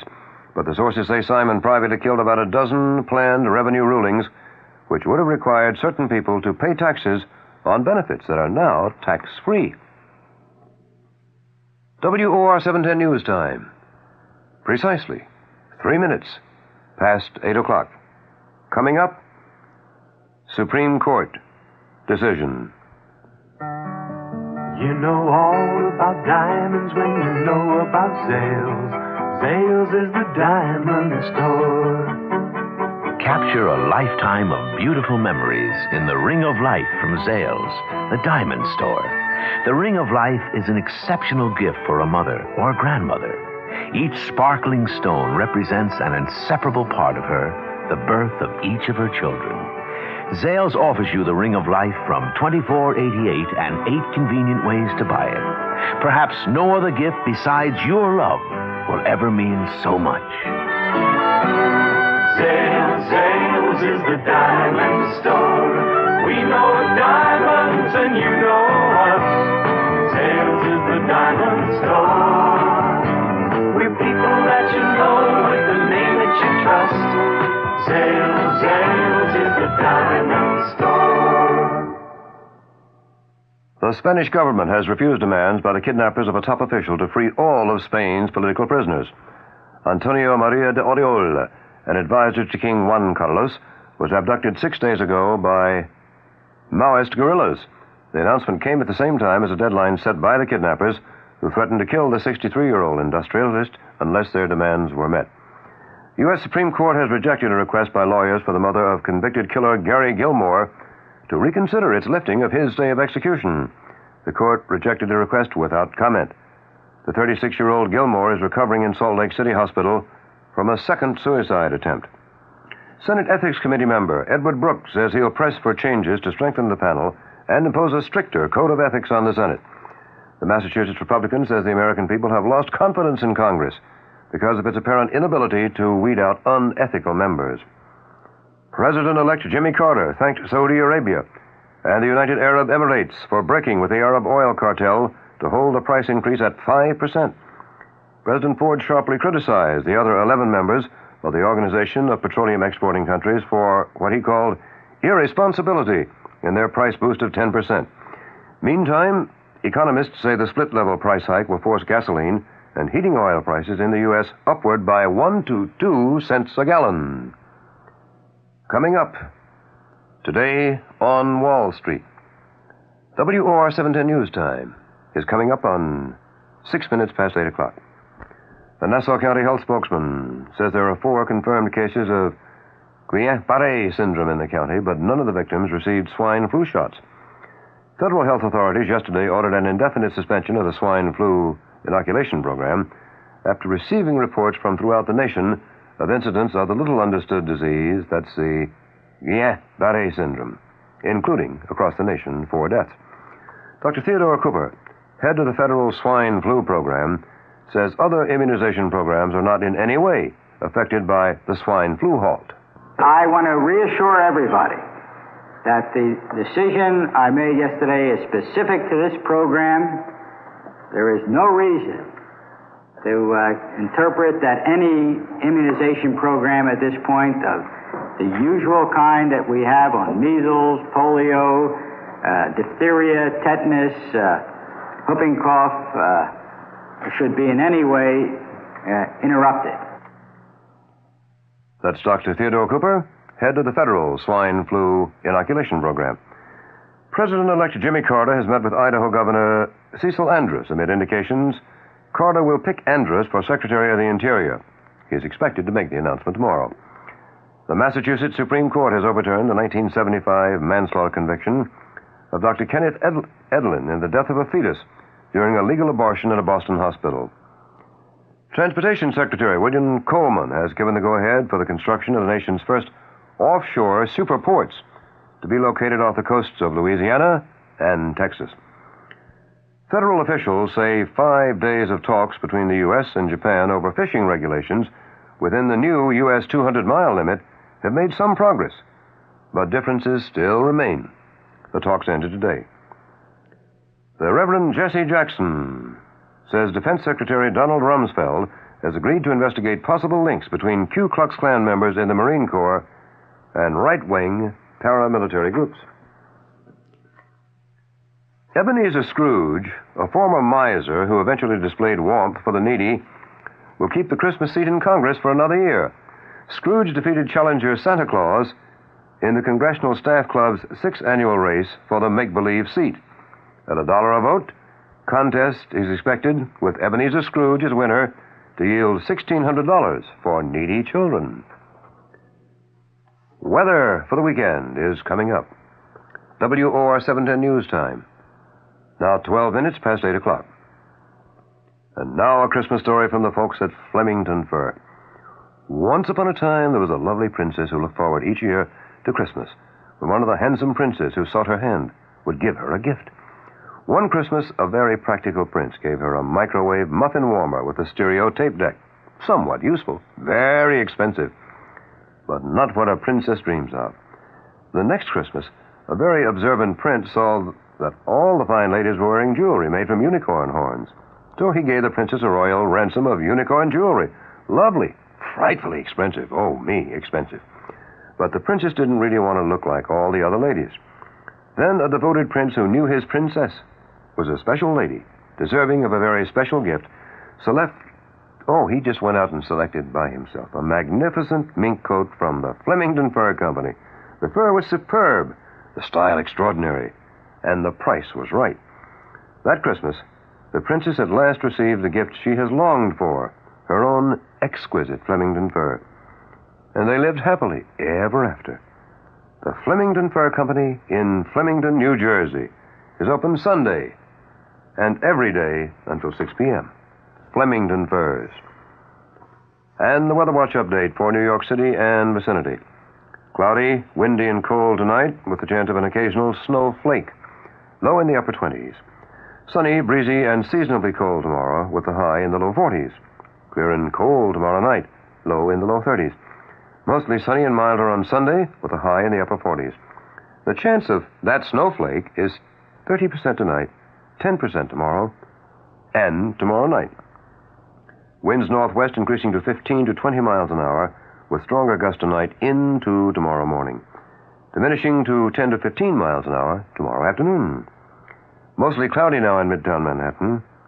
It's 35 degrees, that's 2 Celsius. Humidity 70%. Wind northwest at 16, gusting to 27 miles an hour. Barometer 29.60, and that barometer is rising.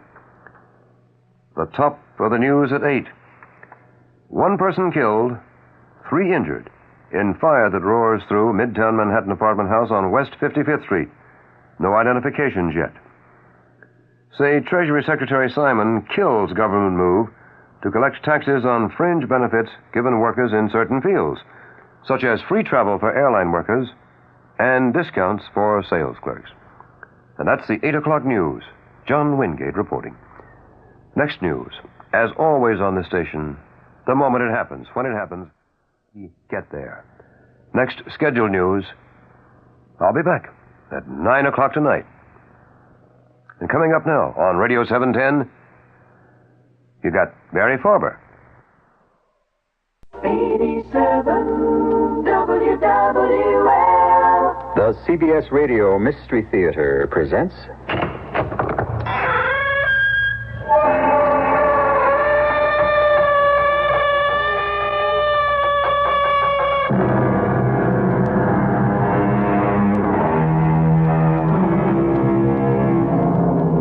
Come in. Welcome. I'm E.G. Marshall. When the pyramids were 1,000 years old, or somewhere about 2000 B.C., a tribe of wanderers, dissatisfied for their own reasons at the restriction and poverty of their lives, chose to migrate northward in search of a new and better life.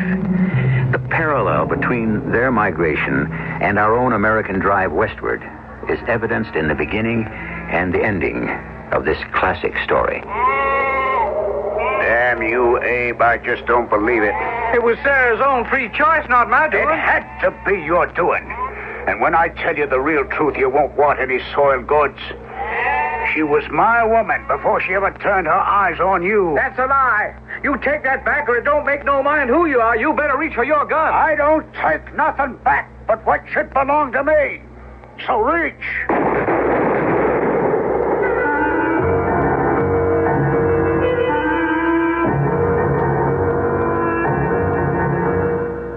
Our mystery drama, The Mark of Cain, was written especially for the Mystery Theater by Ian Martin and stars Ralph Bell.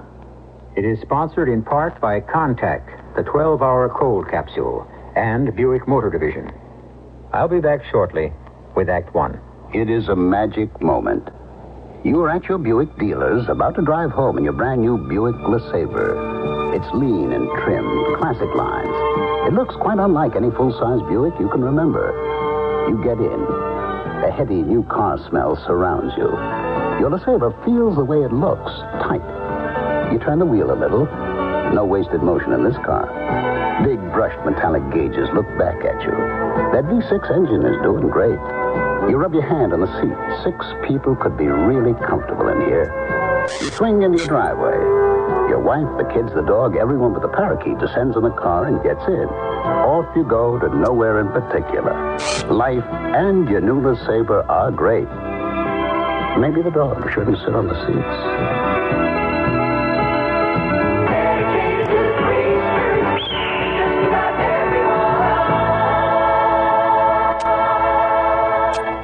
This following message is brought to you by the South Louisiana Electric Cooperative of Houma, Louisiana. Being consumer-owned and operated, the electric co-ops of Louisiana are just as unhappy as you are about the higher cost of electricity.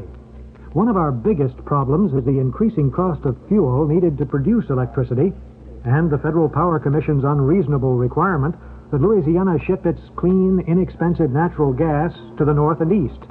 Ask your congressmen and senators to keep trying to do something about that problem. That's one way to help bring your utility bills back down to a more reasonable level.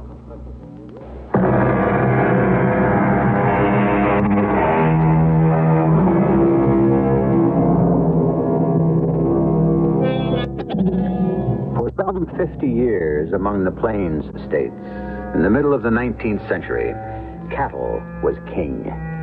Then, bleating and baaing their way from the middle states, came the sheep. What a horse has grazed, a steer can still feed on.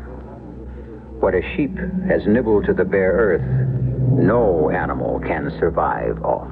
So, a war was declared by the cattle barons. But they were too wealthy and entrenched to do their own fighting. It was easier to hire guns for that.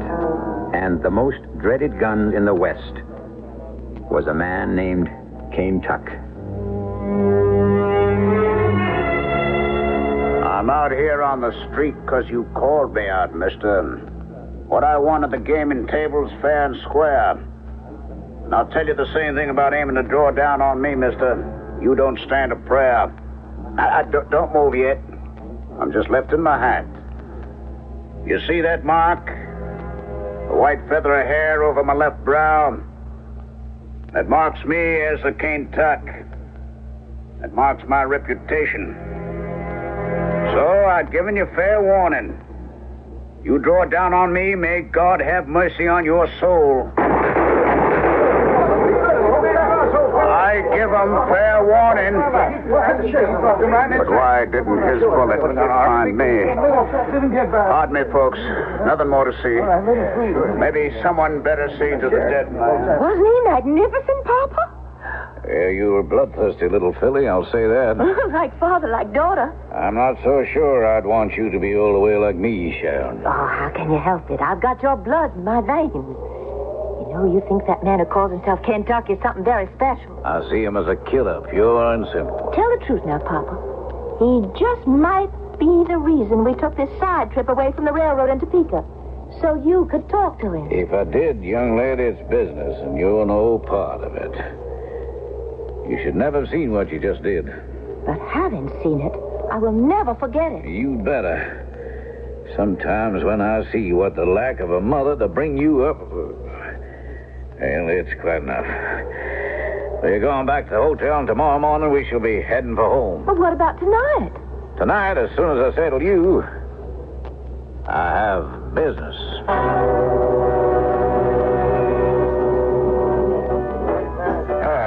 You excuse me, sir. I'd like to buy you a drink. Why? Oh, I have some business I'd like to discuss with you. I drink alone. Maybe you notice there's nobody else around me. Well, I'd still like to buy you that drink. Perhaps we can talk business in my room at the hotel. It's my card, sir. Colonel Jared Creighton, Venture Ranch, Colorado Springs, eh? What are you doing in this little tank town, Colonel? Well, sir, I was on trip by railroad back from the east, bringing my daughter home from school. I believe you're just the man I've been looking for. You heard of me? There ain't many of us in the West that don't know your name, Mr. Kentuck, and your reputation. And yet you'd still seek me out? Well, I'm here. Well, maybe I will have that drink with you, Colonel. I want to offer you a job, Mr. Tuck. Kentuck, one name. Stands for Kentucky, where I come from. No second name. I shut that a long time ago, along with the power of other things. I do some wide and fancy roaming. One name's good enough. Maybe it's time you thought of putting down some roots. Who would want me? I would. What for? Well, now, I mentioned my name was Creighton of the Venture Ranch, the V-Bar C. That's our brand. Perhaps you've heard of it? I might. It's a mighty big spread. The high end of it is in the Colorado territory. Been in my family for 4 generations since we cleared out the Indians. But now we got two other hostile groups aiming to move in on our grazing lands. Settlers and the sheep men. Well, you ain't alone. All the way down from the Dakotas to Texas. The settlers we can handle, but some of the sheep men are raising a bigger ruckus than their stock. And they're mighty hard to discourage. Yeah, I don't like any man has anything to do with sheep. Well, I figured you'd see things like a right-thinking man, so I wanted to offer you a job. You want to buy my gun? Oh, I can hire me 100 guns, same on the other side, and the war goes on. They just cancel each other out. What I want to buy me is full-time protection. You think I can offer that? I think the name Kane Tuck can. I reckon they'll know enough not to tangle with you, and they'll stay off my property. There's a little more to my reputation perhaps you forgot, Colonel Creighton. Oh, what's that, sir? I'm a loner. I don't stop long no place because, well, let's say I got itchy feet. I'm gambling maybe that's because you never had an offer to stay on anywhere before in your business. That's why I'm making you an offer strong enough to maybe tie you down. You don't know the odds you're facing. I'm willing to take my chances, by God. Cursed from the earth, which hath opened her mouth to receive thy brother's blood from thine own hand. A fugitive and a vagabond shalt thou be in the earth. Kane Tuck, what is it? You all right? I've suffered enough. I don't understand. There's nothing to understand, Colonel. Looks as though he's not going to make it, Daddy. My tarnation train is pretty near departure time. I didn't figure him to let me down. Well, I don't see why he just didn't ride up here to Topeka with us on the stagecoach. Why, honey, he had some other business to close up. Well, it seems like old Iron Horse fixing to leave. Couldn't you get them to hold up just a piece for him? Now, you know, it appears to me you've got quite a bit of interest in that Kane Tuck. Well, he's almighty handsome. And kind of old for a little Eastern tenderfoot just finished his schooling. He's not that old. I bet he isn't even 35 yet. Oh, closer to 40, I'd reckon. Either way's far too old for you and outside your reach. Anyways, you got a man waiting for you back home. Enoch Patterson? I haven't laid eyes on him for near 5 years. He didn't even have a beard when I left. Just a little old boy, same age as me. Same as you is right, Sharon. Just so long as he's on our side, trying to get his father straightened out. Why, if anyone had ever told me that Elisha Patterson would turn Daddy, into... he isn't coming. Maybe just as well things I had on my mind. Yes, he is. Here he comes. Howdy, Colonel Creighton. What's the train's just about to leave? I thought maybe you'd ducked out at our handshake. I don't never back out on my word once given. Getting just the right price for my horse held me up. Well, we'd better get on board. Daddy? My apologies. I reckon you haven't met my daughter? My pleasure, Miss Creighton. I'm honored, Mr. Tuck. Just plain Kane Tuck, ma'am. I got no family name.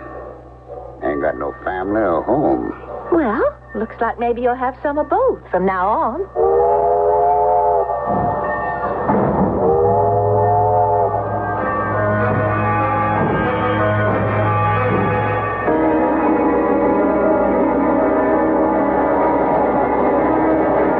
Well, Kane Tuck, are we joined up? You got me on a railroad. First time I ever traveled any other way, saving my own legs or horses. I never wanted it to come to this. But a man has a right and a duty to protect his property. And you're buying me to cut down any man who don't. No, sir. I'm buying you a hope to face down and discourage man who might. For 20 years and more, we've had a cattleman's association, a club, or you call it what you will. We've got to protect the grazing lands, the thread of sheep. And the man I counted on most as my friend, my neighbor, the father of the boy I thought my daughter would marry to make a union between the two ranches, has turned on me, weeding out his herd and turning to that abomination, the sheep. Why, we can no longer talk together, huh? Well, I've come to the conclusion that this man, can only learn by example. That's why I want you as my ranch boss. As executioner. What? If anyone won't toe the line as your representative, I force him to draw down on me. And when he does... No, I don't want the reality, only the threat, the pressure, the leverage. I don't want any killing. No one ever really does. You bought yourself just what you want, Colonel Creighton. I feel mighty sure I did, King Tut. Can't help myself. It's the only way I have to go. My cross to bear.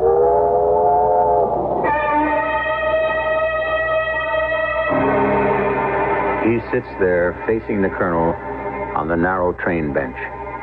Two coal-black eyes as empty and deep as the bottomless pit. His young old face is placid, but a man looking at him objectively could imagine that beneath the sun-leathered skin 1,000 million nerves writhe and torture themselves. Who is he, this man who calls himself only King Tuck? I shall return shortly with Act 2. And you feel it coming on, and you've got no time for it. Catch it before it catches you. Give your code to contact real medicine for real colds. Here in my hand is a little capsule. It's tiny, yet it contains enough cold medicine to help relieve cold symptoms caused by every known virus. Every known virus. It's Contact. The same 12-hour Contact you can buy. This year, Contact with its tiny time pills will touch more lives, help more colds than any other cold medicine, tablet or liquid. Think about that the next time you're sick. Sneezing, dripping, all clogged up. Then let us help you with real medicine, like Contact. It works all day, all night. We're number one in the whole world. Take over the hysterectomy. Give your cold to Contact real medicine for real colds. This is a car commercial with no sales pitch, no hard sell, no wild claims. It's a straight-out, bona fide offer of $200 cash, paid to you directly by Chevrolet, just for buying a new Chevrolet Vega or Chevrolet Chevette before January 10th. Here's the offer. If you purchase any new Chevy Vega or Chevette from stock by January 10th, 1977, you'll receive a $200 cash bonus direct from Chevrolet. You'll get this cash bonus on any Vega or Chevette you select from your dealer's stock. You'll get this cash bonus no matter how good a deal you make with your local Chevrolet dealer. And you have the choice of applying the bonus to your original down payment or getting a $200 check in the mail. All you have to remember to get your $200 is to buy your new Vega or Chevette from your Chevy dealer's stock by January 10th. See your Chevy dealer soon. He who hesitates has lost $200.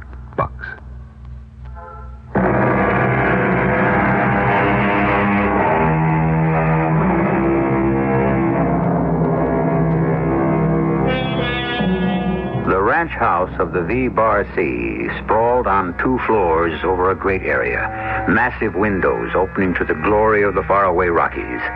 Between the mountains and the house were miles and miles of prairie, grazing lands. This was Creighton land. That is, if it was not totally owned on paper, at least by grazing rights established for 100 years, till the railroad brought the settlers and the sheep west. You sent for me, Colonel Creighton? Why, sure, King Tut. Come on, join me. Sit down and have some breakfast. I already ate with the hands in the bunkhouse. Well, then sit and have some coffee. You all shook down and settled? I reckon. Anything else you need? Nope. Except, when do I take over? Well, no hurry for that, son. I mean, Buck Willis been my ranch boss a long time. No sense rushing him off to pasture. Besides, I got more important plans for you right now. All right, shoot. Oh, no. I'm hoping it won't have to come to that. I'm kind of trusting to the sound of your name and your reputation to avoid bloodshed. Who's pressing you, Colonel? K-Duck, just look out from this room. That's Creighton land out there, has been for over a century. And that's cattle land. Now, they call us cattle barons, but the real royalty is that steer you can see in clumps wherever you look, long or shorthorn. This is his land. And now there's a power of people trying to encroach on what me and my forebears carved out of the wilderness, and I don't take kindly to poachers. I want to drive them off. With one gun. If it's a big enough one and packs enough power, those are coyotes feeding off what men have the courage to conquer. You face them down and they'll run. And if they don't? Cut them down. Where do I start? Oh, I'll give you all names. There's just one I want you to lay off of. And that's who? Elisha Patterson. Why? For 25 years, we were friends. Close as that word can mean. Why, his son and my daughter promised each other. We were going to partner the ranches, make us the biggest spread outside of Texas. And then what happened? Oh, well, I'll give him this much credit. The drought has hit him bad these last years. But I never thought he'd turn to sheep as the answer. I still hope to drive some gut-bonehead common sense into him.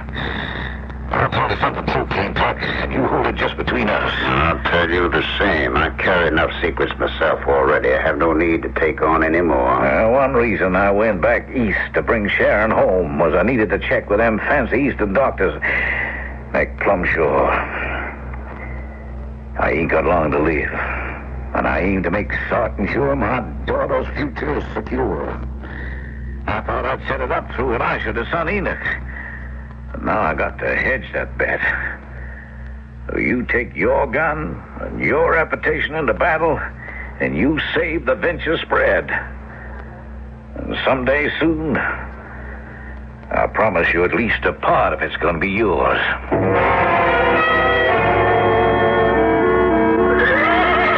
Easy, boy, easy. No, Mr. Kentuck. Miss Clayton, just plain Kentuck, like I told you.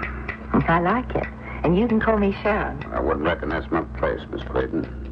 Easy, boy, easy now, easy. Why do you keep avoiding me? You've been here a while. I never see you. I've been busy. Oh, I know. I'm surprised you have time to shoe a horse. I always shoe any horse I ride myself. You like to be a lone wolf, don't you? I never said I liked it. It's my way of life. You're a strange man. Yes, better that way. Are you telling me the stories are true? What stories would those be? Oh, Lyle Peterson up by Colorado Springs. He got shot in the head and his house burned to the ground. If you're asking me, did I do it? No. But everyone says you warned him off. Told him to build a fence to hold his sheep in. Yes, What do you mean, yes'm? Did you tell him that? I surely did. I'm your father's ranch boss. It's my job. It's not your job. Buck Willis has been ranch boss ever since I can remember. Yes, Will you stop saying that? What? Yes'm. Why? Because it pretends to be something you're not. You are not inferior to me. I never did say I was. Well, you just want to put me off. Put you off what, ma'am? Will you stop toying with me? I want to know what's going on. I don't know what you mean. Oh, come on, Kentuck. You think you're pretty tough. Well, let me tell you, so am I. I am not the nice, genteel little lady my father sent me east to turn into. I'm Western born and bred. And for all my daddies want to put a brand on me, I'm a maverick still all the way. Do you know why I'm back here? Sure enough. To marry up with Enoch Patterson, so the VRC and the Circle P ranches can join up and be the biggest spread north of Texas. That is my daddy's idea. But Enoch and his father are too soft to hold a dynasty here in our country. It takes a man to hang on to what he's got and fight off the coyotes, a man like you. No. Now, what do you mean, no? You said it before. Oh, maybe for just a moment I thought I could rest, but you nailed the truth on the bond for me to read. I ain't no ranch boss. Just what I've always been. Well, what have you always been? A killer man. No. So on the record? In fair fight. In your own defense. In my own defense, yes. In spite of me, in my own defense. What are you trying to say? I don't reckon anything I could say would make sense, Miss Sharon.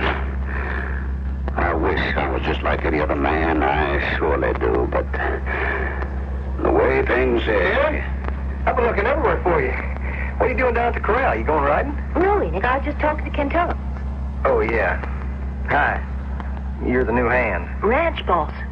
Ranch boss? Well, I thought... It don't matter. I got things to do. Excuse me, ma'am. So that's the big bully boy. Be careful. Of him? A big mouth with a gun? Why? He's no big mouth. You better respect his gun. I got no respect for any hired gun. You know what they say he did to Lyle Peterson and Scrimbley Shaw? Shot him from ambush. You have proof of that? No, but he called them out, and knowing his reputation, they wouldn't shoot it out with him, so... So? What? So he shot him in the back. What else?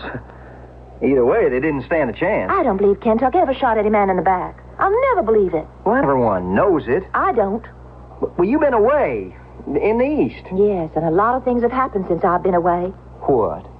Well, things are a lot different between your father and mine. Well, things are changing on the range. We have to move with the times. Well, you and yours can make your own moves. Why can't you leave my daddy alone? We'd like to, if he'd leave us alone. But how does he interfere with you? Sharon, I didn't come over here to talk about... I ask you a question. Damn it, Sharon. He thinks he owns the whole territory. He's got to wake up to respecting his own boundaries. But it seems to me you're the one who don't respect him. Sharon, stay out of men's business. Your father only holds title by law to 1/10 of the land he claims. The rest is anyone's territory. Well, for 100 years, nobody ever claimed it. Why now? Come on, Sharon. You've been east.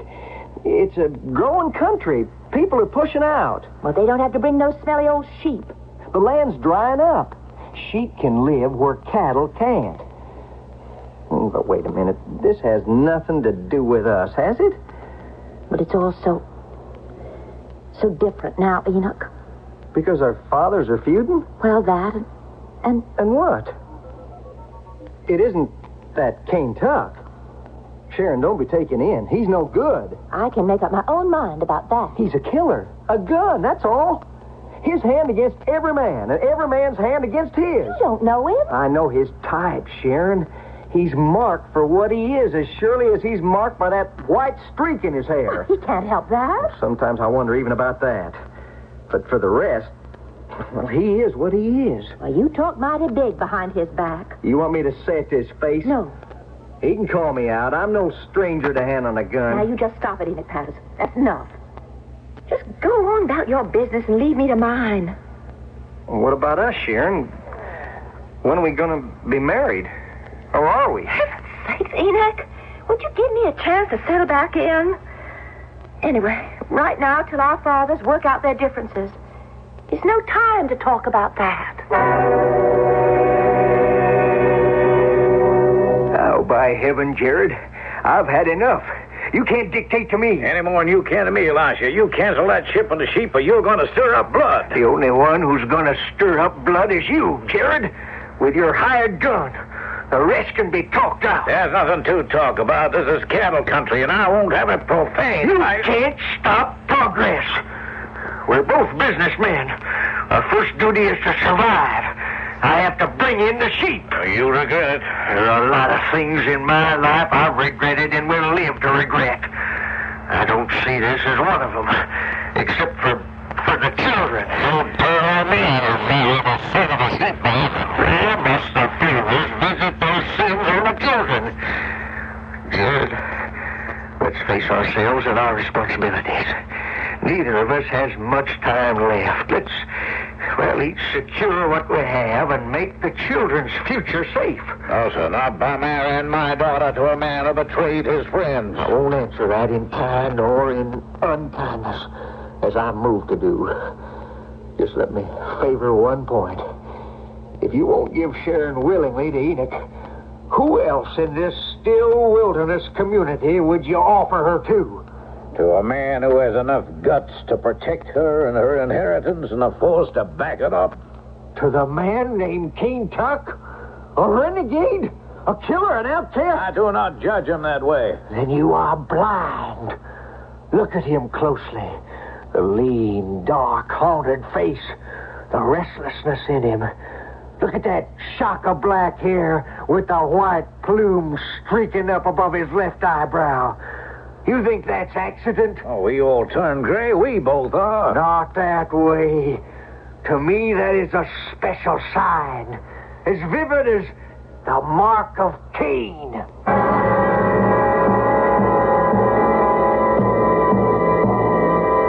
It is said in Genesis, chapter 4, verse 15, "And the Lord set a mark on Cain, lest any finding him should kill him." Is Cain Tuck a latter-day Cain? Is he the killer that he is represented? Has he no saving grace? I shall return shortly with Act 3. Think about it. Is your fire extinguisher within easy reach, and do you really know how to use it? Last year, over 2.5 million kitchen fire victims wished they had thought about it. Unfortunately, many small fires that start here in the kitchen turn into devastating blazes. Underwriters Laboratories field engineer Ray McNabb says that's because people try to fight kitchen fires with water. Cooking fires caused by fat, oil, or grease should be smothered, not soaked. The best way to smother a fire is with a fire extinguisher. Only problem is, most folks hide their extinguishers. They serve no purpose hidden in a closet or in an area where a fire may start, like above a stove. Place it where you can see it and grab it. Remember, get everyone outside, call the fire department, start your extinguisher, and aim the nozzle at the base of the fire, sweeping from side to side, and watch out for a reflash. Think about it. A public service from UL and this station. Come along, you people, give your land its due. The more you see of America, the better it'll look for you. Here I live in history, each family state.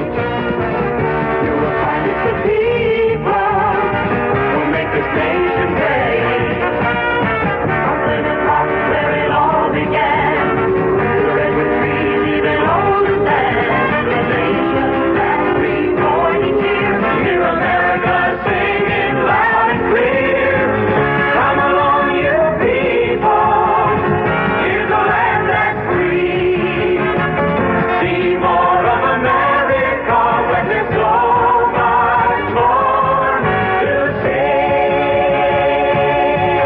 From the United States Travel Service.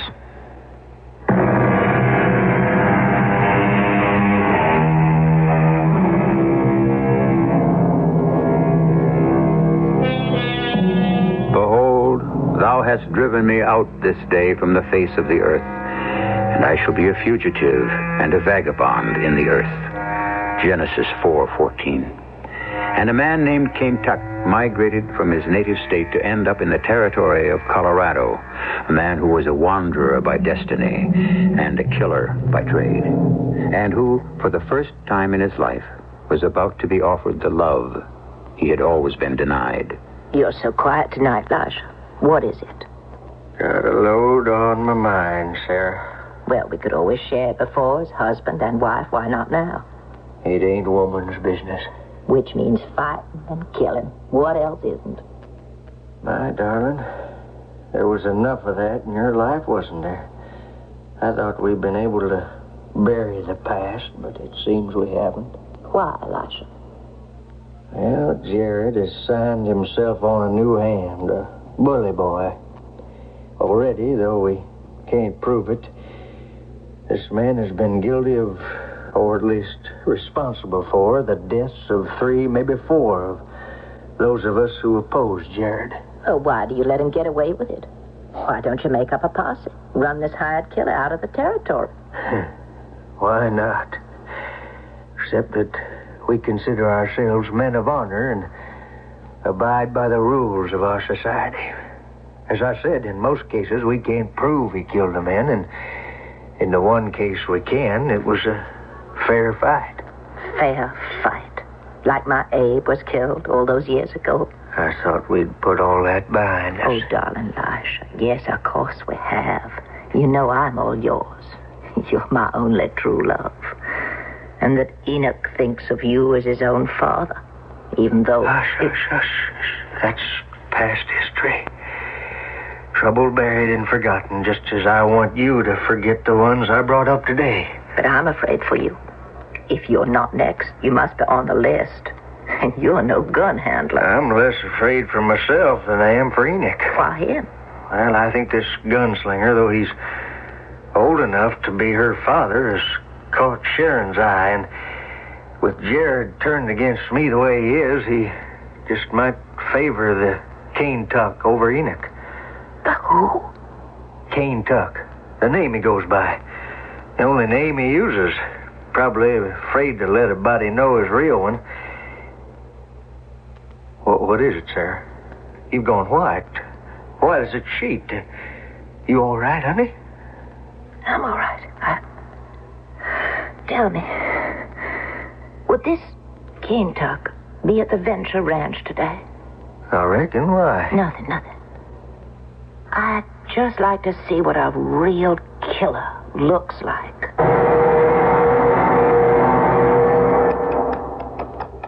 Kentuck, hold up. Check, boy, check. Anything wrong, Miss Creighton? No. Where you headed? Oh, just riding out a piece. Mind if I join you? I kind of hankered to be alone. Oh, that's not polite. Don't you like me? That's beside the point. Then can I ride with you? If you can keep up, yep.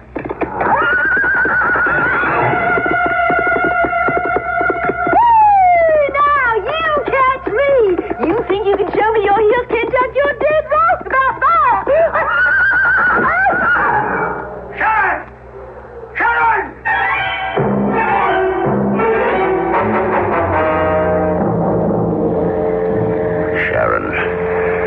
Sharon. Yes? Are you all right, Sharon? Oh, Kentuck, I declare.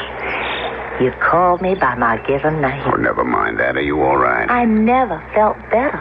You little fool. You almost lost your head when that horse hit that gopher hole. I lost my head a long, long while before that. What are you talking about? You.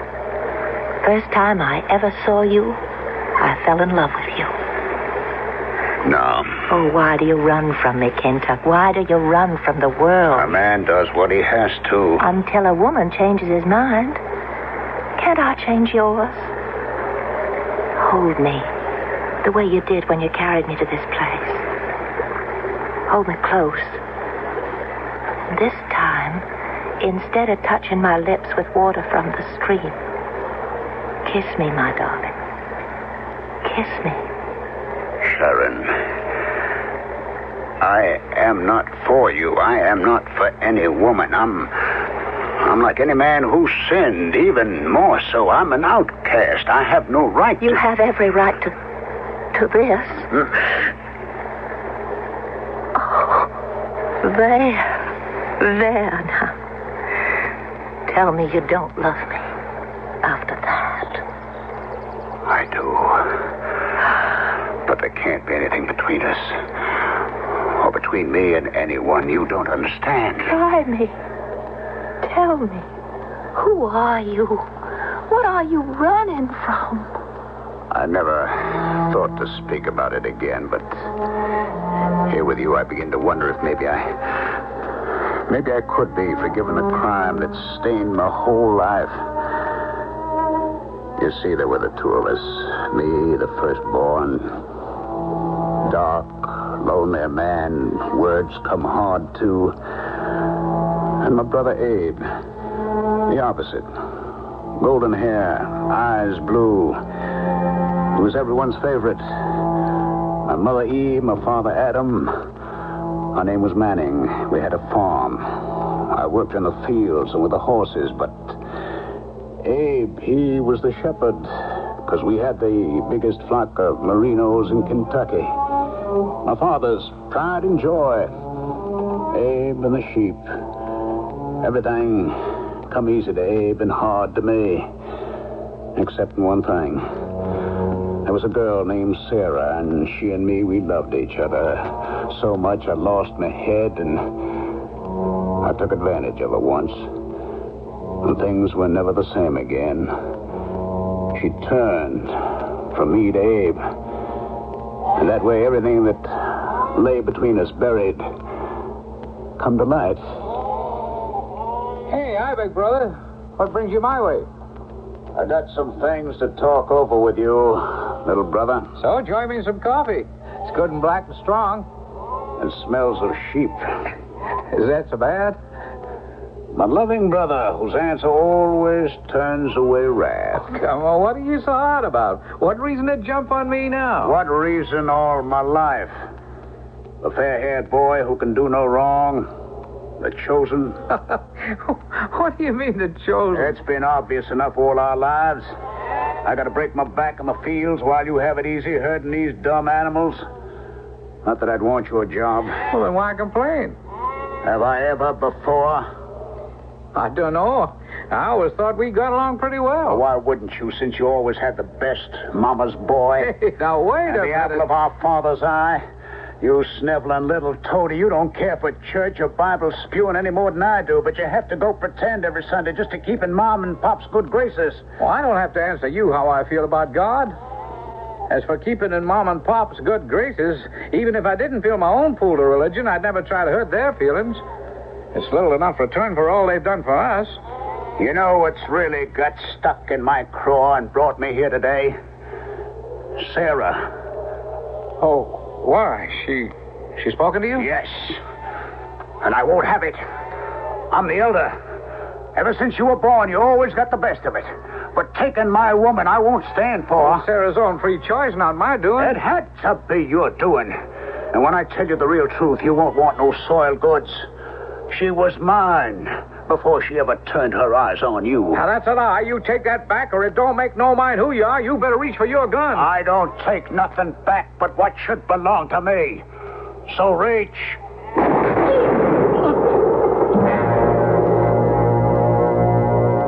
I stood there, the gun still smoking in my hand. And I looked down on my fair-skinned brother whom I had slain. There was a black fog in my mind.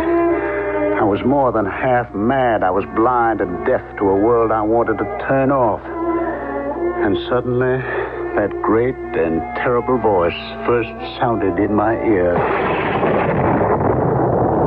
What hast thou done? The voice of thy brother's blood crieth to me from the ground. And now art thou cursed from the earth, and I shall set a mark upon thee, lest anyone finding you should kill you. I left my home, covering my tracks, took only the name Kentuck to myself, and have wanted ever since, every man's hand against me, waiting and praying for death. Only that's the one thing the Lord will let no man bring me. Poor Kentuck. No wonder you hide from everyone. But you can't hide from me. It's time for me to move on again. Then I'll go with you. Now, don't tempt me. You won't get the chance. Enoch, what are you doing here? I saw you follow him, so I followed you. Now, you stay out of this. Oh, no. This is showdown time. Oh, what do you mean? You can't treat me like some kind of possession. Where I go, what I do is my own business, my own decision. It isn't only you. There are other people to protect against this man. What other people? My father. I don't want him shot in the back like the others. Now, boy, you listen to me and listen good. I shoot no man in the back. I don't have to. Face to face, no man can kill me, so don't get any ideas. I already got him. I'm calling you out. And I warn you, I'm nearly 20 years younger than you and faster on the draw. This time you met more than your match. Don't try to test it. Tuck! Don't you do it! Enoch, keep your hand off your gun. Tuck. Sarah. You still recognize me after all these years. You still recognize me? If I didn't know you any other way, I would know you for the mark you carry, the mark of shame. Yes. 20 years I've carried it. Is there no way I can wipe it out? You could repent and ask God to stretch his hand out to you in mercy. Well, why should I? Since he was the one who wrote his vengeance on me. You were born a killer. You want to live as one? I was born like everyone else. I was made a killer. And since I am doomed to kill anyone but myself, I ride a hard, lonely road. I ask nothing from anyone, and I give nothing in return. Forget him, Mother. There's no saving him, only the rest of us. You can't save us, Enoch. Why not? He's old and tired and ready to be taken. And he deserves to die. I'm calling you out again, old man. Your time has come. No, Enoch, you are no match for him. Doc, I beg you, don't do this thing in God's name. In God's name, I have no choice. Okay, boy. Let's have done with it. I've traveled a lonely route long enough. Sharon offers me sanctuary and home at last. I'm ready to fight for it, even if you have to die. Your own son. Go for your gun. What did you say? You took me against my will. The son I bore was not by my present husband or by Abe, who never even knew me. Enoch is your own flesh and blood. Don't draw, son. Wait. No. Too late. If I can't have Sharon, damn you, you never will. For her sake, we're all better off dead. Draw. No. God, please, no. Not kill my son. Have I not suffered enough? Have you no mercy?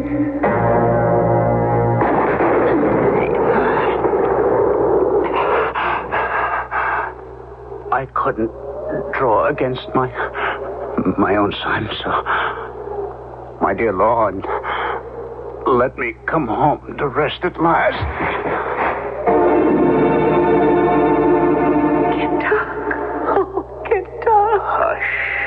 Hush, little one. Give me your love, but only as it should be a daughter. Take my son and become my daughter and live in happiness. You never drew your gun. Thank you for drawing yours. My son, for now the end of a long road that had no ending. It's here. I can go to my real home at last. I killed him. I killed my own father. No, Enoch. You brought him the chance to reach for God, to live hereafter. I never knew him. I always thought he meant nothing to me, except I never killed a man before. And I hope never will again. But you couldn't have killed a man who would thank you for it more. Look at him. Look at his hair. What? Black. All black, as it was before, when he was young. The white feather. The mark of his crime against God is gone. At last, we can all find peace.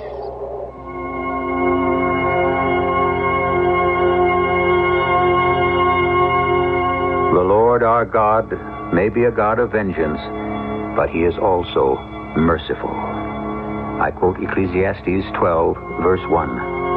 Remember now thy Creator in the days of thy youth, when the evil days come not, or ever the silver cord be loosed, or the golden bowl be broken.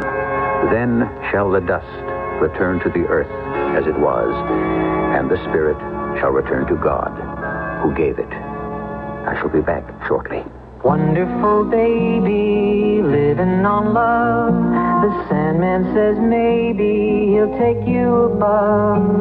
Up where the girls fly on ribbons and bows, where babies float by just counting their toes. While some babies float by counting their toes, this country endures a reported 1 million cases of child abuse every year, and at least 2,000 children die. At the beginning, or is it the end?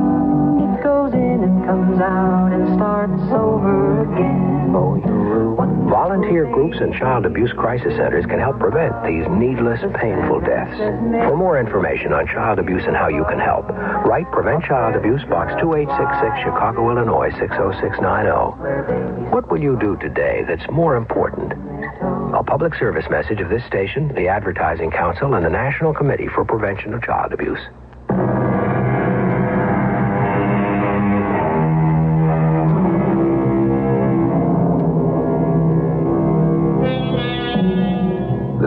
you have heard will not have been exactly new to you. We have retold it in its present form because it is as basic and real and true as humanity itself. The story of Cain and Abel is from chapter 4 of Genesis. We have, with reverence and some license, brought you a modern version because we truly believe that 4,000 years have not changed one iota basic conflicts and human relationships. The Bible, its story and its teachings are as alive today as they were 2,000 years ago. Our cast included Ralph Bell, Marion Seldes, Ian Martin, and Bob Caliban. The entire production was under the direction of Hyman Brown. And now, a preview of our next tale. She flirts with death. Why? That night, and every night, I went to the Gilded Cage. And I sat there, breathless, in a state, how else can I say it? Delicious terror, as the lethal knives flew through the air and came to rest against, but not in her body, forming a deadly halo around her head, a lethal collar around her neck. Finally, one evening, scarcely knowing what I was doing, I found myself backstage at Monsieur Delacroix's dressing room door. How I got there, I could never tell you. I'm basically a very shy person, but there I was. And before I knew it, I had knocked on the door, and it opened. Radio Mystery Theater was sponsored in part by Buick Motor Division and Contact, the 12-hour cold capsule. This is E.G. Marshall inviting you to return to our Mystery Theater for another adventure in the macabre. Until next time, pleasant dreams.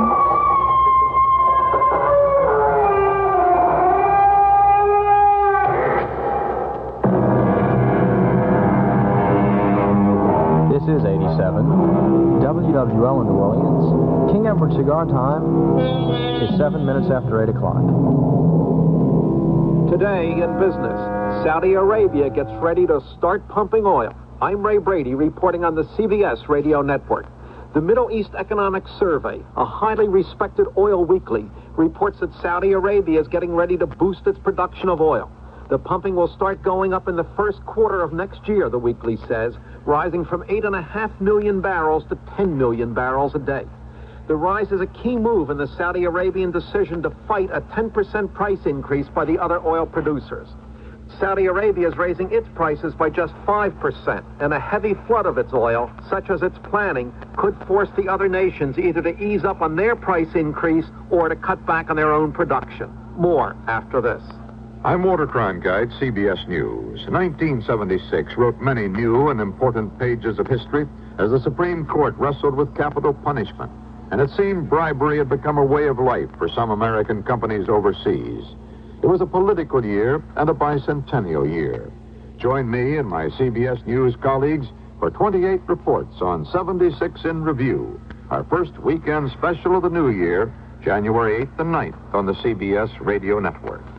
Still on oil, the chief executive officer of the oil exporting countries was asked today if the other oil-producing nations might hold their increase in prices to just 5%, the same boost as Saudi Arabia. The executive then said it was possible that the oil cartel might hold a special session to talk about oil prices. That oil news, along with rumors of a split in the stock of IBM, gave Wall Street a real holiday kind of session. The Dow Jones Industrial Average swept upward by nearly 10.5 points to 996.09. Volume was pretty good, over 20 million shares. And Townsend Brown II of the investment firm of Wood Struthers and Winthrop says there was a lot about today's market that's bullish. Well, it was a generally pretty much across-the-board rally. The motor stocks were active. The blue chips were active. There also were some secondary stocks. I would say that it was a generalized rally. For example, the advancers were about 2.5 times as many as declined, and the up volume was around 14 million versus only 3 million on the downside. You can't just pick a single group. It was a general, very strong market. That brings the market, of course, to within 4 points of that 1,000 level, a level it has reached and then tumbled from many times this year. but Brown is optimistic. The party's not over. We've got a ways to go here, and what the market is telling us is that both economic and political news is favorable. President-elect Jimmy Carter says he'll decide by the end of this week on the outline of a program to stimulate the economy. Carter says that program, once it's unveiled, will include a tax cut and a jobs program. In Miami Beach, it's turning into a chilly winter for guests at the luxury hotels being struck by the Union of Hotel Service Employees. The latest of the hotels struck, the massive Fontainebleau, today began hiring non-union maids, waiters, and bellmen. The Oceanfront Hotel, booked solid with holiday vacationers, is the 7th resort hotel in the Miami area to be strike-bound. Recapping that stock market, the Dow Jones Industrial Average today went sailing up by roughly 10.5 points. The blue chips were especially strong, with Exxon up by a point, General Motors up by 1 1/8 points. A lot of the market's entire move, though, was sparked by rumors that IBM may split its stock. The computer company itself finished out the session at 277 3/4, which means its stock was up by more than 6 points on the day.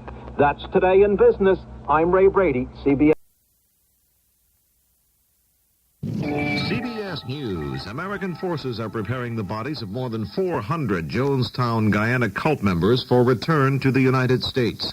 This is Doug Poling reporting on the CBS Radio Network. The Americans are doing their grim work wearing gas masks because of the growing danger of cholera at the jungle commune.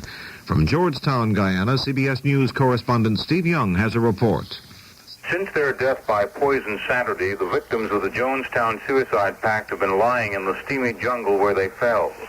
A joint U.S.-Guyanese news conference announced tonight that the first 40 bodies finally have been processed and helicoptered to the airport outside the Guyanese capital. It's expected that they'll be flown out of the country in the next few hours.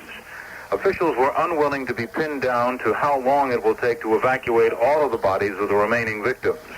Repeatedly, officials came under fire from dozens of reporters convinced that stumbling blocks to on-scene coverage have been established in order to cover something up.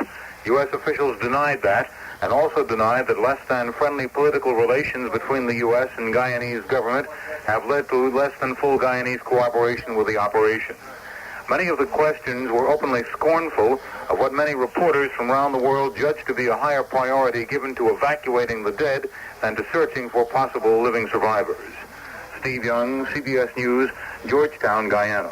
Authorities there have arrested Larry Layton, a 32-year-old cult member, and charged him with the murder of Congressman Leo Ryan and 4 other Americans in the Ryan Party. The San Francisco Examiner says an eyewitness has named 7 cult members as being in the ambush team that killed Ryan and the others. More news in a moment. I know what you're going to say. Here's Tony Randall again with still another commercial for Matus Rosé. Well, yes and no. I discovered something, friends, rather disturbing, and I must share it with you. I found out that many people don't even know there is a white Matus wine. Well, you could have knocked me over with a feather. Being something of a wine aficionado myself, I assumed everyone knew about White Matus, the bright imported wine with a captivating charm all its own. But it seems that the rosé is so popular, whenever people hear the name Matus, they automatically think rosé. Imagine all the white wine lovers who thought there was no Matus for them. Oh, the rejection they must have felt. Now, I know you've already stocked up on Matus Rosé for the holidays, but you're going to have to go out and get a bottle or 2 of White Matus for your white wine lovers. For heaven's sake, haven't they suffered enough? Well, that's all I have to say on the subject. White Matus, imported by Dreyfus Ashby and Company, New York, New York. President Carter today placed a telephone call to President Sadat of Egypt to urge Sadat to accept a compromise American proposal for an Egyptian-Israeli peace treaty. One report on the call says Mr. Carter urged Sadat to agree to elections in the Palestinian West Bank and the Gaza Strip within a year and drop the short-range election timetable the Israelis have rejected. Officially, the State Department is saying the United States expects negotiations between Israel and Egypt to continue. White House inflation fighter Alfred Kahn appeared today before a House banking subcommittee to say that the effort is going to be a long one. Kahn said the entire country will have to cooperate as inflation is hurting everyone. There's nothing in this country today that is doing more to rend the fabric of our society than inflation itself. And there's no use of our resources no protection of special interests, however meritorious, that can be exempt from the closest possible examination in our struggle to combat it. Khan, incidentally, appears to have been engaging in an involuntary act of reducing government spending. For about 3 weeks in his new job, he was not being paid. Somebody forgot to put him on the payroll, Khan said. I discovered yesterday my bank account is overdrawn. Senator Edward Kennedy and members of his family went to Arlington National Cemetery today and placed yellow roses on the graves of Kennedy's 2 slain brothers, John and Robert. It was 15 years ago today in Dallas that President John Kennedy was assassinated. Now this. Our guest today, Mr. Selwyn Searle, is an advertising agency radio expert. Yes, I still have my original floor model. Mm-hmm. Is it true the average household has almost 6 radios? True. The average... That many? Yes. What do you like on radio, Mr. Searle? Goldfish bowl looks nice. Unless, of course, the fish is dead, then I recommend a bowling trophy. I mean, what advertising campaigns do you like on radio? Like Oxy 5 became the #1 skin treatment item in America with a big assist from radio. Is that a fact? Or take Mailgram. Yes, take Mailgram. Radio was the dominant medium in establishing Mailgram as the forerunner of electronic mail. Electronic mail. Mm-hmm. Or Time Magazine. Time, yes. Mm-hmm. Since they began their current radio campaign, Time Magazine's advertising and circulation revenue have never been higher. I've heard Times. Yes, they were created by Dick and Jane. Love their books. Bert. Jane and Bert. Love their books, too. Mr. Searle, either A, you're an imposter, or B, you know nothing about radio. I choose A. What? I'm sorry. What is B again? To learn how radio can sell for you, ask this station for the Radio Fact Book, furnished by the Radio Advertising Bureau. A Baptist minister from Marshall, Texas today ended an unusual feat that lasted for 2.5 years. Hans Mulliken crawled on his knees for 1,600 miles to the gates of the White House, where he was turned away in his quest to see President Carter. Mulliken said he just wanted to shake the president's hand and tell him he's praying for him. Asked why he made the long journey by crawling, Mulliken said, "I just wanted to show America that we need to get on our knees and repent." He added with a smile, "A lot of people think I'm crazy." Doug Poling, CBS News. KQV News Time, 10:06. The weather forecast for the Pittsburgh area, cloudy tonight right through Friday with occasional rain on Thursday and Thursday night. It's possible the rain may begin late tonight. We'll have an overnight low tonight in the upper 30s in the Pittsburgh area. High tomorrow near 50 Thanksgiving Day. Low tomorrow night in the low 40s. There's a chance of more showers again on Friday. Friday's high in the upper 40s. Chance of precipitation 30% tonight, up to 80% tomorrow and tomorrow night. The extended outlook calls for partly cloudy skies on Saturday. Chance of more showers back again on Sunday. Highs in the 40s with lows from the upper 20s to mid-30s each day. Right now in Pittsburgh, the barometer is steady at 30.26 inches of mercury. Winds are from the northeast at 7 miles per hour. Relative humidity, 82%. At the airport, cloudy skies, 39 degrees. In downtown Pittsburgh, cloudy as well. And we have a temperature of 40. Now, CBS Mystery Theater. The CBS Radio Mystery Theater presents...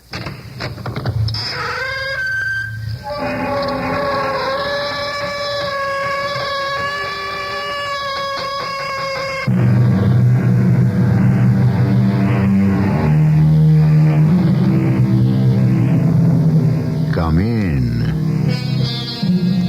Welcome. I'm E.G. Marshall. Has God forgotten all I have done for him? Exclaimed an exasperated King Louis XIV on an unhappy day when his army was defeated in battle. We may smile at such a remark, but we might do better to learn from it, because it teaches us that there are people in this world who expect to be paid in full for every kindness they extend, and that there comes a day when they will present the bill to everyone and anyone, whether here below or up above. Now, Miss Morrison, what can I do for you? Nothing. I've come here to save your life. I had no idea it was in danger. A man intends to kill you. His name is Anthony Pringle. What did you say his name was? Anthony Pringle. But I'm Anthony Pringle. I know, but that doesn't change anything.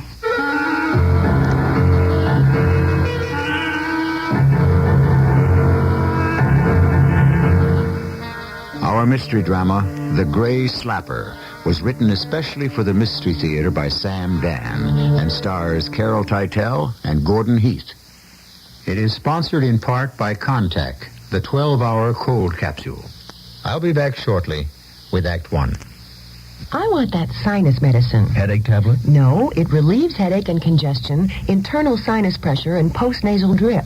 And it has added strength. You mean added strength sign-off? Exactly. Added strength sign-off tablets give you pure aspirin plus 50% more sinus drainer. To help sinus pain while you drain. Right, and more sinus dryer for postnasal drip. Added strength sign-off. The sinus medicine in the bright red box. Take when needed, only as directed. SINDOFF. Sign-off. You can't beat the clock, and right now the clock is running against us. Every 60 seconds, another American is diagnosed diabetic. Today, 10 million Americans have diabetes. A newborn child runs a 20% chance of developing diabetes during its lifetime. It's time to cure diabetes, and it's time we all help. Take a minute. Call your local American Diabetes Association. I'm Jesse Owen, and I thank you.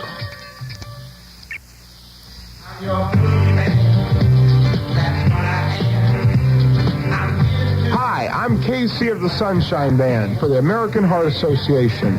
You know, when you're young, we learn a lot of things. A lot of good things and some things that aren't so good. What's important is to be able to tell the difference. I'll give you an example. Some kids, when they're still pretty young, learn how to smoke cigarettes. They see their folks doing it or their friends tell them it's cool. But the fact is, it's not cool at all. It's dumb. Cigarette smoking is dumb. It cuts down on your wind. It spoils the taste of your food. Worst of all, the American Heart Association says it's bad for your heart. So if somebody offers you a cigarette, remember, there's nothing cool about putting a hot stick of tobacco in your mouth. If you want to find out more about cigarette smoking and what's wrong with it, ask your American Heart Association. They're fighting for your life.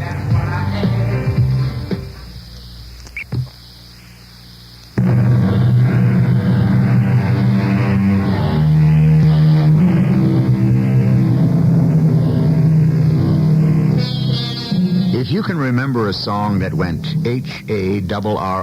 Harrigan spells Harrigan, you're not as young as you used to be. There was also a saloon called Harrigan's, and there still is, except old John Joseph Harrigan has gone to his reward, but there is a grandson named John Joseph still among us. And this watering place, as he likes to call it, was the home away from home for all the leading politicians in this beautiful town. Indeed, there were cynical people who insisted that every night the city was for sale in Harrigan's. At any rate, not too long ago, on a particular balmy evening, a slim, well-dressed lady, neither young nor old, approached the bar. Of course, ladies have never been exactly encouraged in Harrigan's, even in these days. They do play the devil with a man's privacy. Good evening, ma'am. Yes, good evening. Permit me to state, ma'am, that while you are as welcome as the very air we breathe, I must ask you to sit down at a table. Why? As to the why of it, we have a house rule. Unescorted female ladies are not permitted at the bar. Well, I'm only looking for someone. Yes? Yes. That rather distinguished-looking gentleman at the end of the bar, with the white hair and the trim, neat mustache. Oh, Mr. Pringle. Ah, yes. Anthony Edmund Pringle. Do you know Mr. Pringle? I know him very well indeed. Excuse me, Mr. Harrigan. Mr. Pringle? Yes? I'm Dolly Morrison. Oh? Do I know you, Mrs. Morrison? Miss Morrison. Oh. You assumed quite naturally that a woman of advanced age must be married. I would hardly say you're of advanced age. Thank you, but I am closer to winter than to spring. Shall we say Indian summer? Thank you again. And now, what may I do for you, Miss Morrison? Do for me? Yes, of course. Oh, you think I've approached you for a favor? Well, yes. A political favor.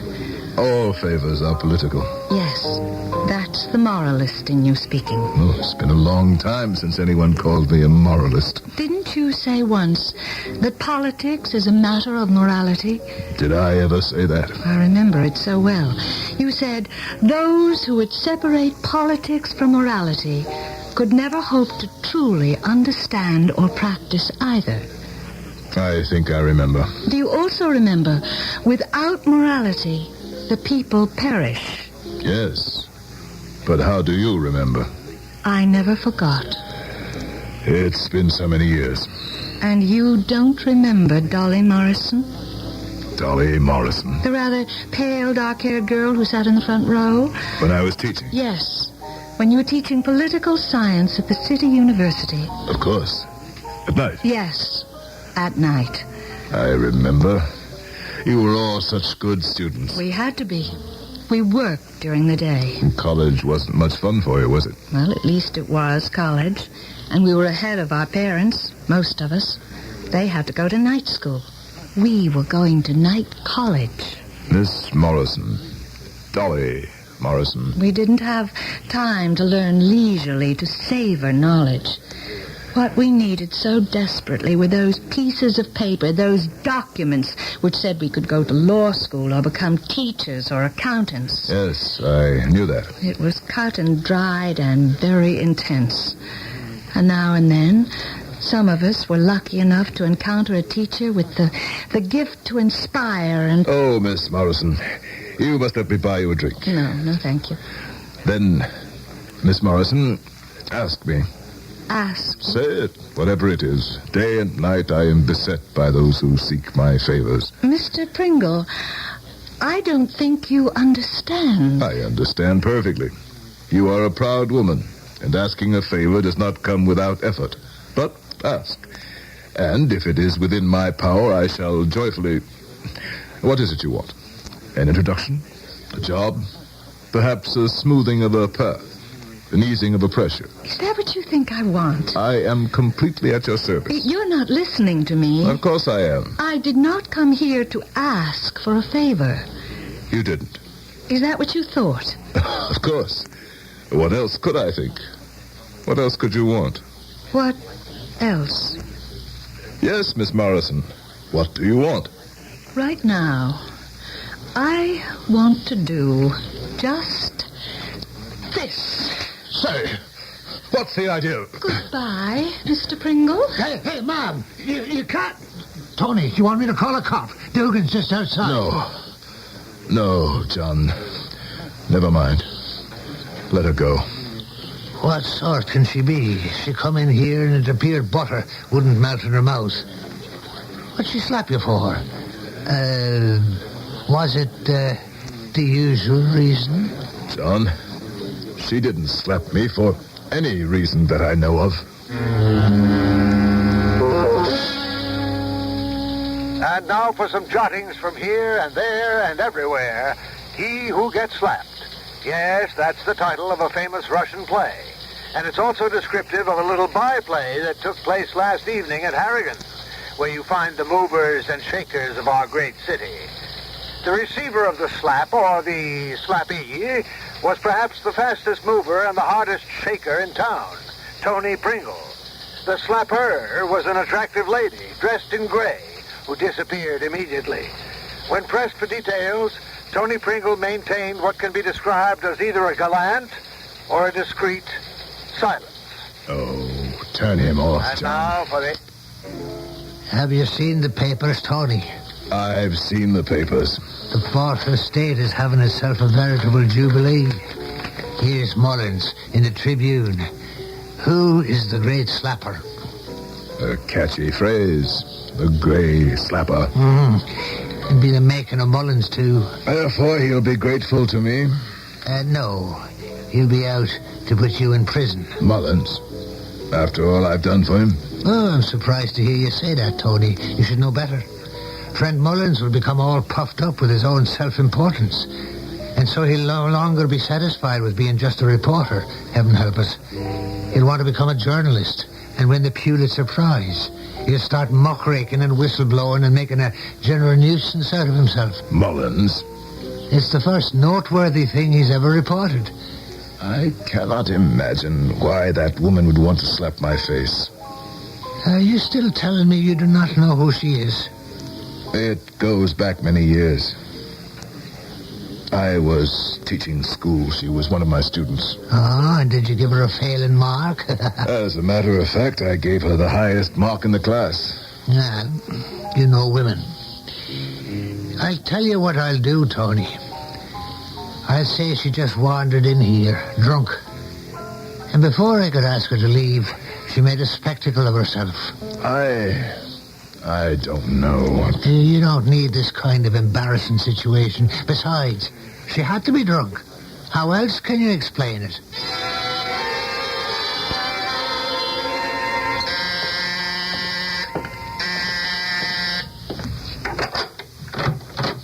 Yes? Oh, it's you. Yes. The gray slapper. I'm not dressed in gray. Oh? Have you decided to become the red slapper? May I come in? If you promise not to slap me again. No. I didn't come here for that purpose. For what purpose have you come? I've come here to save your life. Oh? I can see you don't believe me. I have an idea I'm going to hate myself, but... All right. Come in. Very nice little place you have here. Far from the madding crowds, ignoble strife. How did you know where to find me? Very few people know about this place. You told me about it. I told you. An important man like you, constantly surrounded. You need this little hideaway. Miss Morrison, you insist on talking in riddles, in creating mystery.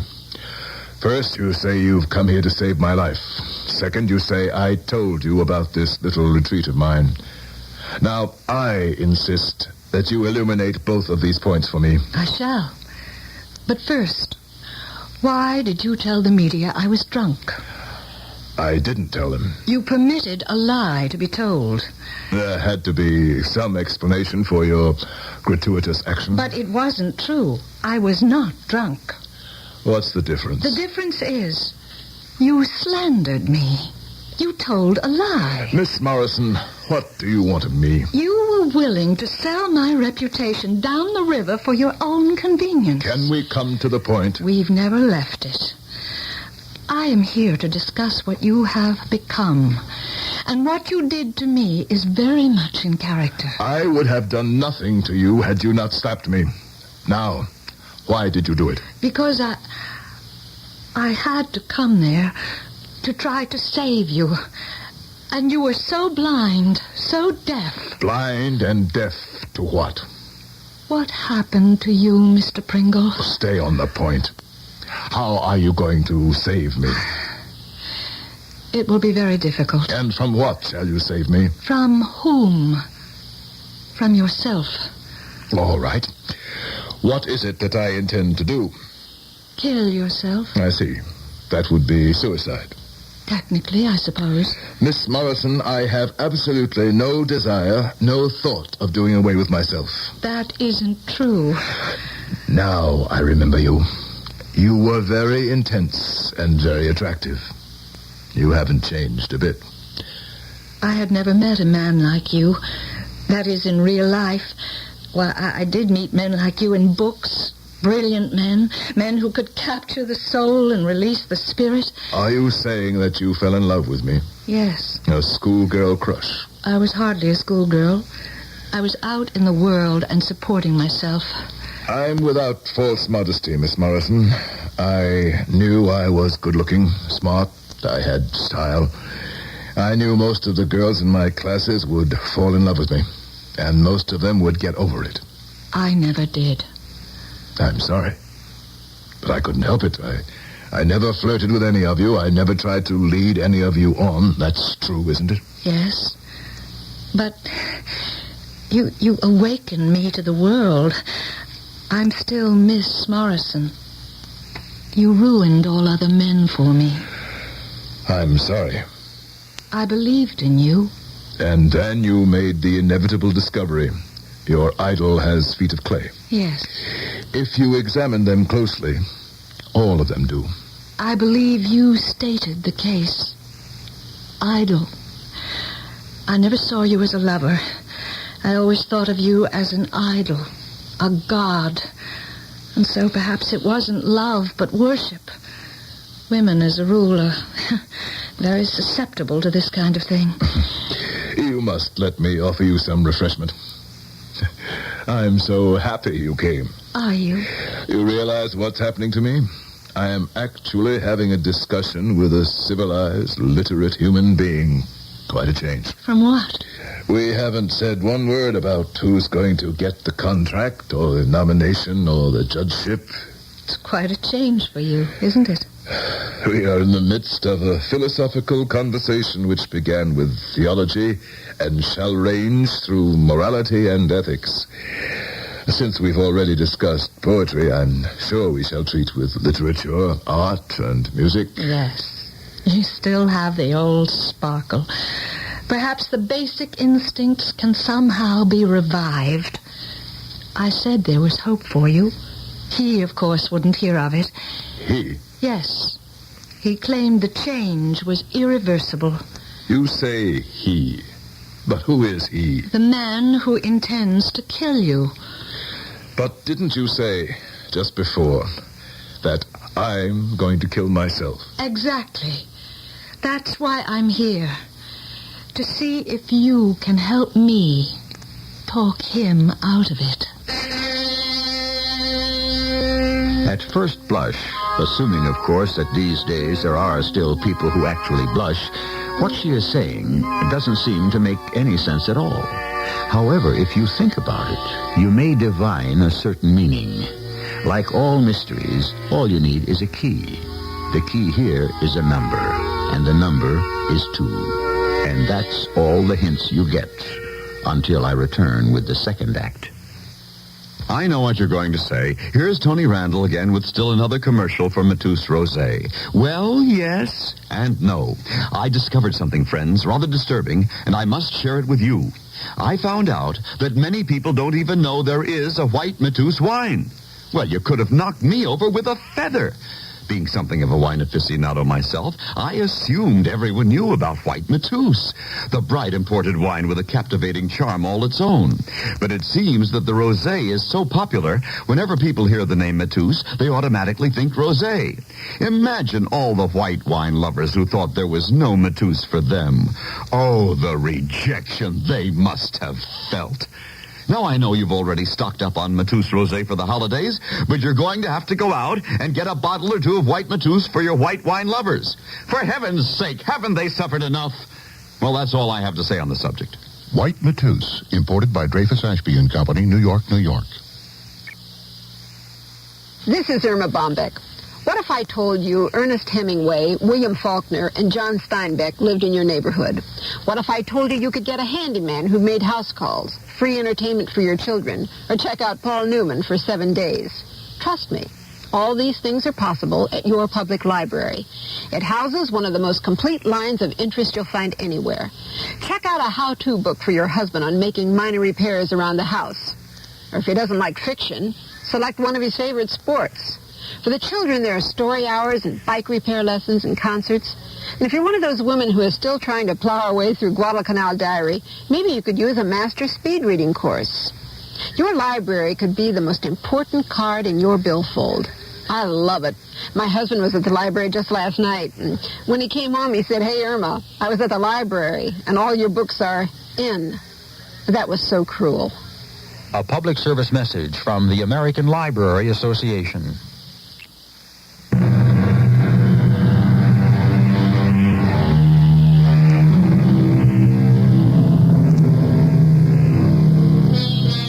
We look at some people and we say they never change. But that isn't true. Everybody changes, even if it doesn't seem that way. After all, the scientists say that every 6 months, 90% of all the atoms in our body are completely replaced. Or is it after 90 months, 6% of us is brand new? What's the difference? The fact is that inside, things are happening. There's action, conflict. Nobody, nothing is ever really standing still. Let me see if I can sort this out, Miss Morrison. What you're saying is that you've been having conversations with me. Yes. I, of course, am unaware of these conversations. The you that is in this room is unaware of the conversations. I shall try to follow this. There are times when I am not in this room, and I am talking to you. Yes. However, I don't know that this is happening. Therefore, there can only be one explanation. Yes. I am a somnambulist. I walk in my sleep. I seek you out, and we talk. That is not the explanation. You mean there's another? Yes. I said the you that is in this room is unaware. The you that frequents Harrigan's saloon. The you that stalks the city hall, the state house, the national councils of the party. The you that is the mover, the shaker, the kingmaker. You flatter me. I merely describe you. I describe the you that is unaware. But there's another you. Is there? A 30-year-old you who is eager, idealistic, honest, decent, hopeful. You are now describing the symptoms of a disease called youth. That's the you I speak with constantly. Oh. I caught that inflection. You think I'm crazy. Well... Admit it. Crazy, normal. These are political definitions. I speak to him quite often. Him? Anthony Edmund Pringle. You probably do. You intend to sound sympathetic, but there is just the tiniest patronizing edge to your voice. Miss Morrison, I sympathize with you. And let me be truthful. This may seem like arrogant boasting. However, when I was young, attractive, I had almost unlimited idealism. I believed in justice, brotherhood, fairness. And you no longer do. I realize that these are not simple, cut-and-dried affairs. I know now that men must give to get. That accommodation is the basic rule of life. That we only pass this way once. But we digress. You fell in love with me. And with what you stood for. What you thought I stood for. And then I went into politics. I was so happy. I thought you would be the first of a new breed. And I disappointed you. Yes. I made excuses for you. I tried to justify some of the things you did. And after a while, you could do that no longer. After a long while. You had a considerable investment in me, didn't you, Miss Morrison? An investment of hope and emotion. Yes. And now it was lost. All of it. Yes. And so, since you could no longer tolerate what I had become, a cheap, cynical politician, you conjured up what I had been, the young idealist. This is what you believe? The 30-year-old Anthony Edmund Pringle, lecturer in the humanities at the City University, actually exists for you. You believe you see him and speak to him. How glibly you can spout the mail order, do-it-yourself instant psychology, so popular and so meaningless. If the young Tony still exists, if it's true that you see him and talk with him, tell him he cannot complain. If he doesn't like what he has become today, he himself chose the path. Only because you fooled him. You lied to him. Miss Morrison. Yes? I don't wish to be rude, but I must ask you to leave. Of course. I realize this has been difficult for you. But Tony is desperate. Please, Miss Morrison. Listen to me. Tony intends to kill you unless... Unless what? Unless I can convince him not to. I'm powerless without your help. You must make him believe that you can actually change. Tony despises what he has become in you. Let me tell him things will be different. All right. Do that. Don't make the mistake of humoring me, of patronizing me. Tony is serious. And the latest piece of sheer, what can I say? Deviltry you propose? Deviltry? Yes, deviltry. This monstrous betrayal of the public trust. What else can it be called if not deviltry? There are any number of words you might have used. Why deviltry? And what are you talking about? Please consider what I said. It's not too late.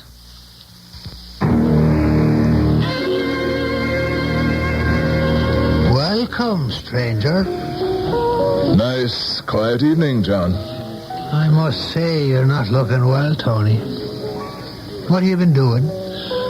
Thinking. Oh? dangerous pastime. When you were young, John, what did you want to become? When I was young, no one ever asked me. What did you want for yourself? As soon as I could walk, I had to assist my old gentleman in the running of this here oasis. Is that what the young John Joseph Harrigan wanted? To tend bar and saloon? Yes, that's what the young John Joseph wanted. Then, today, if he confronted you, he would have no quarrel with what you are. None. Is this leading to where I may safely assume it is? Yes. I see.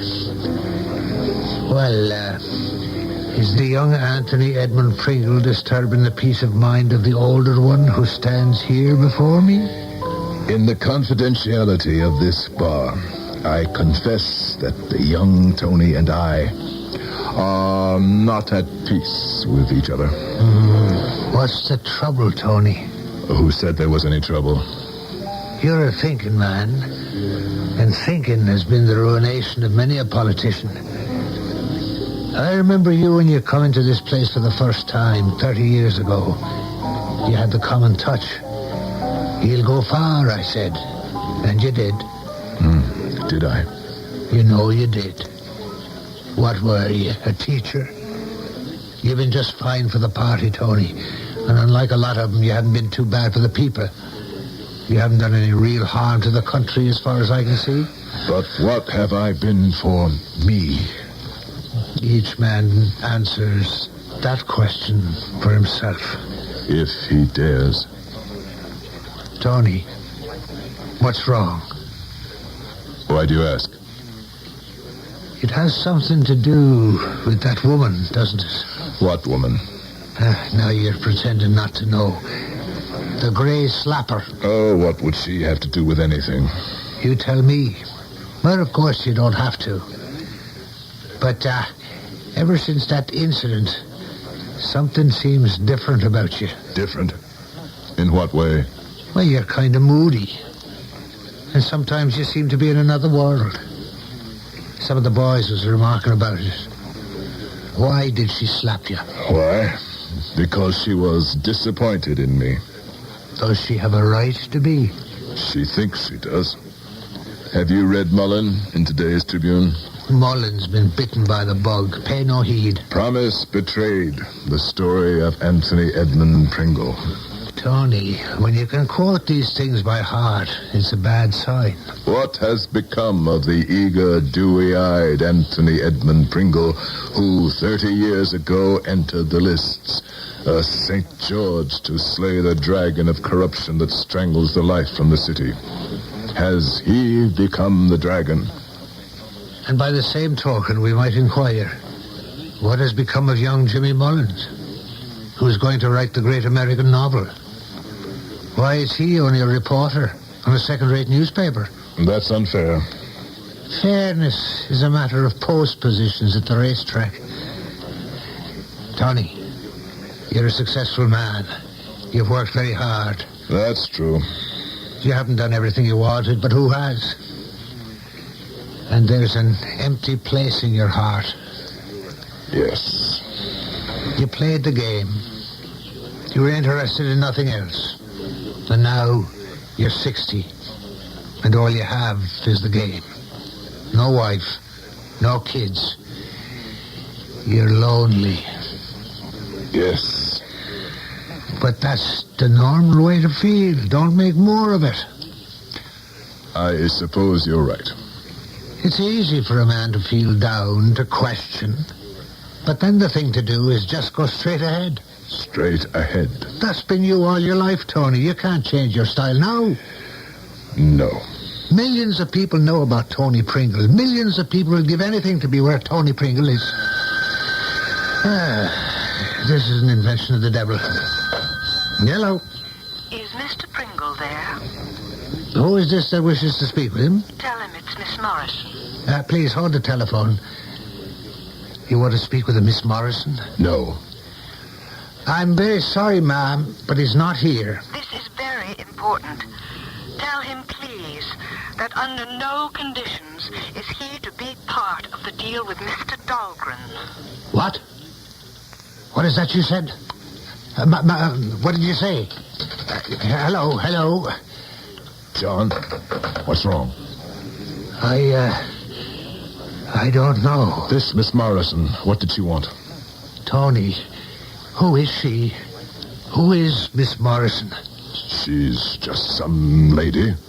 Tony, do you know whose name she just spoke? No. The name, Tony. The name. What do you mean, the name? She said it. How could she? How would she know about it? Tell me exactly what she said.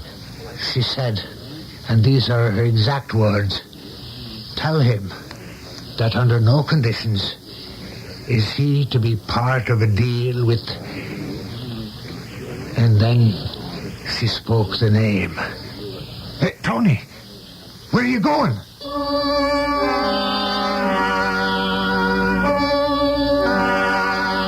It seems there's a name, and it seems there's a deal. And it also seems that there is great concern about various people finding out about it. And since this seems to be a story about politicians, it would appear that this is only more politics as usual. Or is it? Well, that's why we have third acts. Take your contact, take it now. Take your cold to contact. I'm going to change your mind about nighttime cold medicine. You see, of all major medicines, only one works up to 12 hours against the cloggy virus symptoms that keep you awake. Only contact.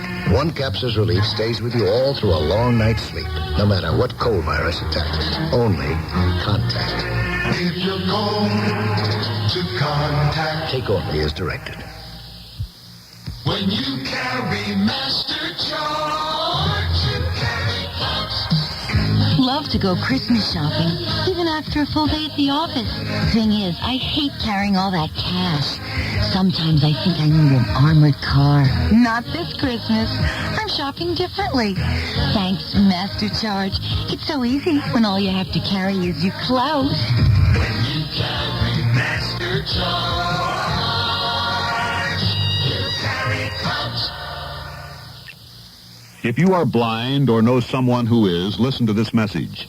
There is a unique, specially prepared monthly sports magazine for the visually impaired, Feeling Sports, a service of the Braille Sports Foundation. It is written and produced exclusively for sports-minded individuals who want to be in close touch with the sports world and with organized athletic programs for the unsighted. Feeling Sports is offered in two forms, in Braille or on cassette tapes. I'm Ray Scott, and for the last 3 years, it's been my pleasure to be the cassette voice of Feeling Sports, reading amazing and inspiring articles about blind people who participate in various sports such as beat baseball, golf, and many others. For a sample copy, contact the Braille Sports Foundation, room 301, 730 Hennepin Avenue, Minneapolis, Minnesota, 55403. Minneapolis, Minnesota, 55403. Feeling Sports is available free of charge to physically handicapped persons unable to afford the cost.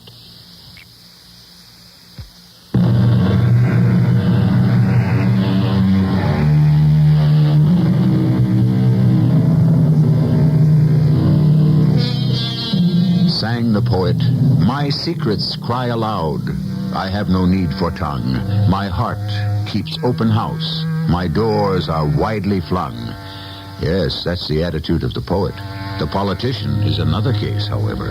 His secrets must be silent, his door closed, his window shuttered. His theme is expressed in a word that poets have absolutely no use for: discretion.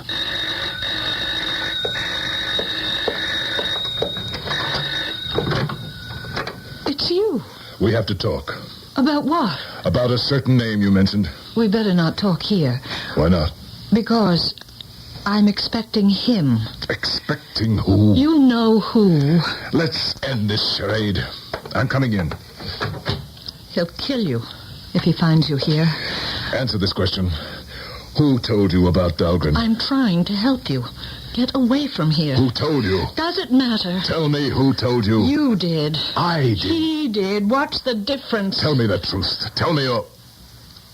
Or what? What do you know about Dahlgren? He's a senator. Yes, what else do you know? I know that you and he have been on opposite sides for years. You've been bitter enemies. What else do you know? Now, I suppose I know everything. What's everything? You are going to support him for the nomination. Yes. He won't let you do it. Anthony Edmund Pringle won't let you do it. I've had enough. I am Anthony Edmund Pringle. Somehow, you got this information. No.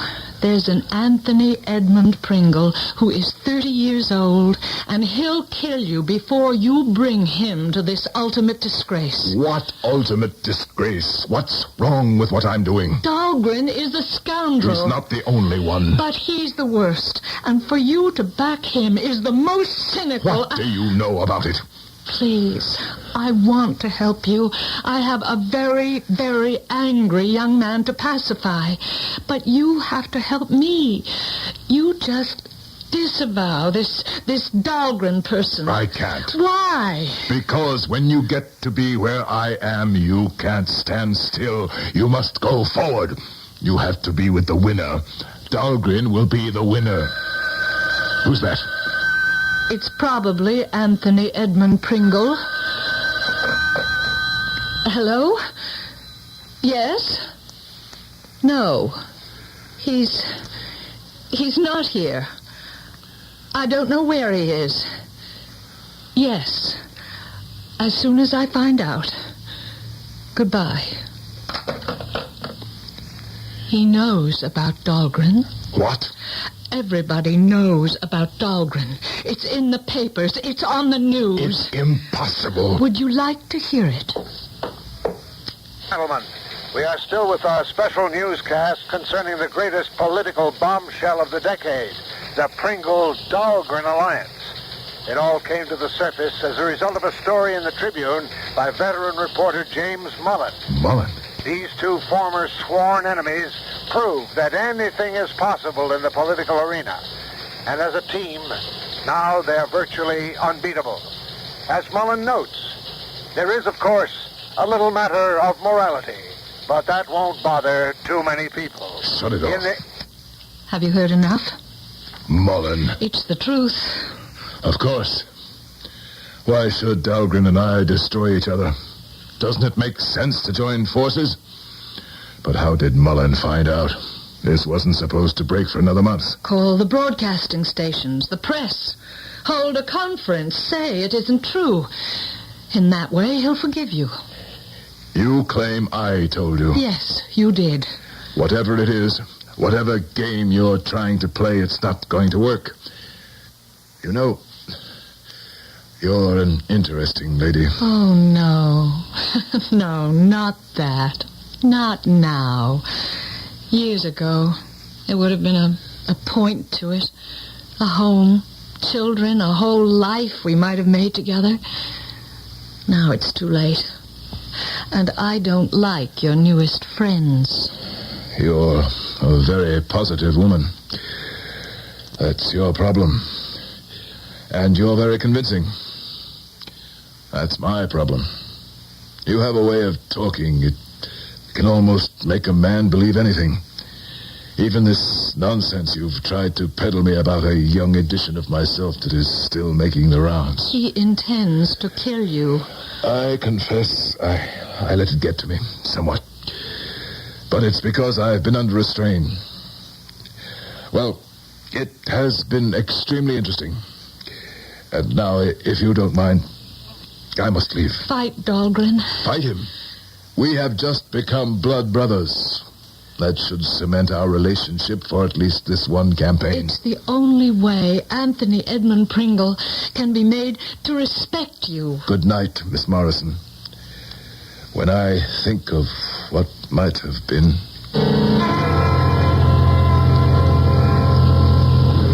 Well, the word's out. Did the earth shake? Briefly. And then? And then, people said words like master stroke. Brilliant strategy. Terrific tactics. Natural allies. Ah, you see, it has now become the normal and accepted state of affairs. And what do you think? As a friend, I would not have done it.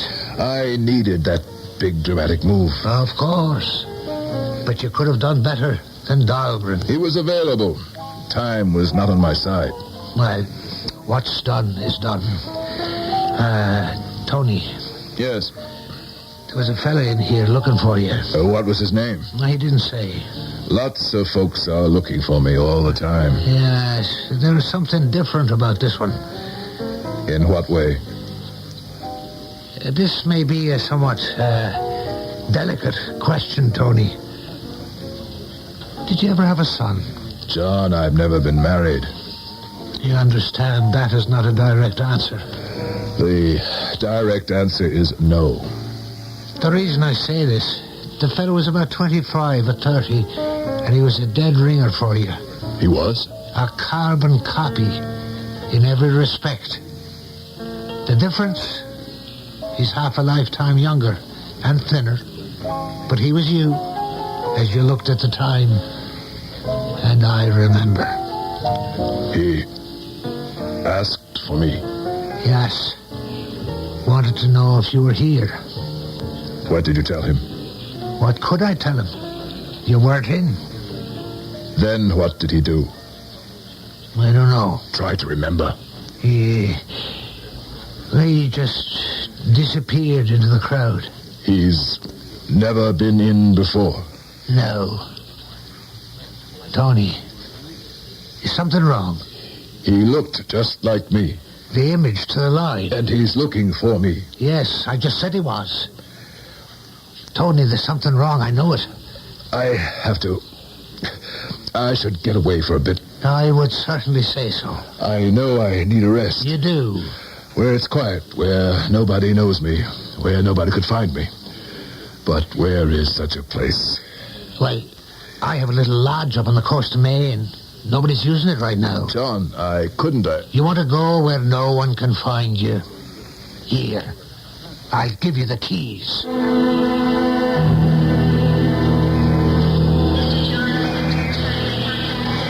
Don't go.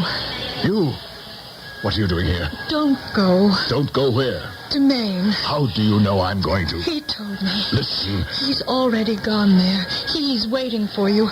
Don't go yet. Let me talk to you first. What is there we can talk about? Besides, we can't talk here. Too many people will recognize me. You have to listen to me. All right. Let's go to your place.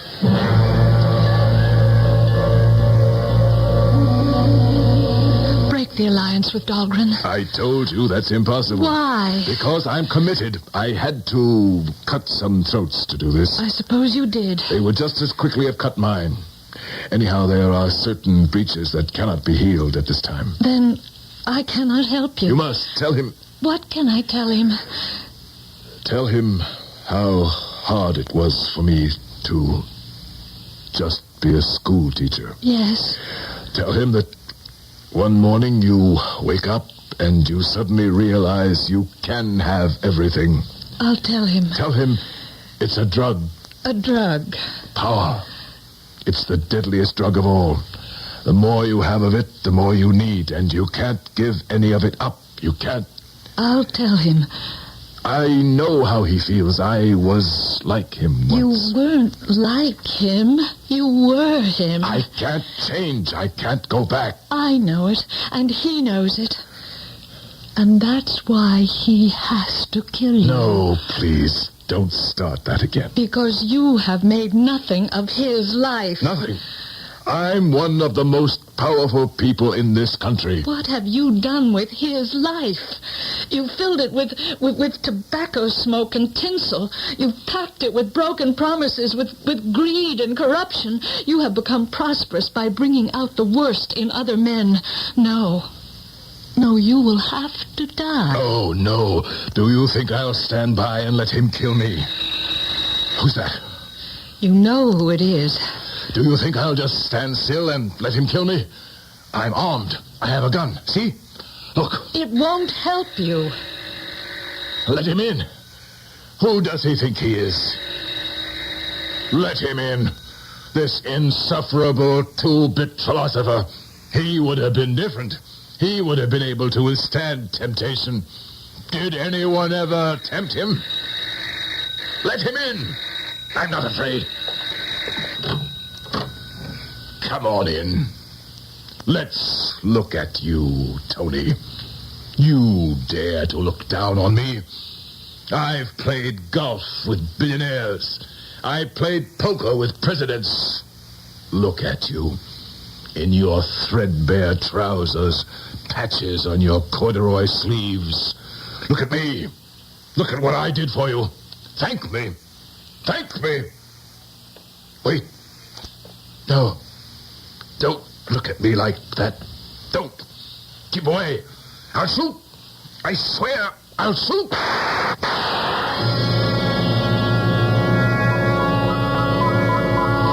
And now for the news.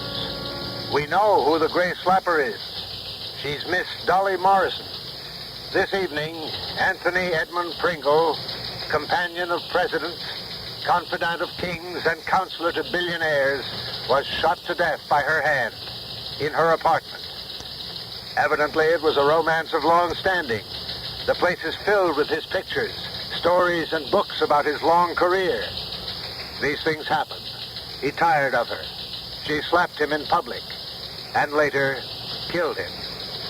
They say, cherchez la femme. And in this case, we found her. You want to know what I think? I would say there was more here than meets the eye. But exactly what it is, I cannot tell you. How about another? On the house.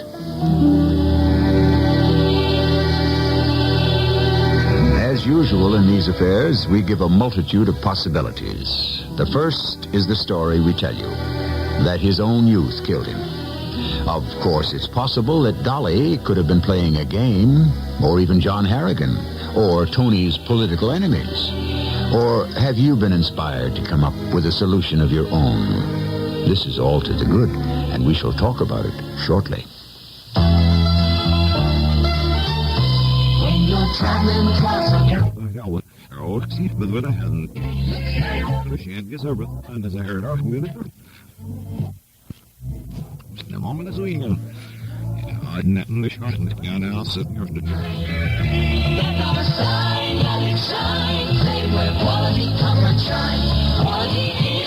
the most comfortable place under the sun.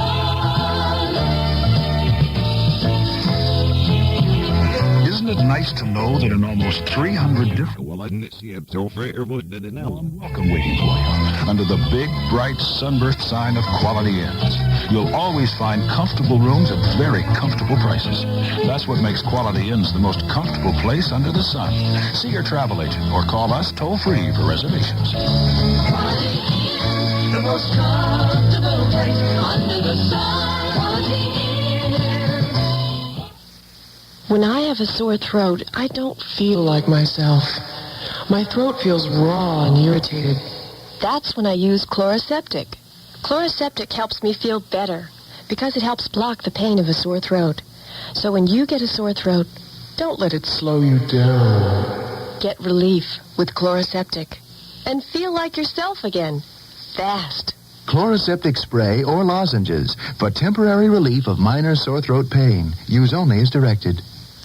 Do you have a sight problem that prevents you from reading? Hi, this is Max Morath with news about Choice Magazine Listening, a free service of the nonprofit Lucerna Fund. 6 times yearly, Choice Magazine Listening brings you 8 hours of selections from leading publications on phonograph records. For information about a free subscription, write Listening, Box 10, Port Washington, New York, 11050. Remember, it's free. So write Listening, Box 10, Port Washington, New York, 11050.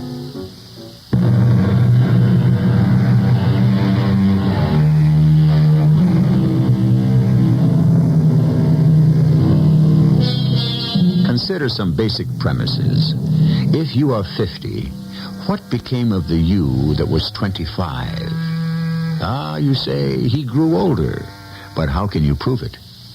Are we one person who ages, or are we an infinite multitude of people who live for a day, or a week, or a year, and are then replaced? Impossible? Really? How many times have you said of somebody, why, he's simply not the same person? Our cast included Carol Teitel, Gordon Heath, and Robert Dryden. The entire production was under the direction of Hyman Brown. This is E.G. Marshall inviting you to return to our Mystery Theater for another adventure in the macabre. Until next time, pleasant dreams.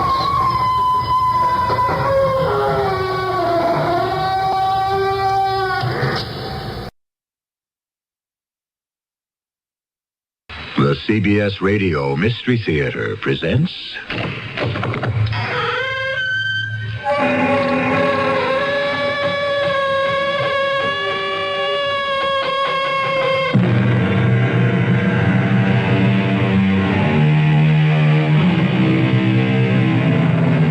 Come in. Welcome. I'm E.G. Marshall. Probably the greatest English writer of the last century who wrote with two words in mind, could be, is the novelist H.G. Wells. Wells has lifted our imaginations with The First Man on the Moon, The War of the Worlds, The Invisible Man, and so on. With extraordinary resourcefulness and creativity, he has brought life to the incredible. And today we have taken his words from the page and placed them in your ear so that you may actually believe you are in the outlandish world of H.G. Wells. Professor Lidgett, can you make out the school desks and the school children? Yes, I can. And I do. From here they look phosphorescent. Luminous, don't they? They do look strange, Plattner.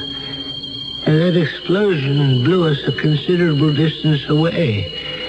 I must get back to the school and take charge. Oh, Professor Lidgett, I don't think that'll be possible. Why not, indeed? Because I think that you and I are dead.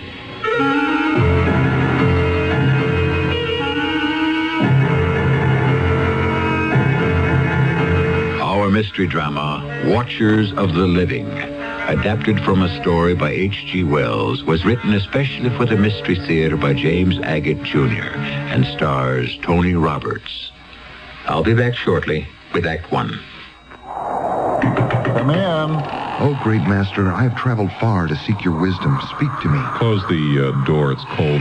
Sir, I crave the meaning of life. How do you earn your bread, my son? Well... Do you till the soil? No. Do you tend sheep? I'm in advertising, sir. Advertising. Fascinating. Yes, sir, I'm in a big hurry. I have to be in Fiji tomorrow to shoot a television commercial. Fiji? Yeah, we found a place there that looks exactly like Columbus, Ohio. Why not go to Columbus, Ohio? Look, I'm just here for some wisdom. All right, let me check my wisdom book, see what we can thank find. you. Yeah. Go with radio. What? Looks to me like a fantastic buy. I wanted important wisdom. This is important. Listen, newspaper cost per thousand is up 99% since 1967. TV is up 90%, sir. But radio cost is only up 38%. 38%. And it says radio's audience is bigger than ever. But what about happiness and stuff? Use radio. It's great impact at a price you can still afford, and you'll be very happy. That's it? Yeah. And when you go out, close the door real tight, because it's cold in here and I got a runny nose. If you want to talk to an authority on advertising, call us. We're 97 WFLA. Here's a tip from your Better Business Bureau. Are you in the market for a used car? If you are, it would be wise to shop around until you get a feel for the market. It's important for you to find out if the car is covered by a warranty. A used car warranty is limited. For example, it may cover the first 1,000 miles or 30 days. Remember, however, the warranty is as good as the dealer who backs it. And you check his reliability with your local Better Business Bureau. Also, remember that careful inspection is the key to enjoying a used car. Be sure and look for rust, check the tires, the shock absorbers, and the operating controls. And incidentally, it's also a good idea to take a test drive. You see, by giving the car the once-over before you buy it, you're protecting yourself against a faulty purchase and a lot of headaches after you've bought it. This has been a tip from your Better Business Bureau.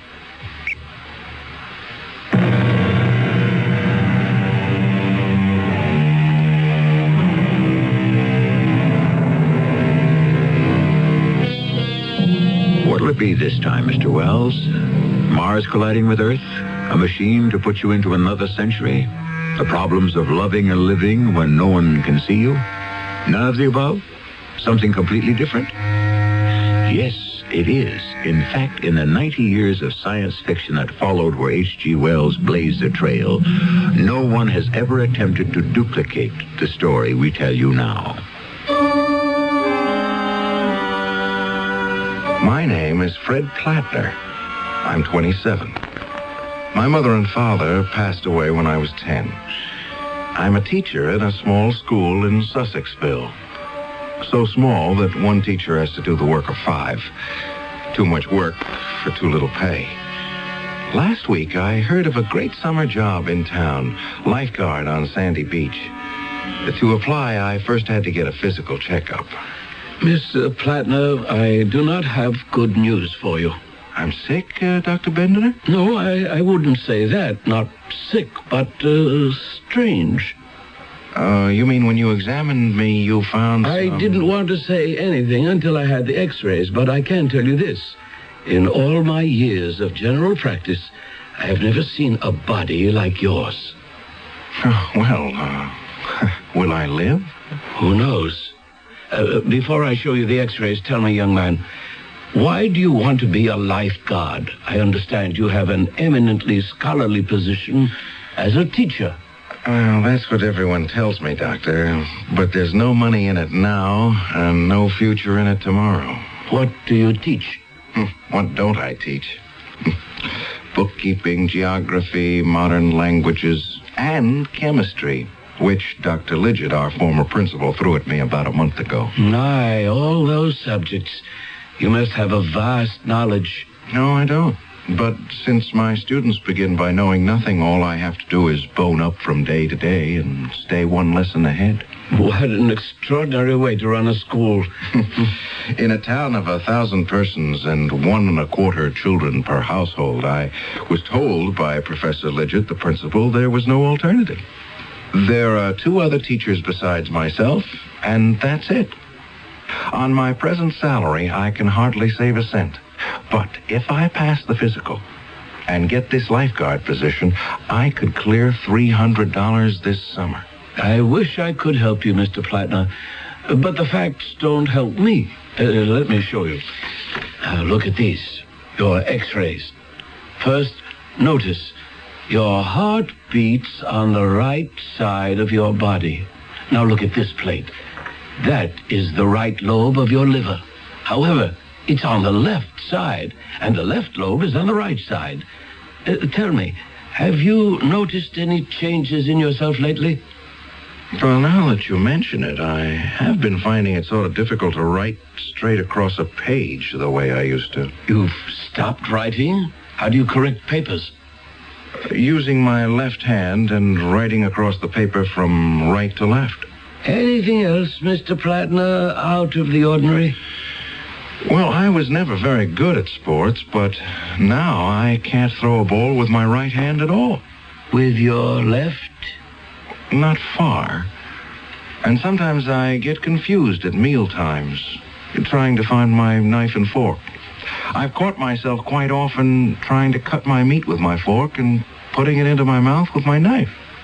I'm backwards. Is that it? What should be on your right side is on your left. You're sure I haven't always been that way? I asked myself the same question. So I got out your old x-rays from Dr. Jonas's files.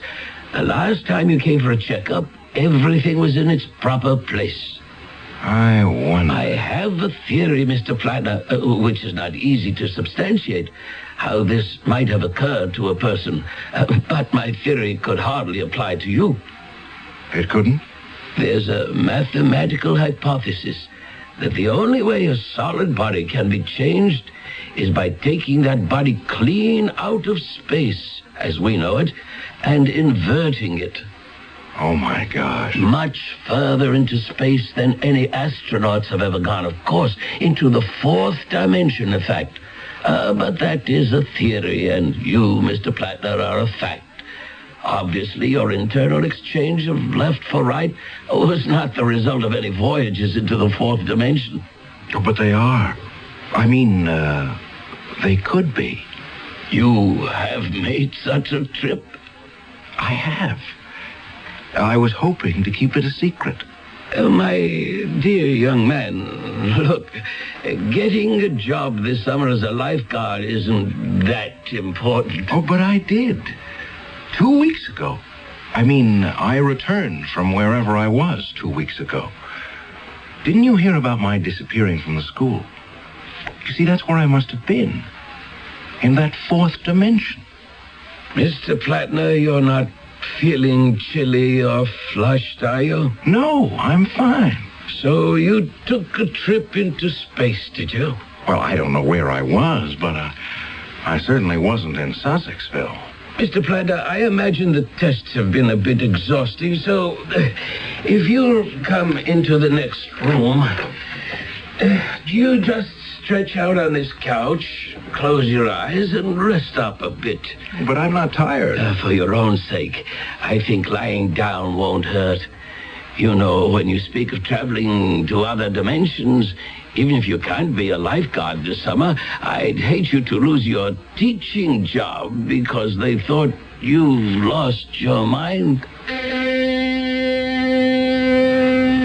Of course, I couldn't really blame Dr. Bendiner for thinking somehow I'd become unscrewed. And as I laid down in his anteroom, those 9 days in nowhere came back to me. 9 days I'd never forget.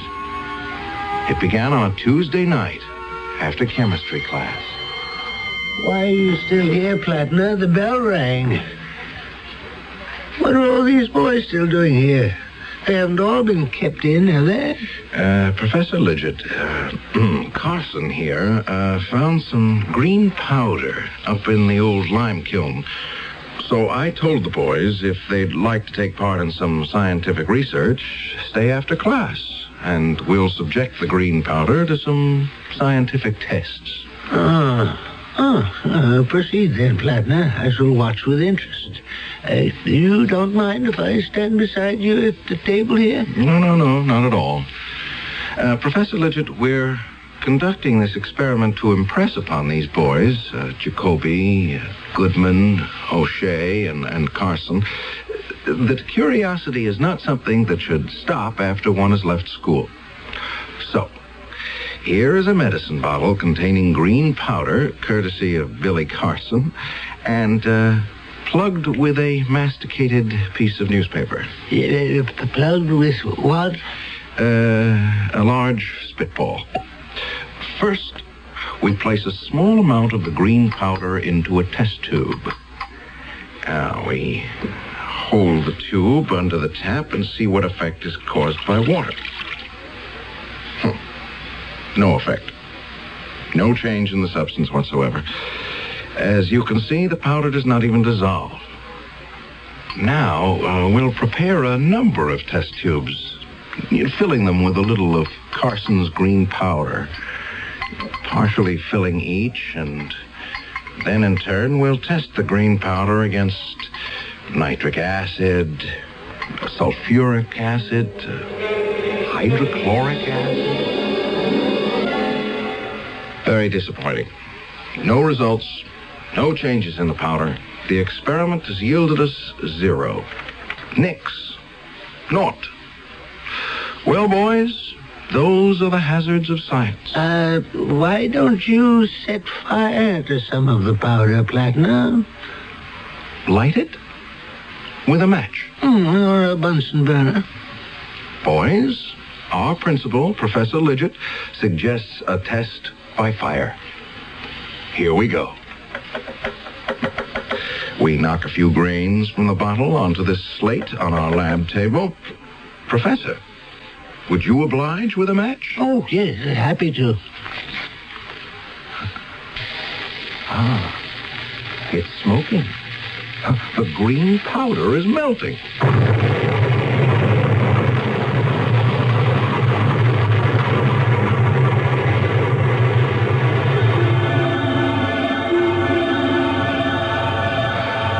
At the explosion, I was lifted off my feet and driven forcibly backwards. I wondered if I'd crashed through the wall or window of the chemistry lab. The next thing I knew, I was thrown to the ground.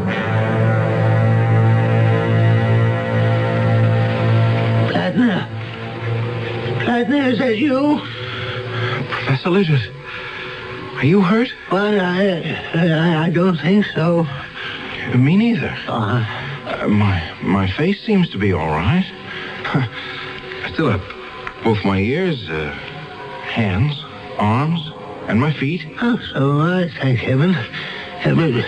Where's the school? Where are we? None of this countryside looks familiar to me. Look. Straight in front of us. Huh? Those figures. I know those boys. They're in my bookkeeping class. But how strange they look. Sort of gray and amorphous. Almost floating. Are those gray shapes there? Those are our students? I can see their lips move. They're talking. But I can't hear a word they're saying. And they're coming towards us. The one in front is Johnson.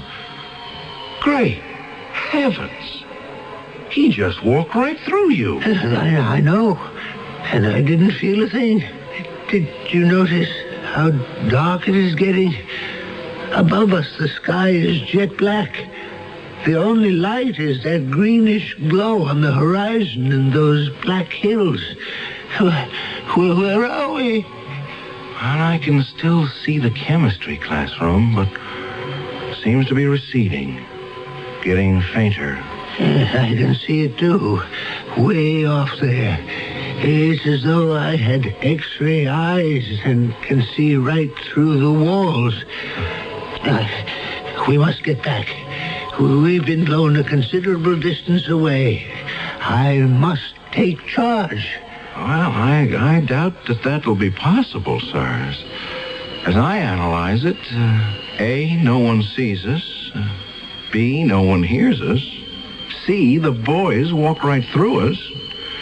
D, yet we appear whole and uninjured. E, to ourselves we are real, but the school seems unreal. Therefore, I would conclude, ergo... What? That you and I, Professor, are dead. Well, now, have we just heard from the living, or should I say, speaking dead? How's that for a first act curtain? The shape of things to come. Things beyond have always intrigued man. If, as some philosophers believe, ours is the world of the dying, then the next could possibly be the world of the living. What it's like, we may find out when I return shortly with Act 2. Step inside, take a ride, and follow the rainbow. Hot and tired, uptight with traffic delays. There's got to be a better way, and there is. Ride a rainbow. Ride a Rainbow Express bus. Forget about the traffic on your way home on a rainbow. Park and ride on the Rainbow Express from key shopping centers in Town and Country, Brandon, North Tampa, and now Temple Terrace, Eastlake. The city, full of architectural barriers that keep disabled citizens out of public buildings. My job, I'm a barrier cop. Barrier Central. It's about the elevator in the library. You can't feel the floor numbers with your fingertips. Uh-huh. Barrier to blind people. We'll get it fixed. Thank you. It's my job. I'm a barrier cop. This story could be true. Only the barriers can be changed to protect your rights. For information on how to file complaints, write Access America, Washington, D.C. 20201. You know, it's not easy saying, there goes, or here comes the 97 WFLA Busch Gardens 20th Anniversary Etzel. Sometimes it comes out, the 97th Etzel Busch WFLA Gardens, or the Dark WFLA Condon 97 Busch Etzel Garden. Well, anyway, I guess you get the picture. 97 WFLA would like your help in naming the 59 Etzel. And if your suggestion is selected, it could mean a fabulous weekend at the Beachcomber on St. Petersburg Beach and $97 cash. Just send 97 WFLA a postcard with your suggested name for the Etzel. One entry per card. In case of duplicate names, the card received earliest will be the one considered. The winning entry will be selected by a panel of judges from Busch Gardens and 97 WFLA. All entries must be received by midnight, October 10th. Decision of the judges is final, so help us name the Busch Gardens 97, 20th Etzel, Dark Condon 59, 97 WFLA. Oh, gee.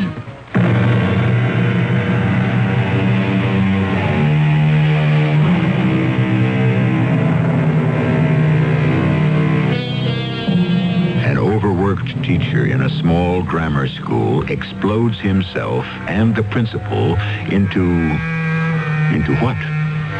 He believes it's the world of the dead. But could he be someplace else? Some in-between state?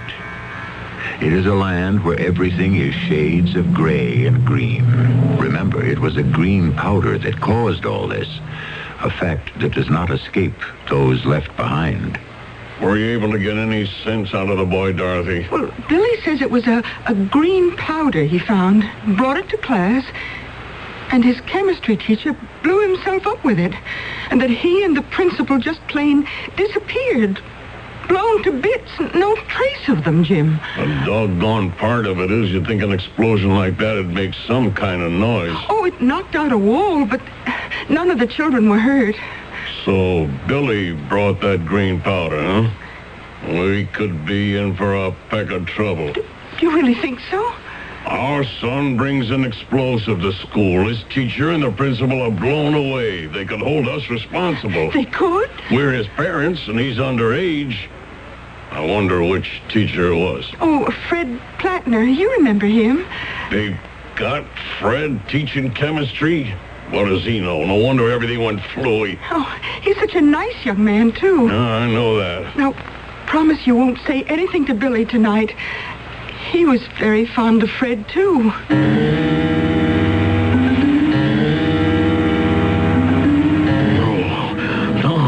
No, don't, Fred. Please, don't. Jim, wake up. Jim, what is it? Jim, wake up. Oh, Dorothy, I had such a nightmare. I was dreaming. Don't tell me.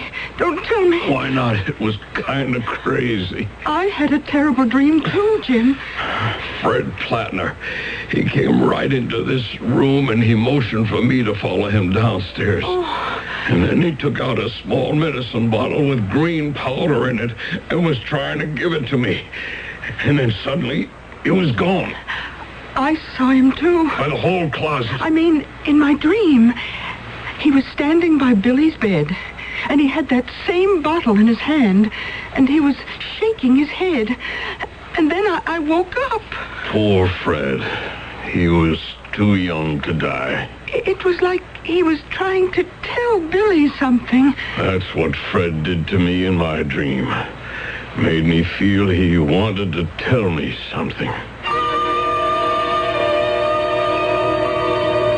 So, here I am, Fred Plattner.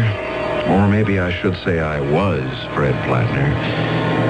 Now I exist in this other world, and I'm trying hard to get through to the world I've been blown out of. To those incandescent, phosphorescent shadows of people and places I knew. It's very frustrating. Plattner, where the devil are we?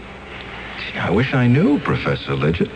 I was watching you before walking down that steep hill and stopping, and then you were shouting at some rocks.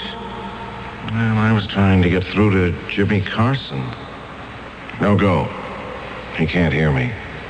There must be a way to communicate with our world. Cut through the invisible barrier that separates us? Plattner, I think I'm getting a chill. Well, it's sitting in one place, Professor Lidget. Give me your hand. Yes. Up you go. Now, we'll get ourselves off this cliff. Down there, it may be warmer. Oh, thank you, my boy. I'll follow you. I don't think I valued you when you were teaching at Sussexville. Yes, that's good. That's good. One step at a time. It's never as steep as you think. I'll have to tell you, Professor, I have no idea where we're heading. But at least we're moving, and that's the best way to keep warm. Fladner, you know what's even more terrifying? I can hear you. You can hear me. But that's all. There's no sound in this place. The leaves are moving, but no sound. The wind is blowing. You can feel it, but you can't hear a thing. We came down this cliff, not one footfall, not a sound. It's all like some mad, silent movie. Not a sound anywhere.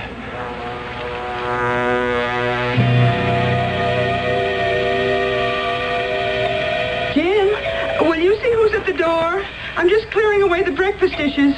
Billy was late getting off to school today. Honey, I've got to make tracks for work myself. Harry's been giving me the hairy eye lately, ever since that rumor went around town about Billy blowing up the school. All right. Oh, hello, Sheriff. What can I do for you? Good morning, Jim. May I come in for a few minutes? Oh, sure. Is Billy home? Who? Billy, your son? Oh, yes. I mean, no. Billy's in school. He loves school. Wouldn't miss a day. Yeah, maybe it's just as well. Sit down, Sheriff. Can I get you some coffee? No, thanks. Who is it, Jim? What? Hello, Sheriff. What brings you here this early? I'll get to the point. You all know about that explosion at the school? Why, yes, I did hear something about that. Accident in the chemistry lab or something, eh? We've been investigating, and I'm not so sure I can call it an accident. Fred Flatner and Professor Lidget. Yes, that's a shame. We've questioned every boy who was in or near that class, Jim, and they all say the same thing. Well, Billy didn't mean anything by it. Honestly, he didn't. Dorothy, shut up. I mean, dear, let the sheriff tell us what's on his mind. I intend to. The information we've gathered is that your son brought a green powder into the class laboratory, and it was that caused the explosion. A green powder? Well, where could Billy have found such a thing? He never said anything about it to us, did he, dear? Jim, I think we should tell the sheriff. Well, there's nothing to tell. You asked where your son could have gotten such a powder. 3 boys were with him when they all went to the lime kiln. He found it there and put it in a bottle.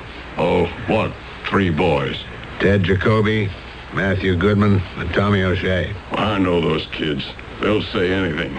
You know how kids are. You're not going to believe the word of little kids, are you? Unfortunately, we have no adult witnesses. But as we piece the story together, this was no ordinary school experiment. Well, I don't see how you could hold my boy responsible for the mistakes of a teacher.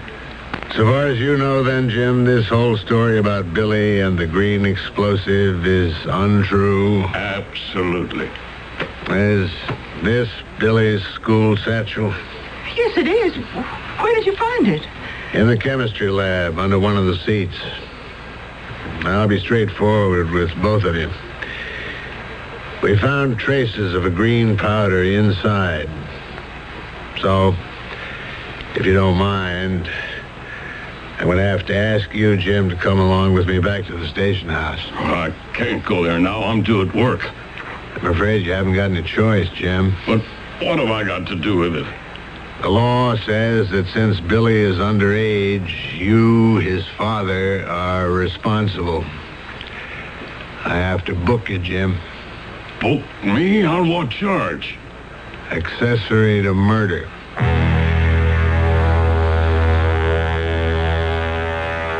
Several days and nights went by in our green world. This particular morning when I awoke, large, strange snowflakes were dropping all over me. Green snowflakes. And then, for the first time, the stillness was broken by a sound. Blattner, did you hear that? A bell. I think it comes from way down there in the gorge. Let's get down there. Maybe there are people or someone who can help us. Oh, beautiful. Blattner, do you hear that? Hear what? The sound of our own footsteps. Things are starting to be a little bit more normal. And it's not so cold down here. Look at those gray craters. Will you look at that? I never. A great stone building. There's an entrance. Let's go on in. Wait a minute, Blattner. Isn't there something wrong about it? Something peculiar? Well, nothing more peculiar than finding any gray skyscraper in a green world. It doesn't have any windows. It's like being inside a huge tomb. There are some flickering lights way down there. An altar. Something's moving back there. Where? To the right of the altar. What looks like a torch burning a green flame. Oh, yes, I see what you mean. Now, follow along the walls where that strange writing runs around the side, all the way to the right. Snowflakes. Big as a balloon, moving up and down. Let's get closer and have a look. No, I think I'll stay back here. If I go forward, Professor, you'll be alone here. Oh. Those large things. Their heads, floating heads, with sort of tails hanging from each one like giant tadpoles in the air. They don't seem to have faces. One is turning around. It's got eyes. The others are turning now, too. They do have faces. Look at them now. They're floating away. Anyone here? Something just flew into my face. Something cold. It's one of them. Who are you? Who are you? Who are you? Who are you? Who are you?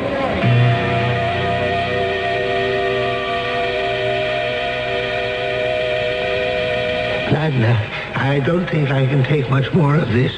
Look back. What do you see? I see the school. Our school. The big assembly hall. And the boys are taking a test. Midterms, that's what they are. Well, will you look at that? Some of them are using a crib. A pony. So they are. Cheating in a midterm. Blattner, make a note which boys are cheating. No, I don't see the school anymore. It's changing now. I can see a street. Yes, it's Main Street. So it is. But how can we see Main Street from here? Because it runs right through us. This world, this dimension. So that's where they went. Who went? Those floating faces.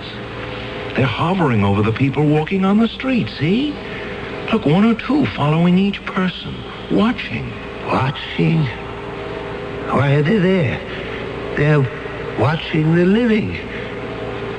Blattner, where are you? I'm here. I just don't want to look anymore. Oh, what's the matter with you? You're crying. I know what those watchers of the living are doing. I know who they are. There are two of them above my head, aren't there? Yes. A man's face and a woman's face. I know them. I know who they are. The two faces over your head, you know them? It's my mother and father.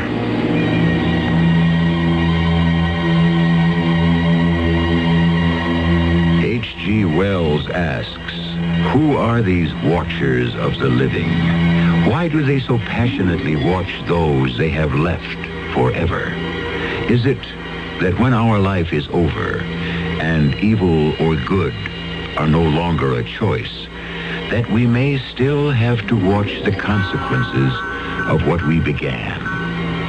If this is so, then certainly Fred Plattner and Professor Lidgett have not died, but have invaded that dimension which hangs over all of us. I shall return shortly with Act 3. At the drugstore, they told me there's a powerful anti-itch drug I can buy without a doctor's prescription. Now I use Bicozine cream as directed. No more burning, embarrassing itching. No more scratching. Bicozine actually speeds healing. Bicozine cream. What a relief. Now you can soften hard, calloused skin without painful cutting or scraping. Apply stainless Dermasoft cream to your feet as directed. Insist on Dermasoft cream.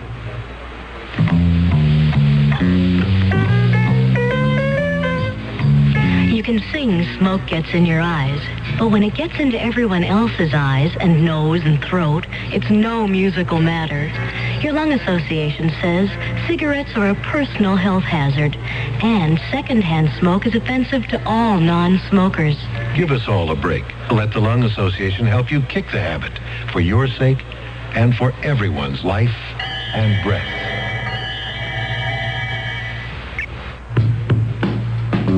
Join hands with people everywhere. Each of us can do our share in Care Crusade for children.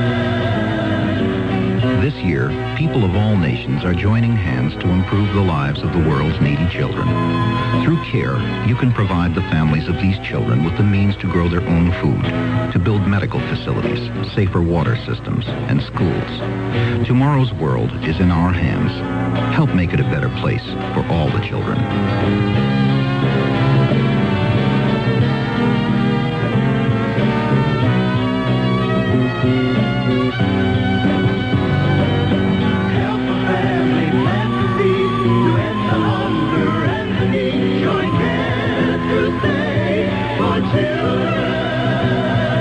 Send your check or money order to CARE, Crusade for Children Overseas, 145 Madeira Avenue, Coral Gables, 33134.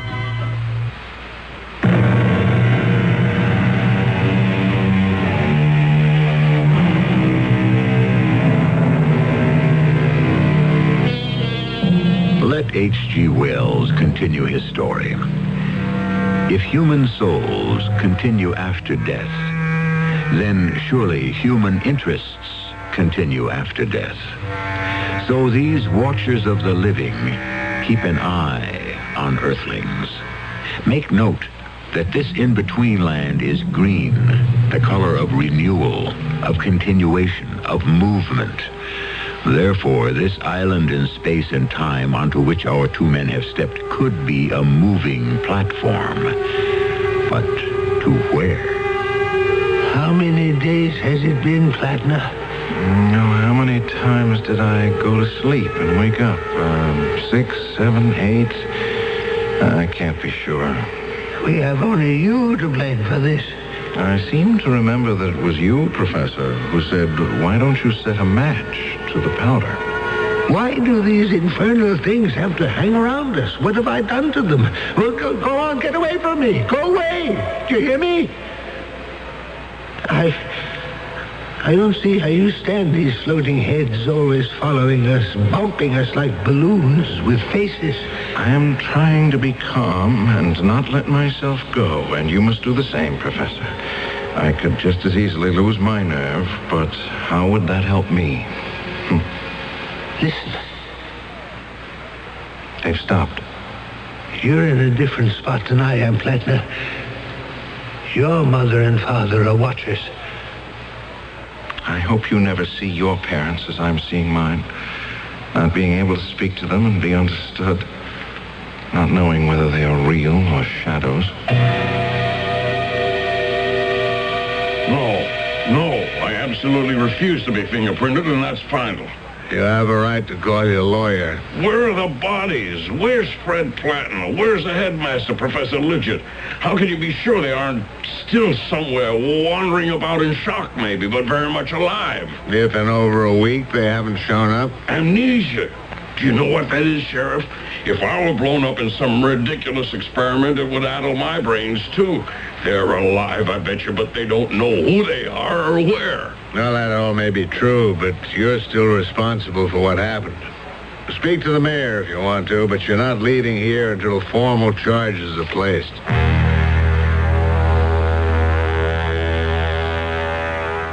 It had all changed between Professor Lidgett and myself. No longer were we of like mind in this limbo of the dead where there was no sunrise or sunset, where a green haze hung over vast cliffs and stone buildings without windows. We were enemies, and that didn't help. The day I hired you for the school, I must have been mad, Plattner. You got us into this. Now, what are we going to do? Try to keep my head, for one thing. For another, I'm going to sit here and have another try at getting through to Sussexville. Oh, you have a formula? How are you going to do it? Concentrate. Mother, Father, help me see our town. There. I can see right through that rock face. The walls of the house, like glass. Well, Professor, you got your wish. There's Billy Carson and his mother. They're standing in the kitchen listening to the telephone. There's unhappiness written on her face. I shouldn't wonder. That boy shouldn't be allowed out alone. He's a menace. They're talking to someone at the police station. Mother, Father, I want to see what is happening there.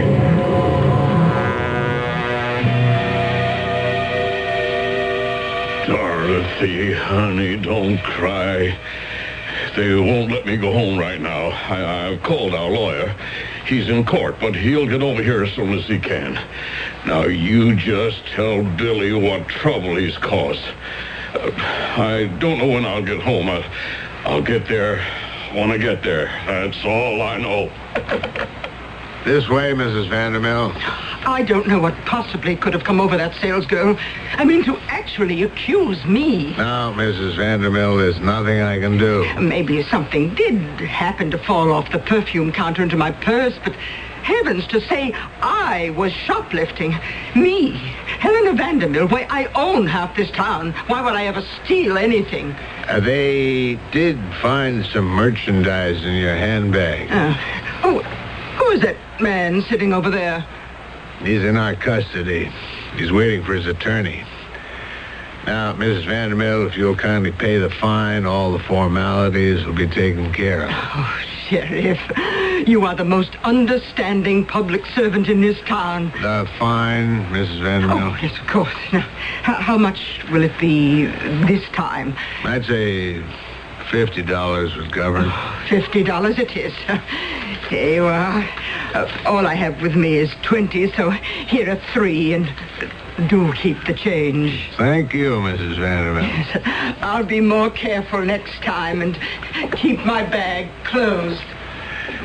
Who was that? The richest old gal in town, but I have to haul her in at least once a week. She can't help shoplifting. Oh, why didn't you arrest her? Oh, I couldn't do that. Oh, why did you slip her fine in your pocket? I keep it safe there. Understand? Yeah, I'm beginning to. And how much would a little understanding cost me? Mr. Carson, Jim, I knew you'd understand the way we do business around here. I'm sorry I was a little slow. Let me see what I have in my wallet. The crookedness in our town. I had no idea. Starting with boys cheating on their exams, all the way to the police taking bribes. Lidget and I had stopped talking. I was too tired one evening to keep my eyes open, and before I knew it, I was asleep. Flatner, get up. Huh? What's the matter? Get up. Oh, yes, certainly. Professor, what are you holding that rock in your hand for? I'm not staying here any longer. Well, how do you propose to leave? You're going to lead me back to the exact spot where we entered this other world. Oh, I don't know that I remember it. You'd better, if you don't want your head bashed in. Professor Lidget, I understand the strain you feel, but what good will it do you to hurt me? I don't care anymore. I've got to leave here. All right. Let's start up this path and see if I can find the place.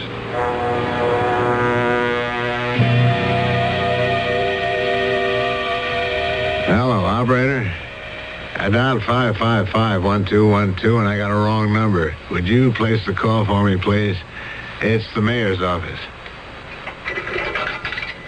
It works every time. Good morning, Mayor. Not too badly. We made $260. 60 from the old klepto, and I nicked another citizen for the 200. All right, will you stop by, or shall I send the cash over to the town hall? Good. I'll put 130 in an envelope addressed to you and marked official business.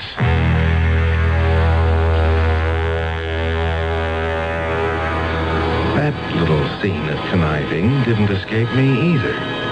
It made me wonder, did I really wish to return to the life I had grown up with?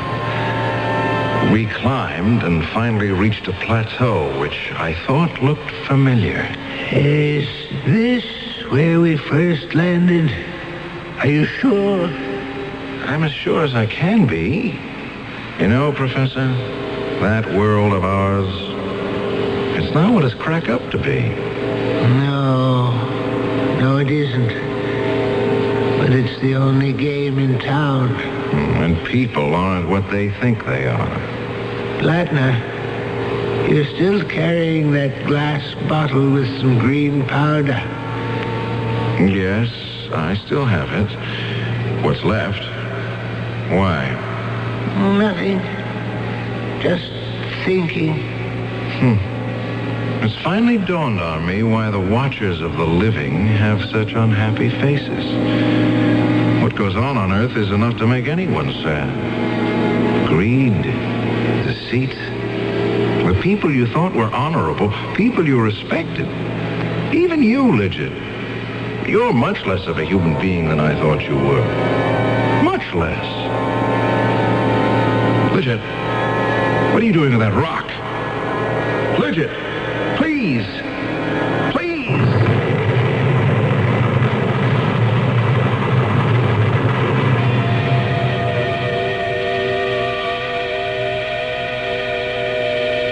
Came to on Earth, lying sprawled out in the schoolyard, covered in scratches and bruises. I was alone. Professor Lidget didn't get back to Earth with me. I remembered running away from the professor, and then I tripped and fell. Yes, the powder must have exploded on impact, and here I was. It was getting dark in Dr. Bendener's office, and I remembered I'd come to see him for a physical. Feeling any better, Mr. Plattner? Yes, I am. I'm fine now, Doctor. Had a little sleep? Oh, not exactly. Just thinking about how my insides got all reversed. Nothing's malfunctioning, you understand, just exchanged.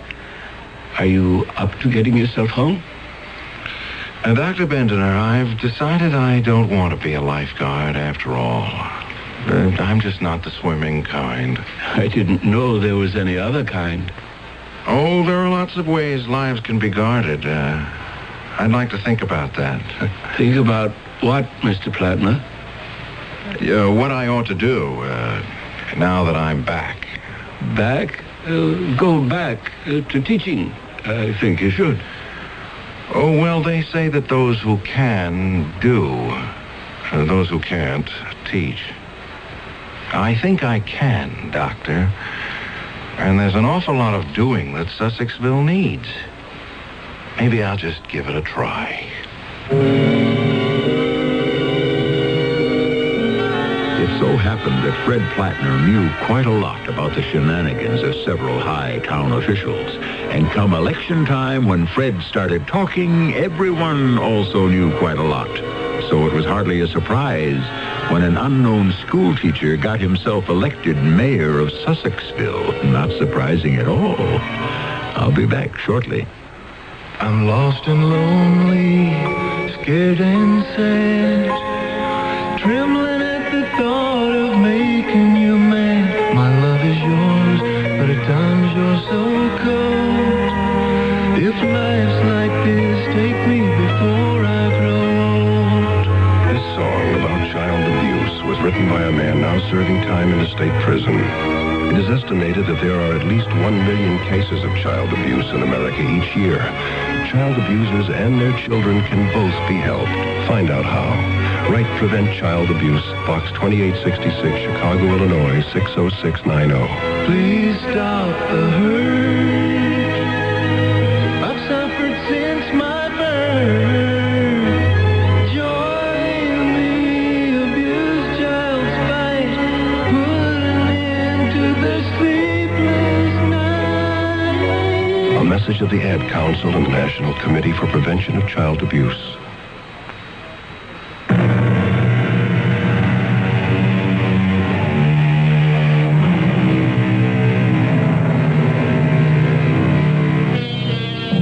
Some folks around Sussexville are still scratching their heads, wondering where Fred Plattner and Professor Lidgett disappeared to for 9 days, and why the professor never came back. But Fred isn't telling anyone. Every now and then, though, he'll look up suddenly from his desk in the mayor's office, as if he was seeing someone he recognized. Call it an H.G. Wells fantasy, if you will, but who knows? Perhaps we are all being watched. Over there. Is that a shadow over your head? Our cast included Tony Roberts, Bob Dryden, Bryna Rayburn, and Gilbert Mack. The entire production was under the direction of Hyman Brown. And now, a preview of our next tale. I took a few steps down the rough cobblestone alley. It was dim, a place where the sun couldn't get to. There wasn't a sound. The bustle behind me seemed to have vanished. I walked slowly along the twisting alleyway. Well, there were a few shops, but they were all closed. I don't know why I kept walking, but something seemed to draw me along. And then the alley turned, and there it was. A small shop, brightly lighted with candles.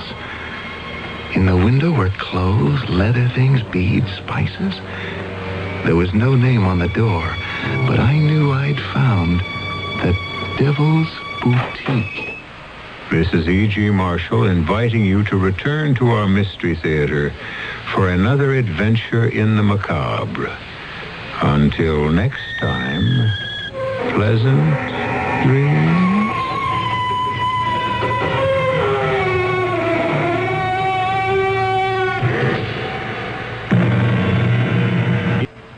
The CBS Radio Mystery Theater presents...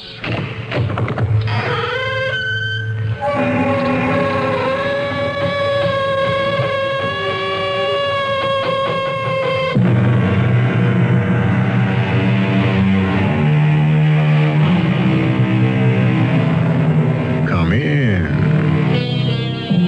Welcome. I'm E.G. Marshall. It seems to me, said Mr. White, that the future is not a unified dream, but a miracle pie, long in the baking, never quite done. It does seem that way, doesn't it? But we all know that eventually the pie will have to be done. Not necessarily because it's ready, but quite simply because the oven shall have burned out.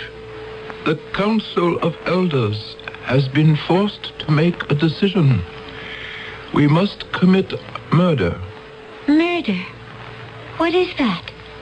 We must end a life. But a life can only end when the time comes. Life can be taken from the body. Who? Who among us could take life from a body? You. Never. Not now. But you could be programmed. Please. Why me? You have been chosen by the computer.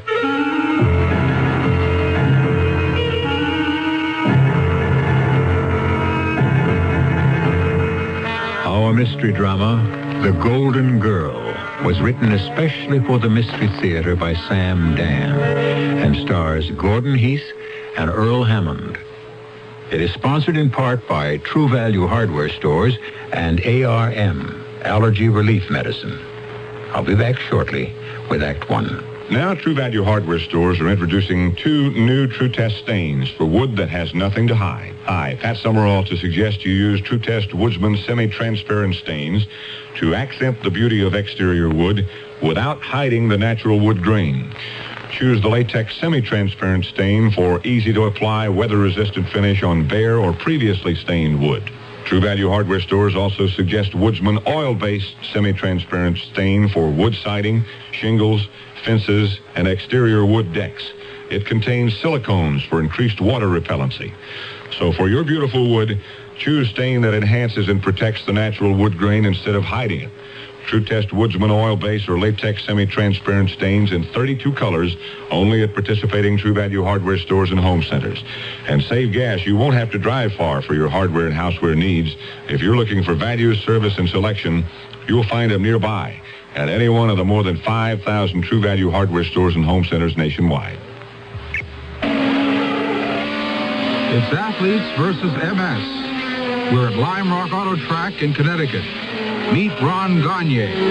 I used to race cars, but it takes a lot of coordination and quick response. I had it until MS, multiple sclerosis, attacked my central nervous system.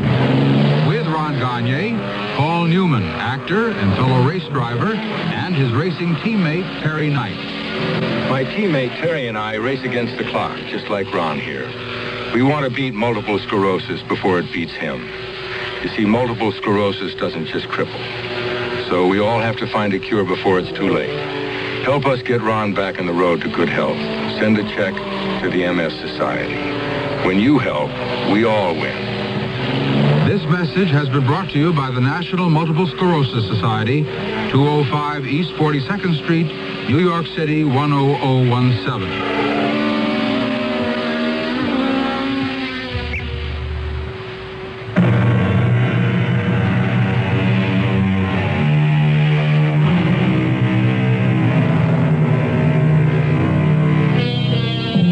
The future is shaped by the thoughts and the deeds of every single human being. Everything becomes part of the unfolding design. The feathered wings of the ancient Greek inventor Daedalus evolve into the space capsule of the modern astronaut. Well, our story today begins in a large and crowded auditorium. A tall, dynamic, middle-aged man is holding his audience spellbound. Yes, I am the messenger, Lawrence. And you may ask, the messenger from whom?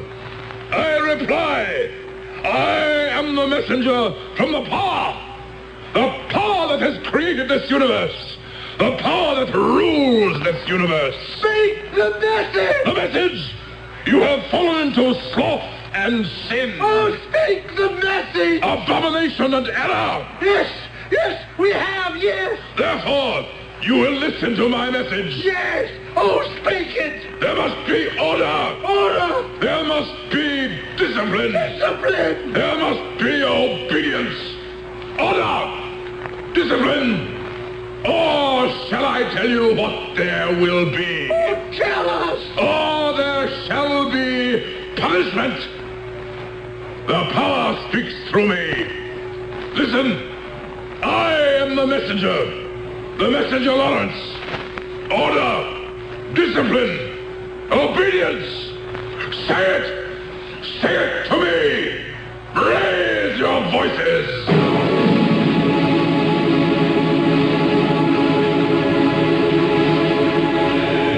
Elwood. Yes, messenger. Did I reach the people? You were magnificent. No, Elwood, I was not magnificent.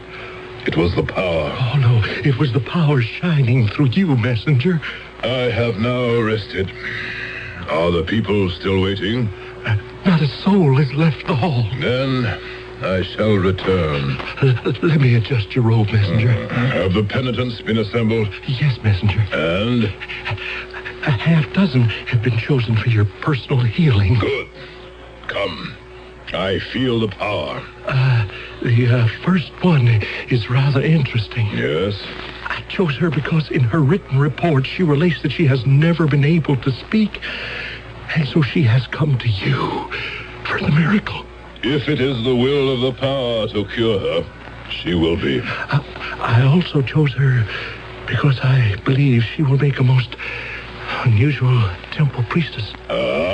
She's tall, slender, and she appears to be made of gold. Gold? Yes, there seems to be a shining quality in her face.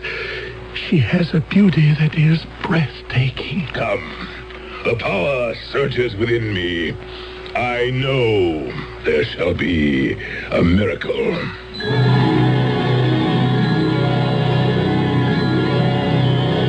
My people, it is time for the healing. It is time for the power. And here is our first penitent.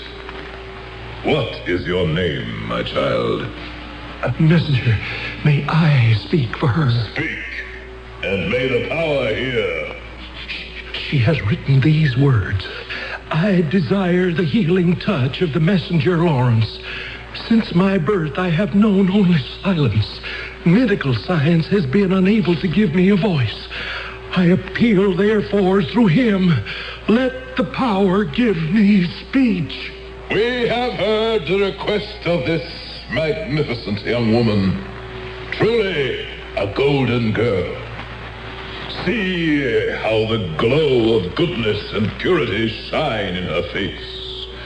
Surely the power shall grant this prayer that comes directly from the heart. Step forward, my child, and let me touch you.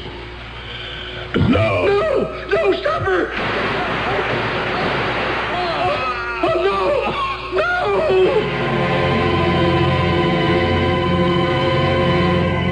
This is an up-to-the-minute recap of today's unbelievable story. The messenger Lawrence was shot and killed just a few minutes ago in the Temple of the Power by an unknown woman. It happened suddenly, before several thousands of his devoted followers. At this point, nothing is known of the woman who killed him, except that she posed as a penitent and that she is described as spectacularly beautiful. She is now in police custody. Thus, abruptly, ends the career of this charismatic but controversial figure.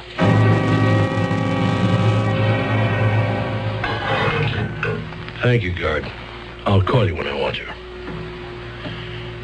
Oh, how do you do? My name is Stillman, Arthur M. Stillman.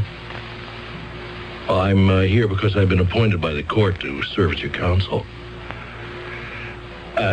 You, of course, have the right to choose your own, but evidently you didn't, so, well, shall we get to it?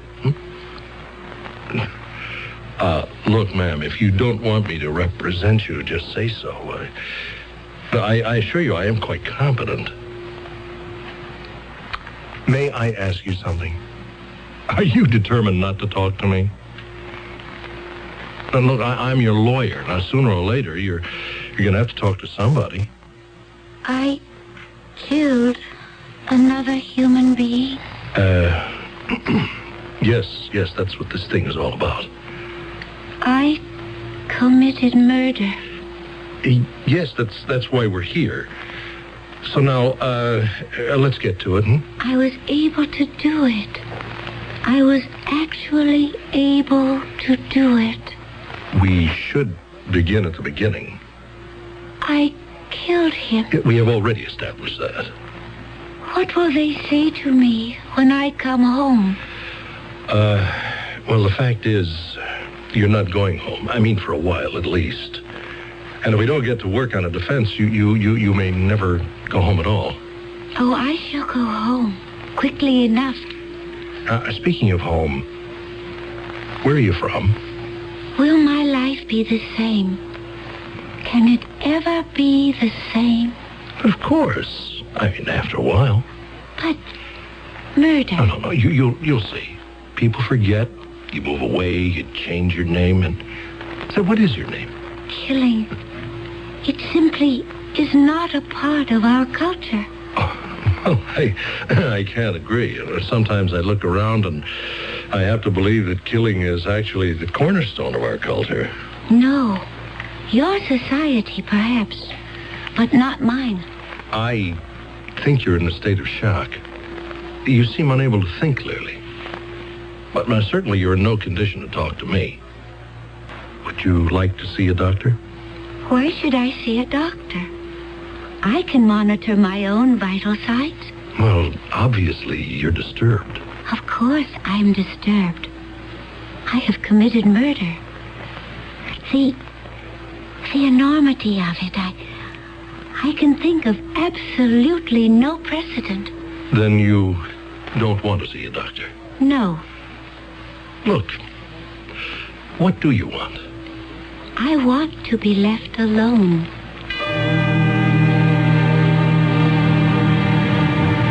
This is your late afternoon news roundup. Here we are, live, outside the House of Detention on Sycamore Street. Here is where the killer of the messenger Lawrence is being held. Who is she? Where does she come from? Why did she do it? Everything about her is shrouded in mystery. All we know is that she has a kind of radiant beauty. She is like a golden statue. Hold it. Here's the man we've been waiting for. Her attorney, Arthur M. Stillman. Mr. Stillman, could we talk to you for a few seconds? Yes. In view of the tremendous public interest generated in this case, can you tell us something about your client? No. Why did she do it? I couldn't tell you that. Was she motivated by political or religious considerations? I can't comment on that. Mr. Stillman, there is one thing you can tell us. What is her name? Well, I'm afraid I couldn't tell you that either. But surely, Mr. Stillman... If you'll excuse me.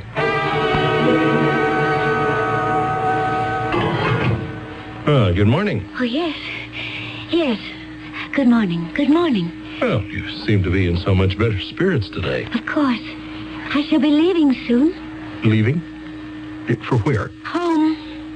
Home? You don't believe it? You just simply refuse to accept reality. Why must I accept your reality? Oh, you mean there's more than one? Oh, my dear. There are any number. Now, look, you simply must talk to me. You're very unhappy, aren't you? Unhappy isn't the point. I am charged with preparing your defense. You must not worry about it. Do you realize that you'll have to fight for your life? At the very least, your liberty. I can see that you are an extremely sincere and sensitive person. Yes, but I must know how I can defend you. That won't be necessary. And do you realize that within a month your case will be up for trial? But in a month, I shall not be here. Oh, please. I am quite disturbed by the fact that you're so unhappy. But you can fix that. Tell me how. Just tell me who you are and why you killed him. See, that'll make me happy. No. If I told you those things, it would make you even more unhappy. How did we get off on this happiness kick? Happiness. Why, that's the most important thing in all the universe. Happiness? Happiness. Meaning harmony. Meaning peace. All right. Now, why do you keep insisting you will not be here? Because it's true. Does that mean you plan to, To what? to commit suicide? Oh, no. Never. But you imply that you intend to escape. And when there's no other way... Suicide? What a notion. Well, I can't see any other way you could get out of here I shudder to think of such a thing. unless you're part of an organized effort. Is that it? Do you have Confederates?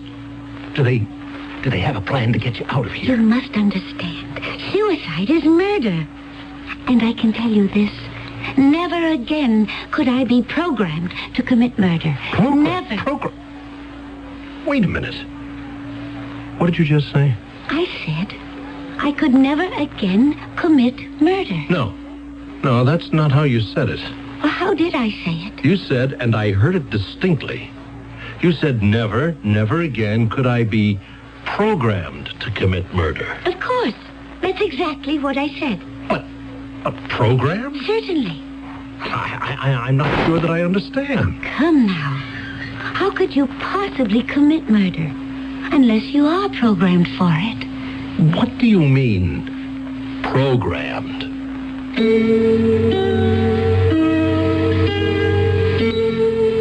Why don't we ask Mr. Webster?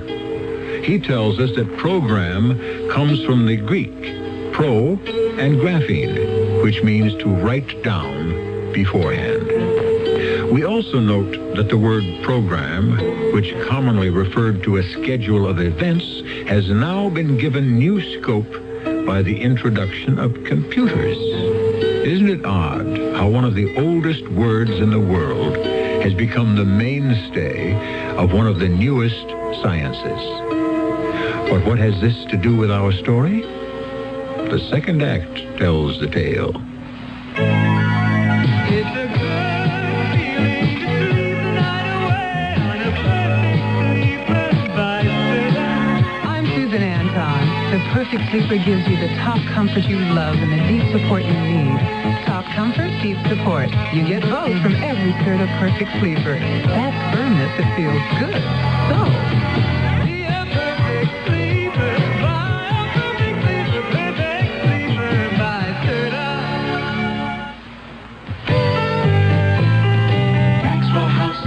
You can count on Maxwell House, good to the last drop. Maxwell House is good morning. Maxwell House is Good company. good to the last drop. Maxwell House. Maxwell House. Coffee you can count on. Always smells good. Always tastes good. Always good to the last drop. Maxwell House is good coffee. Good to the last drop. Maxwell House.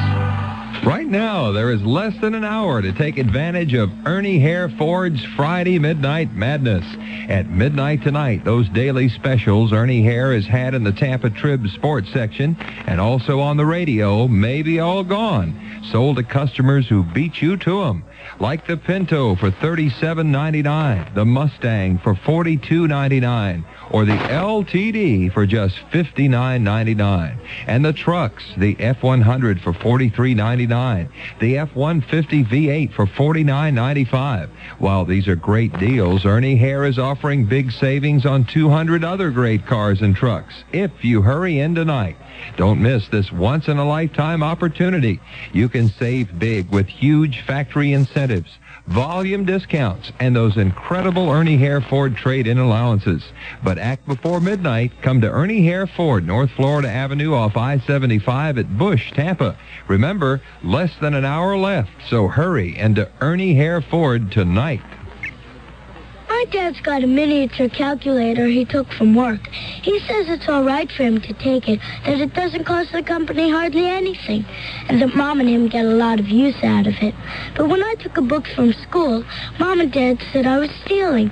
They said it wasn't mine, that I had to take the book back. But he doesn't take back the calculator. I'm really confused. I mean, if I was wrong with the book, isn't he wrong taking home that calculator? Children are listening to us and watching us, and we're setting an example for them, even those times when we don't mean to. If we want children to get the right values, we've got to show them the right values. These are values we can get from a house of worship. There we will find guidance and strength.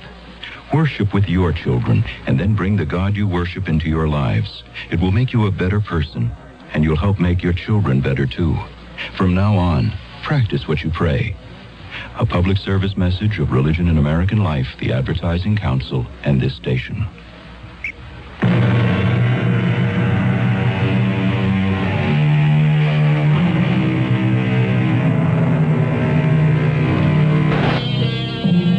Speaking of Russia, Mr. Churchill once described it as a riddle wrapped in a mystery, inside an enigma.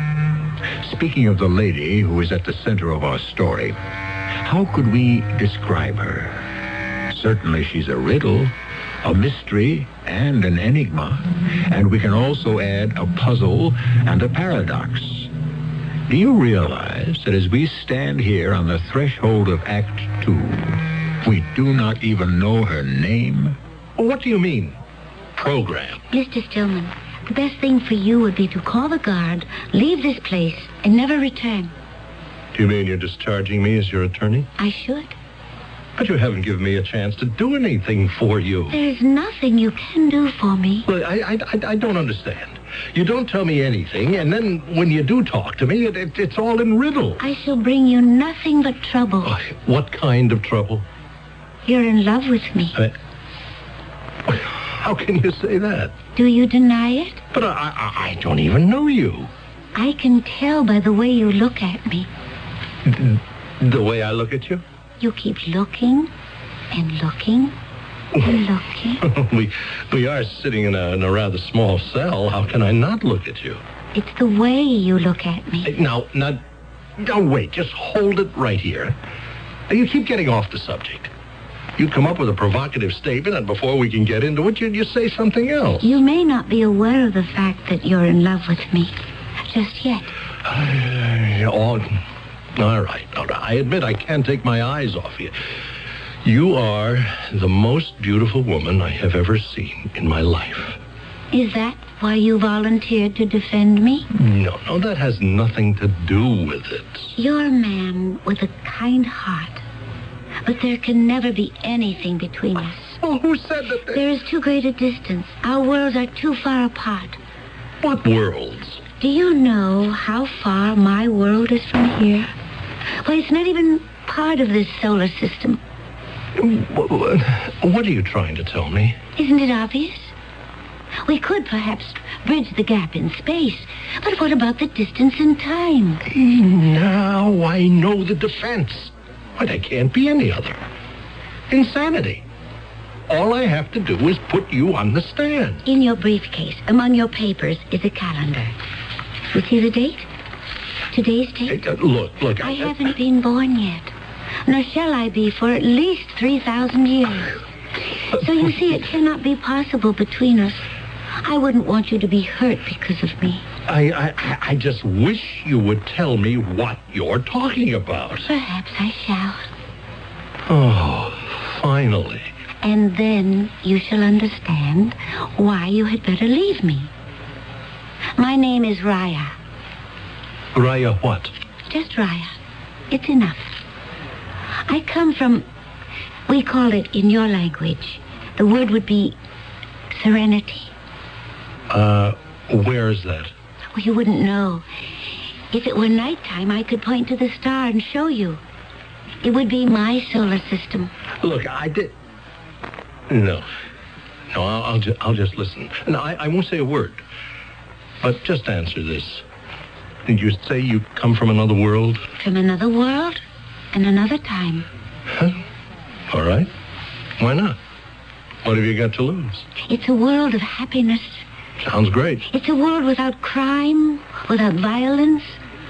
I didn't even know there were such things until I was programmed for this mission. Said mission being to assassinate the messenger Lawrence? Yes. Oh, great. We have one gang of fanatics declaring war on another. You don't believe me? No, you just go ahead. Oh, this is guaranteed to fly in the courtroom. What did you say the name of your world was? Serenity? Oh, it gets better. Why won't you believe me? Now, you know, you may have to do a couple of years, but it probably won't even be in jail. I know why you don't believe me. It's because you have not yet evolved into serenity. You need thousands of years of evolution. Serenity, huh? Well, all right. How do we describe it to the jury? Serenity. I told you. It's a world without crime, without violence, only happiness and beauty. Such beauty everywhere. There is no ugliness in our world, no sorrow, no bitterness. Indeed, I never knew what those things were until I was programmed for the mission. No hatred in our world, no blind anger, no corroding jealousy, no malice, no spite. Indeed, I never even knew what those things were until I was programmed for this mission. No quarrels, no conflict, no discord. I never even knew what these were. I was programmed for them.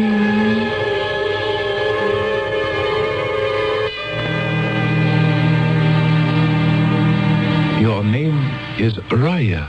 Yes, Elder? Do you know why you were asked to come here? No, Elder. To save the world. Save the world? What could possibly happen to the world, Elder? Listen. Order! Discipline! Obedience! What is that, Elder? Order! Discipline! Obedience! What is he saying? Order! Discipline! Obedience! What do those words mean? What do you think they mean, Raya? I don't know. Yes? Oh, they frighten me. Listen. There must be order, discipline, obedience. Or shall I tell you what there will be? Elder, I feel ill. There shall be punishment. No! The power speaks through me. Oh, please! And I am the messenger. I am the messenger.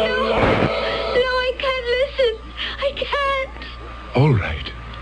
It is no longer necessary. Oh, what is that? Raya, it's a power that is sweeping through the universe. I don't understand. These are people. Armed people. Armed? What is that? They have weapons. I don't know what you're saying. Planet by planet, system by system, they conquer. Conquer? Conquer and enslave. Each year, the armed people come closer to serenity. Soon, they shall invade us. How can we fight them? Fight? We cannot wage war. War? We have programmed aggression out of our minds and hearts. We cannot defend ourselves. Defend? See? You cannot even conceive of it. But what do they want? These armed people. He is spreading the gospel, I suppose you could call it that, of an ancient leader, this messenger Lawrence. But what gospel? Power. Why is it so difficult for me to understand? Because we are different. Over the centuries, all the emotions, the urges, the drives that distort or destroy serenity have been programmed out of our hearts and minds. Why can't I comprehend what you're saying? You will, soon enough. You have been chosen to perform a mission. What is a mission? The elders of our world have been forced to make a terrible decision. We must commit murder. Murder? We must end a life. What do you mean, end a life? A life ends when the time comes, when the body has outlived its ability to... Life can be taken from a body. Taken? My poor Raya. I can just imagine the feelings that are raging inside you. All of us, the elders, were forced to go through it. But there is no other way. But who? Who among us could take life from a body? You? No. Not now, of course. Not yet.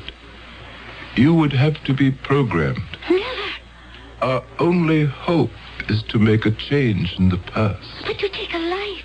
To make sure that something evil, loathsome, a seed of eventual destruction would not be planted. But to kill. Yes, we must kill the messenger, Lawrence. You must kill the messenger, Lawrence. I have no right. Or he will kill us all. How could I? My child, the technology has been unused for centuries now. But we have it. I don't want to. We can be transcended through time and space. But why me? Because the computer has spoken. The computer? Only you, Raya. Only you in this entire world of ours have the psyche that will accept the special programming. Nothing you could ever devise or even dream of could ever make me kill. The computer does not agree. I'm to be sent back somewhere in space to end a life. That is what you're telling me. Yes. After I take this life, what becomes of me? Is that to be the end of me? No, child.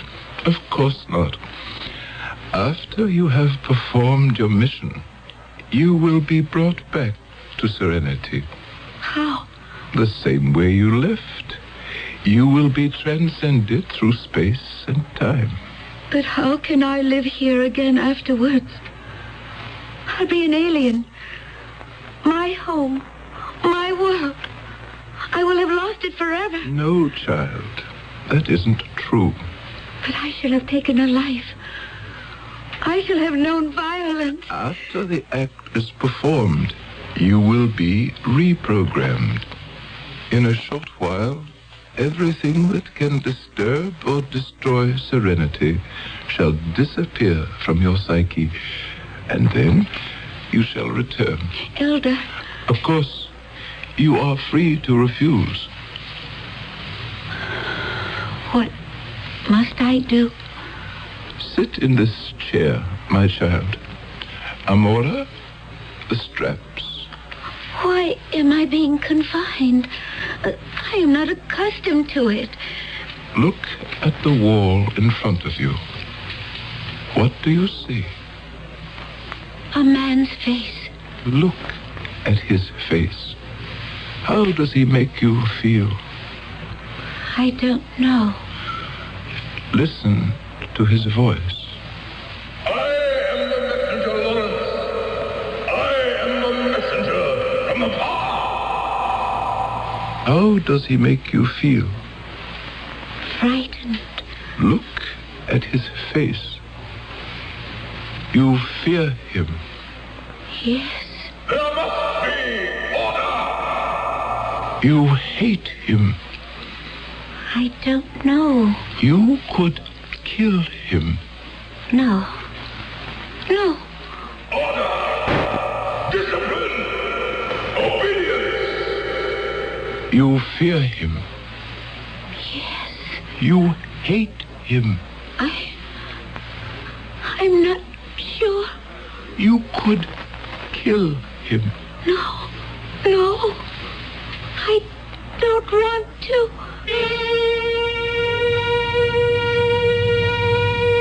Order. Discipline.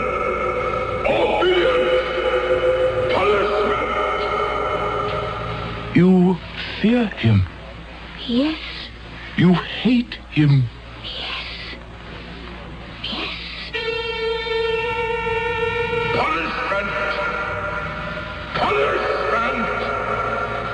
You hate him. Yes. Fear him. Yes. Then kill him. Yes. Hate him. Fear him. Kill him. Hate him. Fear him. Kill him. Again. Hate him. Fear him. Kill him.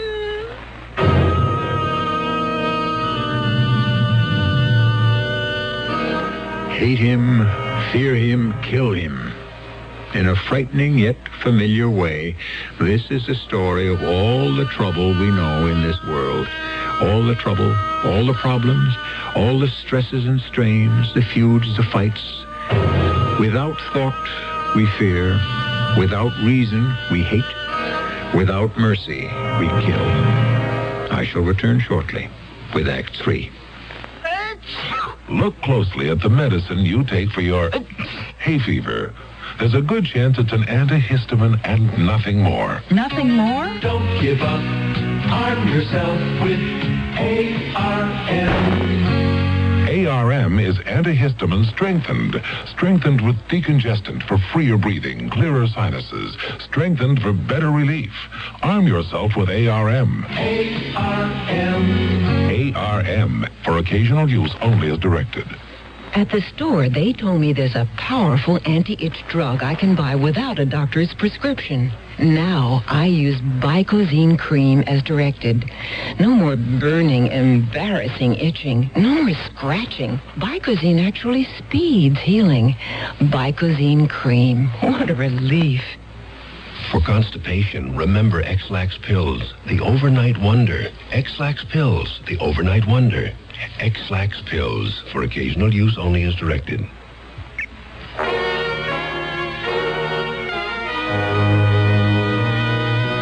An exciting adventure in radio entertainment is yours every Monday through Friday. Sears Radio Theater with hosts of talent. I'm Lorne Green. I'm Andy Griffith. I'm Vincent Price. I'm Cicely Tyson. I'm Richard Widmark. The 5 very talented hosts who bring you a broad sweep of top-quality dramas on Sears Radio Theater over most of these CBS Radio Network stations. You'll hear a play in a different key every day of the week, Monday through Friday. Lorne Green hosting westerns on Monday, Andy Griffith comedies on Tuesday, Vincent Price with mysteries on Wednesday, Cicely Tyson with stories of love and hate on Thursday, and on Friday, Richard Widmark and adventure. To enjoy this thrilling experience in radio entertainment, all you do is listen here for Sears Radio Theater, Monday through Friday, on most of these CBS Radio Network stations.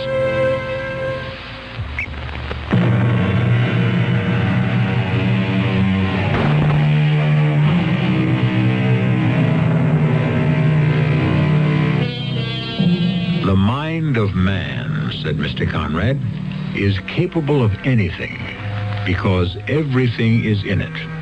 All the past as well as all the future. Yes, everything is in the human mind because everything can be put into the human mind. Everything that's good as well as everything that's evil. And who we are, what we are, depends on how we control the mixture, which is why some of us are saints and some of us are sinners, and most of us hover somewhere in between. Hate, violence, false ambition, violence, vanity, intolerance, violence, malice, violence. Do you hear me, Raya? You will go back there in time, across the galaxy, to the dwarf star So, to the 3rd planet. I understand. To meet this man, the messenger, Lawrence. Yes. And you know what a weapon is? Yes. This weapon. I accept it. You know its purpose, how it is employed. I do. You are familiar with feelings of violence. I am prepared to kill. You know how to kill. Yes. You are ready to be transcended through time and space to perform your mission. Will you stop jabbering at protect me? It is well for you to understand the philosophy of your mission. What is there to understand? He has to be killed. And that's all there is to it. And you are sure you shall be able to without compunction? I can kill him as easily as crushing a mosquito. What is he? Vermin. Trash. And you are aware of why you must do it? I am doing it because I want to do it. I want the joy of fooling him, of playing a trick on him. I want to feel the gun in my hand. Raya. See? It is made of steel, cold steel. But it sends red, hot, raging fires into the blood. This is death. And he will see it. Before he can cry out, move away, defend himself, he will meet his death. Raya, you must control yourself. In that split second, he will see his death. And then I will take away his life. Amora, set the transcender. She must go now. Right now.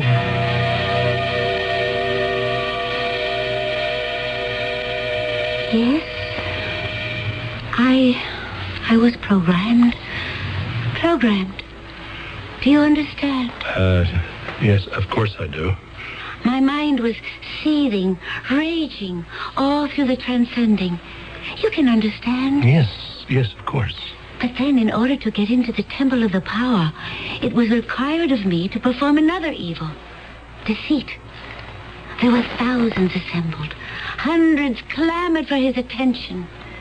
And I used my body. What? The promise. The implied promise of my body to seduce him. I was trembling with fear, hate, violence, as I was brought before the messenger. And then he touched me. And I looked into his eyes. My heart almost stopped beating. In his eyes was all the hate and violence that had been programmed into me. The gun was in my hand. The fire was in my blood. And there had to be the inevitable climax of death. I understand. Afterwards, I was empty of all feeling, of all thought. Like a machine that has no more fuel. Oh, big casino. What does that mean? It means there won't be a dry eye in the house. What are you saying? That is our story. That is our defense. A visitor from another world. It's true. Okay, yes, it could be true. You know, you look as if you could be from somewhere else. Yeah, they'll even half believe it. But I am from somewhere else. Yeah, sure. Okay, now, let's get to work. Now, you must really tell me where you come from. But I have told you. Look, we start all over again. Your picture, it's been on the news and the papers. It's been all over the media. A face like yours, well, somebody will be bound to recognize it. Now, the first thing you know, the prosecutor will say, Raya from the planet Serenity? Now, isn't it a fact that you're actually Gertrude Smith from Jersey City?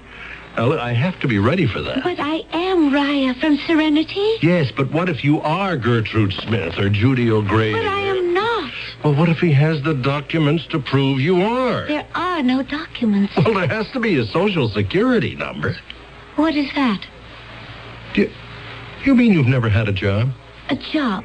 Oh, let us get elementary. There has to be a birth certificate. No. Wait, are you telling me you were never born? We must not do this. Do what? Fight. This isn't a fight. We're having a discussion. But there's violence in it. We only want to arrive at a meeting of the minds. There's violence and anger. Look, now, there is nothing personal. This is how I was programmed. Oh, come on now, will you? From anger to violence Just to listen, murder. listen. The steps are logical. Simmer down. The way is programmed. Don't let me take it again. I can kill. I killed once. I can kill again. Right now. Right here. I can kill. No. It's all right. It's all right. No one's fighting with you. Everyththing is all right. It's just fine. You'll see. I don't know what's the matter with me. I don't know. The elder said I would be reprogrammed, brought back home. When are they going to do it? When? The elder wouldn't lie to me. Oh, no, of course not. He wouldn't break his promise. No, never. Oh, maybe he can't keep it. This kind of thing, it's never been done before. Maybe they don't know how to reprogram. Look, I'll take care of I you. want to go home. Make the best of it. You're home now.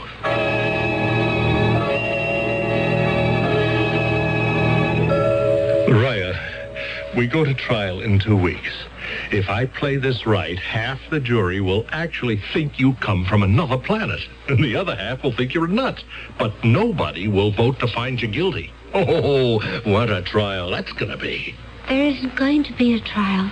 I'm leaving. Oh, now don't start that again. Last night, it happened. What happened? The reprogramming. Finally. And now I can go home any time I like. Finally, I am Raya again. Raya of Serenity. Okay, keep it up. It all helps the cause. Would you like to come with me Where? to Serenity? No, I don't think so. The reason I ask is because you're in love with me. Well, yes. Yes, that's true, I guess. It wasn't hard to fall in love with you. You know, we've really been very close, and yes, I'm in love with you. It's not much of a love right now. Oh, don't say that. But it could grow, develop, mature. It could become the kind of love we know in Serenity. Oh, what kind of love is that? The kind of love I'm afraid you're not ready for. Right now, there are other things inside of you that are stronger. Well, what do you mean? Ambition, vanity. I saw them on your face last night. I see them now. That's why I want to help you. That's why I could love you. I am going home. You may come with me. You will be reprogrammed in Serenity. Just save that act for the jury. Is it so hard to give them up? Vanity, ambition? But your case is going to make me. It will destroy you. I will be gone. You will be held responsible for my disappearance. What are you talking about? They will say you helped me escape.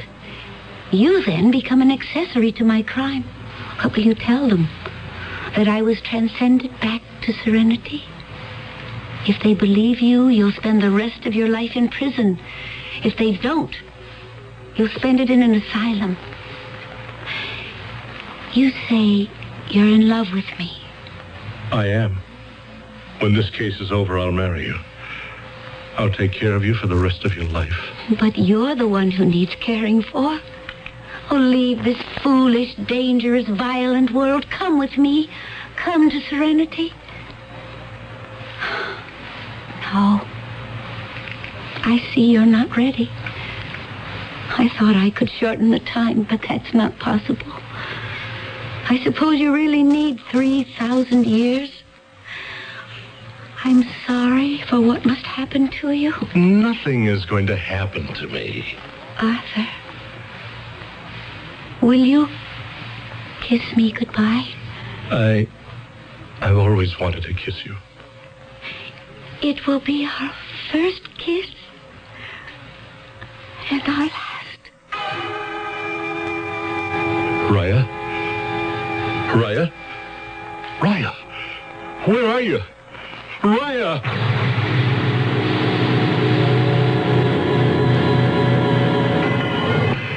I'll call you, guard, when I want you. Mr. Stillman, can we talk this morning? About what, Lieutenant? Why don't you make it easy on yourself? The fact is, you did help her to escape. The fact? Well, the guard, Jerry, right down the corridor, he heard her say, "Will you kiss me goodbye?" All right. Why should you believe me? After all, I refused to believe her. Do you want to give up everything? She asked me to, and I said no. And in the end, I had to give it up anyway. And for nothing. Doesn't have to be for nothing. You're a lawyer. You know how things go. One hand washes the other. You give, you get. How did she escape? Where'd she go? She returned to Serenity. Yeah. Jerry, I'll come back later. Meanwhile, Mr. Stillman, you just think about it. I mean, really think about it.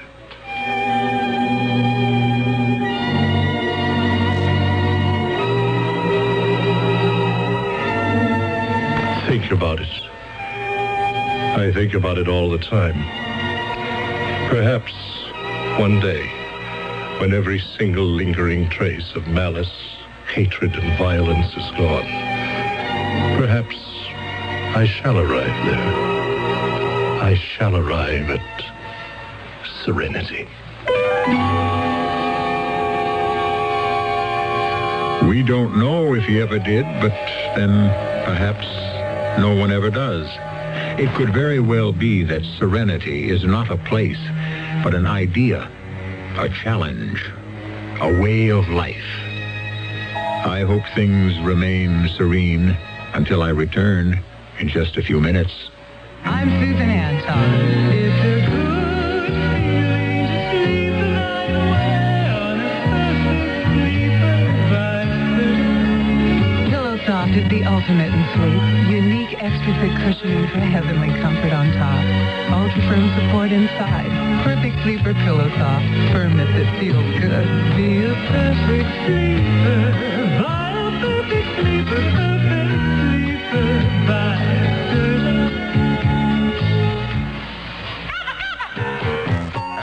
Kava time. Time to relax with our old pals, smooth and friendly Kava Instant Coffee. Time to enjoy a deliciously unique cup of coffee, because Kava is the only coffee that's 90% acid neutralized. Good news for you buckaroos who are sometimes bothered by ordinary coffee. Good news because acid neutralized Kava means less acid in the cup. So here's to you, Mom, and good old... Try Kava, the smooth and friendly coffee. Fellow Americans, if you're still shopping here and there and everywhere for shoes, hold it right where you are. Put your feet together, stop running around. Just step around a Kinney and you'll cover the ground. Any way you want to go, head your feet in our direction. Kinney's got it all and more. Wow, what a store. What a great American shoe store. A message from the CBS television network. Harry Truman said it best, the buck stops here. The American presidency has been called the world's toughest job, and covering it's a non-stop challenge. That's why the president doesn't make a move without Robert Pierpoint, Leslie Stahl, and Lee Thornton. CBS News White House team, Washington, or anywhere around the world. Cronkite and Company, only on the CBS Evening News.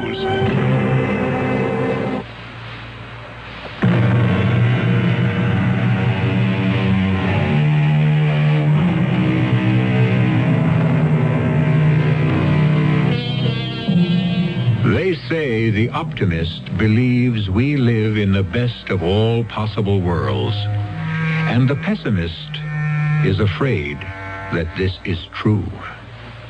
But that's only if we assume that the world we know is the only world there is. Is there another one? Somewhere out there, revolving around a star, just as we revolve around our own? And if so, could it be better? Worse? About the same? Probably.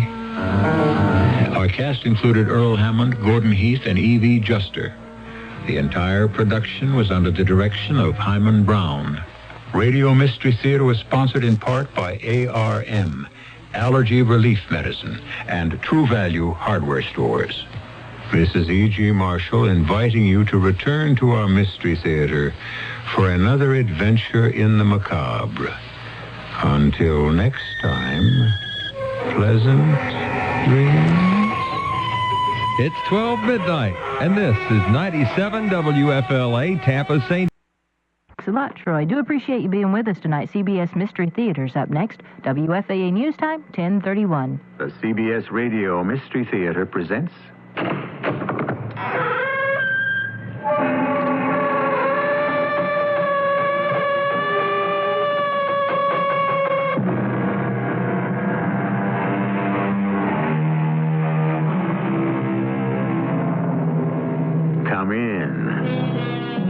Welcome. I'm E.G. Marshall. Henry David Thoreau, one of the great men of our republic, has this to say about circumstantial evidence: that it was very strong, as when you find a trout in the milk. By now, you should know that our story will concern itself with circumstantial evidence that's even stronger, as when you find a whale in the pool. Circumstantial evidence. How many people has it hung and will continue to hang in the far, far future? And suppose I said to you I believe she's innocent. In spite of all the evidence, Lieutenant? In spite of what appears to be evidence, Mr. Revere. Very well. You believe she's innocent. Absolutely. She's a beautiful young woman. That has nothing to do with it. It doesn't? May I ask you a question, Lieutenant? Would you still believe she was innocent if she were old and ugly?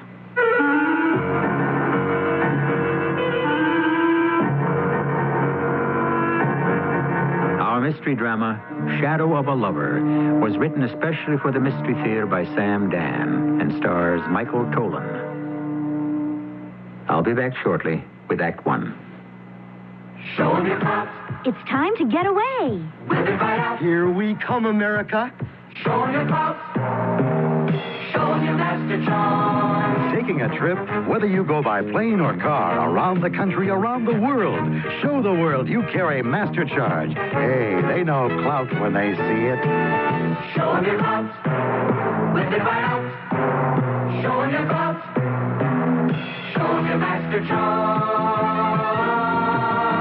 A wonderful trip. For places to see. Places to eat. Places to sleep. Places to shop. For all the clothes. For all the gear. For cameras. Film. Radios. For instant cash. For whatever. Wherever. Whenever. Show them your clout and travel easy. No matter where you travel, no matter how far you roam, they speak Master Charge. They understand.